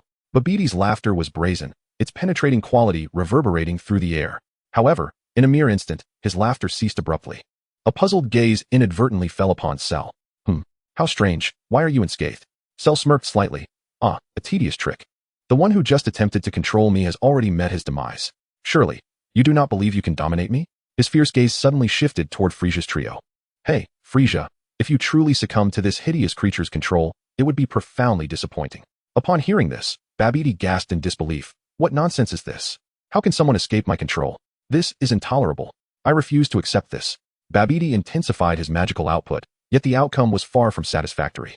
To his utter bewilderment, the pained expressions on Frisia's trio vanished instantaneously. Frisia slowly lifted his head, a wicked smile gracing his lips. Well, enough of this charade. Gula, father. I presume you are not under his sway either. He glanced at Gula and the king of the Kurds, whose expressions of anguish faded in an instant. No, this cannot be. How is this possible? Babidi's voice trembled, casting doubt upon his own magic. How dare you underestimate me? You lot, attack. Babidi commanded the throng of individuals he had controlled, yet they remained immobile, rooted to the spot. Trembling, they gazed at Frisia's trio in awe. It is King Frisia, King Kurds, and King Gula. How could we possibly stand against them? We would perish. In that moment, the murmurs among Babidi's thralls surged, revealing the lingering terror that Frisia's oppressive presence had instilled in their hearts. Amidst the throng, Gula soon recognized a familiar face. Shawiza? Oh, to my astonishment. You two have fallen under control. Pray tell, are you intent on aiding this individual in my demise? Suddenly, Shavia's legs weakened. No, Lord Gula. I, Shavia, pledge my life to serve Lord Gula. With that declaration, Shavia took the lead and unleashed an energy blast towards Babidi. Under Shavia's command, the throng of controlled individuals began to rebel against Babidi. Scoundrels! Hildegarn! Eliminate them all! Babidi snarled fiercely. He had presumed these individuals would remain under his dominion. Yet to his surprise, they were paralyzed by fear of the Frisia trio. In that moment, Hildegarn unleashed a colossal energy blast, leaving desolation in its wake. All those under Babidi's control were vanquished, but Babidi felt no satisfaction. Hildegarn, annihilate them all. Before he could finish, Babidi felt a chilling sensation at his neck, which swiftly transformed into agony. In the blink of an eye, his head had been severed from his body. A muffled thud echoed, reverberating like thunder. In his final moments, Babidi, resembling a jester, beheld an astonishing sight. Cell's fist had struck Hildegarn squarely in the back, sending him careening out of view. Then, Cell remarked, "Humph. The refuse has been cleared. Now, Frisia, do you seek vengeance for Son Goku?" Chapter 57, Silver Frisia, Silver Gula. Cell's proud figure loomed in the sky, arms crossed. Utterly dismissive of the Frisia trio. You had best not disappoint me. No sooner had he spoken than a massive figure surged before Cell. The individual unleashed a powerful punch, and the resulting gust of wind astonished Cell. King Cold's power had indeed been augmented. They had previously clashed fiercely in the depths of hell over territory. Though at that time, King Cold had been no match for him. Afterward, King Cold had been confined to another location, and they had not encountered each other since. Cell scrutinized King Cold's visage, and indeed, it had undergone a transformation. Too slow, Cell's expression shifted instantly. His agile form, akin to a serpent, evaded King Cold's grasp, leaving him momentarily frozen in space. With a swift motion, Cell's hand struck King Cold's back. What appeared to be a light blow concealed an unfathomable explosive force. King Cold gritted his teeth, biting into his lip, blood trickling from the corner of his mouth. The searing pain erupted across King Cold's back, causing the muscles to cave in. In the next instant, Cell's demeanor altered as he pressed his hand against King Cold's abdomen. Thud, thud, thud. The sound of impact resounded as Cell unleashed his fury through relentless punches. Just moments ago, the formidable King Cold was being toyed with like a mere puppet by Cell. Observing this spectacle, Frisia and Gula displayed no concern whatsoever. It seems that father has truly aged, Frisia coldly remarked. Beside him, Cooler observed the battered King Cold, who had been cruelly tormented by Cell, and merely clicked his tongue, shaking his head in disapproval. Helpless against the onslaught, King Cold was abruptly sent flying by a powerful energy wave from Cell, ultimately landing before Frisia and Cooler. The battered King Cold, supporting his frail back, gasped for breath. Blood trickling from the corner of his mouth. Wiping it away, he cursed, "Damn it, if only I had a bit more time. I could have made a breakthrough." Frisia shot a disdainful glance at King Cold and replied, "Father, you have indeed grown old. What you say is true. Had that chamber not been destroyed, perhaps." Suddenly, several violet energy waves hurtled towards the trio. Frisia, having sensed the danger, swiftly took to the air and deflected the energy blasts with ease. "Cell, you have indeed made progress." "Hey, Frisia, your father is nothing but trash. You must be similar," Cell mocked. Frisia grinned slyly. "Ha ha ha. You speak the truth. My father is indeed worthless. However, I surpass him." With that, Frisia cast a dismissive glance at King Cold and floated towards Cell. At that moment, Cooler, positioned behind Frisia, suddenly materialized in front of him, standing tall against Cell and shielding the diminutive Frisia. Did you say you killed Vegeta?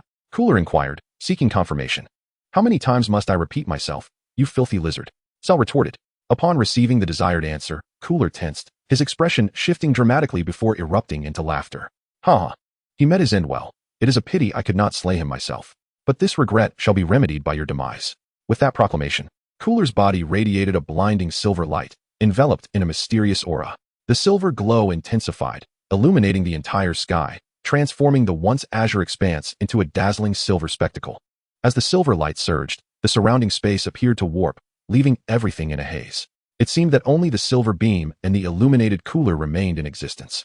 Concurrently, a formidable gust of energy erupted from the center of the silver light, rapidly sweeping through the area. The various gases in the air were drawn to this force, spiraling uncontrollably around Cooler. Finally, as the extraordinary phenomenon subsided, a transformed Cooler emerged before everyone. Silver-haired Cooler had completely overshadowed the diminutive Frisia, much to the latter's chagrin. Damn it, I didn't expect him to attain this form as well. In an instant, Frisia too transformed into silver. The two brothers gradually advanced towards Cell. Frisia suddenly flew in front of Cooler, addressing Cell. Haha, Cell, this is the culmination of my training over the past half-month. Without hesitation, I assert that given a bit more time, my prowess will ascend to an entirely different dimension.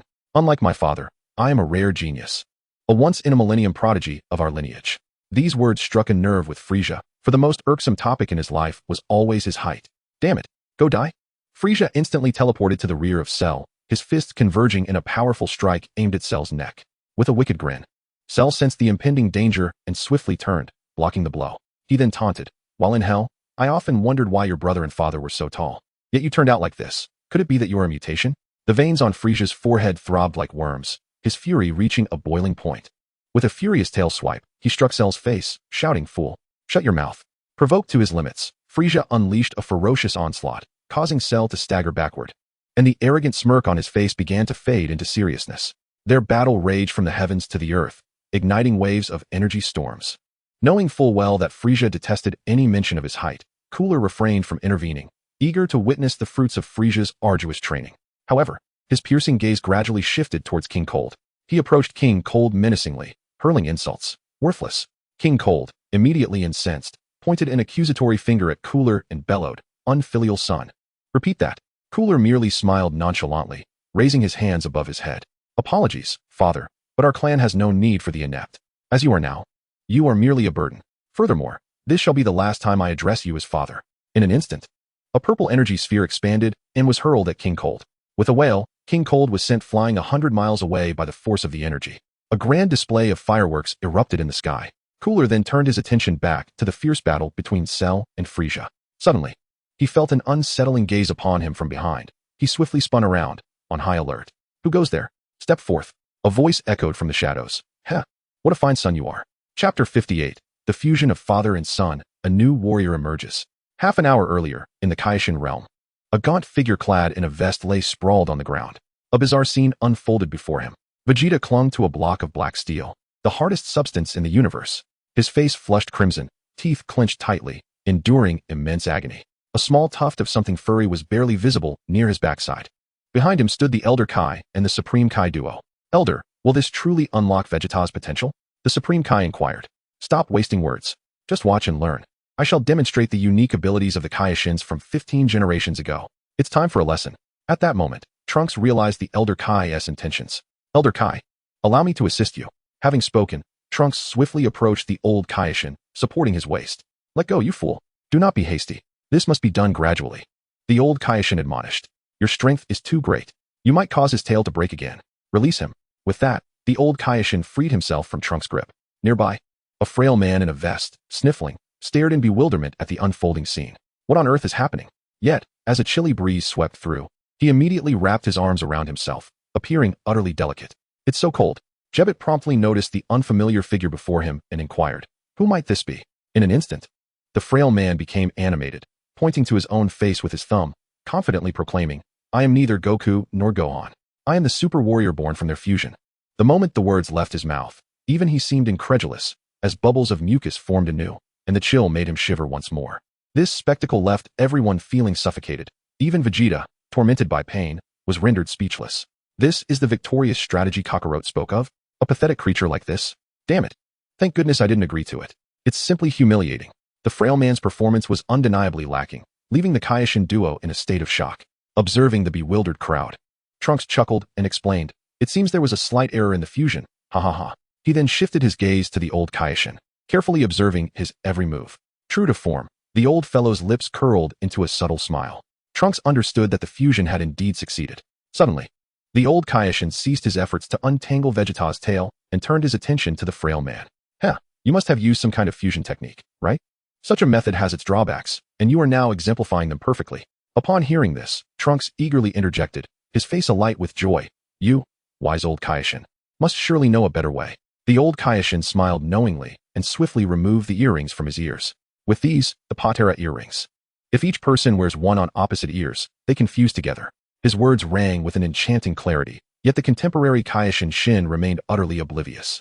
The Patera has such an effect? The old Kaioshin glanced at Shin. Don't believe me? You and Jebbit can give it a try, just as they were about to experiment. Trunks intervened. It would be best if the old Kaioshin's words were taken with caution. Perhaps you and Mr. Jebbit should refrain from trying. The old Kaioshin snorted disdainfully and continued, once fused, the combination cannot be undone. Thankfully, Trunks has stopped you. At this point, the old Kaioshin's heart ached as he recounted his tale involving a witch, revealing that such experiences had granted him certain powers. However, Trunks was too preoccupied to heed the old Kaioshin's reminiscences. He now seeks to confirm a singular matter.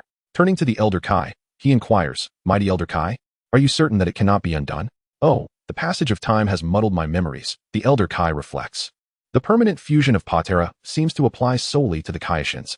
As long as one party is a Kaioshin, the fusion remains eternal. The Elder Kai's words brought a sigh of relief to Trunks, affirming that the Potara's mechanics aligned with his expectations. Grasping the Patera earrings tightly, Trunks cast a glance at the slender figure behind him. Now, all that remained was to await the defusion of Goku and Gohan. Having concluded the matter of the earrings, the Elder Kai resumed his task of plucking Vegeta's tail. Observing the small tuft of Vegeta's tail, hope rekindled in Trunks' eyes. Once his father's tail regrows, with his current strength, he would undoubtedly transform into a Super Saiyan 4. Thus, a new plan emerged to address the pressing dilemma.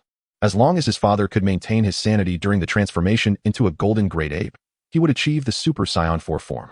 As the Prince of the Saiyans, Vegeta would surely retain his wits upon becoming a great ape. Unbeknownst to Trunks, his musings were overheard by Vegeta, who felt a jolt within. So, the tail is the secret to our Saiyan potential? He pondered. Transforming into a great ape can be accomplished with an artificial moon. Huh. Foolish Kakarot. You may fuse with your son if you wish. Vegeta scoffed. I, Vegeta, would never consider such a union. With a sudden motion, two phantoms detached from the slender figure, splitting into two, and Gohan and Goku ultimately regained their forms. Alas, how did the fusion fail? Goku questioned, bewildered. Father. I recall now, it seems our fingers were misaligned, Gohan observed, having identified the issue. Uncle Goku and Brother Gohan, you both heard that, right? This is Patera. Shall we use this? Trunks offered the earrings to the duo. Goku scrutinized the Patera, intrigued by its purported magic. Without hesitation, he adorned his left ear, while Gohan promptly placed the other on his right. In an instant, a mysterious radiance enveloped their forms. As the blinding light dissipated, a completely new warrior emerged before the onlookers. Without uttering a word, he placed his hand upon his forehead and vanished in an instant. Chapter 59, Overwhelming Power. The absolute might of Gohan. This sudden and inexplicable sound, echoing from all directions, startled the silver-hued Groudon, prompting him to turn and survey his surroundings. He instinctively glanced around, yet saw no figures within his line of sight. Whoosh! A chilling breeze swept past, grazing the top of his head. Groudon immediately heightened his vigilance, hastily looking upward. However, the space above remained vacant, devoid of any presence. With his senses taut, Groudon began to scan the vicinity, attempting to ascertain the origin of the mysterious sound. However, surrounding him were only Frieza and Cell engaged in battle. A sense of perplexity and unease washed over him. From whence did this mysterious voice emanate? Gula resolved to remain on high alert, continuing to observe his surroundings. Who?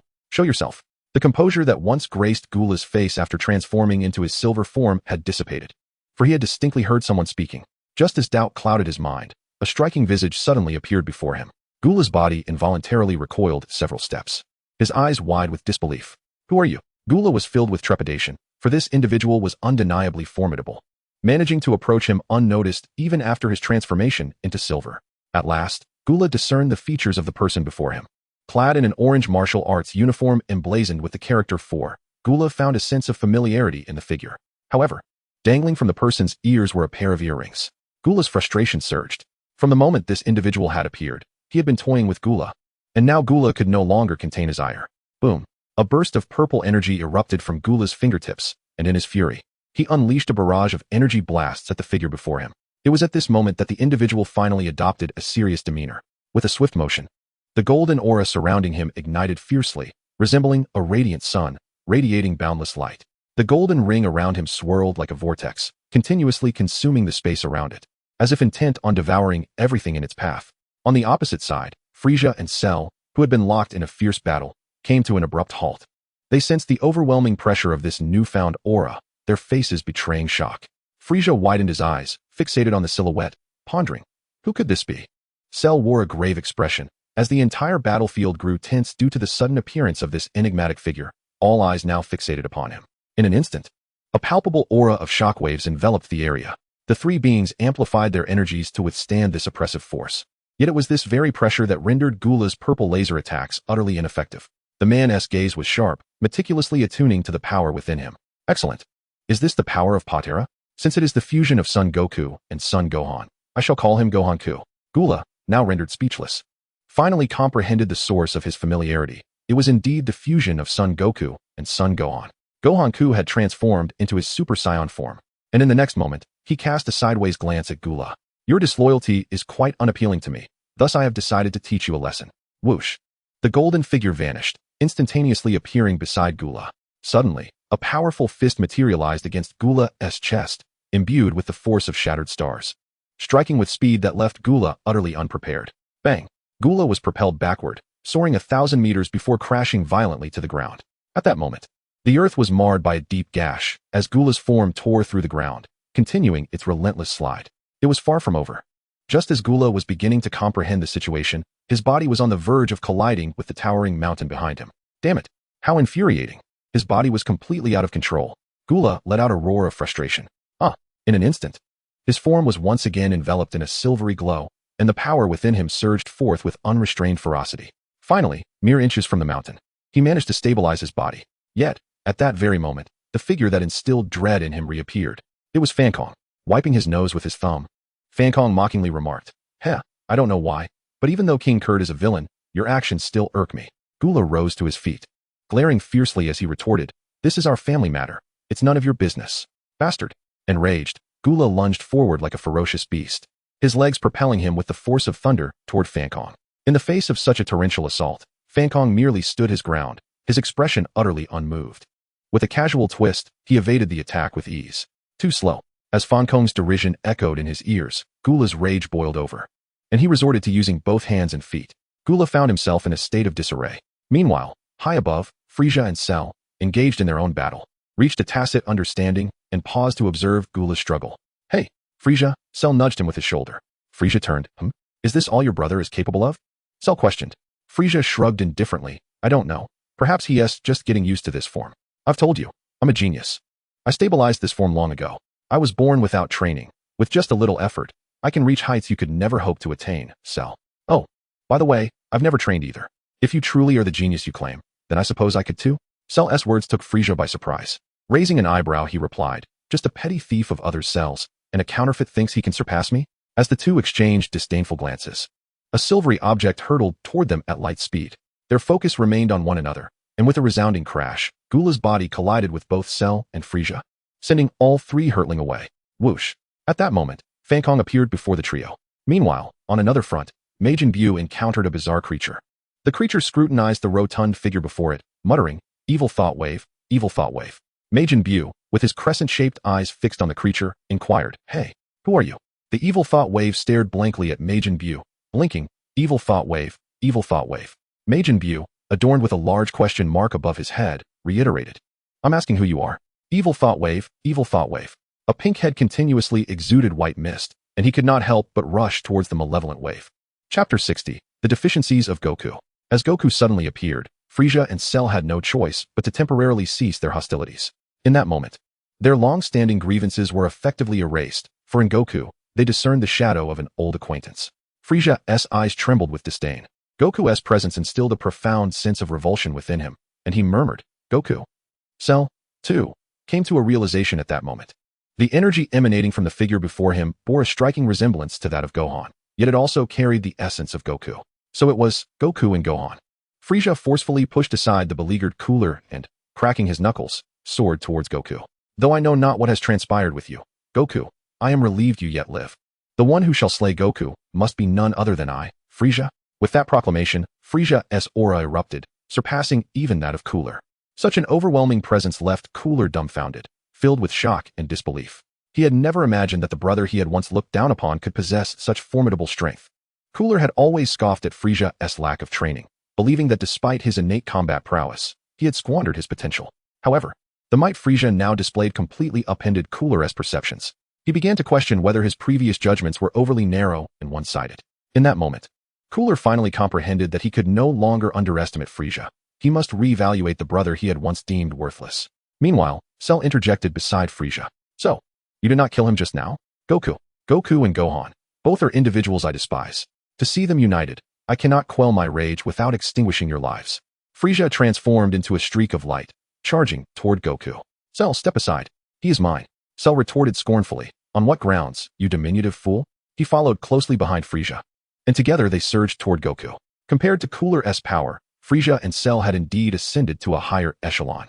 Unfazed by the impending danger, Goku adeptly evaded their attacks. Yet what awaited him were even more ferocious blows, akin to a tempest battering him relentlessly. To his astonishment, he had not anticipated that these two adversaries could provide such a surprise. Goku's body was forced backward, and in the next instant, Frieza and Cell's fists collided with his face. This scene left Goku somewhat taken aback. Equally astonished was Trunks, who observed from the realm of the Supreme Kai. He was surprised that Frieza had not transformed into his golden form, but remained in this transitional state. Furthermore, one other thing left him somewhat disheartened. This performance seemed to fall short of expectations. Trunks gazed at Goku within the crystal ball, tinged with a hint of disappointment. At that moment, the old Supreme Kai was also captivated by the crystal ball. The potential of the Patera earrings had not been fully realized by these two individuals. Only when two individuals who are both adversaries and allies unite can the true power of the Patera be unleashed to its fullest extent. The old Supreme Kai's heartfelt words greatly benefited the pair of Kaioshin, who chorused, Grand Ancestor, your wisdom is profound. The old Supreme Kai chuckled, remarking, you too, while being the Kaioshin and the Kaioshin candidate of our seventh universe, are still woefully ignorant of these matters. In time, I shall gradually enlighten you. Upon hearing the old Supreme Kai's words, Trunks suddenly experienced a moment of clarity. His gaze instinctively shifted towards Vegeta. Were not the adversarial yet allied duo, he spoke of none other than his father and Uncle Goku? Vegeta, although pained by the pulling of his tail, remained fixated on the crystal ball. Trunks' intense stare prompted Vegeta to turn sharply, coldly declaring, Trunks, there is no way I would fuse with Kakarot. I would prefer death. Trunks, unfazed, replied, but what if Gohan and Uncle Goku were to be defeated? Truth be told, Trunks harbored uncertainties regarding Gohan and Goku's strength. Considering that their fusion had not fully harnessed the potential of the Patera, this implied they could not match the formidable power of Vegeta. If Goku and Gohan had not faced each other, the Earth would once again be in peril, putting Mom and Bulma in danger. Father, would you truly refuse to fuse with Uncle Goku? At this, Vegeta trembled. Trunks, even if they were to be defeated, I could still vanquish Frieza and the others. Yet as he uttered these words, a tremor of doubt coursed through him. In truth, he was far from certain, especially since his tail had yet to be freed. His previous boast had merely been for the sake of pride. Nevertheless, Trunks' words had struck a deep chord within him. Bulma, brah. If such a day were to come, I would indeed be willing to fuse with Kakarot. However, at that very moment, the old Supreme Kai's words provided a stabilizing reassurance for both of them. Well, although the full potential of the Patera has not been realized, the bond between you two is quite remarkable. The true spectacle was yet to unfold. As they faced the relentless assaults of Cell and Frieza, the Saiyan blood within Gohan began to boil. In an instant, a fierce tempest erupted, sending Cell and Frieza hurtling away. Gohan bellowed, ha! Instantly, golden arcs of energy crackled around him. The sky above darkened, swirling with golden energy. You two have truly astonished me, but from this moment forth, the battle is over. I have other matters to attend to. Gohan had transformed into Super Saiyan 2. After uttering these words, he vanished without a trace. Having stealthily positioned himself behind Frieza and Cell, who were left in a daze, realizing that Gohan had seemingly disappeared before their eyes, Frieza and Cell trembled, an involuntary chill creeping up their necks. At that moment, an even more astonishing event unfolded before them. Their positions had been altered. Beside them stood an unexpected figure, the severely injured Gula. What is happening? How did we get here? Frieza exclaimed in astonishment. It's instantaneous movement. How infuriating. I never anticipated he could master it to such an extent. Not even I could react in time. Cell gritted his teeth. Just a moment ago, the suddenly vanished Goku had actually appeared behind Frieza and Cell, utilizing instant transmission to bring them to Gula's side. His intention was to ensnare all three of them at once. Only the sound of his presence was heard, but Goku himself remained unseen. Both Cell and Gula were left in a state of bewilderment. Only Frieza was still contemplating resistance, when suddenly, his body ignited with a golden radiance. He was about to speak, but in the next instant, a silhouette of blinding light emerged. Goku had placed his hand at his waist and shouted, Kamehameha. Instantly, a colossal energy cylinder spanning 100 meters engulfed the three of them. The words Frieza had intended to utter were forcibly swallowed at that moment, replaced by incredulous wails. Within the resounding lamentations, the Kamehameha consumed the trio entirely. Meanwhile, Goku had another imperative task to undertake, finding the malevolent energy wave, the root cause of the disturbance between the realms of Yin and Yang. Chapter 61. The Birth of Majin Buu, King Kai's Realm. Watching Goku depart with the defeated forms of Cell, Frieza, and Gula trapped within the crystal ball, Trunks finally felt his heart settle. Although it lacked the overwhelming spectacle of Vegeta's triumph, it was a relief to see these villains dealt with at last. Wonderful. Ancestor. It turns out our Patera earrings are truly formidable. King Kai-Shin exclaimed joyfully. Goku's success instilled boundless hope in everyone present. Yet one individual was less than pleased, Vegeta, who lay on the ground. TCH, I wanted to take the stage myself, but it seems Kakarot and Gohan have managed it. Aside from King Kai-Shin and Vegeta, Goku's actions profoundly impacted another individual. Jebbet gazed at King Kai-Shin's earring, lost in thought, when an unrealistic idea suddenly sparked in his mind. What if I fused with Lord King Kai? Wouldn't he that restore the might of the Kais? After all, in the face of such cosmic troubles, the esteemed King Kai could only place his hopes on the Saiyans. With this thought, Jebbet reached out to touch King Kai-Shin's Patera, sensing an itch near his ear. King Kai-Shin turned around to find Jebbet. What are you doing, Jebbet? King Kai-Shin questioned. With a cheerful grin, Jebbet replied, Well, Lord King Kai, how about we fuse? This way, we can join the fight too. The moment those words were uttered, they immediately drew the ire of the elder Kai. He hurled invectives at Jebbet. You insolent brat. You would do well to abandon this notion. With your abilities, even if you fused, you would still fall short against a single Frieza. Jebbet and the Supreme Kai-Shin immediately lowered their heads. Meanwhile, Trunks, who was watching the spectacle, couldn't help but chuckle. He turned to the Supreme Kai-Shin and remarked, Lord Supreme Kai, the Frieza you once disregarded can now dispatch both you and Lord Jebbet with but a mere finger. Hearing Trunks' words, Shin felt a wave of embarrassment wash over him. He had not anticipated that the members of Frieza's race could be so exceptionally formidable. In the past, Frieza could indeed be dealt with effortlessly, but the current Frieza was a different story altogether. Jebbet forced a smile and said, Well, perhaps I should abandon this idea. It is rather pleasant to be myself. Leave these matters to you Saiyans. However, at that very moment, another tale was unfolding in a tropical rainforest. Two epic-level monsters were locked in a fierce gaze. The plump Majin Buu, in a fit of rage, unleashed a torrent of attacks upon the evil containment wave. Yet, no matter how fervently he struck, the evil containment wave effortlessly transformed into countless blocks, reappearing right before him. After each transformation, the evil containment wave would cast a bewildered glance at the flustered Majin Buu. Majin Buu, sensing the malevolence emanating from the evil containment wave, felt the steam rising from the two vents atop his head. With hands on his hips, he pointed an accusatory finger, exclaiming, You wretched creature, you have provoked my ire. Majin Buu brought his hands to his chest, clearly preparing to unleash Vegeta's signature move, the Final Flash. A true genius.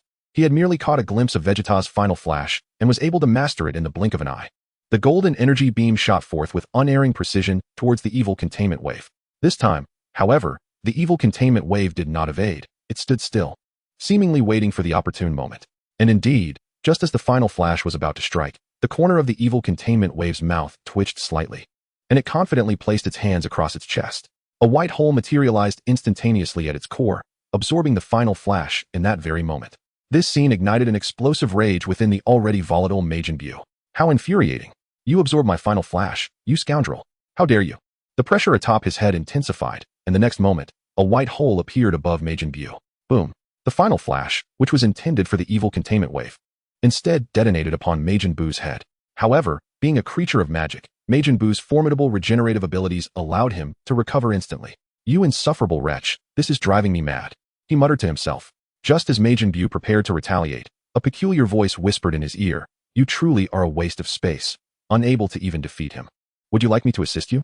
Majin Buu's flabby flesh quivered, and he scanned his surroundings, bewildered. Who are you? Who are you? At that moment, a dimly colored slender Majin Buu emerged behind the rotund Majin Buu. I am you, and you are me. However, my existence is indebted to you. You devoured all those wicked souls that escaped from hell, turning them into candy. Their malevolent thoughts coalesced within you, and when you became enraged, I was expelled. I am your dark side, my portly counterpart.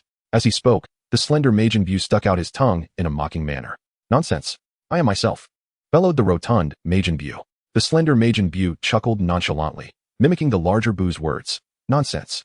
I am myself. He then continued to replicate the same actions as his counterpart. Nearby, the embodiment of malevolence stood still, observing the scene as if watching two children at play. But in the next moment, something incredulous occurred. The furious rotund Buu unleashed his ultimate flash once more. Simultaneously, the slender Buu mirrored his movements perfectly. As the two beams of ultimate flash collided, they astonishingly dissipated upon contact. The immense shockwave sent the rotund Buu flying, while the slender Buu remained unaffected. Damn it! You wretched fiend! Transform into chocolate. A beam of pink light shot from the top of the rotund Buu's head, spiraling and ultimately targeting the slender Buu. With an intimate understanding of such an attack, the slender Buu inhaled deeply and blew the beam back towards the rotund Buu, unable to evade in time. The rotund Buu found himself transformed into chocolate. The slender Buu leisurely picked up the chocolate and swallowed it whole. In that instant, his form began to change. A thick cloud of pink smoke erupted from his head, enveloping his body. His formerly frail physique was replaced by bulging muscles, heralding the birth of Fat Buu. His piercing gaze finally settled on the embodiment of malevolence. Fool, now it is your turn. The stupidity of the rotund Buu was indeed a source of distress for Fat Buu, who touched his forehead, on the verge of tears. The embodiment of malevolence wore a peculiar smile, clearly sensing that this pink creature before him was far more astute than the previous one. Chapter 62. Fat Buu vs. The embodiment of malevolence. Die, you grotesque creature.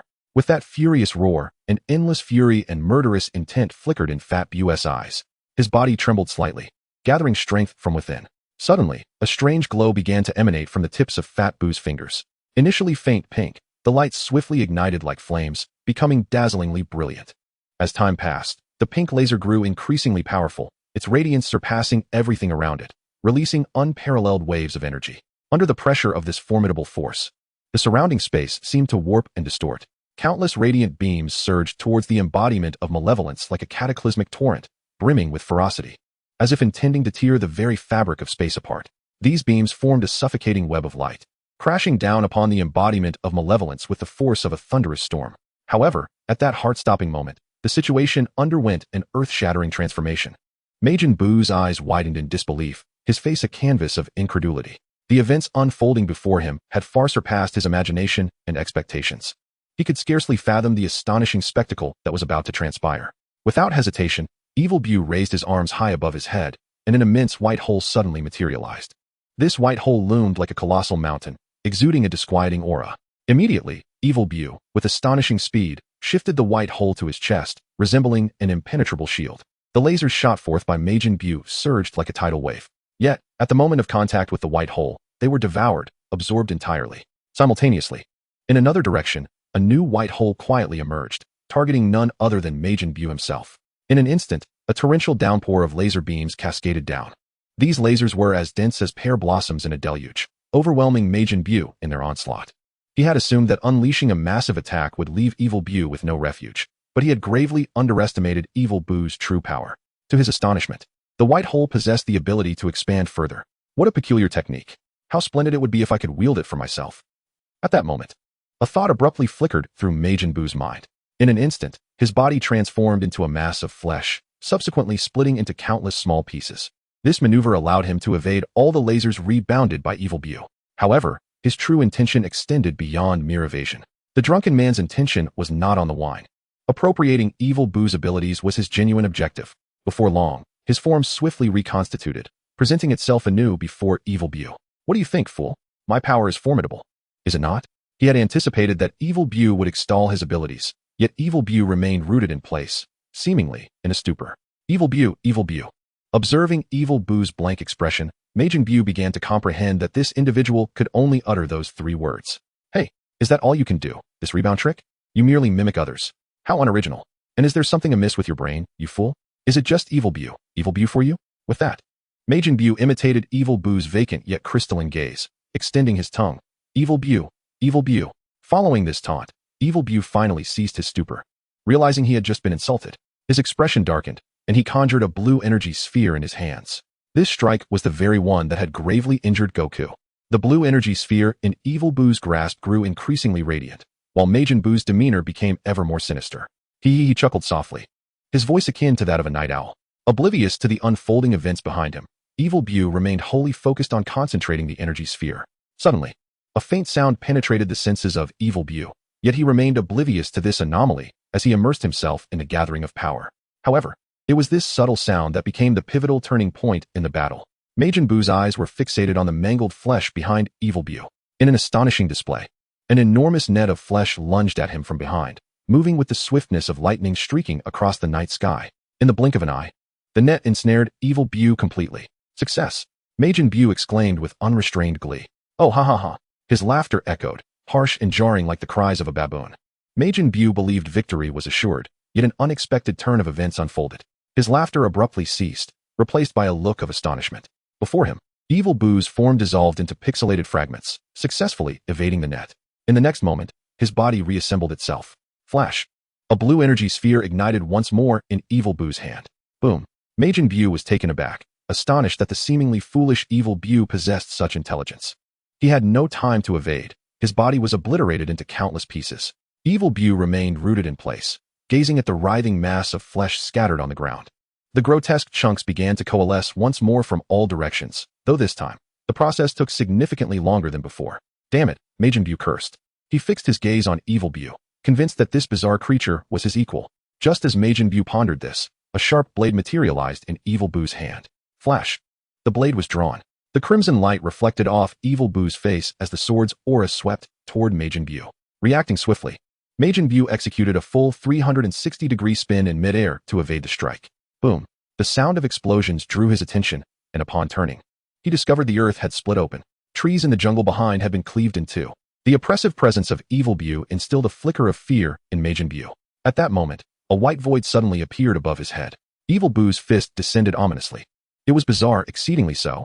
Majin Buu gazed at the white void, his eyes flickering with trepidation, the fear only intensifying his curiosity about what lay within. With a swift motion, Evil Buu's fist crashed down upon Majin Buu's head. The impact was entirely unexpected, shattering his form into countless fragments. Amid this chaos, a terrifying explosion erupted from the horizon, its destructive force surpassing even the pressure radiating from Evil Buu. What in the world is happening? In his astonishment, Majin Buu sensed an energy approaching him with overwhelming intensity. Suddenly, a figure clad in an orange gi and adorned with earrings appeared behind Evil Buu. Evil Spirit Wave. So you are here. A dual voice resonated, causing Majin Buu to falter. An overwhelming sense of oppression shattered his thoughts. The blue energy sphere of Evil Spirit Wave struck his form. Buu's momentary distraction led to the vanishing of his aura. Evil Spirit Wave rose, staring blankly ahead, his gaze locking with Gohan's. Gohan, gazing intently at Evil Spirit Wave, declared, "It is time to end this, Evil Spirit Wave." Chapter 63, Gohan's Disintegration, a New Crisis Arises. Goku trapped by Evil Spirit Wave. Evil Spirit Wave fixated on the now vanished Majin Buu, believing it marked the end of his existence. A dual, magnetic voice emanated from behind him. Turning, he confronted a figure both unfamiliar and familiar. Tilting his head in confusion, he soon discerned Goku's shadow upon Gohan. Before he could react, the figure swiftly vanished. An overwhelming radiance emanated from Gohan's hand, a rapidly condensed energy sphere gathering there. The pulsating energy orb, alive with potential, thrummed in his palm, its power unimaginable. A flicker of fear crossed Evil Spirit Wave's eyes, a sensation he had never experienced before. This farce must come to an end. Evil Spirit Wave. Gohan swung his arm, preparing to hurl the energy sphere towards Evil Spirit Wave. In an instant, his body felt ensnared by an invisible force, immobilizing him. Gohan gazed in disbelief at his own form, an overwhelming sense of helplessness enveloping him. In the next moment, his body astonishingly split in two. Gohan and Goku stared at each other in shock. "We've disintegrated," they exclaimed in unison. At that moment, the energy sphere capable of sending Evil Spirit Wave into a state of panic vanished. Evil Spirit Wave tilted his head, casting a suspicious glance at Goku. He quickly recognized this individual as one of his former adversaries. Evil Spirit Wave emitted a chilling cry. "Evil Spirit Wave, Evil Spirit Wave." Instantly, his form materialized beside the father and son, coiling his fist, ready to strike. Goku transformed into Super Saiyan 3, while Gohan simultaneously assumed a mysterious form. Meanwhile, a Kamehameha was coalescing in Gohan's hands. As the blue energy beam surged forth, just as Gohan believed it would strike true, a chilling realization dawned. Evil spirit waves body fragmented into countless pixel-like pieces. The Kamehameha that should have pierced evil spirit wave's form was narrowly evaded. As Gohan marveled at the spectacle, evil spirit wave's figure loomed before him, revealing a visage horrifying in its intensity. Gohan startled, then swiftly retreated. Gohan, this foe is perilous. Since the Potara fusion has failed, we must attempt to fuse. Only then will we have a chance to defeat him. Gohan nodded vigorously. I understand. Dad, look for the opportunity to fuse. However, the listener of these words was not solely Son Gohan, but also the malevolent entity known as Evil Bu. The power exhibited by Gohan moments ago had already instilled a sense of peril within him. He could not allow the two to merge under any circumstances. With a swift motion, a crimson blade of energy sliced through the air, forcibly separating Gohan from Goku. No, father, this fiend seems to have grasped our intentions, Gohan exclaimed, desperately stabilizing his body as he spoke to Goku. In that instant, Goku's mind raced, showcasing his tactical brilliance in battle. Suddenly, he activated instant transmission, seizing Gohan's shoulder. The next step was to utilize instant transmission once more to escape this location and continue their fusion plan. With a whoosh, they materialized in an unfamiliar place.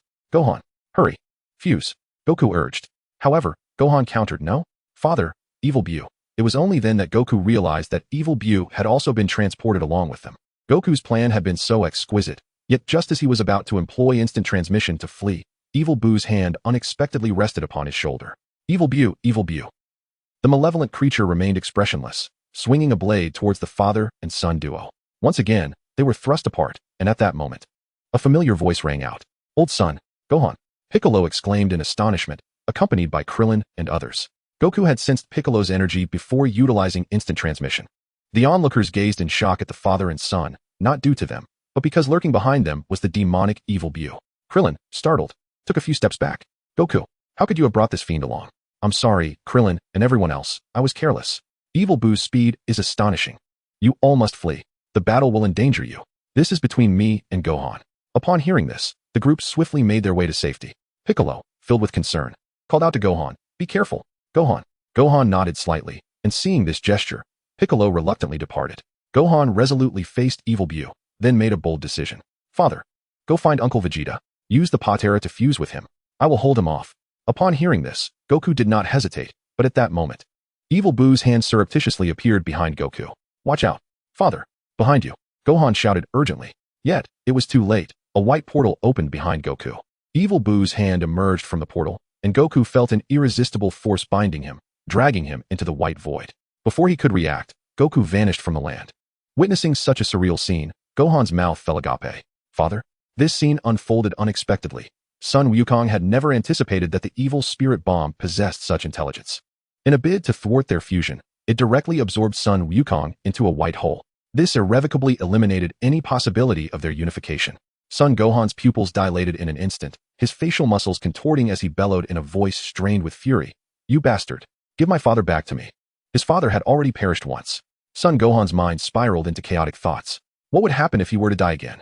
Suddenly, a white energy lotus illuminated the heavens and the earth, and an unprecedented surge of power erupted from Son Gohan's body.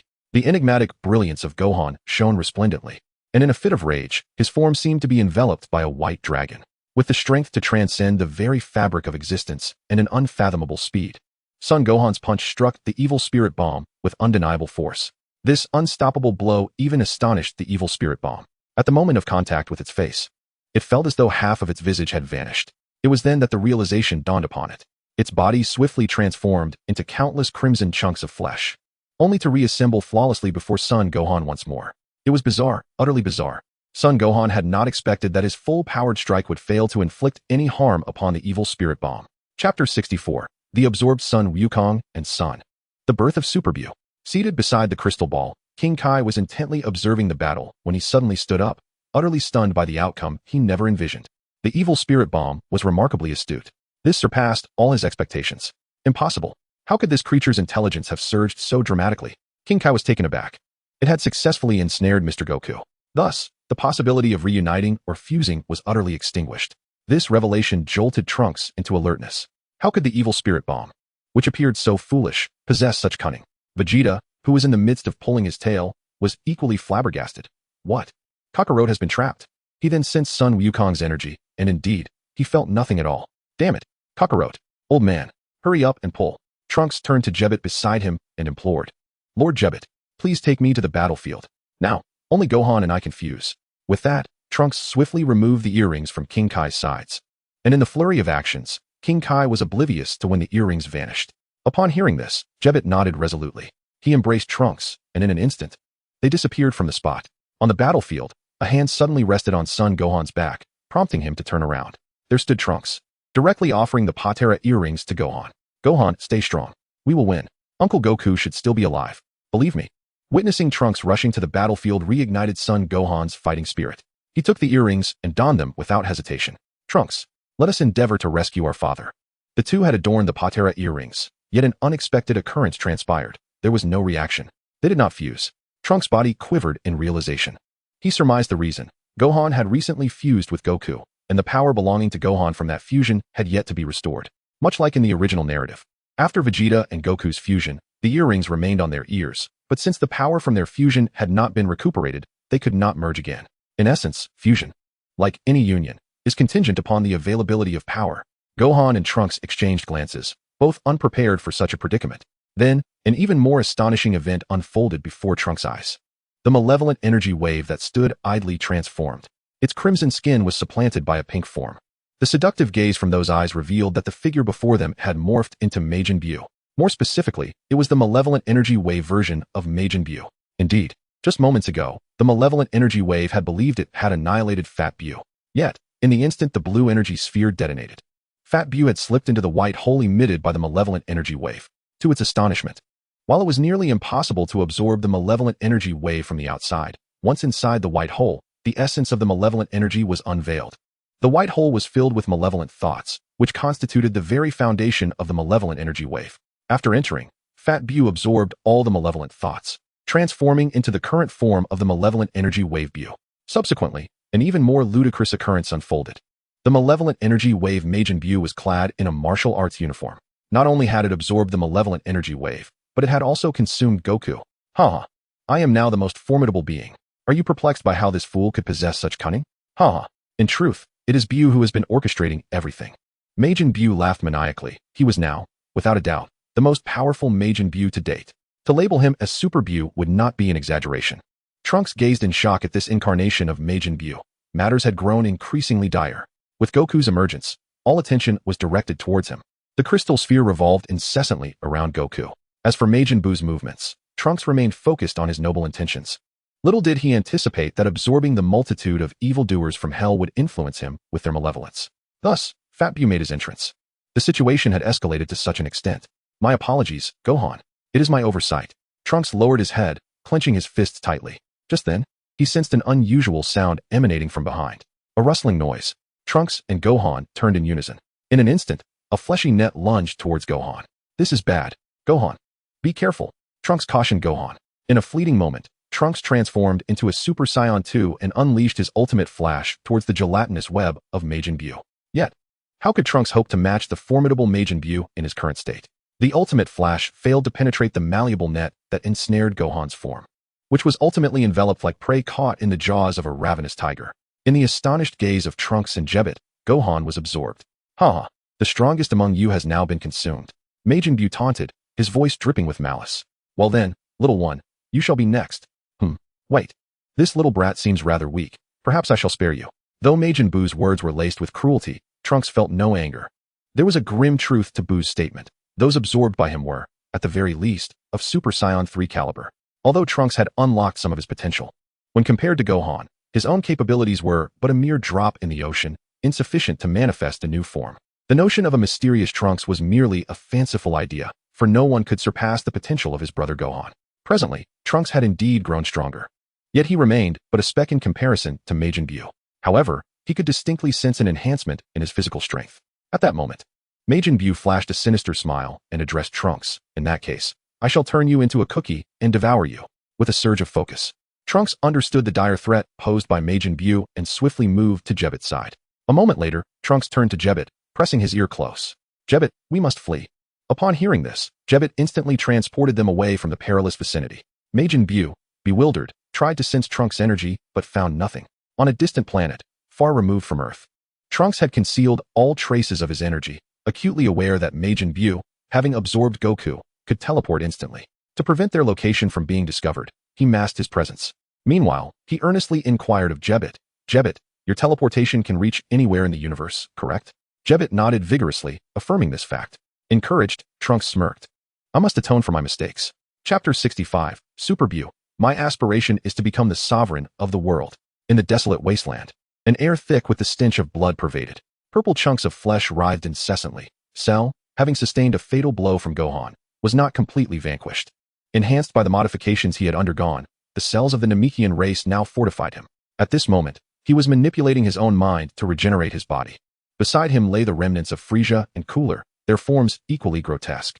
The Frieza clan boasted a formidable vitality, and the two brothers had not perished entirely. Frieza's eyes flickered with trepidation as he beheld the astonishing spectacle of Cell reconstructing his form.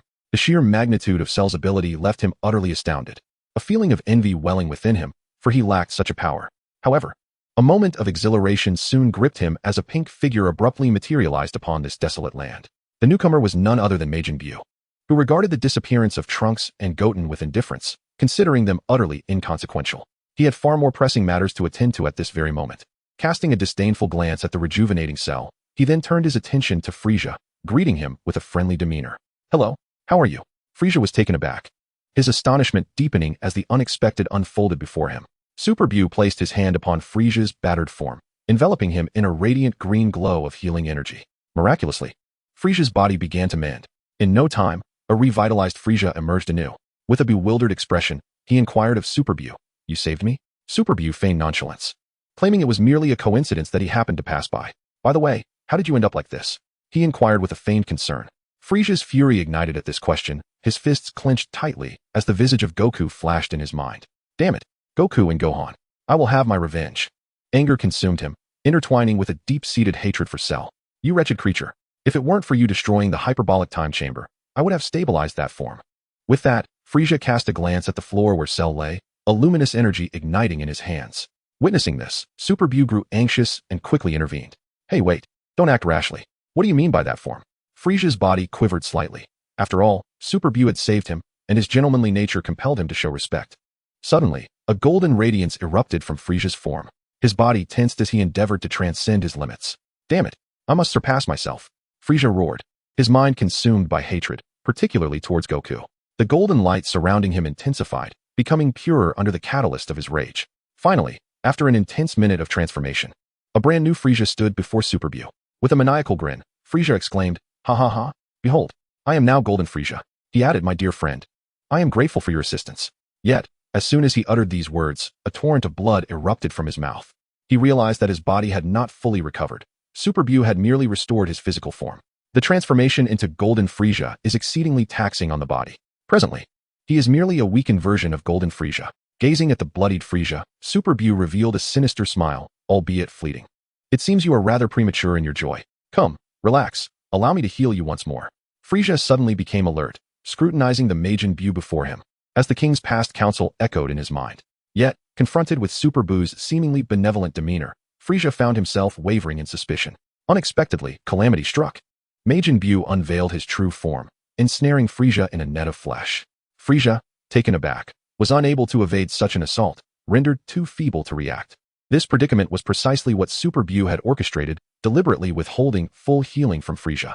Struggling within the grotesque web, Frieza's whimpers and curses echoed incessantly. Ultimately, he reverted to his normal state, and once again, Super Buu triumphed. Thus, Golden Frieza was absorbed. "Ha ha, fool, nincompoop. Is there such a thing as a free lunch in this world? Ha ha, I shall grow stronger. I will become the dominator of this realm." With these words, Super Buu turned his gaze toward Goldo and Cell. With the troublesome Frieza now absorbed, his next objective was to consume the remaining Goldo and Cell. He lowered his head, a greedy smile crossing his face, and inhaled deeply, drawing the barely alive Goldo and Cell into his maw. However, at that moment, his piercing gaze fell upon a massive rock. Behind it, a pair of eyes was fixed upon him. "Humph, come forth my meal." As these words left his lips, the boulder was effortlessly pierced by Super Buu's glare. From behind the stone emerged a muscular figure, none other than Broly. though he was actually the body of Jinyu after a swap. You killed King Frieza? Jinyu stuttered, trembling. Super Bu smirked nonchalantly, then transformed his visage into that of Frieza. What are you talking about? I am Frieza. This bizarre spectacle sent Jinyu into a fit of disbelief, quaking as he exclaimed. No, you are not. The unfortunate Jinyu had believed that assuming Broly's form would allow him to serve Frieza once more. Yet now, with Frieza eliminated, his faith crumbled entirely. You scoundrel! Return my King Frieza. Jinyu unleashed a laser towards Super Bu, but it merely splashed against him, having no effect. As Jinyu was still unfamiliar with his new body, Super Bu chuckled derisively, addressing him. Whatever you wish to say, save it for my body. As he approached Jinyu, desperation took hold. Witnessing Frieza's absorption, Jinyu realized he was destined for the same fate. Change bodies. Super Bu sidestepped, murmuring, oh, I see, body switching ability, how intriguing. Jinyu's plans lay in ruins, and in a frantic bid, he attempted to execute the body switching technique against Super Bu once more. At this moment, Super Bu spotted a frog, which was none other than Broly, who had been transformed after his body was seized by Jinyu. Ever since Jinyu took over his form, Broly had been trailing behind him. This scene eventually caught the attention of the Supreme Kai, who observed it from the Kaioshin realm. His gaze settled upon Vegeta, and he anxiously inquired of the Elder Kai, Ancestor, has the tail been extracted? Chapter 66, The Fate of West City, The Decision of the Little Cell Creatures. Super Bu roamed freely across the world. Now unrestrained, he housed numerous powerful beings within him, leading him to believe he was indeed the strongest in existence. However, this sense of superiority was not enough to satisfy him. While soaring through the skies, he suddenly detected a sinister aura, feeble yet reminiscent of the earlier Cell and Frieza. A wisp of smoke drifted lazily through the air, concealing none other than Hildgarn, who had been sent flying by Cell's punch. Super Bu possessed the complete memories of Fat Majin Bu, and thus was well aware of Hildgarn's abilities. Yet, in comparison to his own prowess, they were but trivial. Perhaps, I shall transform him into chocolate and consume him, he mused.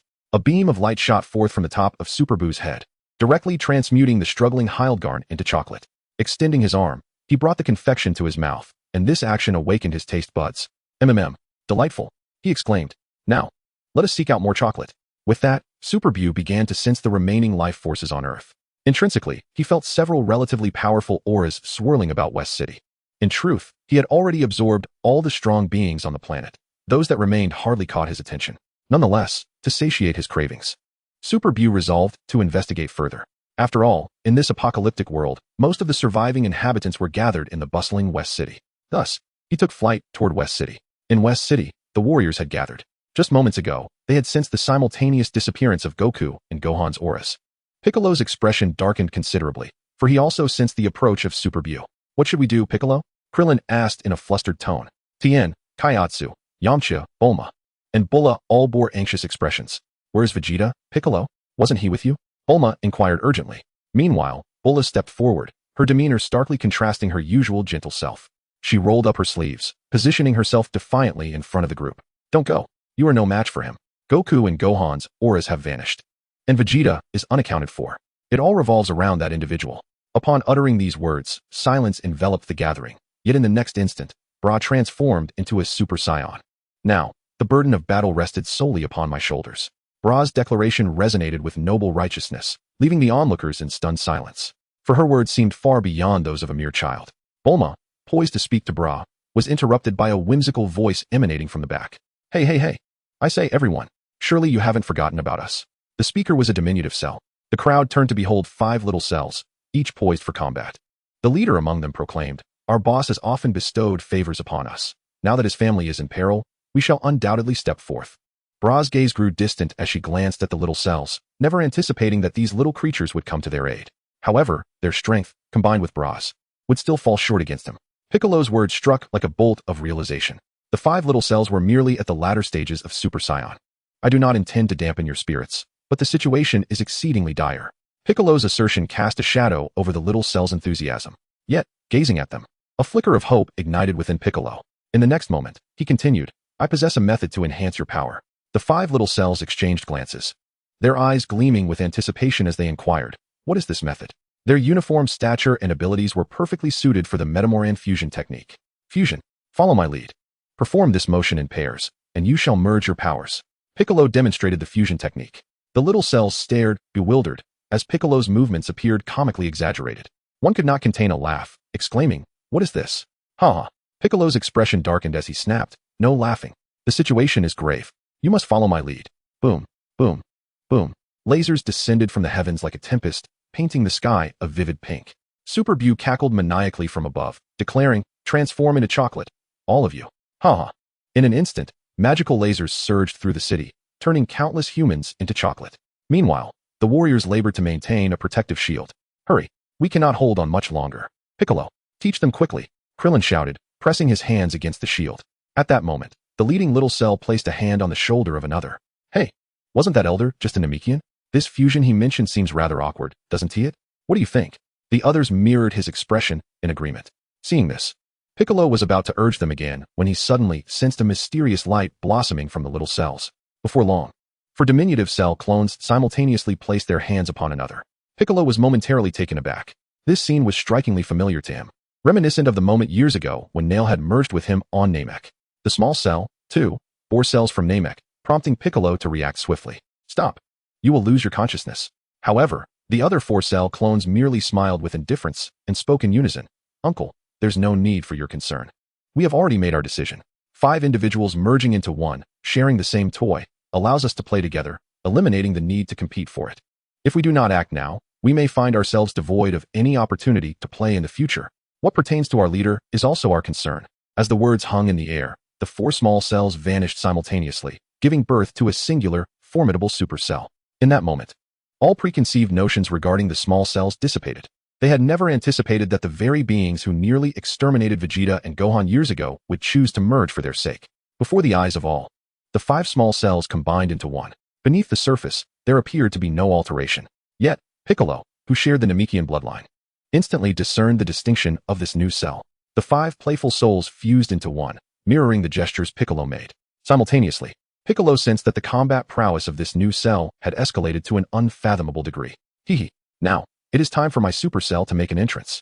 Upon uttering these words, Supercell propelled itself toward the direction of Super Bu. In that instant, its form was enveloped in a golden aura, which swept aside the pink magical lasers as it launched forward. A diminutive figure materialized before Super Bu in the sky, gazing at this petite being. Super Bu swiftly accessed the memories of Cell to ascertain the identity of the newcomer. Soon, he donned a nonchalant expression, remarking, "Oh, little one, it seems your strength is quite commendable. Impressive, you haven't disappointed me. You truly are my son." Super Bu displayed a cunning grin, his mouth stretching wide as his head was momentarily replaced by Cell's visage. "Hee, my son, are you preparing to confront your father?" The tone of Super Bu dripped with derision, his gaze fixed intently on Super Cell. Yet, it seemed that Super Cell had no desire to engage with him. After all, when they were on the brink of being vanquished by Gohan, Cell had shown them no concern whatsoever. Confronted with the sudden emergence of Cell's head, Super Cell bounded directly before Super Bu. With a series of resounding slaps echoing through the air, Super Bu shook his head in disbelief, utterly unprepared for such an outcome. "You little brat." Super Bu seethed in frustration. Unbeknownst to him, a swift kick collided with his head. Super Baby Sheru roared, "You are the real scoundrel. How dare you make me behold the face I least wish to see." This peculiar being could transform into his father's likeness and bore the essence of Gohan. Could it be that he, much like his father when he absorbed androids 17 and 18, had incorporated them into himself? Furious, Super Bu felt deep humiliation at being toyed with by a child. In the next instant, as Super Baby Sheru was momentarily distracted, Super Bu appeared behind him with lightning speed. "You possess some skill, just right for me to gauge the might of Majin Bu." In a surprising twist, a thick tail sprouted from Bu's rear, coiling around Super Baby Sheru like a constricting serpent. This unexpected assault caught Super Baby Sheru off guard. The strength of this adversary was overwhelming. He had scarcely perceived his movements. Damn it! Super Baby Sheru gritted his teeth in anger. His face bore the marks of bruising. And if this continued, he might suffocate. At that moment, the spots on Super Baby Sheru began to be enveloped by an overwhelming energy, transforming from black to a vibrant red. A surge of power was on the verge of erupting. Super Bu sensed that something was amiss. The burning sensation on his tail intensified. He inhaled deeply and detected an increasingly potent aroma of cooked flesh. Lowering his gaze, he was engulfed by a red energy aura. The sky had been painted crimson, and waves of red light filled the atmosphere. The air resonated with a deafening roar, and the heavens were submerged in a sea of light. At this juncture, all spectators tightly shut their eyes, for the radiance was blinding. Boom, boom. A thunderous sound emanated from the center of the clash between Super Bu and Super Baby Sheru, rapidly expanding outward. Piccolo shouted, "Everyone cover your ears." But in the next moment, the shockwave from the explosion drowned out his voice. All that could be seen was the movement of Piccolo's lips. Fortunately, the seasoned warriors were prepared for such grand spectacles. However, Bulma and the Pilaf trio were mere mortals, yet they were fortunate to have Bra with them, who promptly threw them to the ground and shielded their ears with her energy. The explosion raged for a full minute, and afterward, the clouds were replaced by thick smoke. Everything seemed to have vanished without a trace. Piccolo gazed at the sky, his mood complicated. He had not anticipated that Super Baby Sharer would confront Super Bu in such a manner. Just then, a playful voice rang out across the heavens. Phew. Luckily, I possess the cells of Namekians. After assimilation, my recovery ability has greatly improved. The voice was like a refreshing drop of dew in the desert, soothing the hearts of all present. A smile returned to Piccolo's face as he murmured, "Indeed, they are remarkable. Haha, it seems I can persuade the boss to provide more toys in the future." Super Little Cell leaped into the sky, raising his hands in triumph. "Haha, it's done," he confidently proclaimed as he prepared to fly towards the others. However, in the next moment, Piccolo's expression turned frantic once more, and he shouted, "Watch your back." Turning around, Super Little Cell was met with an unexpected sight, a massive pink hand emerging from a white portal. Almost immediately, a voice filled with an overwhelming sense of menace reached Super Little Cell's ears. "You little brat, you've really angered me today." The pink hand swiftly grasped Super Little Cell's head, an action executed in the blink of an eye. He found himself immobilized, unable to break free. The colossal hand held him firmly, and in the next instant, Super Bu reappeared before him. Without uttering a word, he strode directly to Super Little Cell's side. Slap, slap, slap. One resounding slap followed another against Super Little Cell's face. "You brat." Super Little Cell initially intended to retaliate in fury, but the demon before him offered no opportunity for resistance. Soon, his face became a canvas of bruises. Wah! Super Bu's slaps continued relentlessly, his voice booming. "I initially planned to absorb you, but now I've changed my mind. I intend to kill you." The incessant sound of slapping echoed through the sky, accompanied by Super Little Cell's pitiful whimpers.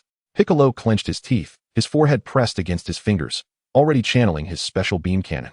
He understood that his efforts would not inflict any real damage on Super Bu. Yet, he knew he had to act. After all, Super Little Cell had fought so hard, and he could not be a coward. "Damn it, Majin Bu!" Piccolo bellowed with all his might. Just then, a figure appeared in the sky. Whoosh, whoosh, whoosh. The prince's attack descended from the heavens, striking Super Bu with precision. "I give you 3 seconds to release him." Chapter 68, Breakthrough. Super Saiyan for Vegeta. A deep, resonant voice echoed through the air. Everyone looked up, and a figure gradually emerged into view. Vegeta. Bulma's voice was filled with excitement and hope, and all eyes turned towards Vegeta. There he stood, exuding confidence, but unlike before, a tail was visible behind him. Everyone understood that Vegeta's return held significant purpose. Sure enough, crossing his arms, Vegeta coldly laughed from the sky. "Heh, I never expected that Kakarot would actually be absorbed. What a disappointment. Now, it's my turn to defeat you." "Majin Bu," Vegeta declared, pointing directly at Super Bu's nose. Super Bu's attention was instantly captivated, and at that moment, Super Little Cell, with his face smeared in mucus, regained his senses. "It's Dad." However, in the next moment, his expression shifted dramatically. He realized the overwhelming might of the Super Majin Bu. Even Vegeta stood no chance against him. "We must flee. Not even the boss's father can contend with him." The Super Baby Cell roared. The Super Baby Cell struggled between 2 extraordinarily massive hands, but suddenly, a wave of intense pain surged through his searing face. Slap, slap, slap. "Silence yourself. At least you possess some self-awareness." Super Bu delivered several resounding slaps to Super Baby Cell. Vegeta smirked nonchalantly. Then with a single hand, he conjured a luminous sphere. This sphere bore no lethal threat, yet it shone brilliantly. The sight struck a familiar chord in Krillin's memory. This is the artificial moon. Vegeta had employed it during his initial visit to Earth.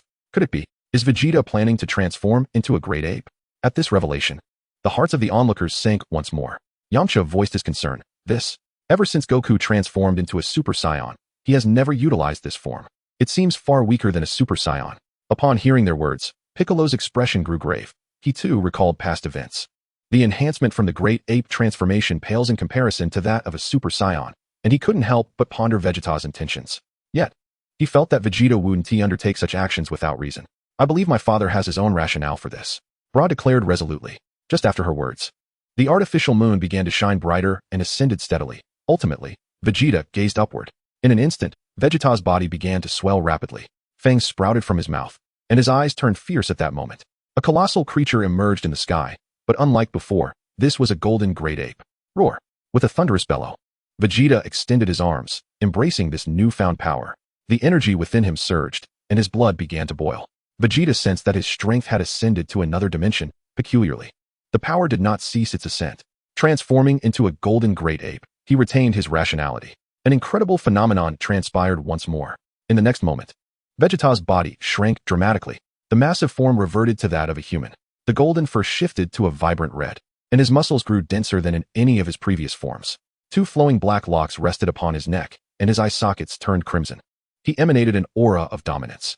This was the human form, with a wild appearance. Super Saiyan 4. He, Vegeta, was the first to achieve this state. The spectators were utterly astonished. They had never witnessed a golden great ape. Moreover, the present Vegeta bore an entirely new visage. Gazing upon Vegeta transformed into Super Saiyan 4, Bulma couldn't help but blush.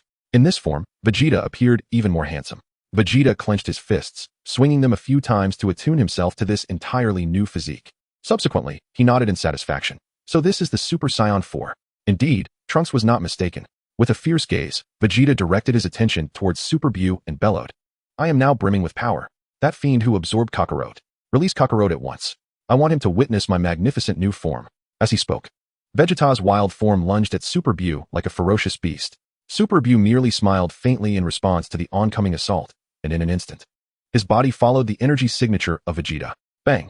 The two figures collided in a straight line, unleashing a deafening explosion that reverberated through the atmosphere.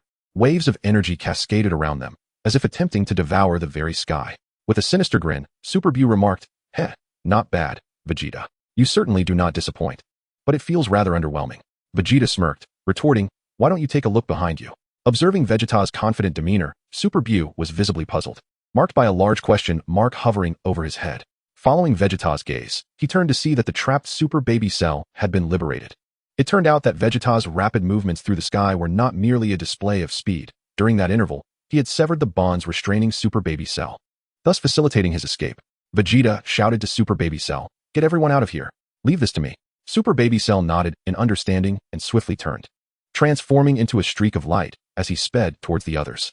Meanwhile, Super Buu stood quietly, watching Super Baby Cell depart. He showed no inclination to intervene, as if the entire situation held no significance for him. In his eyes, the individual before him was far more intriguing than Super Baby Cell. Ah, yes, Vegeta. You have indeed not disappointed me. But please, do refrain from speaking to me in Kakarot's tone. It is rather off-putting. With that, Vegeta's body tensed once more. His fist enveloped in a golden aura. He unleashed a punch imbued with the power to shatter stars. Boom. A gaping hole appeared in Super Buu's abdomen. Yet, in the next moment, Super Buu's body rapidly regenerated. Vegeta scoffed, truly a monster. If that is the case, allow me to deliver a few more blows. Chapter 69, Trunks returns. 2 phantoms spiraled through the air. In his Super Saiyan 4 state, Vegeta's speed and strength had reached new heights. However, the adversary before him was no trifling foe. After absorbing numerous powerful warriors, Super Buu could only be described as a grotesque entity. The most troublesome aspect was that Super Buu had also absorbed Golden Frieza, a transformation that transcended eras. It seems this fellow has not exerted himself to the fullest. The most exasperating part is that he continually mocks him in the tone of Sun Wukong. Hey, Vegeta, even in this form, am I still left behind? How amusing, Vegeta. Super Buu crossed his arms, glaring at Vegeta as if he were nothing more than a jester. A low growl escaped from Vegeta's lips. One must concede that Super Buu is indeed a master of psychological warfare. Vegeta shut his eyes, carefully attuning himself to the chaotic aura emanating from Super Buu. This guy is quite troublesome. His energy is so disordered. The essence of Frieza, Kakarot, and Gohan can be felt within him. How many souls has this scoundrel absorbed? I acknowledge you possess some skill. However, you are merely a thief of power, akin to Cell. With that, Vegeta's figure flickered through the sky like a dragonfly skimming the water's surface. A faint glow began to expand from his palm, and as the light coalesced, his speed intensified. Whoosh, whoosh, whoosh. In an instant, a web of energy formed across the heavens. With a sweeping gesture, countless energy blasts surged towards Super Buu like rabid hounds. Boom, boom, boom. The spheres of destructive energy enveloped Super Buu, delivering an onslaught of overwhelming force. Ha ha ha, what an unstoppable strike. Super Buu mused with a grin. Since that is the case, I shall not defend. With a thunderous roar, an explosion erupted, unleashing a colossal wave of energy that consumed everything in its vicinity. The sky became shrouded in thick smoke, resembling a realm of chaos. Yet, amidst the haze, Super Buu stood unwavering. Despite having endured a cataclysmic explosion, he remained unscathed, emitting a chilling laughter that radiated a suffocating aura. Ha ha ha, futile effort. Vegeta, I am the mightiest being. Once I grow weary of this game, I will absorb every soul in this world. I am the sovereign of this realm. As the smoke gradually dissipated, Super Boo's sinister visage was revealed, his eyes brimming with contempt and disdain, dismissing the earlier assault with utter disregard. The artificial moon, which once hung high in the sky, had vanished due to the explosion, plunging the once bright night into utter darkness. However, at that moment, a brilliant light pierced through the blackened sky, as if to rend the night asunder. Following this, a deafening sound shattered the silence of the darkness. Ultimate flash, a powerful shout resonated, akin to thunder, penetrating the endless void. Vegeta had somehow appeared behind Super Bu. A colossal pillar of energy, stretching for miles, instantaneously engulfed Super Bu's form. This strike could send one's very soul into oblivion. From above the earth, an unprecedented beam of energy surged forth, breaking free from the planet's confines. In that fleeting moment, the entire earth was illuminated as if it were midday. The fleeing crowd stood in astonishment, utterly shocked by the spectacle. Meanwhile, within the Supreme Kai's realm, the crystal ball was engulfed by blinding light, the radiance forcefully pushing back Supreme Kai Shin. Is this the result of Vegeta's awakened potential? Truly remarkable. Surely, Majin Buu must be dead now. Shielding his eyes, Supreme Kai Shin rose once more, gazing longingly at the crystal ball. A serious voice emerged from behind him as the elder Supreme Kai approached with a somber expression. He stated, Majin Buu has absorbed far too many beings. If he perishes, all those he absorbed will die as well. Upon hearing this, Supreme Kai Shin was immediately incensed. Elder, are you implying that Mr. Gohan and Mr. Goku will also perish? The elder Supreme Kai nodded gravely before continuing. That would indeed be a most fortunate outcome.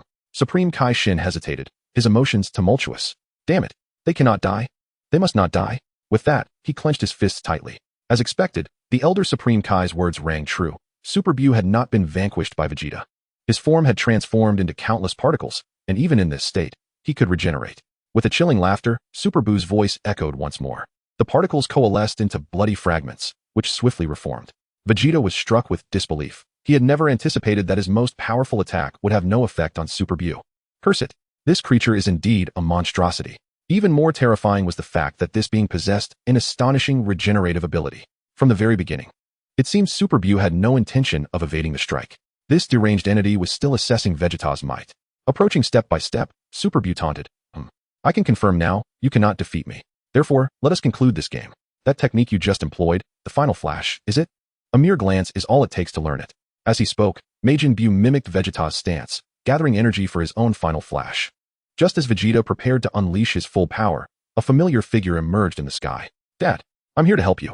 Both Vegeta and Super Bu turned their gaze upward, astonished to see Trunks soaring through the air. To Vegeta's utter astonishment, Trunks had transformed into Super Saiyan 4. Trunks. As Vegeta sensed Trunks' energy, he was bewildered to find that it was even more potent than his own. Chapter 70, Trunks' Hidden Card. A few minutes prior, the sky had erupted in a dazzling display of light. Everyone held their breath. Trunks and Jebet appeared within the crowd's view. Trunks, brother. Bra and Bulma exclaimed in unison, both bewildered by Trunks' sudden appearance. Bra gazed intently at Trunks and noticed something distinctly different about him. His attire had undergone a remarkable transformation, an ensemble she had never encountered before. Beyond that, his entire demeanor seemed altered. This was the result of old Kai's potential unlocking for Trunks. The onlookers, following Bra and Bulma's gaze, beheld a spirited young boy who had emerged into their view. Krillin tentatively inquired, Trunks? After all, he had long been curious about the individual capable of recruiting the diminutive Cell as his subordinate. Trunks greeted the crowd with a friendly wave, though this was hardly the moment for pleasantries. He sensed a brilliant aura in the sky, the formidable presence of Vegeta. Moreover, he could also detect the energy of Super Bu. No, it appeared that the power of Majin Buu had been elevated once more. What could have transpired? Suddenly, a whimpering voice emanated from behind Trunks, followed by a small hand resting on his shoulder. Boss. Wah. The grievances of Super Cell were unleashed in that moment. Tears and snot flowing freely as he lamented, Boss. Fortunately, your father is here. Otherwise, we would have all been slain. Look at the wounds on my face. All inflicted by that pink fiend. He kept slapping me, hitting my face. As he spoke, Super Cell touched the bruises adorning his cheeks. Observing the utterly aggrieved Super Cell, Trunks sensed a profound change within his little subordinate. He vaguely discerned that there were 5 souls residing within him. At that moment, Trunks began to grasp the unfolding situation. He had not anticipated that several cells would choose to assimilate in order to confront Majin Buu. You've endured much, Trunks remarked with a gentle smile. Giving Super Cell a thumbs up. Boss, your father is engaged in a fierce battle with that creature. Moreover, he has unlocked a new transformation. Super Cell exclaimed. Upon hearing this, Trunks was taken aback. A new transformation? Could it be that his father had achieved Super Saiyan 4? But how could he have done so without my guidance? With that thought, Trunks looked up towards the sky. As expected, the artificial moon lay concealed within the thick smoke. A powerful aura radiated from the heavens, and in the next moment, the true form of the artificial moon was fully revealed. In that instant, Trunks' eyes were fixated upon the artificial moon. His heart raced, a palpable rhythm resonating in his chest. His mind was consumed by thoughts of the artificial moon. An indescribable sensation enveloped him, and like Vegeta, he began to undergo the transformation into a great ape. Following old Kai's potential unlocking, he now possessed the necessary conditions to transform into Super Saiyan 4.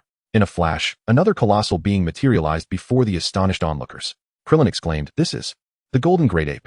Piccolo interjected, "What could it be? Is Trunks about to transform into the same form as Vegeta?" Bulma's eyes were filled with confusion. Brother and Dad have both attained this mysterious transformation. Just as everyone was taken aback, Trunks' physique gradually regressed to a more human appearance. Given that Trunks possessed the royal blood of the Saiyan lineage, even after transforming into a golden great ape, he retained his sanity. His robust chest muscles were exposed. And like Vegeta, he too became a Super Saiyan 4. Trunks swung his arms continuously, transforming into Super Saiyan 4, a result he had not anticipated. He felt an overwhelming surge of primal Saiyan power coursing through him, leaving him exhilarated and unable to regain his composure. Simultaneously, the hearts of those below were ignited with fervor. The Super Mini Cell darted to Trunks' side, circling him gleefully. "Boss, you're incredibly strong now." Trunks flashed a confident smile. But in the next moment, an overwhelming pressure erupted from behind him. The source of this ominous aura was none other than Super Bu. At that instant, a sense of dread enveloped everyone present, for they all sensed that this energy far surpassed their own. Not only Trunks, but even Vegeta had been eclipsed long ago. Trunks gazed towards the horizon, murmuring softly, "No, even in my Super Saiyan 4 form, I cannot possibly stand against Super Bu. I might not even be able to touch him." Super Mini Cell overheard Trunks and asked, bewildered, "Then, boss, is there any way to combat him?" The little creature continued to flutter around Trunks. The 5 souls lingered close by, and suddenly, an image flashed in Trunks' mind. He placed his hand on Super Mini Cell. "There is a way, my little brothers, I need your assistance." This moment left Super Mini Cell utterly astonished. "Boss, what did you just call me?" For the first time, Trunks acknowledged Mini Cell's status as his younger brother. There was no time for excitement. For the next moment, something extraordinary occurred with Super Mini Cell. The assimilated Super Mini Cell divided into 5, with 5 distinct mini cells appearing before him. This spectacle left Piccolo astounded. "They've separated?" The 5 mini cells glanced at one another, then turned their astonished gazes to Trunks. Trunks, with utmost seriousness, commanded, "You all, don't ask so many questions. Release all the Saiyan power within you and channel it into me." Quickly, without hesitation, the mini cells joined hands, transferring their energy into Trunks.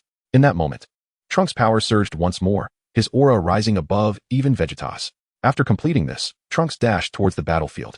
Chapter 71, The Splitting Technique of Spirito. He journeyed to the planet Adrat, accompanied by Jebet, where under the guidance of the planet's Grand Elder, he delved into the arcane arts of Adrat, specifically the Spirito forced separation technique. This technique, a method of forcibly separating energies, was introduced in the Moro arc of the Dragon Ball Super manga. By employing the Spirito forced separation technique, one could disentangle all that had been fused, absorbed, or assimilated. The emergence of Super Bu escalated matters to a precarious level, leading to the absorption of both Goku and Gohan. Super Bu's arrival was so swift and unexpected that everyone's attention was diverted elsewhere, allowing him to execute his plans unnoticed. With no other options available, Trunks had no choice but to request Jebet to take him to the planet Adrat. In this urgent situation, Jebet refrained from questioning how Trunks had come to learn of such a wondrous planet. Unexpectedly, Trunks discovered that Super Bu had also absorbed Frieza, Cell, and Cooler. Although he had access to Spirito, he feared he might not even have the opportunity to confront Golden Frieza. Fortunately, a synthetic moon hung in the sky, and with his tail and the enhanced physical prowess bestowed upon him by the old Kai, he found himself unexpectedly capable of transforming into a Super Saiyan 4. Yet, even in this form, his combat prowess paled in comparison to Vegeta's. His objective was simple, to make contact with Super Bu. Fortunately, a vision from the original story flashed through his mind, depicting the Saiyans channeling energy to Goku. Charged with energy from 5 miniature cell-like devices, Trunks emanated a presence more potent than Vegeta's. Vegeta gazed at Trunks, disbelief etched across his face. "Trunks, father, I am here to assist you," Trunks shouted, his body morphing into a blade as he soared towards Super Bu. With a slight tilt of his head, Super Bu grinned wickedly at Trunks. "Oh, little brat. We meet again. This time, I won't let you escape." In an instant, Trunks unleashed his energy, ensuring the success of their plan. He opted not to use Spirito just yet, for Super Bu was exceedingly cunning. With a resounding thud, Super Boo's and Trunks' right arms collided, their elbows grinding together as their gazes sparked with intensity. Little brat, I must admit, your power surpasses Vegeta's. At that moment, Trunks was too focused to heed Super Boo's taunts. He was on the verge of extending his palm toward Boo's body, ready to liberate everyone. This thought resonated in Vegeta's mind, snapping him out of his shock as he soared toward Trunks. With a mighty roar, Vegeta unleashed a highly concentrated energy sphere directed at Super Buu. Yet, an unfathomable occurrence unfolded before him. The power of the malevolent wave was once again summoned by Majin Buu, and astonishingly, this energy sphere was absorbed by a white hole. In the next moment, Trunks immediately released his grip. Gazing at the white hole, he vividly recalled that Super Buu had used this very technique to absorb Goku. If that were indeed the case, then this could also lead to his body. Without hesitation, Trunks soared towards the white hole, ultimately diving into it willingly. Trunks! Vegeta's furious shout was laced with a hint of confusion. Yet, in the following instant, Super Boo's laughter interrupted his astonishment. Haha, truly unexpected. You father and son have truly surprised me. In that case, let us merge into one. In an instant, a grotesque net enveloped the skies, ensnaring Vegeta completely. Haha, now, I, Majin Buu, am the strongest being in this world. His voice reverberated, echoing across the earth, penetrating every corner with its ominous resonance. In the Kaioshin realm, Kaioshin Shin and the old Kaioshin sat huddled on the ground, their faces shadowed with dread. The crystal ball displayed only the visage of Super Buu. Is it over? Has everything come to an end? Kaioshin Shin murmured. Suddenly, a figure appeared before him. It was Jebbet. With a heart full of joy, Jebbet exclaimed, "It is over. But we have emerged victorious. This means Trunks has succeeded." In the next moment, a wail erupted from the crystal ball as Super Boo's grotesque net that ensnared Vegeta was abruptly shattered. Vegeta remained unabsorbed. At that instant, Super Buu stood frozen in disbelief, feeling the energy within him dissipating. Inside his body, Trunks was employing the Spirito forced separation technique against him. You bastard! What have you done? In a moment of desperation, he immediately ceased his absorption of Trunks and Vegeta. He unleashed a white hole, expelling Trunks from its depths. Boom! The white hole was obliterated by Super Boo's fury. Gasping for breath, his eyes bloodshot, he stared at the mysterious glow in Trunks' hand. He surmised that Trunks must have done something to him. Observing the slight smirk at the corner of Trunks' mouth, Super Buu realized that Trunks had stolen his power. Just as Trunks entered the white hole, he had penetrated Majin Buu's body. However, Super Boo's reflexes were astonishingly swift, ejecting him immediately. In a frantic moment, Trunks hastily extracted something from within. Otherwise, he would have continued using the Spirito force separation technique. In the urgency of the moment, Trunks was oblivious to whom he had separated from Majin Buu. At that moment, another figure suddenly appeared beside the father and son. Frieza trembled violently. His eyes fixed intently on Super Buu, his expression twisted with sheer rage, veins throbbing on his forehead like writhing worms. He bellowed at Super Buu, "You scoundrel! How dare you deceive me, the mighty king?" Chapter 72, The Wrath of Frieza and the Beaten-Down Super Buu. Super Buu glared at Vegeta and his son, still reeling from the recent attack that had exceeded his comprehension. Unbeknownst to him, a frenzied beast was fixated upon him. Just as Super Buu prepared to assault the father and son, a divine and radiant golden light erupted from his back. Frieza's eyes widened in fury as he transformed once more into his golden form. "Ah, Majin Buu, how dare you toy with me?" With a heart full of rage, Frieza swiftly appeared beside Super Buu, their gazes locking.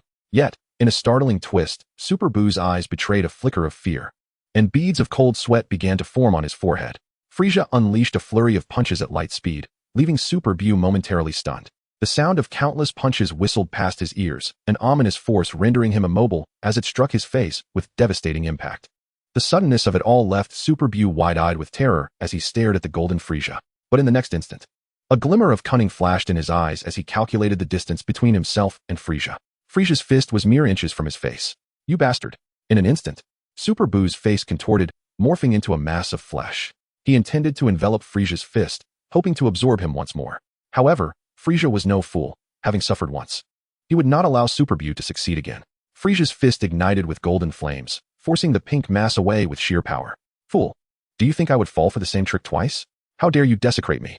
Frieza, fueled by wrath, summoned all his power into his hands, forming a natural shield around his fists. His strikes fell like torrential rain, each punch imbued with fierce momentum and boundless strength. Super Buu stood no chance against such ferocity. Left to endure the onslaught, his body shaking under the relentless blows. How infuriating! How utterly despicable! Super Buu roared in anger, yet felt utterly powerless. Desperate to escape this predicament, he surged upward, only to be met with Frieza's fist crashing down upon his head. In an instant, his breath was snuffed out. While Frisia's attacks grew increasingly brutal, Super Boo's heart brimmed with resentment and humiliation. He had never envisioned himself in such a wretched state. Once invincible, he now found himself utterly defenseless before Frisia. His eyes, filled with helplessness, sorrow, and longing, flickered with despair. However, Frisia harbored no compassion for him. Super Bu was mercilessly assaulted. Damn it! Super Bu erupted in a fit of impotent fury. In the next moment, a white portal silently manifested behind Frisia. A sinister smile crept upon Super Bu's face. Die! A fierce beam of energy shot forth from the portal. To his astonishment, Frisia seemed utterly unfazed.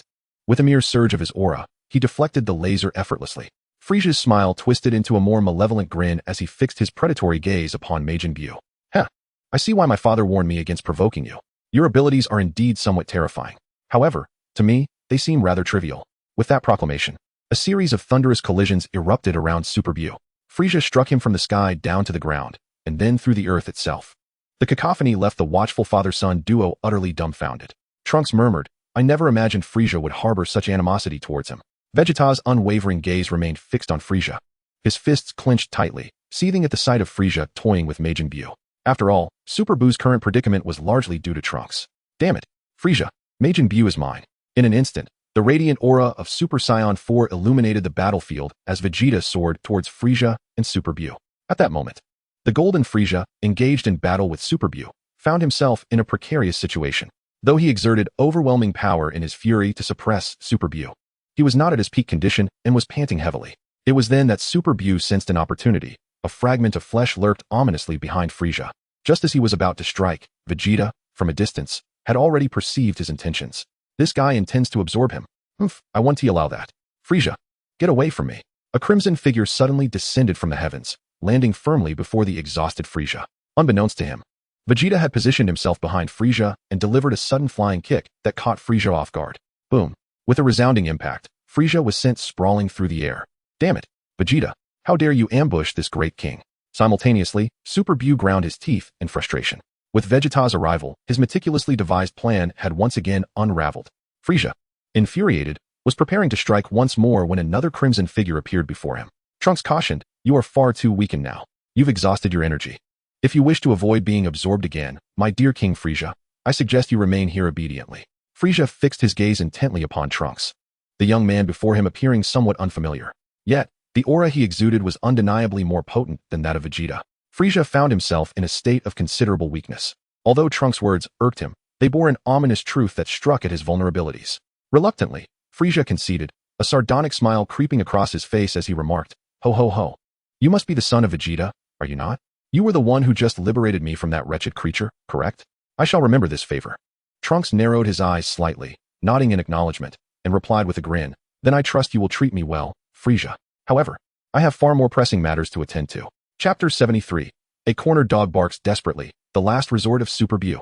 This entire situation stemmed from Trunks' successful extraction of Frisia from the clutches of Super Bu.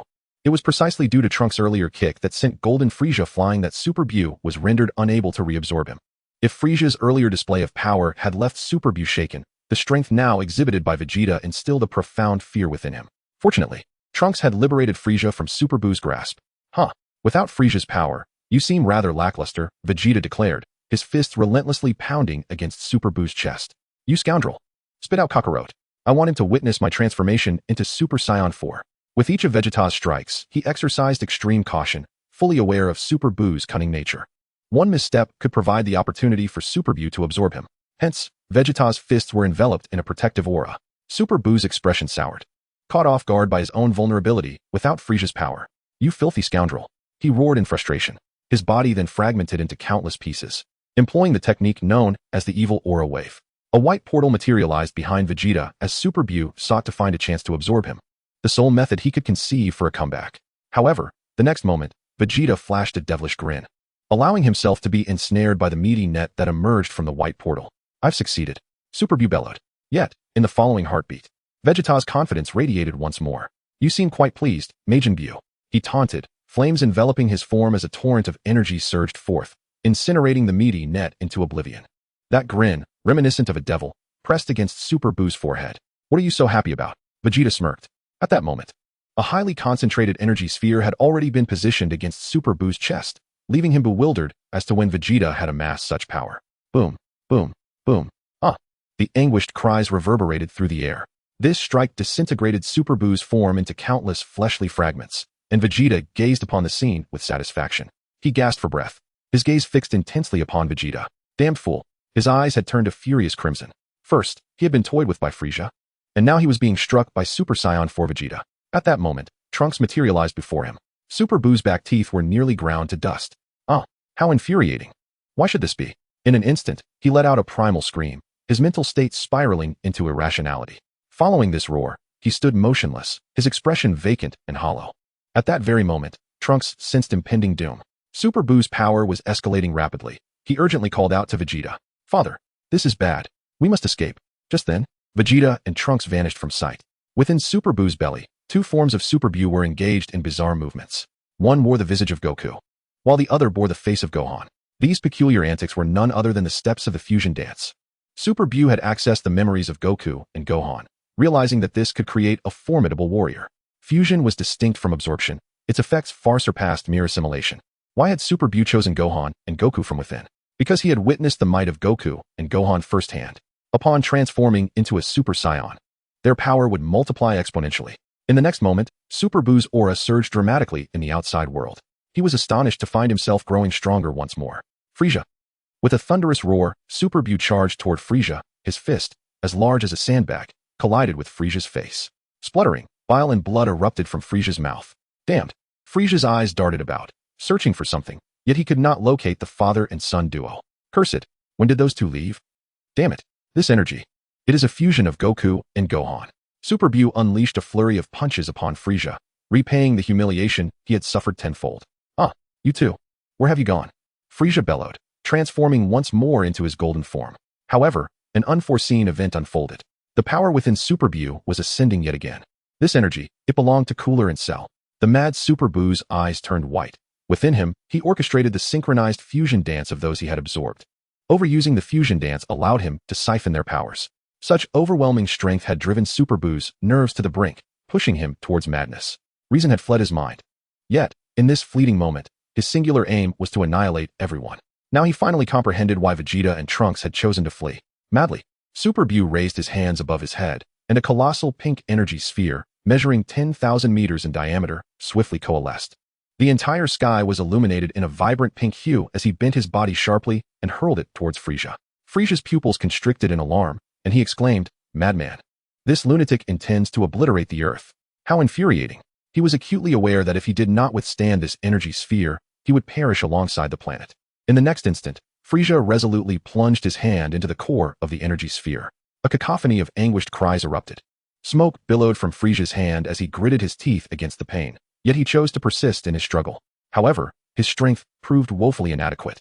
And soon the energy sphere forced him into a dire predicament, his body sinking deep into the earth.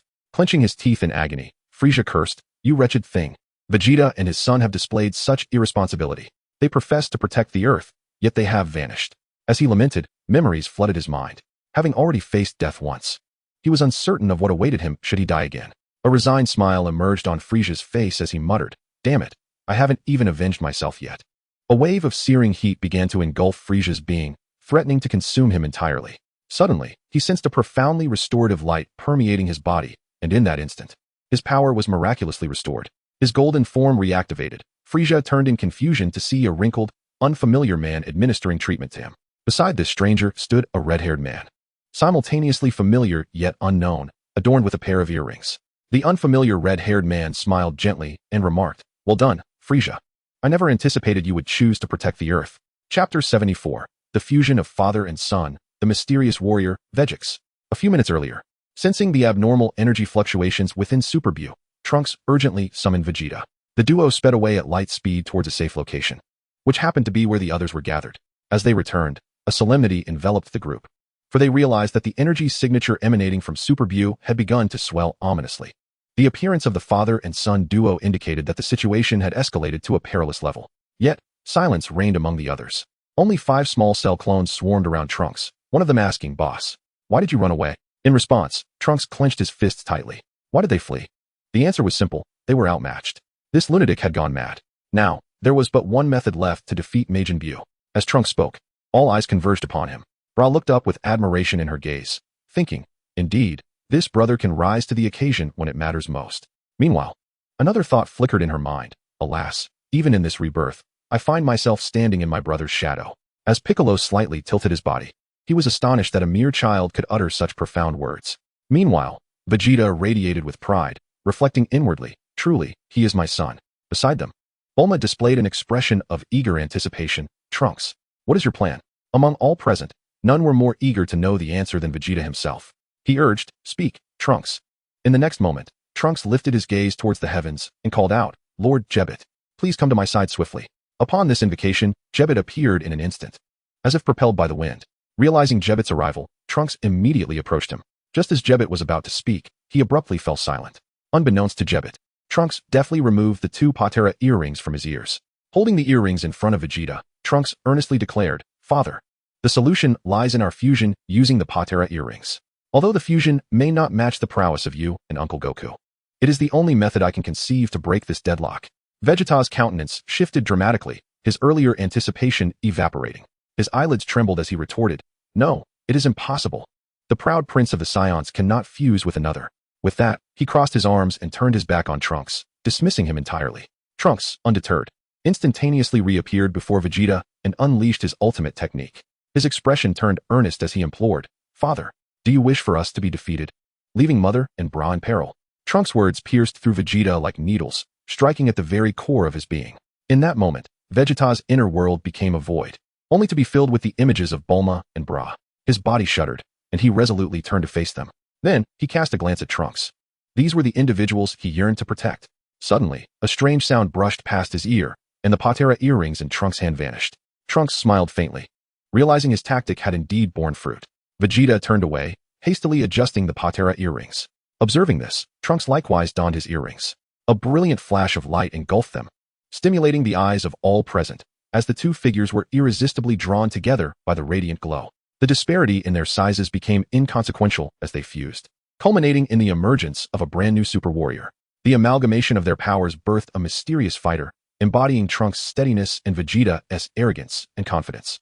As a dual voice resonated, the enigmatic warrior clenched his fists, his eyes sparkling with starlight, and declared with conviction, since this fusion is of Trunks and Vegeta, let him be named Vegeto. However, in the next instant, the man sensed something amiss. Let us name him Vegix instead. Well then, everyone, it's time for me to take the lead. Jebbet, let us embark on this journey together. I sense a faint presence nearby. As Vegix approached slowly, Jebbet felt a wave of panic wash over him. What? Am I supposed to go too? Instinctively, Jebbet took a few steps back. Vegix patted Jebbet's back with a reassuring smile, saying, Do not forget, you are the apprentice Supreme Kai. In an instant, Vegix vanished, leaving Jebbet deep in thought. Apprentice Supreme Kai. The role of a Supreme Kai is to safeguard the affairs of the universe. Though my power pales in comparison to theirs, yet I must go. Mr. Vegix, wait for me. Whoosh. Confronted by the colossal energy sphere, Vegix transformed into Super Saiyan 4 without hesitation. Unlike the ordinary Super Saiyan 4, his hair bore hints of red. Frieza, now it is my turn. He instructed, you and Jebbet just watch. In a heartbeat, a golden aura erupted, swirling around Vegix in tempestuous energy storms. Vegix placed both hands upon the energy sphere. Meanwhile, Jebbet had already healed Frieza. Gazing at the overwhelming power of Vegix, Frieza's eyes widened in disbelief. Is this fellow a fusion of Vegeta and Trunks? Frieza grumbled, unable to fathom that he had been saved once again by the father-son duo, feeling somewhat begrudging. However, observing the energy sphere retreating, he found solace. Nevertheless, he resolved to train diligently should the opportunity arise. He proclaimed loudly, Majin Buu. This ends now. With both hands, he hoisted the energy sphere high. To prevent the aftermath of its explosion from harming others, he compressed the sphere with sheer will. From an initial diameter of 10,000 meters, it gradually diminished. Within mere seconds, the pink energy sphere vanished entirely. Chapter 75, The Timid Little Puppet. Yet it was not over. Vegix smiled confidently, charging directly at the frenzied Super Buu. A long sword sprouted from his fingertips, its edge expanding rapidly. Wielding the sword, Vegix unleashed a flurry of strikes upon Super Buu. The mere motion of the sword's energy elicited continuous wails from Super Buu. The more he fought, the more exhilarated Vegix became, resulting in an explosion of critical damage upon Super Buu. The one-sided suppression had become an undeniable reality. The deranged Super Buu merely resisted in vain. His form repeatedly reconstituted and split apart, but each recovery grew slower than the last. Vegix might left Frieza in awe. Finally, Vegix ceased his assault. He approached the recovering Super Buu, extending his hand into its body, as a burst of white light radiated forth. A strange entity was extracted from his body, cloaked in a crimson hue and encased in armor. However, the intention of Vegeta was not to summon this malevolent being. He delved once more into the depths of Super Saiyan, and in an instant, both Cooler and Cell were drawn forth. The two stood agape, their eyes scanning Vegeta with a mix of confusion and curiosity. "No!" Vegeta exclaimed, swiftly kicking the two aside from his line of sight. With renewed determination, he probed once again, and at last, two familiar forms emerged. Goku and Gohan slowly opened their eyes. Goku, gazing at the unfamiliar figure before him, remarked, "Such immense power. Who are you?" Gohan scrutinized Vegeta from head to toe, quickly recognizing the fusion from the Patera earrings adorning his ears. He recalled Trunks' intention to use the Patera before he was absorbed. Now, the identity of this strange fusion was unmistakable. Turning to Goku, Gohan said, "Dad, let us leave this to Trunks and Uncle Vegeta." Goku, bewildered by Gohan's words, blinked in surprise, sensing Vegeta's aura. Wow, so Vegeta indeed chose to fuse. But why didn't he fuse with me? Goku scratched his head, gradually shifting his body aside. Vegeta clearly overheard Goku's musings, and his expression shifted, revealing Vegeta's signature haughty demeanor as he addressed Goku. "Humph, it would be wise for you to mind your own business. As for what remains here, leave it to me. You simply watch from the sidelines." Goku grinned widely, confirming, "Indeed, it is Vegeta?" Yet, he was astonished to realize that Vegeta was in an entirely new state. This form was foreign to him, but he could sense that Vegeta's power surpassed his own by unimaginable dimensions. Disregarding Goku, Vegeta once again plunged his hand into Super Saiyan's interior. In the next moment, a muscular giant was extracted. A slumbering lion suddenly opened its eyes, filled with a deep-seated hatred. Roar! Broly unleashed a thunderous bellow. With a swift motion, a resounding slap struck Broly's lips, silencing his roar. Broly glared furiously at Vegeta, attempting to intimidate him once more. The sound of consecutive slaps echoed as Vegeta delivered a series of blows to his face. With wide eyes, Vegeta asserted his dominance with an overwhelming presence, compelling even Broly to submit in that moment. Faced with Vegeta's threat, Broly astonishingly regained his composure, adopting a pitiful demeanor as his body returned to its normal state.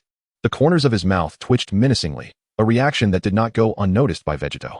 With merely a glare, Broly settled down.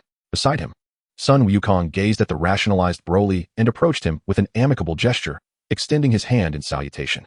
"Haha, greetings. Do not take offense. That individual possesses a temperament akin to half of Vegeta's." However, in the next moment, he instantly recognized the true identity of the person before him. "Oh, it's you. The one who eliminated Lord South Kai." At that very moment, Broly also recognized the figure who had awakened him in the past. An overwhelming aura surged forth as Broly transformed into his Super Saiyan form, exclaiming, "Kakarot! Kakarot!" In response, a vigilant Sun Wukong immediately morphed into Super Saiyan 3, while a mysterious Gohan positioned himself before Broly. "Father, I shall settle the score with this fellow," he declared, delivering a powerful punch to Broly's chest. Chaos erupted around them, as the liberated Cell and Guldo approached Frieza, inquiring about the unfolding events. "Hey, Frieza, what on earth is happening?" Cell asked. Frieza smirked malevolently, replying, "You may find it hard to believe, but we were rescued by Vegeta and his son." "Ridiculous, isn't it? Quite disgraceful." He pointed to the source of their predicament, the pink creature currently being pummeled by Vegex. With each blow, new entities emerged from him, including those previously transformed into chocolate and consumed. King Cold, Herdrag, and the plump Majin Buu, along with a multitude of Frieza's soldiers escaping from hell, were released. After this spectacle, Majin Buu was sent crashing to the ground by Vegex. It was then that a completely new Buu materialized in everyone's sight, none other than the malevolent source. Kid Buu. His aura radiated extreme wickedness, though his strength was diminished compared to the past. Kid Buu slowly emerged from the smoke, capturing the attention of all, including the Wukong duo, who were pinning Broly down. Frieza and his entourage also regained their focus, witnessing Kid Buu's sinister grin as he made a mocking face at the crowd. Observing such a mischievous Kid Buu, Frieza's group quickened their pace, their fists clenched tighter in agitation. "Ha ha ha. Cell, do you not seek revenge?" "This fellow's expression is most infuriating," Frieza remarked. "It seems we share a common sentiment. How dare he usurp my body? What distinguishes him from a thief?" Cell fumed. Guldo muttered quietly, "Aren't you guilty of the same?" The three swiftly converged towards Kid Buu, with Sun Wukong and his son joining them. The powerful auras they unleashed were palpable, each surpassing Kid Buu's strength. Soon, Kid Buu found himself cornered against the wall, his gaze filled with panic. Chapter 76, The Helpless Kid Buu. As the malevolent Majin Buu's essence was completely depleted, a new entity emerged, a mischievous little creature, brimming with malice from the moment of its inception. Its devilish grin quickly offended all in its vicinity. Within its line of sight, an increasing number of formidable figures converged, including Frieza, Cell, Cooler, and the sinister demonic wave. Additionally, Vegeta, Goku, and Gohan were also gradually approaching. The little creature furrowed its brow, aware of the overwhelming strength of these individuals, and instinctively took a few steps back. It was astonishing to see this wicked little being shrink back in trepidation. Frieza, undeterred, advanced directly towards it, transforming into his golden form once again. This transformation elicited astonishment from both Cooler and Cell, with Cooler clenching his fists in frustration, realizing that Frieza still had hidden talents. Cell, nodding in satisfaction, mused to himself about Frieza's exceptional prowess and his own aspiration to cultivate his abilities, having acquired Frieza's cells. The pure aura of golden Frieza enveloped the area, making him the center of attention. Goku and Gohan stood in stunned silence, caught off guard by Frieza's undisclosed transformation. Goku remarked, "So, Frieza had a trump card all along. Why didn't he use it against Goku during their battle?" Vegeta interjected with a smirk, teasingly suggesting, "Perhaps you didn't give him the opportunity. He likely wished to showcase his power, only to be caught off guard by you. Don't think that just because I've taken on a childlike form, I want to settle the score with you," Frieza declared, and in an instant, he vanished without a trace. The little creature, in a state of panic, scanned its surroundings. Unable to locate Frieza, suddenly, it felt a vice-like grip around its neck as a robust golden tail ensnared it. The little creature thrashed wildly, but regardless of its efforts, it could not break free. In desperation, it curled into a ball, transforming back into a puddle of goo. This maneuver allowed it to escape Frieza's grasp. Emboldened by its escape, the little creature once again made a face at the onlookers. However, as soon as it lowered its fingers from its face, countless red lasers descended before it. Instantly, the playful demeanor dissipated, and the lasers began to rearrange themselves under the command of none other than Golden Frieza. A meticulously woven trap was set, forming a natural prison that ensnared the little creature within. Initially taken aback, the little creature shook its head, its terrifying eyes trembling with disbelief. Its hands instinctively pressed against the confines of the cage. At that moment, his hands melted into a crimson puddle, leaving only 2 arms behind. The little puppet's profound gaze fixated on the vanished hands, a multitude of questions reflected in his eyes. Suddenly, he felt an excruciating pain erupt within him, for those hands did not regenerate immediately. Instead, they continued to bleed a delicate pink hue. "Run, why aren't you running?" Frieza scoffed, arms crossed, looking down upon the little puppet with an air of superiority. He was quite pleased with the cage he had crafted specifically for the little puppet. In a fit of despair, the puppet drew a deep breath, attempting to disperse the onslaught of lasers. Yet, it was a mere drop in the ocean, utterly futile. The laser-formed prison was exceptionally sturdy, its inherent power far exceeding that of the little puppet by several dimensions. Like a mayfly attempting to shake a tree, he found himself utterly immobilized. Frieza murmured, "Now, let those with grudges seek vengeance, and those with grievances voice their complaints. I shall stand as your support." This wretched creature had nowhere left to flee. Those seeking retribution should come forth. With that, Cell and his companions cracked their knuckles, advancing towards the little puppet. Frieza wore a mask of righteous indignation, so much so that even Goku found it hard to believe. Goku muttered, "Is it possible for Frieza to exhibit such righteousness?" Just then, Golden Frieza suddenly materialized before Goku, his speed so astonishing that Gohan, standing nearby, felt a powerful aura brush past him. Gohan warned, "Dad, be careful." Frieza flashed a charming smile, and Goku suddenly sensed a wave of murderous intent, instantly sharpening his focus as his eyes transformed into a diamond shape, his golden hair cascading down to his waist. However, Golden Frieza was overwhelmingly powerful. His charged fist was already inches from Goku's face. At that moment, a vivid crimson figure darted in front of Goku. With a dual voice, he proclaimed, "Hey, Frieza, looking for a fight?" Vegeta forcefully pushed the two apart. Upon recognizing Vegeta, Frieza retracted his fist. "Humph, never mind. Goku is far too weak at present. I shall wait until you grow stronger before I strike." "Indeed. Frieza has turned over a new leaf," Vegeta remarked. "He was just protecting Earth a moment ago." In the blink of an eye, Vegeta turned to Frieza, lifting his chin and stating, "Right, Frieza?" Frieza smirked, turning away with a dismissive click of his tongue. "I merely find the antics of Majin Buu distasteful." He then approached the little puppet, who had been reduced to little more than a layer of decaying flesh after being tormented by the others. His recovery speed had slowed significantly, yet even so, he clung to life, still drawing breath. Majin Buu was simply incapable of killing him, which left Cell and his companions feeling a tad bored. They ceased their attempts and turned towards Frieza. "He can't be killed, but it seems Gohan is much easier to vanquish," Cell remarked, a cunning glint illuminating his eyes as he turned his gaze toward Gohan.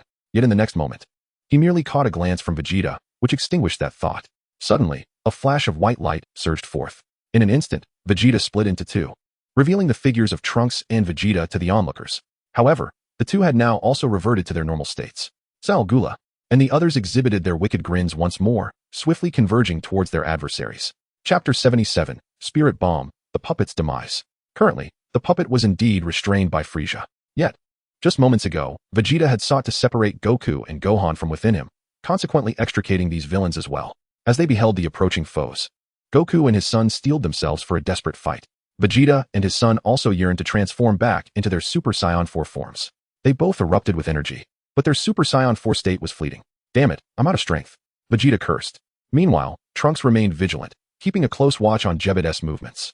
The task of regaining their strength would rightly fall to him. Excellent, Trunks had already spotted Vegeta. Just as he prepared to approach, a domineering aura suddenly swept across the battlefield. Golden Frieza elevated his energy to its zenith, adopting a regal stance that overlooked all. I advise you not to make any rash moves, lest my lasers prove to be indiscriminate, Frieza warned. The red laser in his hand flickered ominously, and with that, he unleashed a beam. A sharp sound echoed as King Cold fell to the ground, bewildered and incredulous, staring at Frieza. You, Frieza. This move from Frieza was a clear demonstration of power, serving as a warning to the other tyrants present. None could claim superiority over him. Oh, it seems father has fallen victim. How unfortunate, Frieza remarked coldly. Frieza and Gula shared a similar ideology. Their lineage had no need for the weak. The energy emanating from Frieza instantly intimidated everyone present, halting their advance. Trunks and the others stared in confusion at Frieza, particularly Goku, whose eyes brimmed with disbelief. Is Frieza actually aiding us? Goku pondered, scratching the back of his head. Gohan's lips twitched slightly. Indeed, Frieza's actions were peculiar. Even Trunks found himself unable to decipher the motives of this cosmic tyrant. To Trunks, it seemed plausible that Frieza intended to eradicate them all himself, hence this curious behavior. Vegeta furrowed his brow and shouted at Frieza. Hey, Frieza, what are you doing? Frieza replied nonchalantly. Heh, does my kingly business require your oversight, Vegeta? His actions were merely a means to repay Trunks a favor. Had it not been for Trunks, he might still be trapped within Super Boo's belly. With that, Frieza turned to address everyone present. All who wish to live, follow me, Frieza. With this declaration, the entirety of Frieza's army rallied behind him, including even the minions of Sheru and Gula. The overwhelming power Frieza exhibited had far surpassed that of Gula. At this moment, both Sheru and Gula found themselves lacking in strength compared to Frieza, for in this world, it was the mightiest who held sway. Reluctantly, they vacated the battlefield. Now, only the diminutive puppet and Trunks remained. Ah, I truly cannot fathom Frieza, Son Goku mused, scratching his head. Oh, right, Trunks, that technique of yours. I've seen it somewhere before. It's the Adrat. No sooner had Son Goku uttered these words than a monstrous figure clad in armor materialized before him. Evil contaminant wave. Unlike Sheru and Gula, this foe was devoid of intellect, consumed solely by vengeance. The moment he recognized Son Goku had transformed into Super Saiyan 3, he recalled the Saiyan's visage. A powerful punch was poised to strike Son Goku, yet in the next instant, Trunks interposed himself. I've transformed into Super Saiyan 4 once more, Trunks declared solemnly. Having just regained his strength thanks to Vegeta. Leave it to me, Uncle Goku. He then thrust his hand toward the evil contaminant wave. Spirito's forced separation technique. A piercing scream erupted from the creature as its form began to disintegrate, a multitude of malevolent energies escaping from within. The evil contaminant wave was birthed from the accumulation of dark thoughts, and its power stemmed from these very energies, along with the vile entities that had escaped from the underworld. Amidst the agonizing cries, the evil contaminant wave's body gradually dissolved, ultimately vanishing into the ether. A pitiful crimson apparition emerged before the onlookers. Meanwhile, in the distance, Frieza's army, which had been retreating alongside him, began to dissipate as well. Including Frieza, Sheru, and Gula, their forms started to fade. They remained oblivious to the fact that their escape from the underworld and subsequent resurrection were due to the chaos wrought by the evil contaminant wave, which had disrupted the balance between realms. As Frieza sensed his own body beginning to dissipate, the realization struck him. His revival was entirely the result of the evil contaminant wave. And yet, this oblivious creature had dared to provoke Trunks and the others. Frieza bellowed. No, yet it was too late. The evil contaminant wave had already perished. Awaiting Frieza was the inferno that eerily resembled paradise. Simultaneously, on another front, the bodies of Piccolo, Yamchu, Krillin, Tien, and Chaozu began to fade away as well. Witnessing this grand spectacle, Gohan could not suppress his astonishment. The presence of Frieza and his cohorts had vanished, as had that of Uncle Piccolo. At that moment, Vegeta pointed toward Goku, who was nearby. Hey, Kakarot, weren't you dead as well? Why haven't you disappeared? Goku turned to Trunks, who wore a serious expression. Oh, right, Uncle Goku, you should take care of that Majin Buu. Use a spirit bomb to eliminate him, Ordinary techniques won't suffice. Trunks gestured towards the small Bu, trapped within a cage. He raised his hands above his head, beginning to gather energy for the spirit bomb. Now, everyone, share your energy with me. Trunks smiled slightly as he was the first to raise his hands, followed by Gohan. And with a scoff, Vegeta also lifted his hand. Hey, you over there, raise your hand. Vegeta shouted at Broly. Broly bared his teeth, ready to resist. But Vegeta instantly transformed into Super Saiyan 4 and lifted his hand for him. Once the spirit bomb was fully gathered, Goku hurled it towards the small Bu with righteous force. Ultimately, the small Bu was engulfed by the spirit bomb, resolving all troubles at last. Chapter 78, The Guiding of Super Small Cell, becoming Trunks' sidekick, Fat Majin Bu. Brilliant fireworks erupted across the earth. The explosion of the spirit bomb illuminated the entire sky, shedding light not only on the heavens, but also on the future of the earth. Gazing upward, Trunks smiled genuinely. It was finally over. The earth returned to its tranquil state, though amidst this tranquility, there remained a hint of commotion. Broly, subdued by Vegeta, was once again driven to fury. Despite being restrained, he suddenly unleashed an unprecedented surge of power. Vegeta was startled and quickly fired several energy blasts into Broly's mouth. Shut up, Vegeta scolded. With a casual flick, he hurled Broly far into the mountains.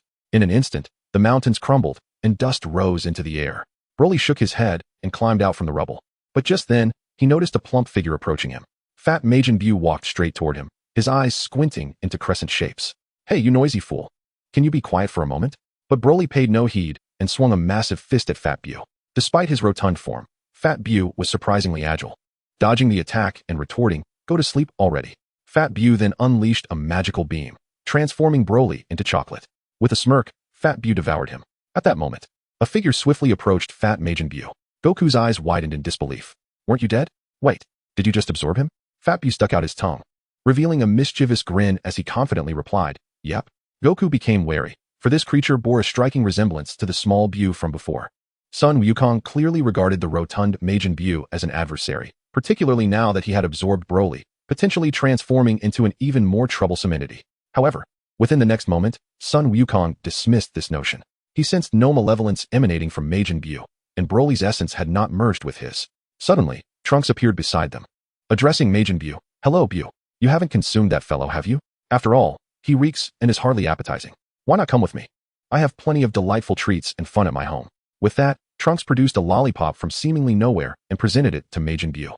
Trunks' motivation stemmed from his admiration for Bu's extraordinary abilities. Through a combination of coaxing and persuasion, he managed to elicit a joyful response from the pudgy Bu. Well, Bu doesn't wish to eat him. He merely wants him to be quieter, Bu expressed. Do you really have tasty and fun things at your house? Can I come over? Trunks beamed with a benevolent smile, reassuring Bu, absolutely. At that moment, a piercing feminine voice echoed from a distance. Bra, dragging Bulma along, approached the group. Trunks, Vegeta, Gohan, Sun Wukong. Thank goodness you're all here. The earth is finally peaceful.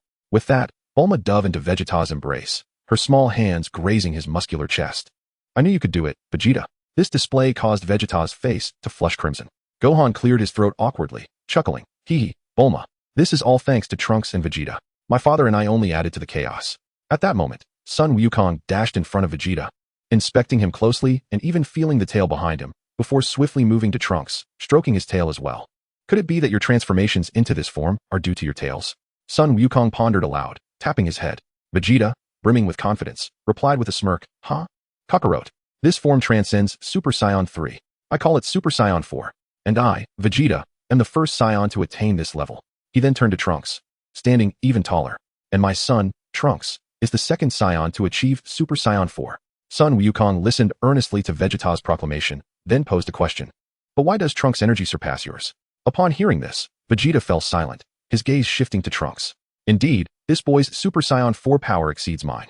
Observing the puzzled expressions around him, Trunks finally spoke to clarify. I had the Little Cell Juniors transfer their power to me.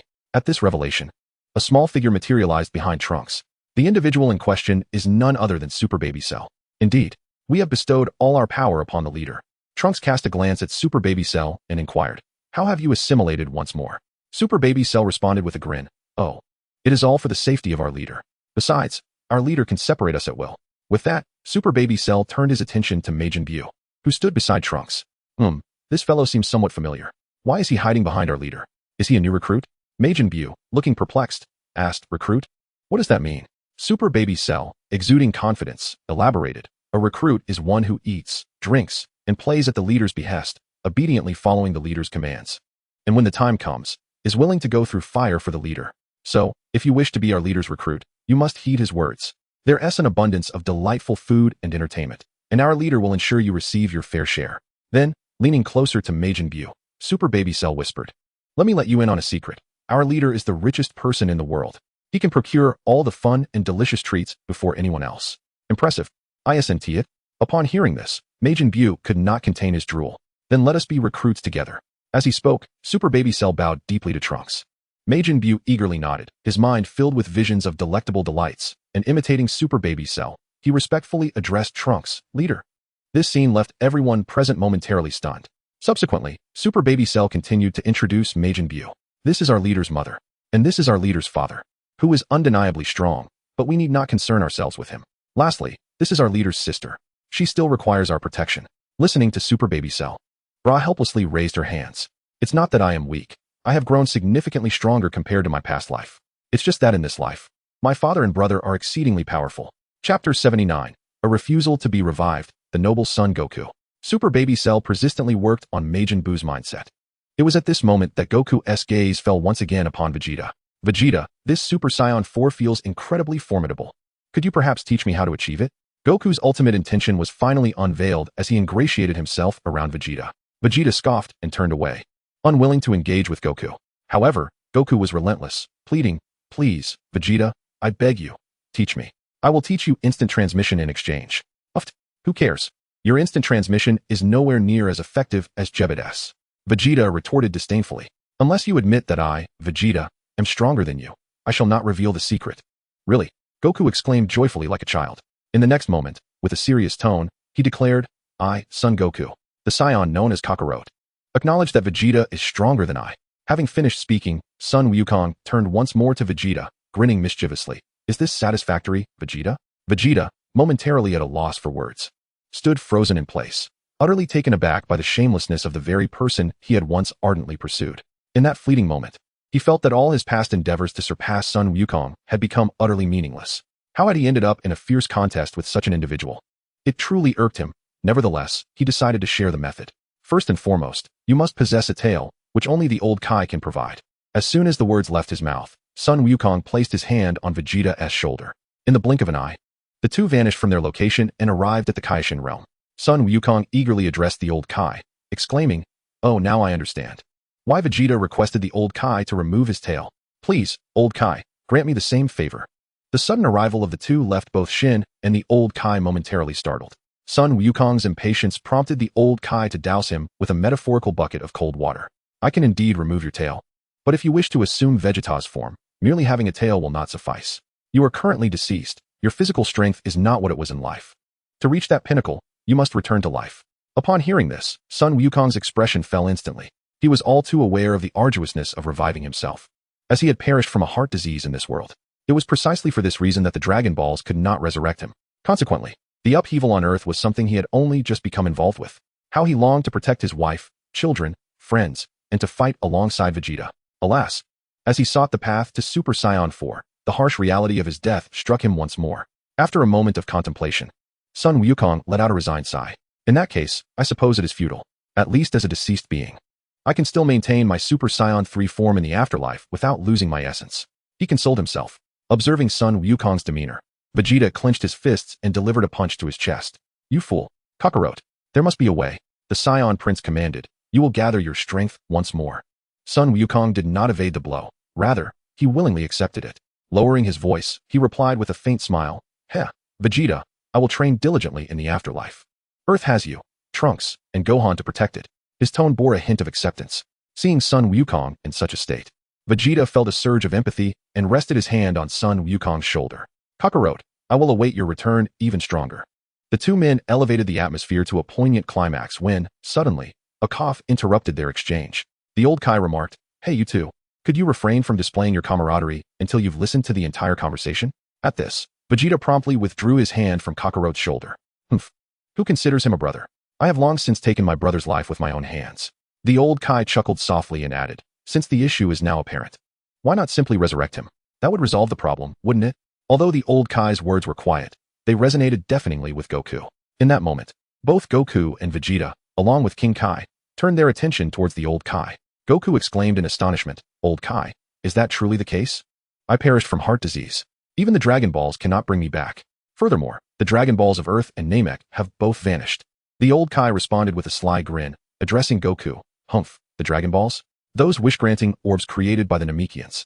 Yes, the Dragon Balls possess immense power and can fulfill any wish. However, since they are crafted by the Namekians, they are not without their flaws. Nevertheless, I am the Kai from 15 generations ago, well-versed and knowledgeable. My abilities are vast. This is the remarkable aspect of the Kai from 15 generations past. Listen closely. I can bring you back to life." The elderly voice carried an inexhaustible vigor, igniting the thoughts of those present. King Kai gazed at the old Kai with admiration, and in that instant, even Vegeta felt joy for Goku. Goku eagerly inquired, "So, old Kai, can you really resurrect me?" The old Kai nodded. "In light of your efforts to save the universe from peril, I shall bestow upon you the remaining 1,000 years of my life, Goku." This uplifting news brought smiles to the faces of King Kai and Vegeta. However, Goku's expression turned serious. His brow quivered slightly as he questioned, "Old Kai, does that mean you will perish?" The old Kai nodded, affirming, "Yes, but what difference does it make, whether I am alive or dead?" Goku solemnly stated, "So, the opportunity is only available once. Indeed, one must seize the moment, for it may never return." Suddenly, Goku beamed with delight, declaring, "That's wonderful. I've made my decision. I want to be resurrected. I believe another person deserves it more than I do." Chapter 80, Dragon Balls. Resurrection. The forthcoming revival of Goku. Goku's words plunged the entire realm of the Kais into silence. This left Vegeta feeling somewhat perplexed. An opportunity to grow stronger was laid before Goku. Yet he was unwilling to embrace it. "Hey, Kakarot, don't you wish to grow stronger?" The old man said. "The opportunity is singular. Are you truly unwilling to be resurrected?" "Goku, I have made up my mind. I intend to resurrect Piccolo." At this revelation, Vegeta's expression turned to one of astonishment. He understood the implications of Piccolo's revival. If Piccolo were to be brought back, the Dragon Balls would be reignited, allowing all who had perished to rise again. Goku remained steadfastly himself. Upon hearing Son Goku's words, Vegeta's lips curled into a slight smile as he approached Goku's side. "Kakarot, I shall forever await the day you grow stronger. At that moment, we shall engage in a truly epic battle." As he spoke, Vegeta extended his fist outward, and Goku, in response, mirrored the gesture. The two exchanged a knowing smile and lightly tapped their fists together. "Now, I shall fetch Piccolo. Old Kaishin, wait for me." Goku placed his fingers on his forehead, attuning himself to Piccolo's energy. With a swift whoosh, he vanished from his spot. In an instant, Jebet appeared alongside Trunks and Gohan. Trunks inquired, "How is it, Dad? Is old Kaishin helping Uncle Goku regrow his tail?" Vegeta shook his head and proceeded to explain the situation. Upon hearing this, Trunks smiled and remarked, "If it's Uncle Goku, such behavior is hardly surprising. He remains the same Uncle Goku." At that moment, Goku and Piccolo's figures materialized in the Kaishin realm. "Old Kaishin, I've brought Piccolo," Goku exclaimed. It was then that he noticed Gohan and Trunks had also arrived in the Kaishin realm. "Gohan, Trunks, oh, by the way, I have splendid news. The Dragon Balls are about to resurrect someone." As the details unfolded, both Trunks and Gohan simultaneously beamed with excitement. Gohan said, "Dad, we already knew." But his gaze momentarily drifted, and Piccolo, standing beside Goku, nudged him and asked, "Old son, have you made your decision?" Goku nodded vigorously, a resolute expression gracing his face as he declared with unwavering conviction, "Yes." This single affirmation plunged the entire gathering into a profound silence. "Such self-sacrifice for the greater good. I truly did not misjudge you," a venerable voice echoed. Old Kaishin continued, "Alas, my life is but one, otherwise I would wish to resurrect you as well." With that, old Kaishin reached out to touch Piccolo, intending to transfer the remainder of his life force to him. The ritual proceeded as expected. Meanwhile, Trunks pondered deeply, observing as the halo above Piccolo's head gradually faded, while a new halo appeared above old Kaishin. If only his life were not singular, otherwise, he would have resurrected Son Goku too. "Ah, well, you have been revived," old Kaishin said to Piccolo. Piccolo touched the halo atop his head, and indeed, it had vanished. He had returned to life. Simultaneously, in the realm of heaven, the god of Earth also revived due to Piccolo's resurrection, thus restoring the Dragon Balls on Earth. "Wonderful. Uncle Piccolo, you are back," Gohan exclaimed as he stepped forward to congratulate Piccolo. Yet, upon gazing at the halo above Goku's head, his mood began to dampen. It was then that Trunks spoke plainly, uttering a single statement. "Well, everyone, I feel that Uncle Wukong might actually be able to be revived, right?" Upon uttering these words, a brief silence enveloped the crowd, quickly followed by an emotional eruption from Son Wukong akin to a torrential mudslide. He hunched over, leaning forward as he inquired, "Does Trunks have a solution?" Trunks offered an awkward smile before stepping beside the old Kaioshin and bowing deeply. I sincerely apologize, old Kaioshin.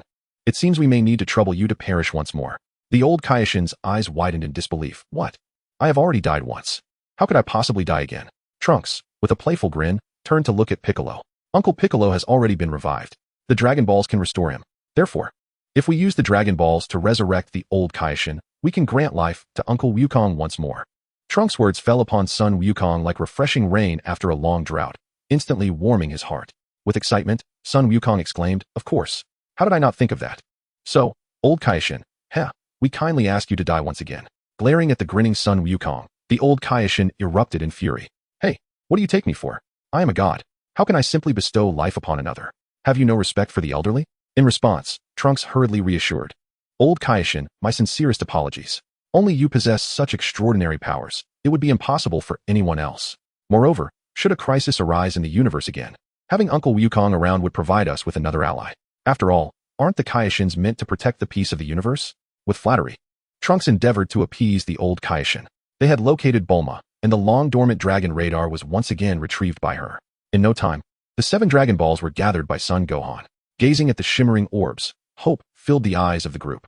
Come forth, Shenron. A bolt of lightning struck the Dragon Balls, and a magnificent Eastern dragon swiftly emerged.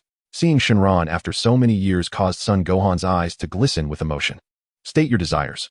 I can grant one wish, any wish you may have. Just as Son Wukong was about to wish for the resurrection of the old Kaioshin, Trunks intervened. Chapter 81. The Namekian Dragon Revives. The Return of Son Wukong. Please bring back the old Kaioshin. I implore you, Shenron. Son Wukong declared to the dragon. Shenron's eyes sparkled as he replied in a deep voice. Your wish is quite simple. No sooner had he spoken than Trunks soared into the air, locking eyes with Shenron. Please wait. Trunks interrupted the dragon's incantation. Confusion washed over everyone as they regarded Trunks. He had suggested the wish, yet was now calling for a pause. Trunks, is there an issue? Son Gohan inquired, perplexed. Trunks shook his head and began to explain. It is indeed true that we wish for Uncle Wukong's resurrection. However, prior to that, I believe there is another soul more deserving of revival. Upon uttering these words, a profound silence enveloped the room. At length, the astute Piccolo seemed to grasp something, abruptly lifting his gaze. Could it be? Is Trunks implying what I think? Observing Piccolo's reaction, Trunks smiled with satisfaction. For Piccolo was indeed a man of great intellect. Their exchange sparked confusion among the others, with Son Goku appearing particularly perplexed. Trunks, Piccolo, what are you talking about? Noticing Goku's bewilderment, Piccolo hastily clarified. Trunks likely means the revival of Elder Namekian Mori. If Elder Mori is resurrected, then the Dragon Balls of Namek shall also return. Consequently, we could utilize Porunga to grant wishes once more.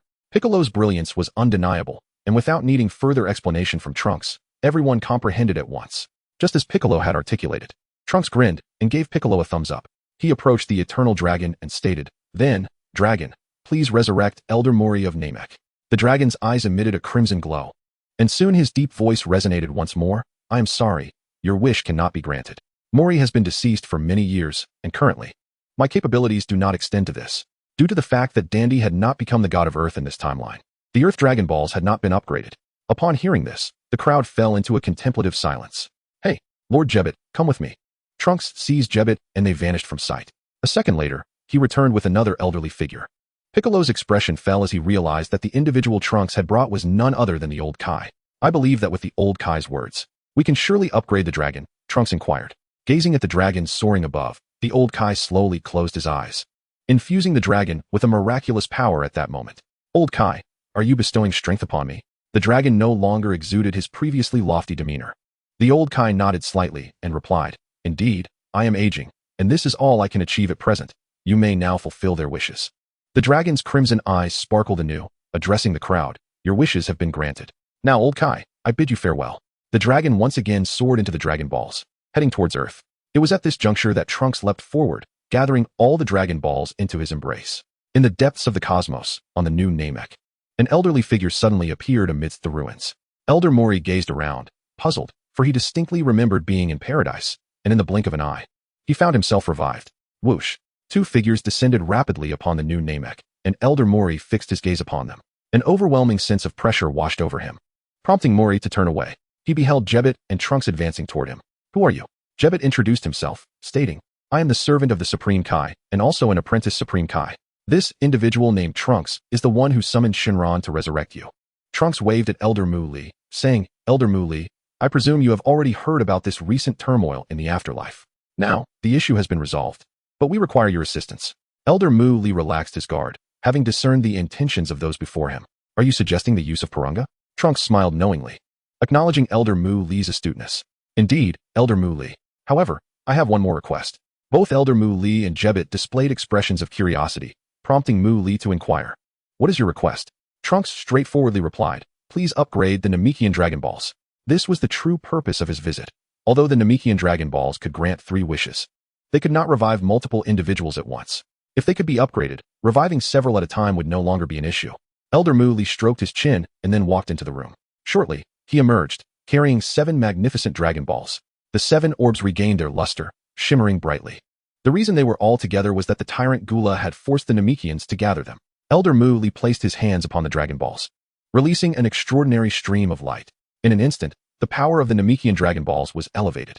Moments later, Mu Li announced, the upgrade is complete. It should be ready. Come forth, Purunga. Mu Li called out in the Namekian language.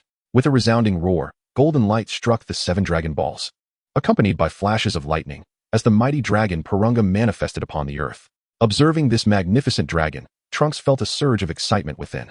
Now, Elder Mu Li, please resurrect all the Namekians slain by Gula. This first wish took Mu Li by surprise. He had not anticipated Trunks would make such a request. In the blink of an eye, Purunga swiftly revived all the Namekians who had perished at Gula's hands. For the second wish, please resurrect the Elder Supreme Kai. Upon hearing this, Mu Li quickly echoed the request, and the Elder Supreme Kai was revived once more. Meanwhile, in the realm of the Supreme Kai, the Elder Supreme Kai bestowed life upon Goku once again. Goku finally realized his wish to return to life. The halo above his head vanished at that moment. Transferring to the Elder Supreme Kai, the old man, visibly irritated, bore the shame of a halo representing death, a dishonor for a deity. You have been revived. Yet I have perished, the Elder Supreme Kai muttered, somewhat vexed. Goku, with an apologetic expression, addressed him, Elder Supreme Kai. Purunga can grant 3 wishes, and can resurrect individuals indefinitely. In that case, let Purunga revive you once more. With that, Goku utilized instant transmission to appear beside Trunks and Jebit. The third wish was ultimately used to revive the Elder Supreme Kai once again. Chapter 82, Super Saiyan 4, Son Goku. Time slips away like fine grains of sand. And in the blink of an eye, a year has passed. West City, Capsule Corporation. The Dragon Balls of Earth have regained their former luster, and everyone has gathered in Bulma's courtyard. With a resounding call, come forth, Shinron. A magnificent dragon, resembling an eastern dragon, descends from the heavens. Through the granting of wishes, all those who perished in the chaos that engulfed Earth a year prior have been resurrected, including Mr. Popo. In the sacred realm, Mr. Popo inquires, Lord Kami, what troubles you? As the deity of Earth, Kami gazes upon the planet restored to its former glory. A satisfied smile graces his lips. Yet, his heart remains restless, burdened by the myriad upheavals that have transpired. His strength feels inadequate. As a guardian of this realm, it is a source of profound anguish. Mr. Popo, I have made my decision. I shall merge with Piccolo. Only then can I fulfill my duty to protect Earth. Mr. Popo's eyes widen in shock as he observes the troubled Kami, his heart aching for his master. Lord Kami, there are now so many powerful warriors on Earth. I believe merging is unnecessary. You are overthinking this. While Mr. Popo's words lack justification, Kami comprehends the truth. Even if he were to merge with Piccolo, his strength would still fall short compared to the warriors on Earth. Ah, Mr. Popo, I have grown old. Do you remember that gifted Namekian child named Dandy? Mr. Popo pauses, then responds, are you referring to the exceptionally talented Namekian from heaven? Kami nods thoughtfully. After arriving in heaven, he had communicated with his fellow Namekians and discovered Dandy's existence. I once believed I was the prodigy among Namekians, yet this young one surpasses me. What do you mean, Lord Kami? Mr. Popo asks. With a sigh, Kami reveals, I wish for him to become the guardian of Earth, to take my place. Thus, I have entrusted Trunks with the task of contacting him. As soon as he finishes speaking, a chorus of footsteps echoes from the platform. Whoosh. Thud. The newcomers are Trunks and Dandy. Having been deceased for many years, Dandy, now resurrected for less than a year, retains the appearance of a child. He timidly addresses Trunks. Is this Earth, Brother Trunks? Trunks scratches his head, as Dandy is about the same age as Gohan. Thus, being called brother feels somewhat odd. Yes, this is Earth. This is the guardian of Earth. You should have met before, right? Well then, Lord Kami, I have brought Dandy as requested. I have other matters to attend to. So goodbye. With that, Trunks activates instant transmission, vanishing from the sacred realm. During the past year, Trunks has once again traveled to planet Yardrat and mastered instant transmission. Whoosh. The scene shifts as Trunks materializes in the Supreme Kai's realm. Ouch. That hurts. A cacophony of anguished groans erupted from a man with the head of a crab. Sun Wukong, clinging to the universe's most unyielding metal, exhibited his bare posterior. Behind him stood the old Kaioshin, who, after being resurrected, was observing Sun Wukong as he reacquainted himself with his body, which had now reached the threshold for transforming into Super Saiyan 4. Today, he aimed to transcend the shackles that had bound him for years. Also present in the Kaioshin realm was Vegeta, who awaited with bated breath for the moment Sun Wukong would achieve his transformation. Father, how is it? Trunks approached Vegeta. Arms crossed, Vegeta's gaze remained fixated on Sun Wukong. It should be soon. Just as the words left his lips, a furry tail emerged from Sun Wukong's back. Ouch. That hurts, that hurts. Sun Wukong howled. The old Kaioshin wiped the sweat from his brow and remarked, all right, it's out now, much quicker than last time. He gently stroked Sun Wukong's tail, feeling a sense of pride in his handiwork. With the precedent of Vegeta having extracted a tail before, this time Sun Wukong found the process considerably easier. The old Kaioshin, seemingly insatiable, inquired, hey, Sun Wukong, don't you have a son? Shall I assist him as well? Sun Wukong ceased his lamentations and replied, Gohan? He.S. probably busy. I believe he recently started dating someone. Rising to his feet, he addressed Trunks and Vegeta. Trunks, Vegeta, let us proceed to the next step.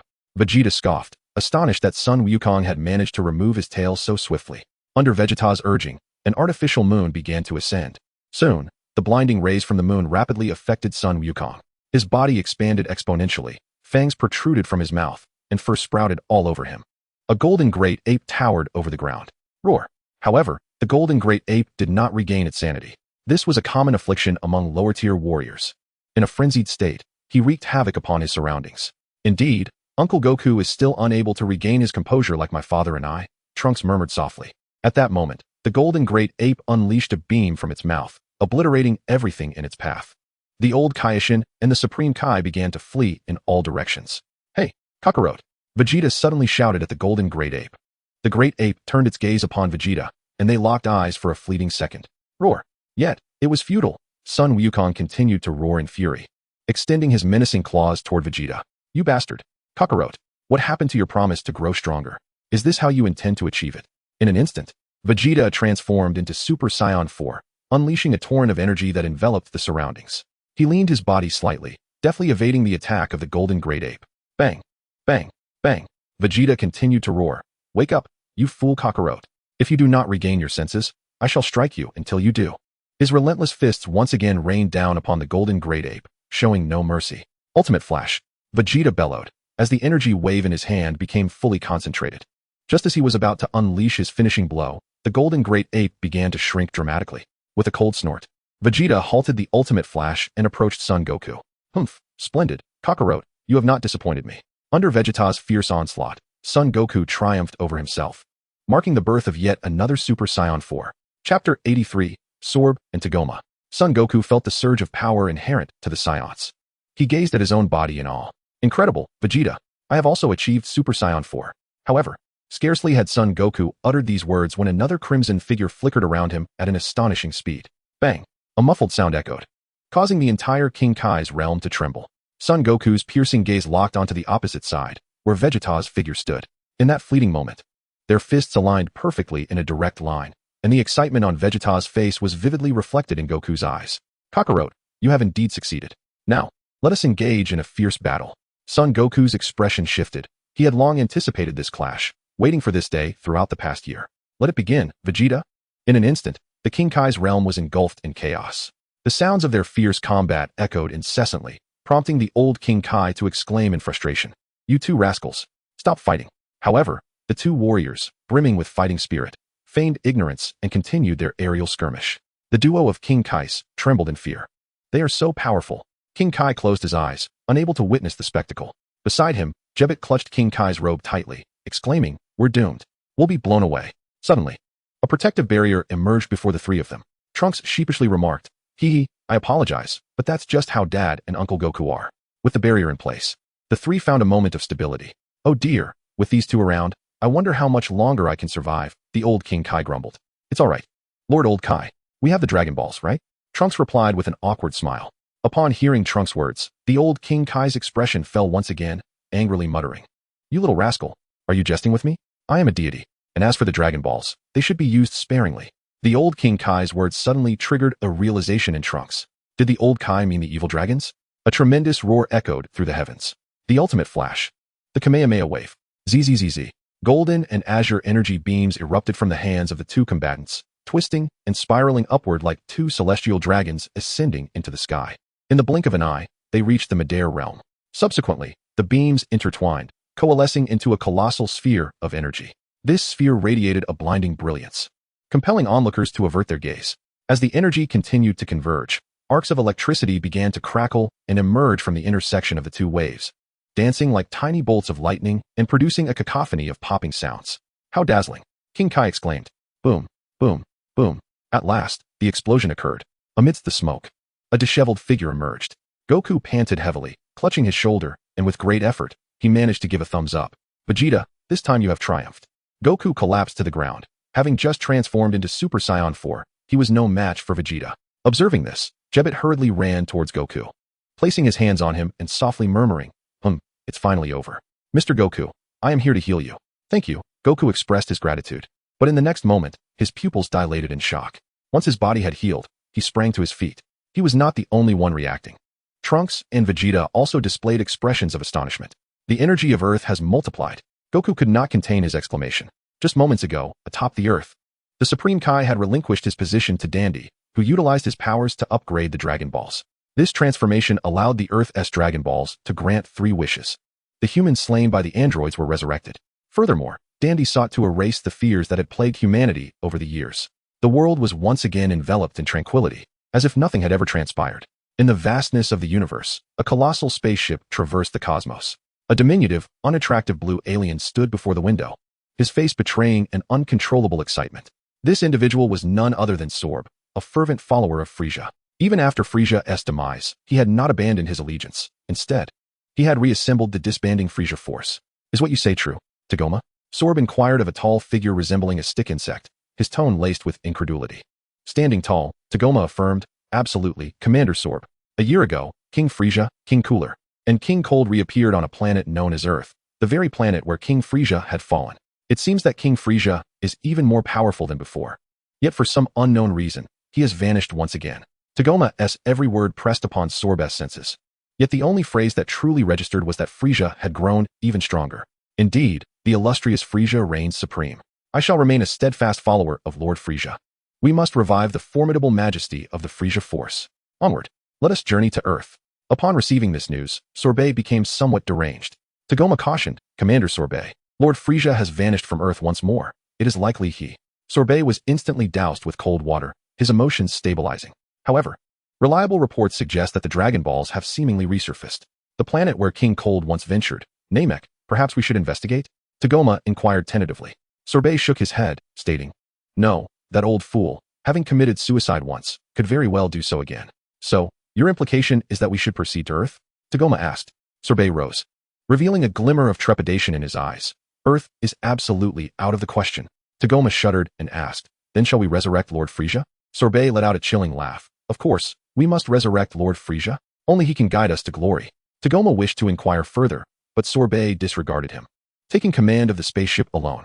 Chapter 84. This temporal dimension feels awry. West City. Capsule Corporation building. Sunlight streamed through the office window, casting mottled shadows upon the floor.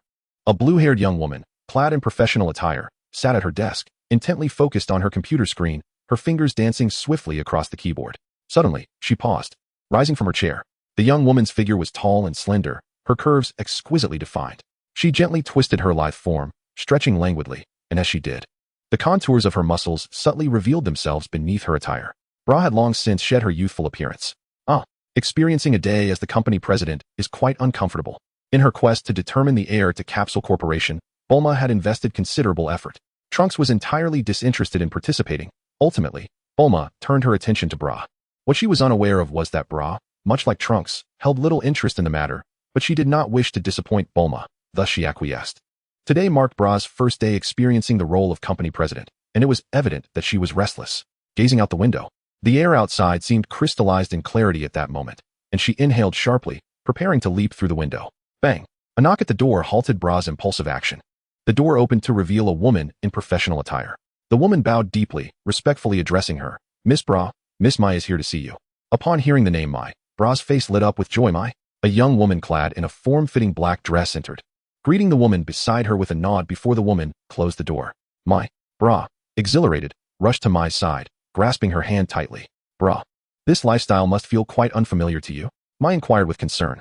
A breath of warm air escaped from Bra's lips as she sighed. Alas, with my brother unwilling to take on the task, it falls upon me.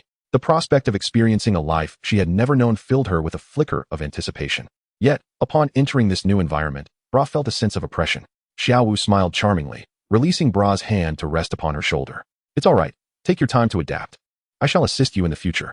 Xiaowu had recently begun her employment at the Universal Capsule Company and had become quite adept at managing the company's affairs. Really? Xiaowu? That's wonderful, Bra exclaimed, her spirits lifting. It was then that Xiaowu abruptly shifted the topic, inquiring, by the way, have you heard any news about your brother lately? Her voice trembled slightly, revealing a palpable eagerness for a response.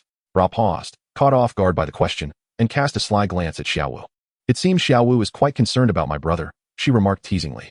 At this, Xiaowu withdrew her hand from Bra's shoulder, shyly turning away. Well, it has been many years since I last saw him. Plus, he was a great hero who saved the world. Without him, we might have perished.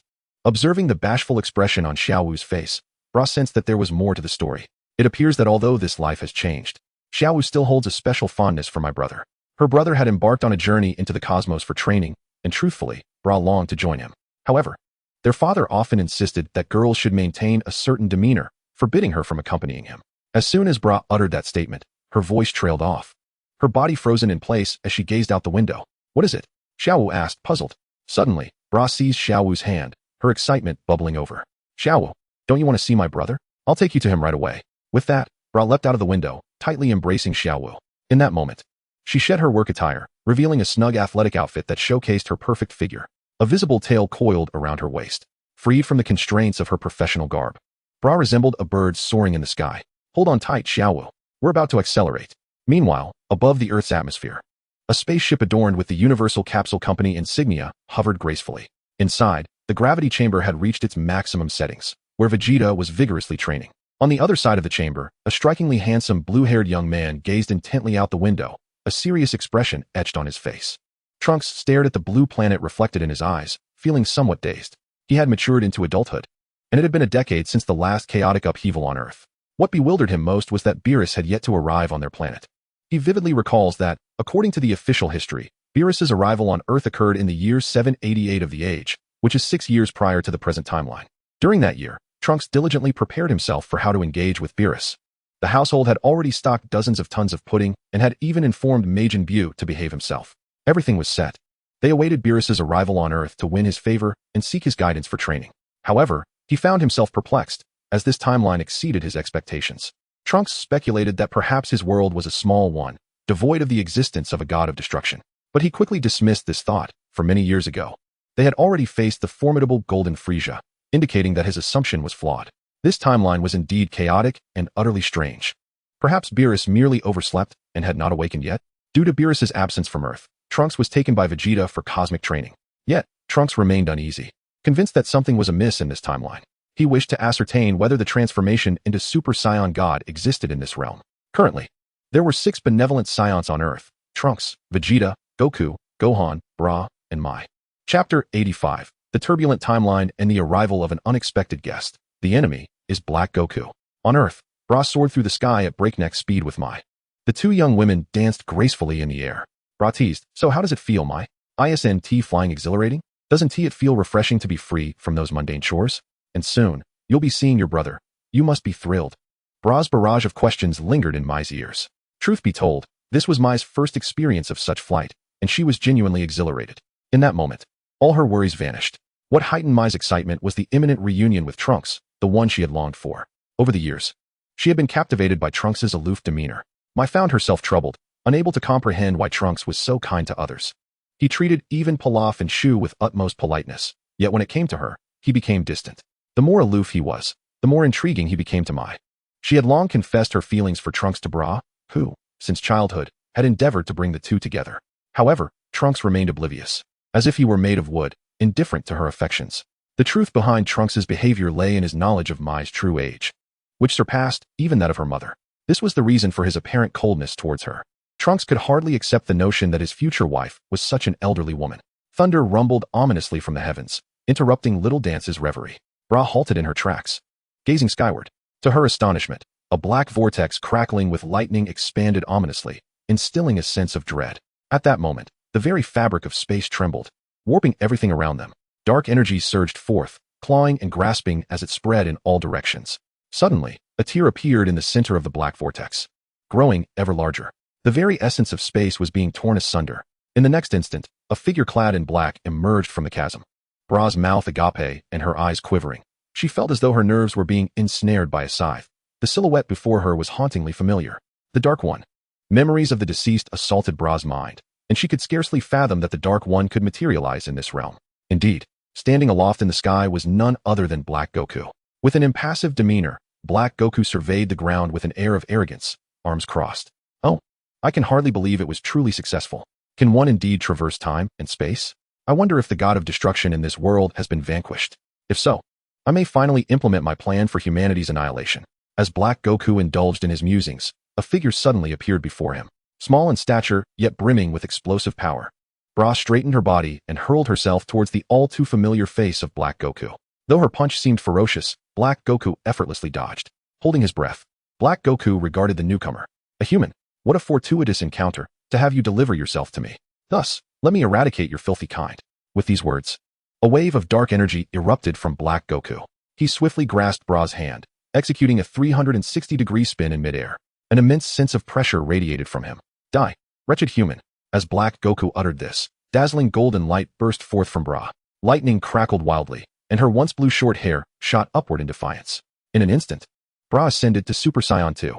At this moment, Black Goku's eyes widened. The individual before him was also a Saiyan. Vile creature, Dark One, you shall perish. Bra swiftly gathered a faint glow in her palm, which rapidly intensified, culminating in the ultimate flash that sent Black Goku flying across the horizon. Gasping for breath, Black Goku realized that his adversary had no intention of relenting. Bra charged toward him, her iron fist poised for impact. Curse you, do you recognize me? Black Goku spat in frustration. Bra's eyes brimmed with tears as she shouted in fury, Beast, even if you were reduced to ashes, I would still know you. Enveloped in golden light, her fist once again descended upon Black Goku with unyielding force. At this moment, Black Goku instantaneously transformed into a Super Saiyan. Humph. Allow me to eradicate you.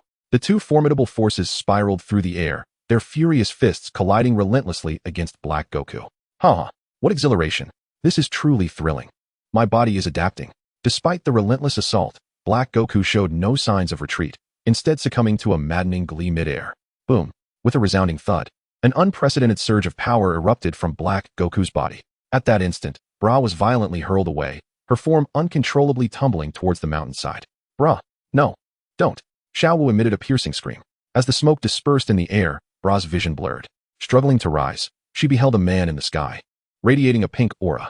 Black Goku had transformed into Super Saiyan Rose.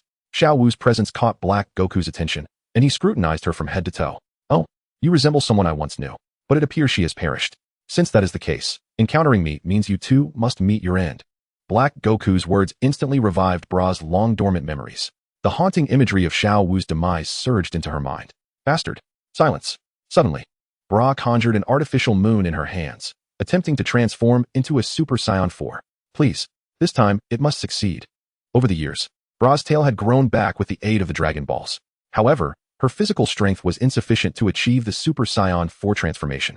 This time, she placed all her hopes on becoming a Super Saiyan 4. Yet, the transformation required her to first undergo the Golden Great Ape phase, and time was evidently running out. Black Goku's palm gathered an energy beam. Xiao Wu was in grave danger. She was at a loss for what to do. The pink energy beam shot forth from his fingertips. No, Sister Xiao Wu. Bra shook her head frantically, screaming. Yet, the more she protested, the more Black Goku reveled in it. Just as he believed Xiao Wu's demise was inevitable, a strikingly handsome figure suddenly appeared before her like a savior. Xiao Wu's tense nerves began to relax, her lips quivering as tears streamed down her cheeks upon seeing Trunks' silhouette. Trunks. Chapter 86. The Reborn, Bra. My name is Bra, and I am a reborn soul. In the world I inhabit, there exists an endless abyss of darkness and tragedy. The Dragon Ball universe. A parallel universe. In this realm, despairing futures abound. Son Goku succumbed to a viral heart disease. A year later, the androids emerged. Piccolo, Tien, Krillin, Dend, and Yamcha fell one after another to the androids' wrath. Vegeta sought out the android siblings alone, but was ultimately defeated. The last warrior standing was Son Gohan. Unlike the desolate future depicted in the original narrative, in this universe, Vegeta left more than just Trunks for Bulma. He also bestowed upon her a daughter, Bra. She was born on the same day and in the same year as Trunks, making them fraternal twins. Amidst the rampant destruction wrought by the androids, Bulma led her children on a life of constant evasion. At last, one fateful day, Gohan transcended his limits and transformed into a Super Saiyan, granting humanity the strength to confront the android menace. Under Gohan's vigilant protection, Bulma, Trunks, and Bra managed to survive. Yet, even with Gohan's formidable power, it was insufficient to vanquish the androids, who possessed boundless stamina. Subsequently, Gohan undertook the training of Trunks, aspiring to mold him into a formidable warrior. In contrast, Bra, as the younger sister, lacked the same extraordinary strength. She yearned to grow powerful, but despite her relentless efforts, she could never quite match Trunks' prowess. On a day when the heavens unleashed a torrential downpour, a streak of golden light illuminated the night as a furious Trunks finally ascended to Super Saiyan.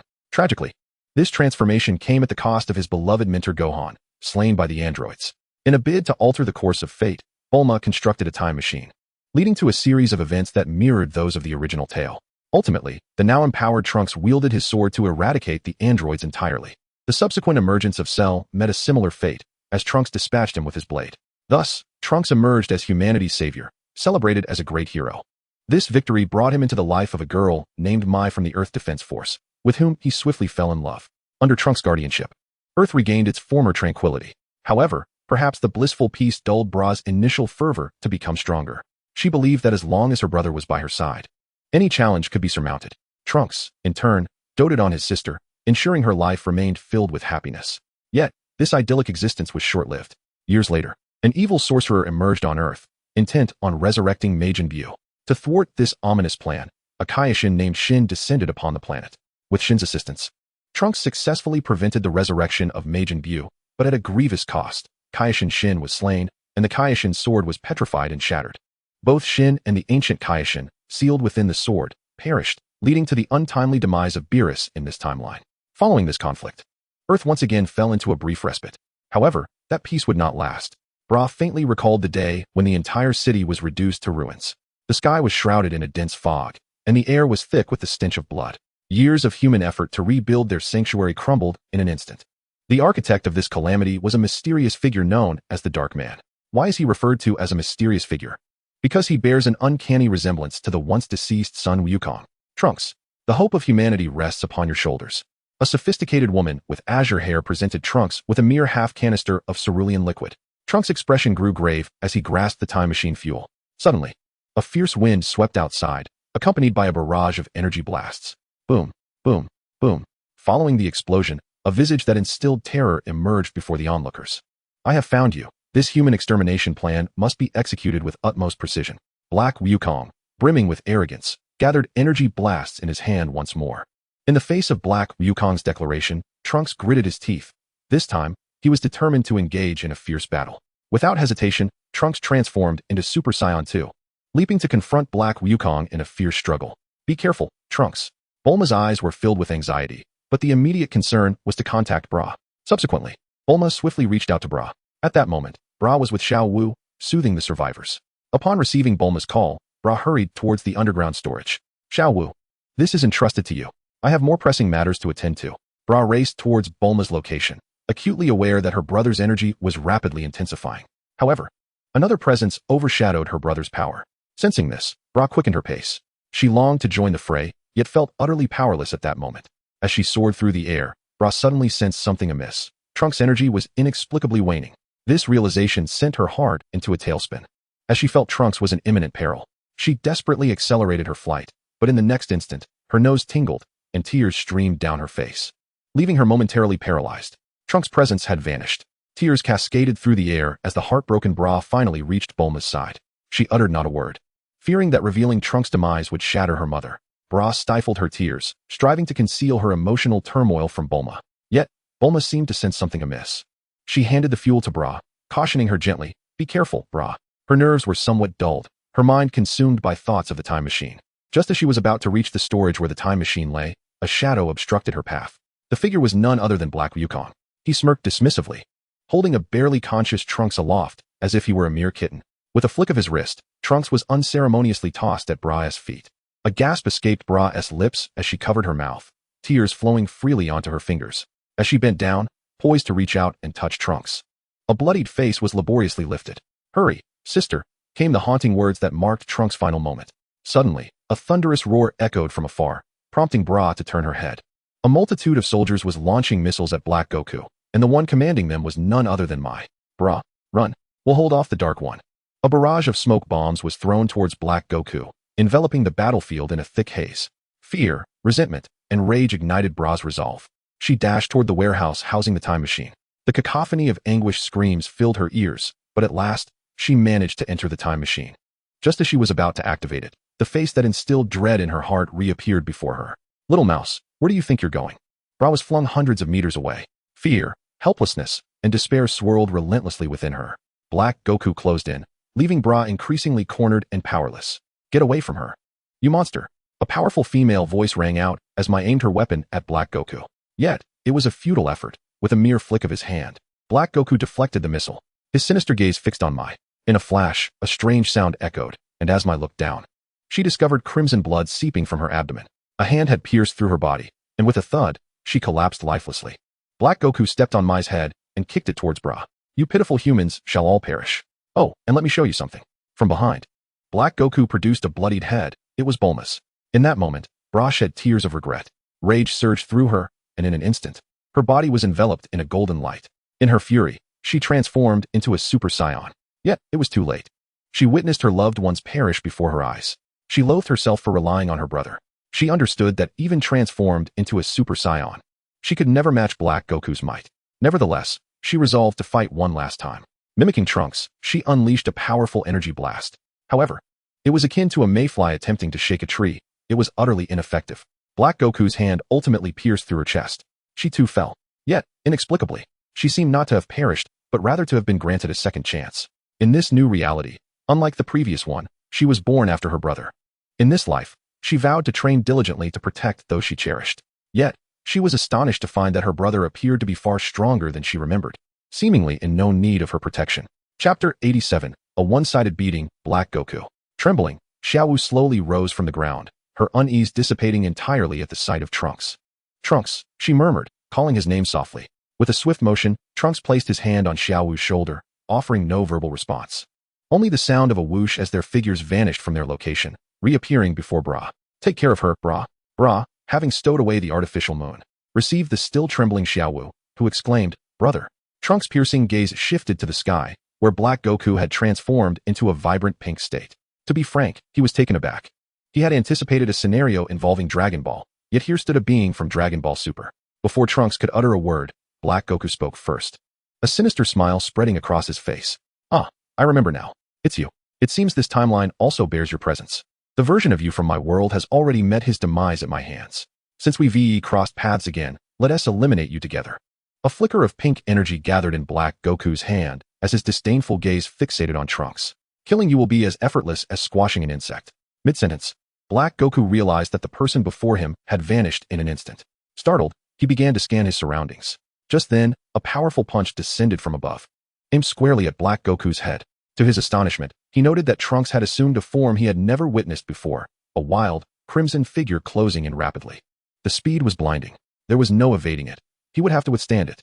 Black Goku crossed his arms above his head, channeling all his strength into a single point. Bang! His body plummeted, and within a mere second, a deep crater emerged. Black Goku's form became embedded within it. "I never anticipated encountering you here, Zamasu." Hearing Trunks' words, Black Goku was left bewildered, his eyes nearly popping out of their sockets. Something's off. How does he know my identity? However, Trunks offered him no time to react, delivering a resounding slap across his face. Black Goku, already dazed, grew even more perplexed. Slap, slap, slap. A flurry of strikes rained down upon Black Goku's face. After 10 years of training as a Super Saiyan 4, he was no match for Trunks. Blood flowed from Black Goku's mouth as he cursed vehemently. "Damn it! Despicable human!" Boom. With a thunderous sound, Trunks pierced through Black Goku's chest with a single punch.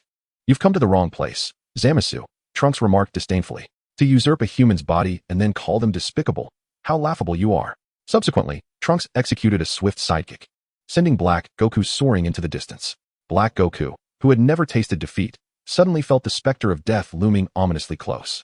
He abruptly raised his head, attempting to prevent his body from crashing once more to the ground. However, in that moment, a dreadful realization struck him. A multitude of powerful presences surged from all directions, each surpassing his own strength.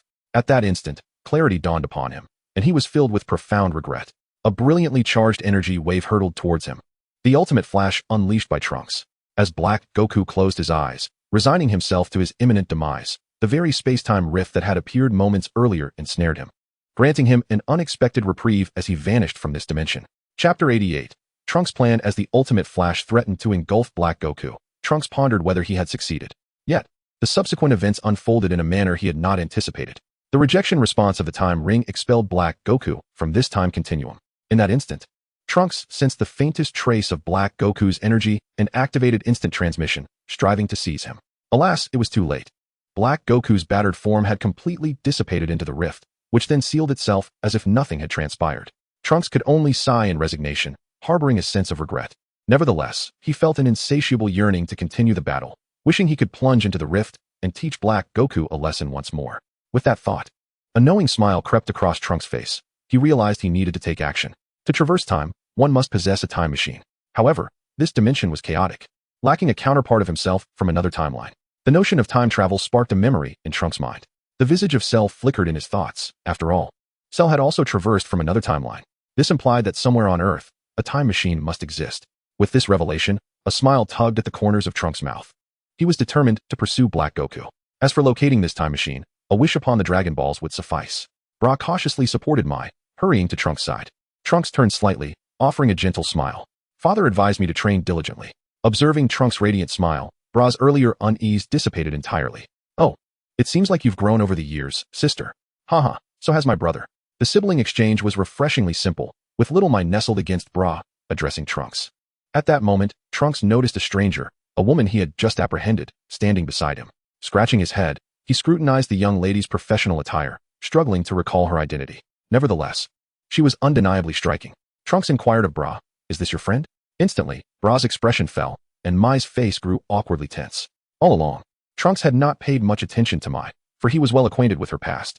Thus, he had never truly sensed her presence, after so many years. In the face of the grown Mai, he had practically forgotten her existence. "Brother, she is Mai," Bra reminded him, exasperated and unsure how to address her brother. In her former world, these two were a match made in heaven. What bewildered her was that in this life, her brother seemed as stiff as a wooden puppet. Mai awkwardly smiled. "Trunks, it's been a long time. I'm Mai." Upon hearing her name, Trunks' expression changed dramatically as he took in Mai's form, clad in a fitted black professional outfit. "Is this really Mai? This woman seems to grow younger with age." Trunks offered little more than a simple acknowledgement. Suddenly, he sensed another presence behind him. This unique energy was all too familiar. The other person who could utilize instant transmission must be Goku. "Trunks, long time no see. Wow, you've grown quite a bit," Goku exclaimed, circling Trunks. Trunks greeted him warmly. "It's been a while, Uncle Goku." Just then, another aura descended from the heavens. "Humph. Kakarot, after all these years, how has your strength fared?" The speaker was none other than Vegeta. As the two appeared ready for a challenge, two figures emerged in the sky. Years had passed, yet the 5 young Cell Juniors still bore the appearance of children. Behind them, a pink, rotund figure dozed lazily. Thud. Another powerful presence landed. Gohan surveyed his surroundings, cautiously glancing about. "Dad, Uncle Vegeta, Trunks, Bra, and Mai. I just sensed an incredibly evil aura, but it vanished suddenly." At this point, Trunks had no choice but to recount the recent events to everyone. "What? A dark figure that looks just like me?" Goku exclaimed, astonished. Upon hearing this startling news, the 5 Cell Juniors instantly transformed into Super Cell Juniors.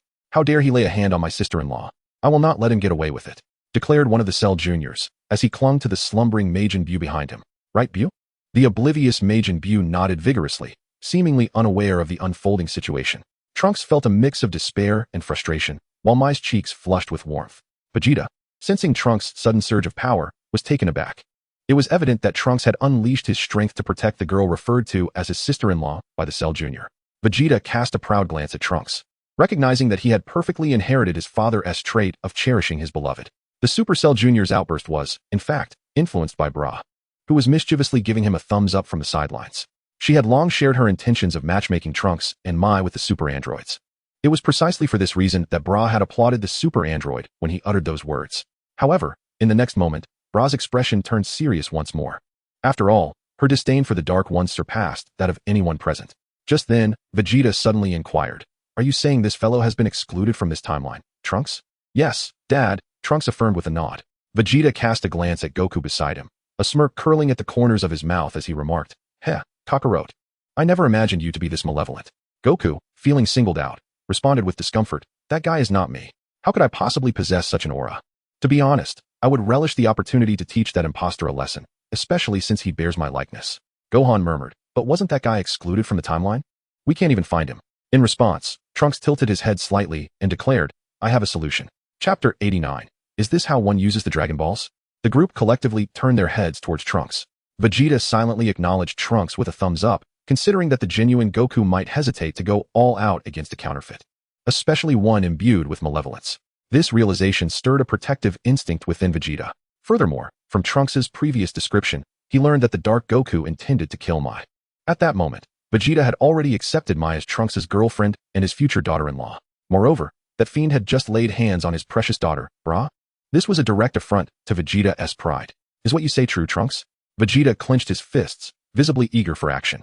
Goku, too, was invigorated, exclaiming, "That sounds fantastic." Meanwhile, Bra cast an adoring gaze at Trunks. She loathed the Dark Ones with a passion, and Trunks' earlier display had thoroughly suppressed the Dark One, leaving no room for retaliation. If Trunks was not jesting, Bra yearned to vanquish the Dark One herself. She had witnessed Trunks transform into a Super Saiyan 4, effortlessly overpowering the Dark One. "Brother, hurry and tell us," Bra urged impatiently. Trunks proceeded to recount the events concerning the androids and the time machine to the group. "We can ask Mom for the Dragon Radar. With it, we can locate the time machine, and then the dragon can repair it for us." Upon hearing Trunks' words, Bra and the super androids exchanged awkward glances. Mai instinctively took a few steps back. Trunks gazed at the trio with confusion. "What is wrong with you three?" Bra hastily shook her head, stammering, It's nothing. Let's just go find Mom." A sense of foreboding took root in Trunks' heart. However, his immediate priority was to locate the Dragon Balls.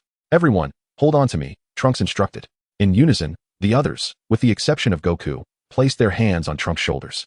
With a swift motion, they activated instant transmission. West City. Busy with her work, Bulma paused, sensing the presence of several individuals behind her. Turning around, she was astonished to find her long-lost husband and son. Vegeta's face flushed with warmth, while the others discreetly averted their gaze, save for Goku. Just as Goku was about to speak, Trunks interjected, signaling him to be silent. Gohan, standing behind Trunks, hurriedly pulled Goku away. After a brief moment of tender reunion, Bulma lifted her head, revealing a stunningly youthful visage that captivated Vegeta. He was momentarily taken aback, wondering how his wife seemed to defy the passage of time. At that moment, the others turned to face Bulma. Goku was the first to sense something amiss. He exclaimed, "Wow, Bulma, you look significantly younger than you did a few months ago." Bulma shot Goku a disdainful glance and retorted, I've always looked this youthful."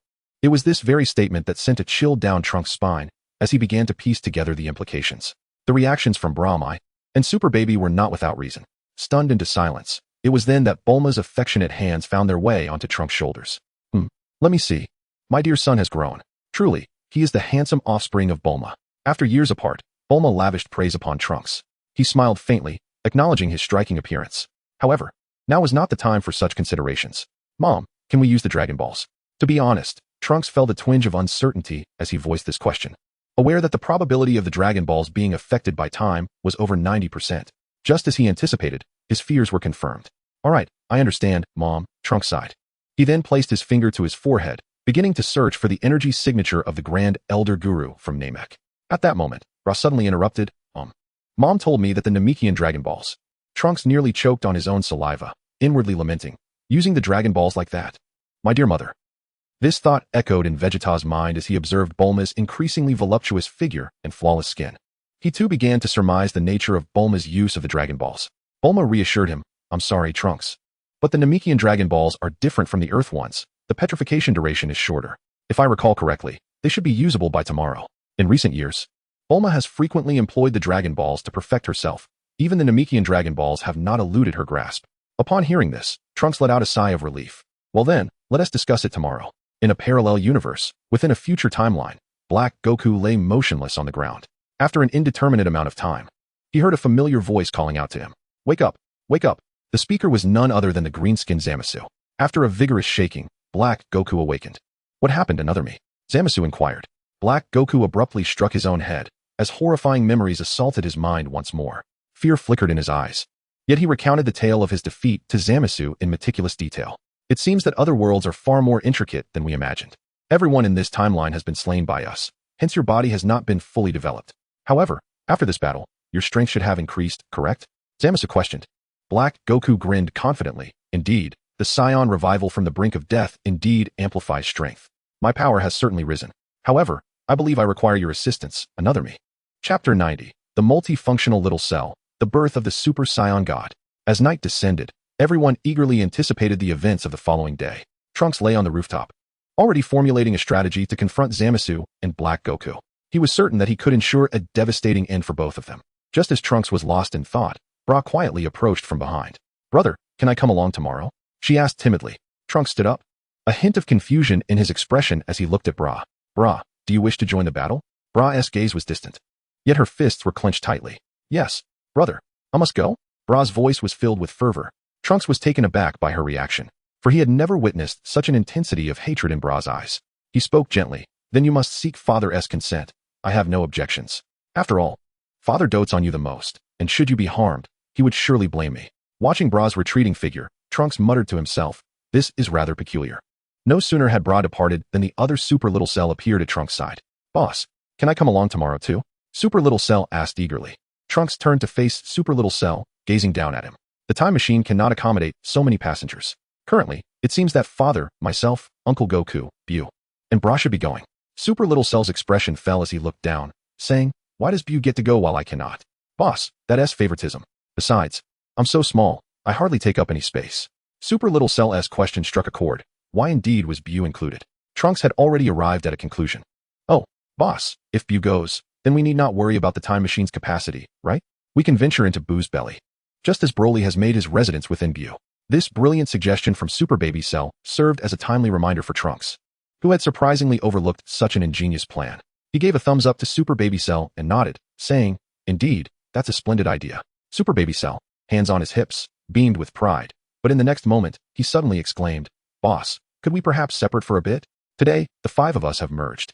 Let us split apart now and reconvene tomorrow. Trunks gazed thoughtfully at Super Baby Cell. They were no longer the same as before. They now stood as champions of justice. Furthermore, they possessed the genes of Saiyans, and Trunks had previously experienced the invigorating sensation of being energized by them, achieving the full power of Super Saiyan 4. A smile graced Trunks' face as he placed a hand on Super Baby Cell. All right, I'll assist you in separating. The technique of separation was deployed, and Super Baby Cell was promptly divided into 5. The 5 lively baby cells swirled around Trunks in exuberance. Hooray, we've separated. How wonderful. As he observed the innocent baby cells, Trunks couldn't help but entertain a thought. If the baby cells could transmit Saiyan energy to him, could they also impart the power of the heart? With this notion in mind, Trunks decided to experiment with this seemingly absurd idea. Everyone, I require your assistance, Trunks declared, prompting the baby cells to stand at attention immediately. Please, boss, speak. They chorused. Trunks grasped one baby cell's hand and instructed, you all, hold hands, then grasp onto me, and channel the power within your hearts to me. This scene sparked contemplation among the baby cells. Is it like last time when we transmitted energy to the boss? But surely, the boss's current strength would render this unnecessary? One baby cell questioned in confusion. Everyone closed their eyes, intently focusing on the power of the heart. Following this instruction, the baby cells complied. After approximately a minute, golden streams of light began to radiate from their bodies, shining brilliantly against the night. A cascade of golden luminescence filled the air, quickly attracting the attention of others. Vegeta, training diligently, swung open the door to the gravity chamber and rushed out alongside Goku. They turned their gaze toward Trunks' location. At that moment, the golden streams enveloped the 6 individuals like a colossal cocoon. In the next instant, the golden light surged forth, as if guided by an unseen force, pouring into Trunks' body with the fervor of a stampede. Instantaneously, an indescribable sensation erupted within his energy reservoir. Trunks opened his eyes wide, a flicker of enlightenment crossing his gaze. He had found his answer within. Indeed, as he had surmised, the small cell juniors had already undergone a transformation of heart, now imbued with a sense of justice. The shimmering golden light served as the most compelling testament to this change. Trunks gradually released his grip on the small cell, and in that moment, his entire being appeared more formidable. A powerful aura erupted from him, surrounded by an ethereal divine presence. The most striking feature was the transformation of his hair into a vibrant red, fluttering in the wind. The aura of the leader had vanished completely. It was entirely undetectable. The 5 small cells gazed in bewilderment at the unfolding scene. Suddenly, A rush of air heralded the arrival of Vegeta and Goku before Trunks. Trunks, what is this transformation of yours? Why has your aura completely disappeared? Goku exclaimed, his curiosity palpable as he circled Trunks, occasionally lifting his arms to examine him. Vegeta, with a serious demeanor, awaited Trunks' explanation. However, at that moment, a sudden commotion erupted from another direction. Roar! A colossal golden ape emerged upon the earth. A phenomenon instigated by the artificial moon. This golden giant was none other than Bra. Mere moments later, the golden ape transformed back into human form, and Bra ascended to Super Saiyan 4.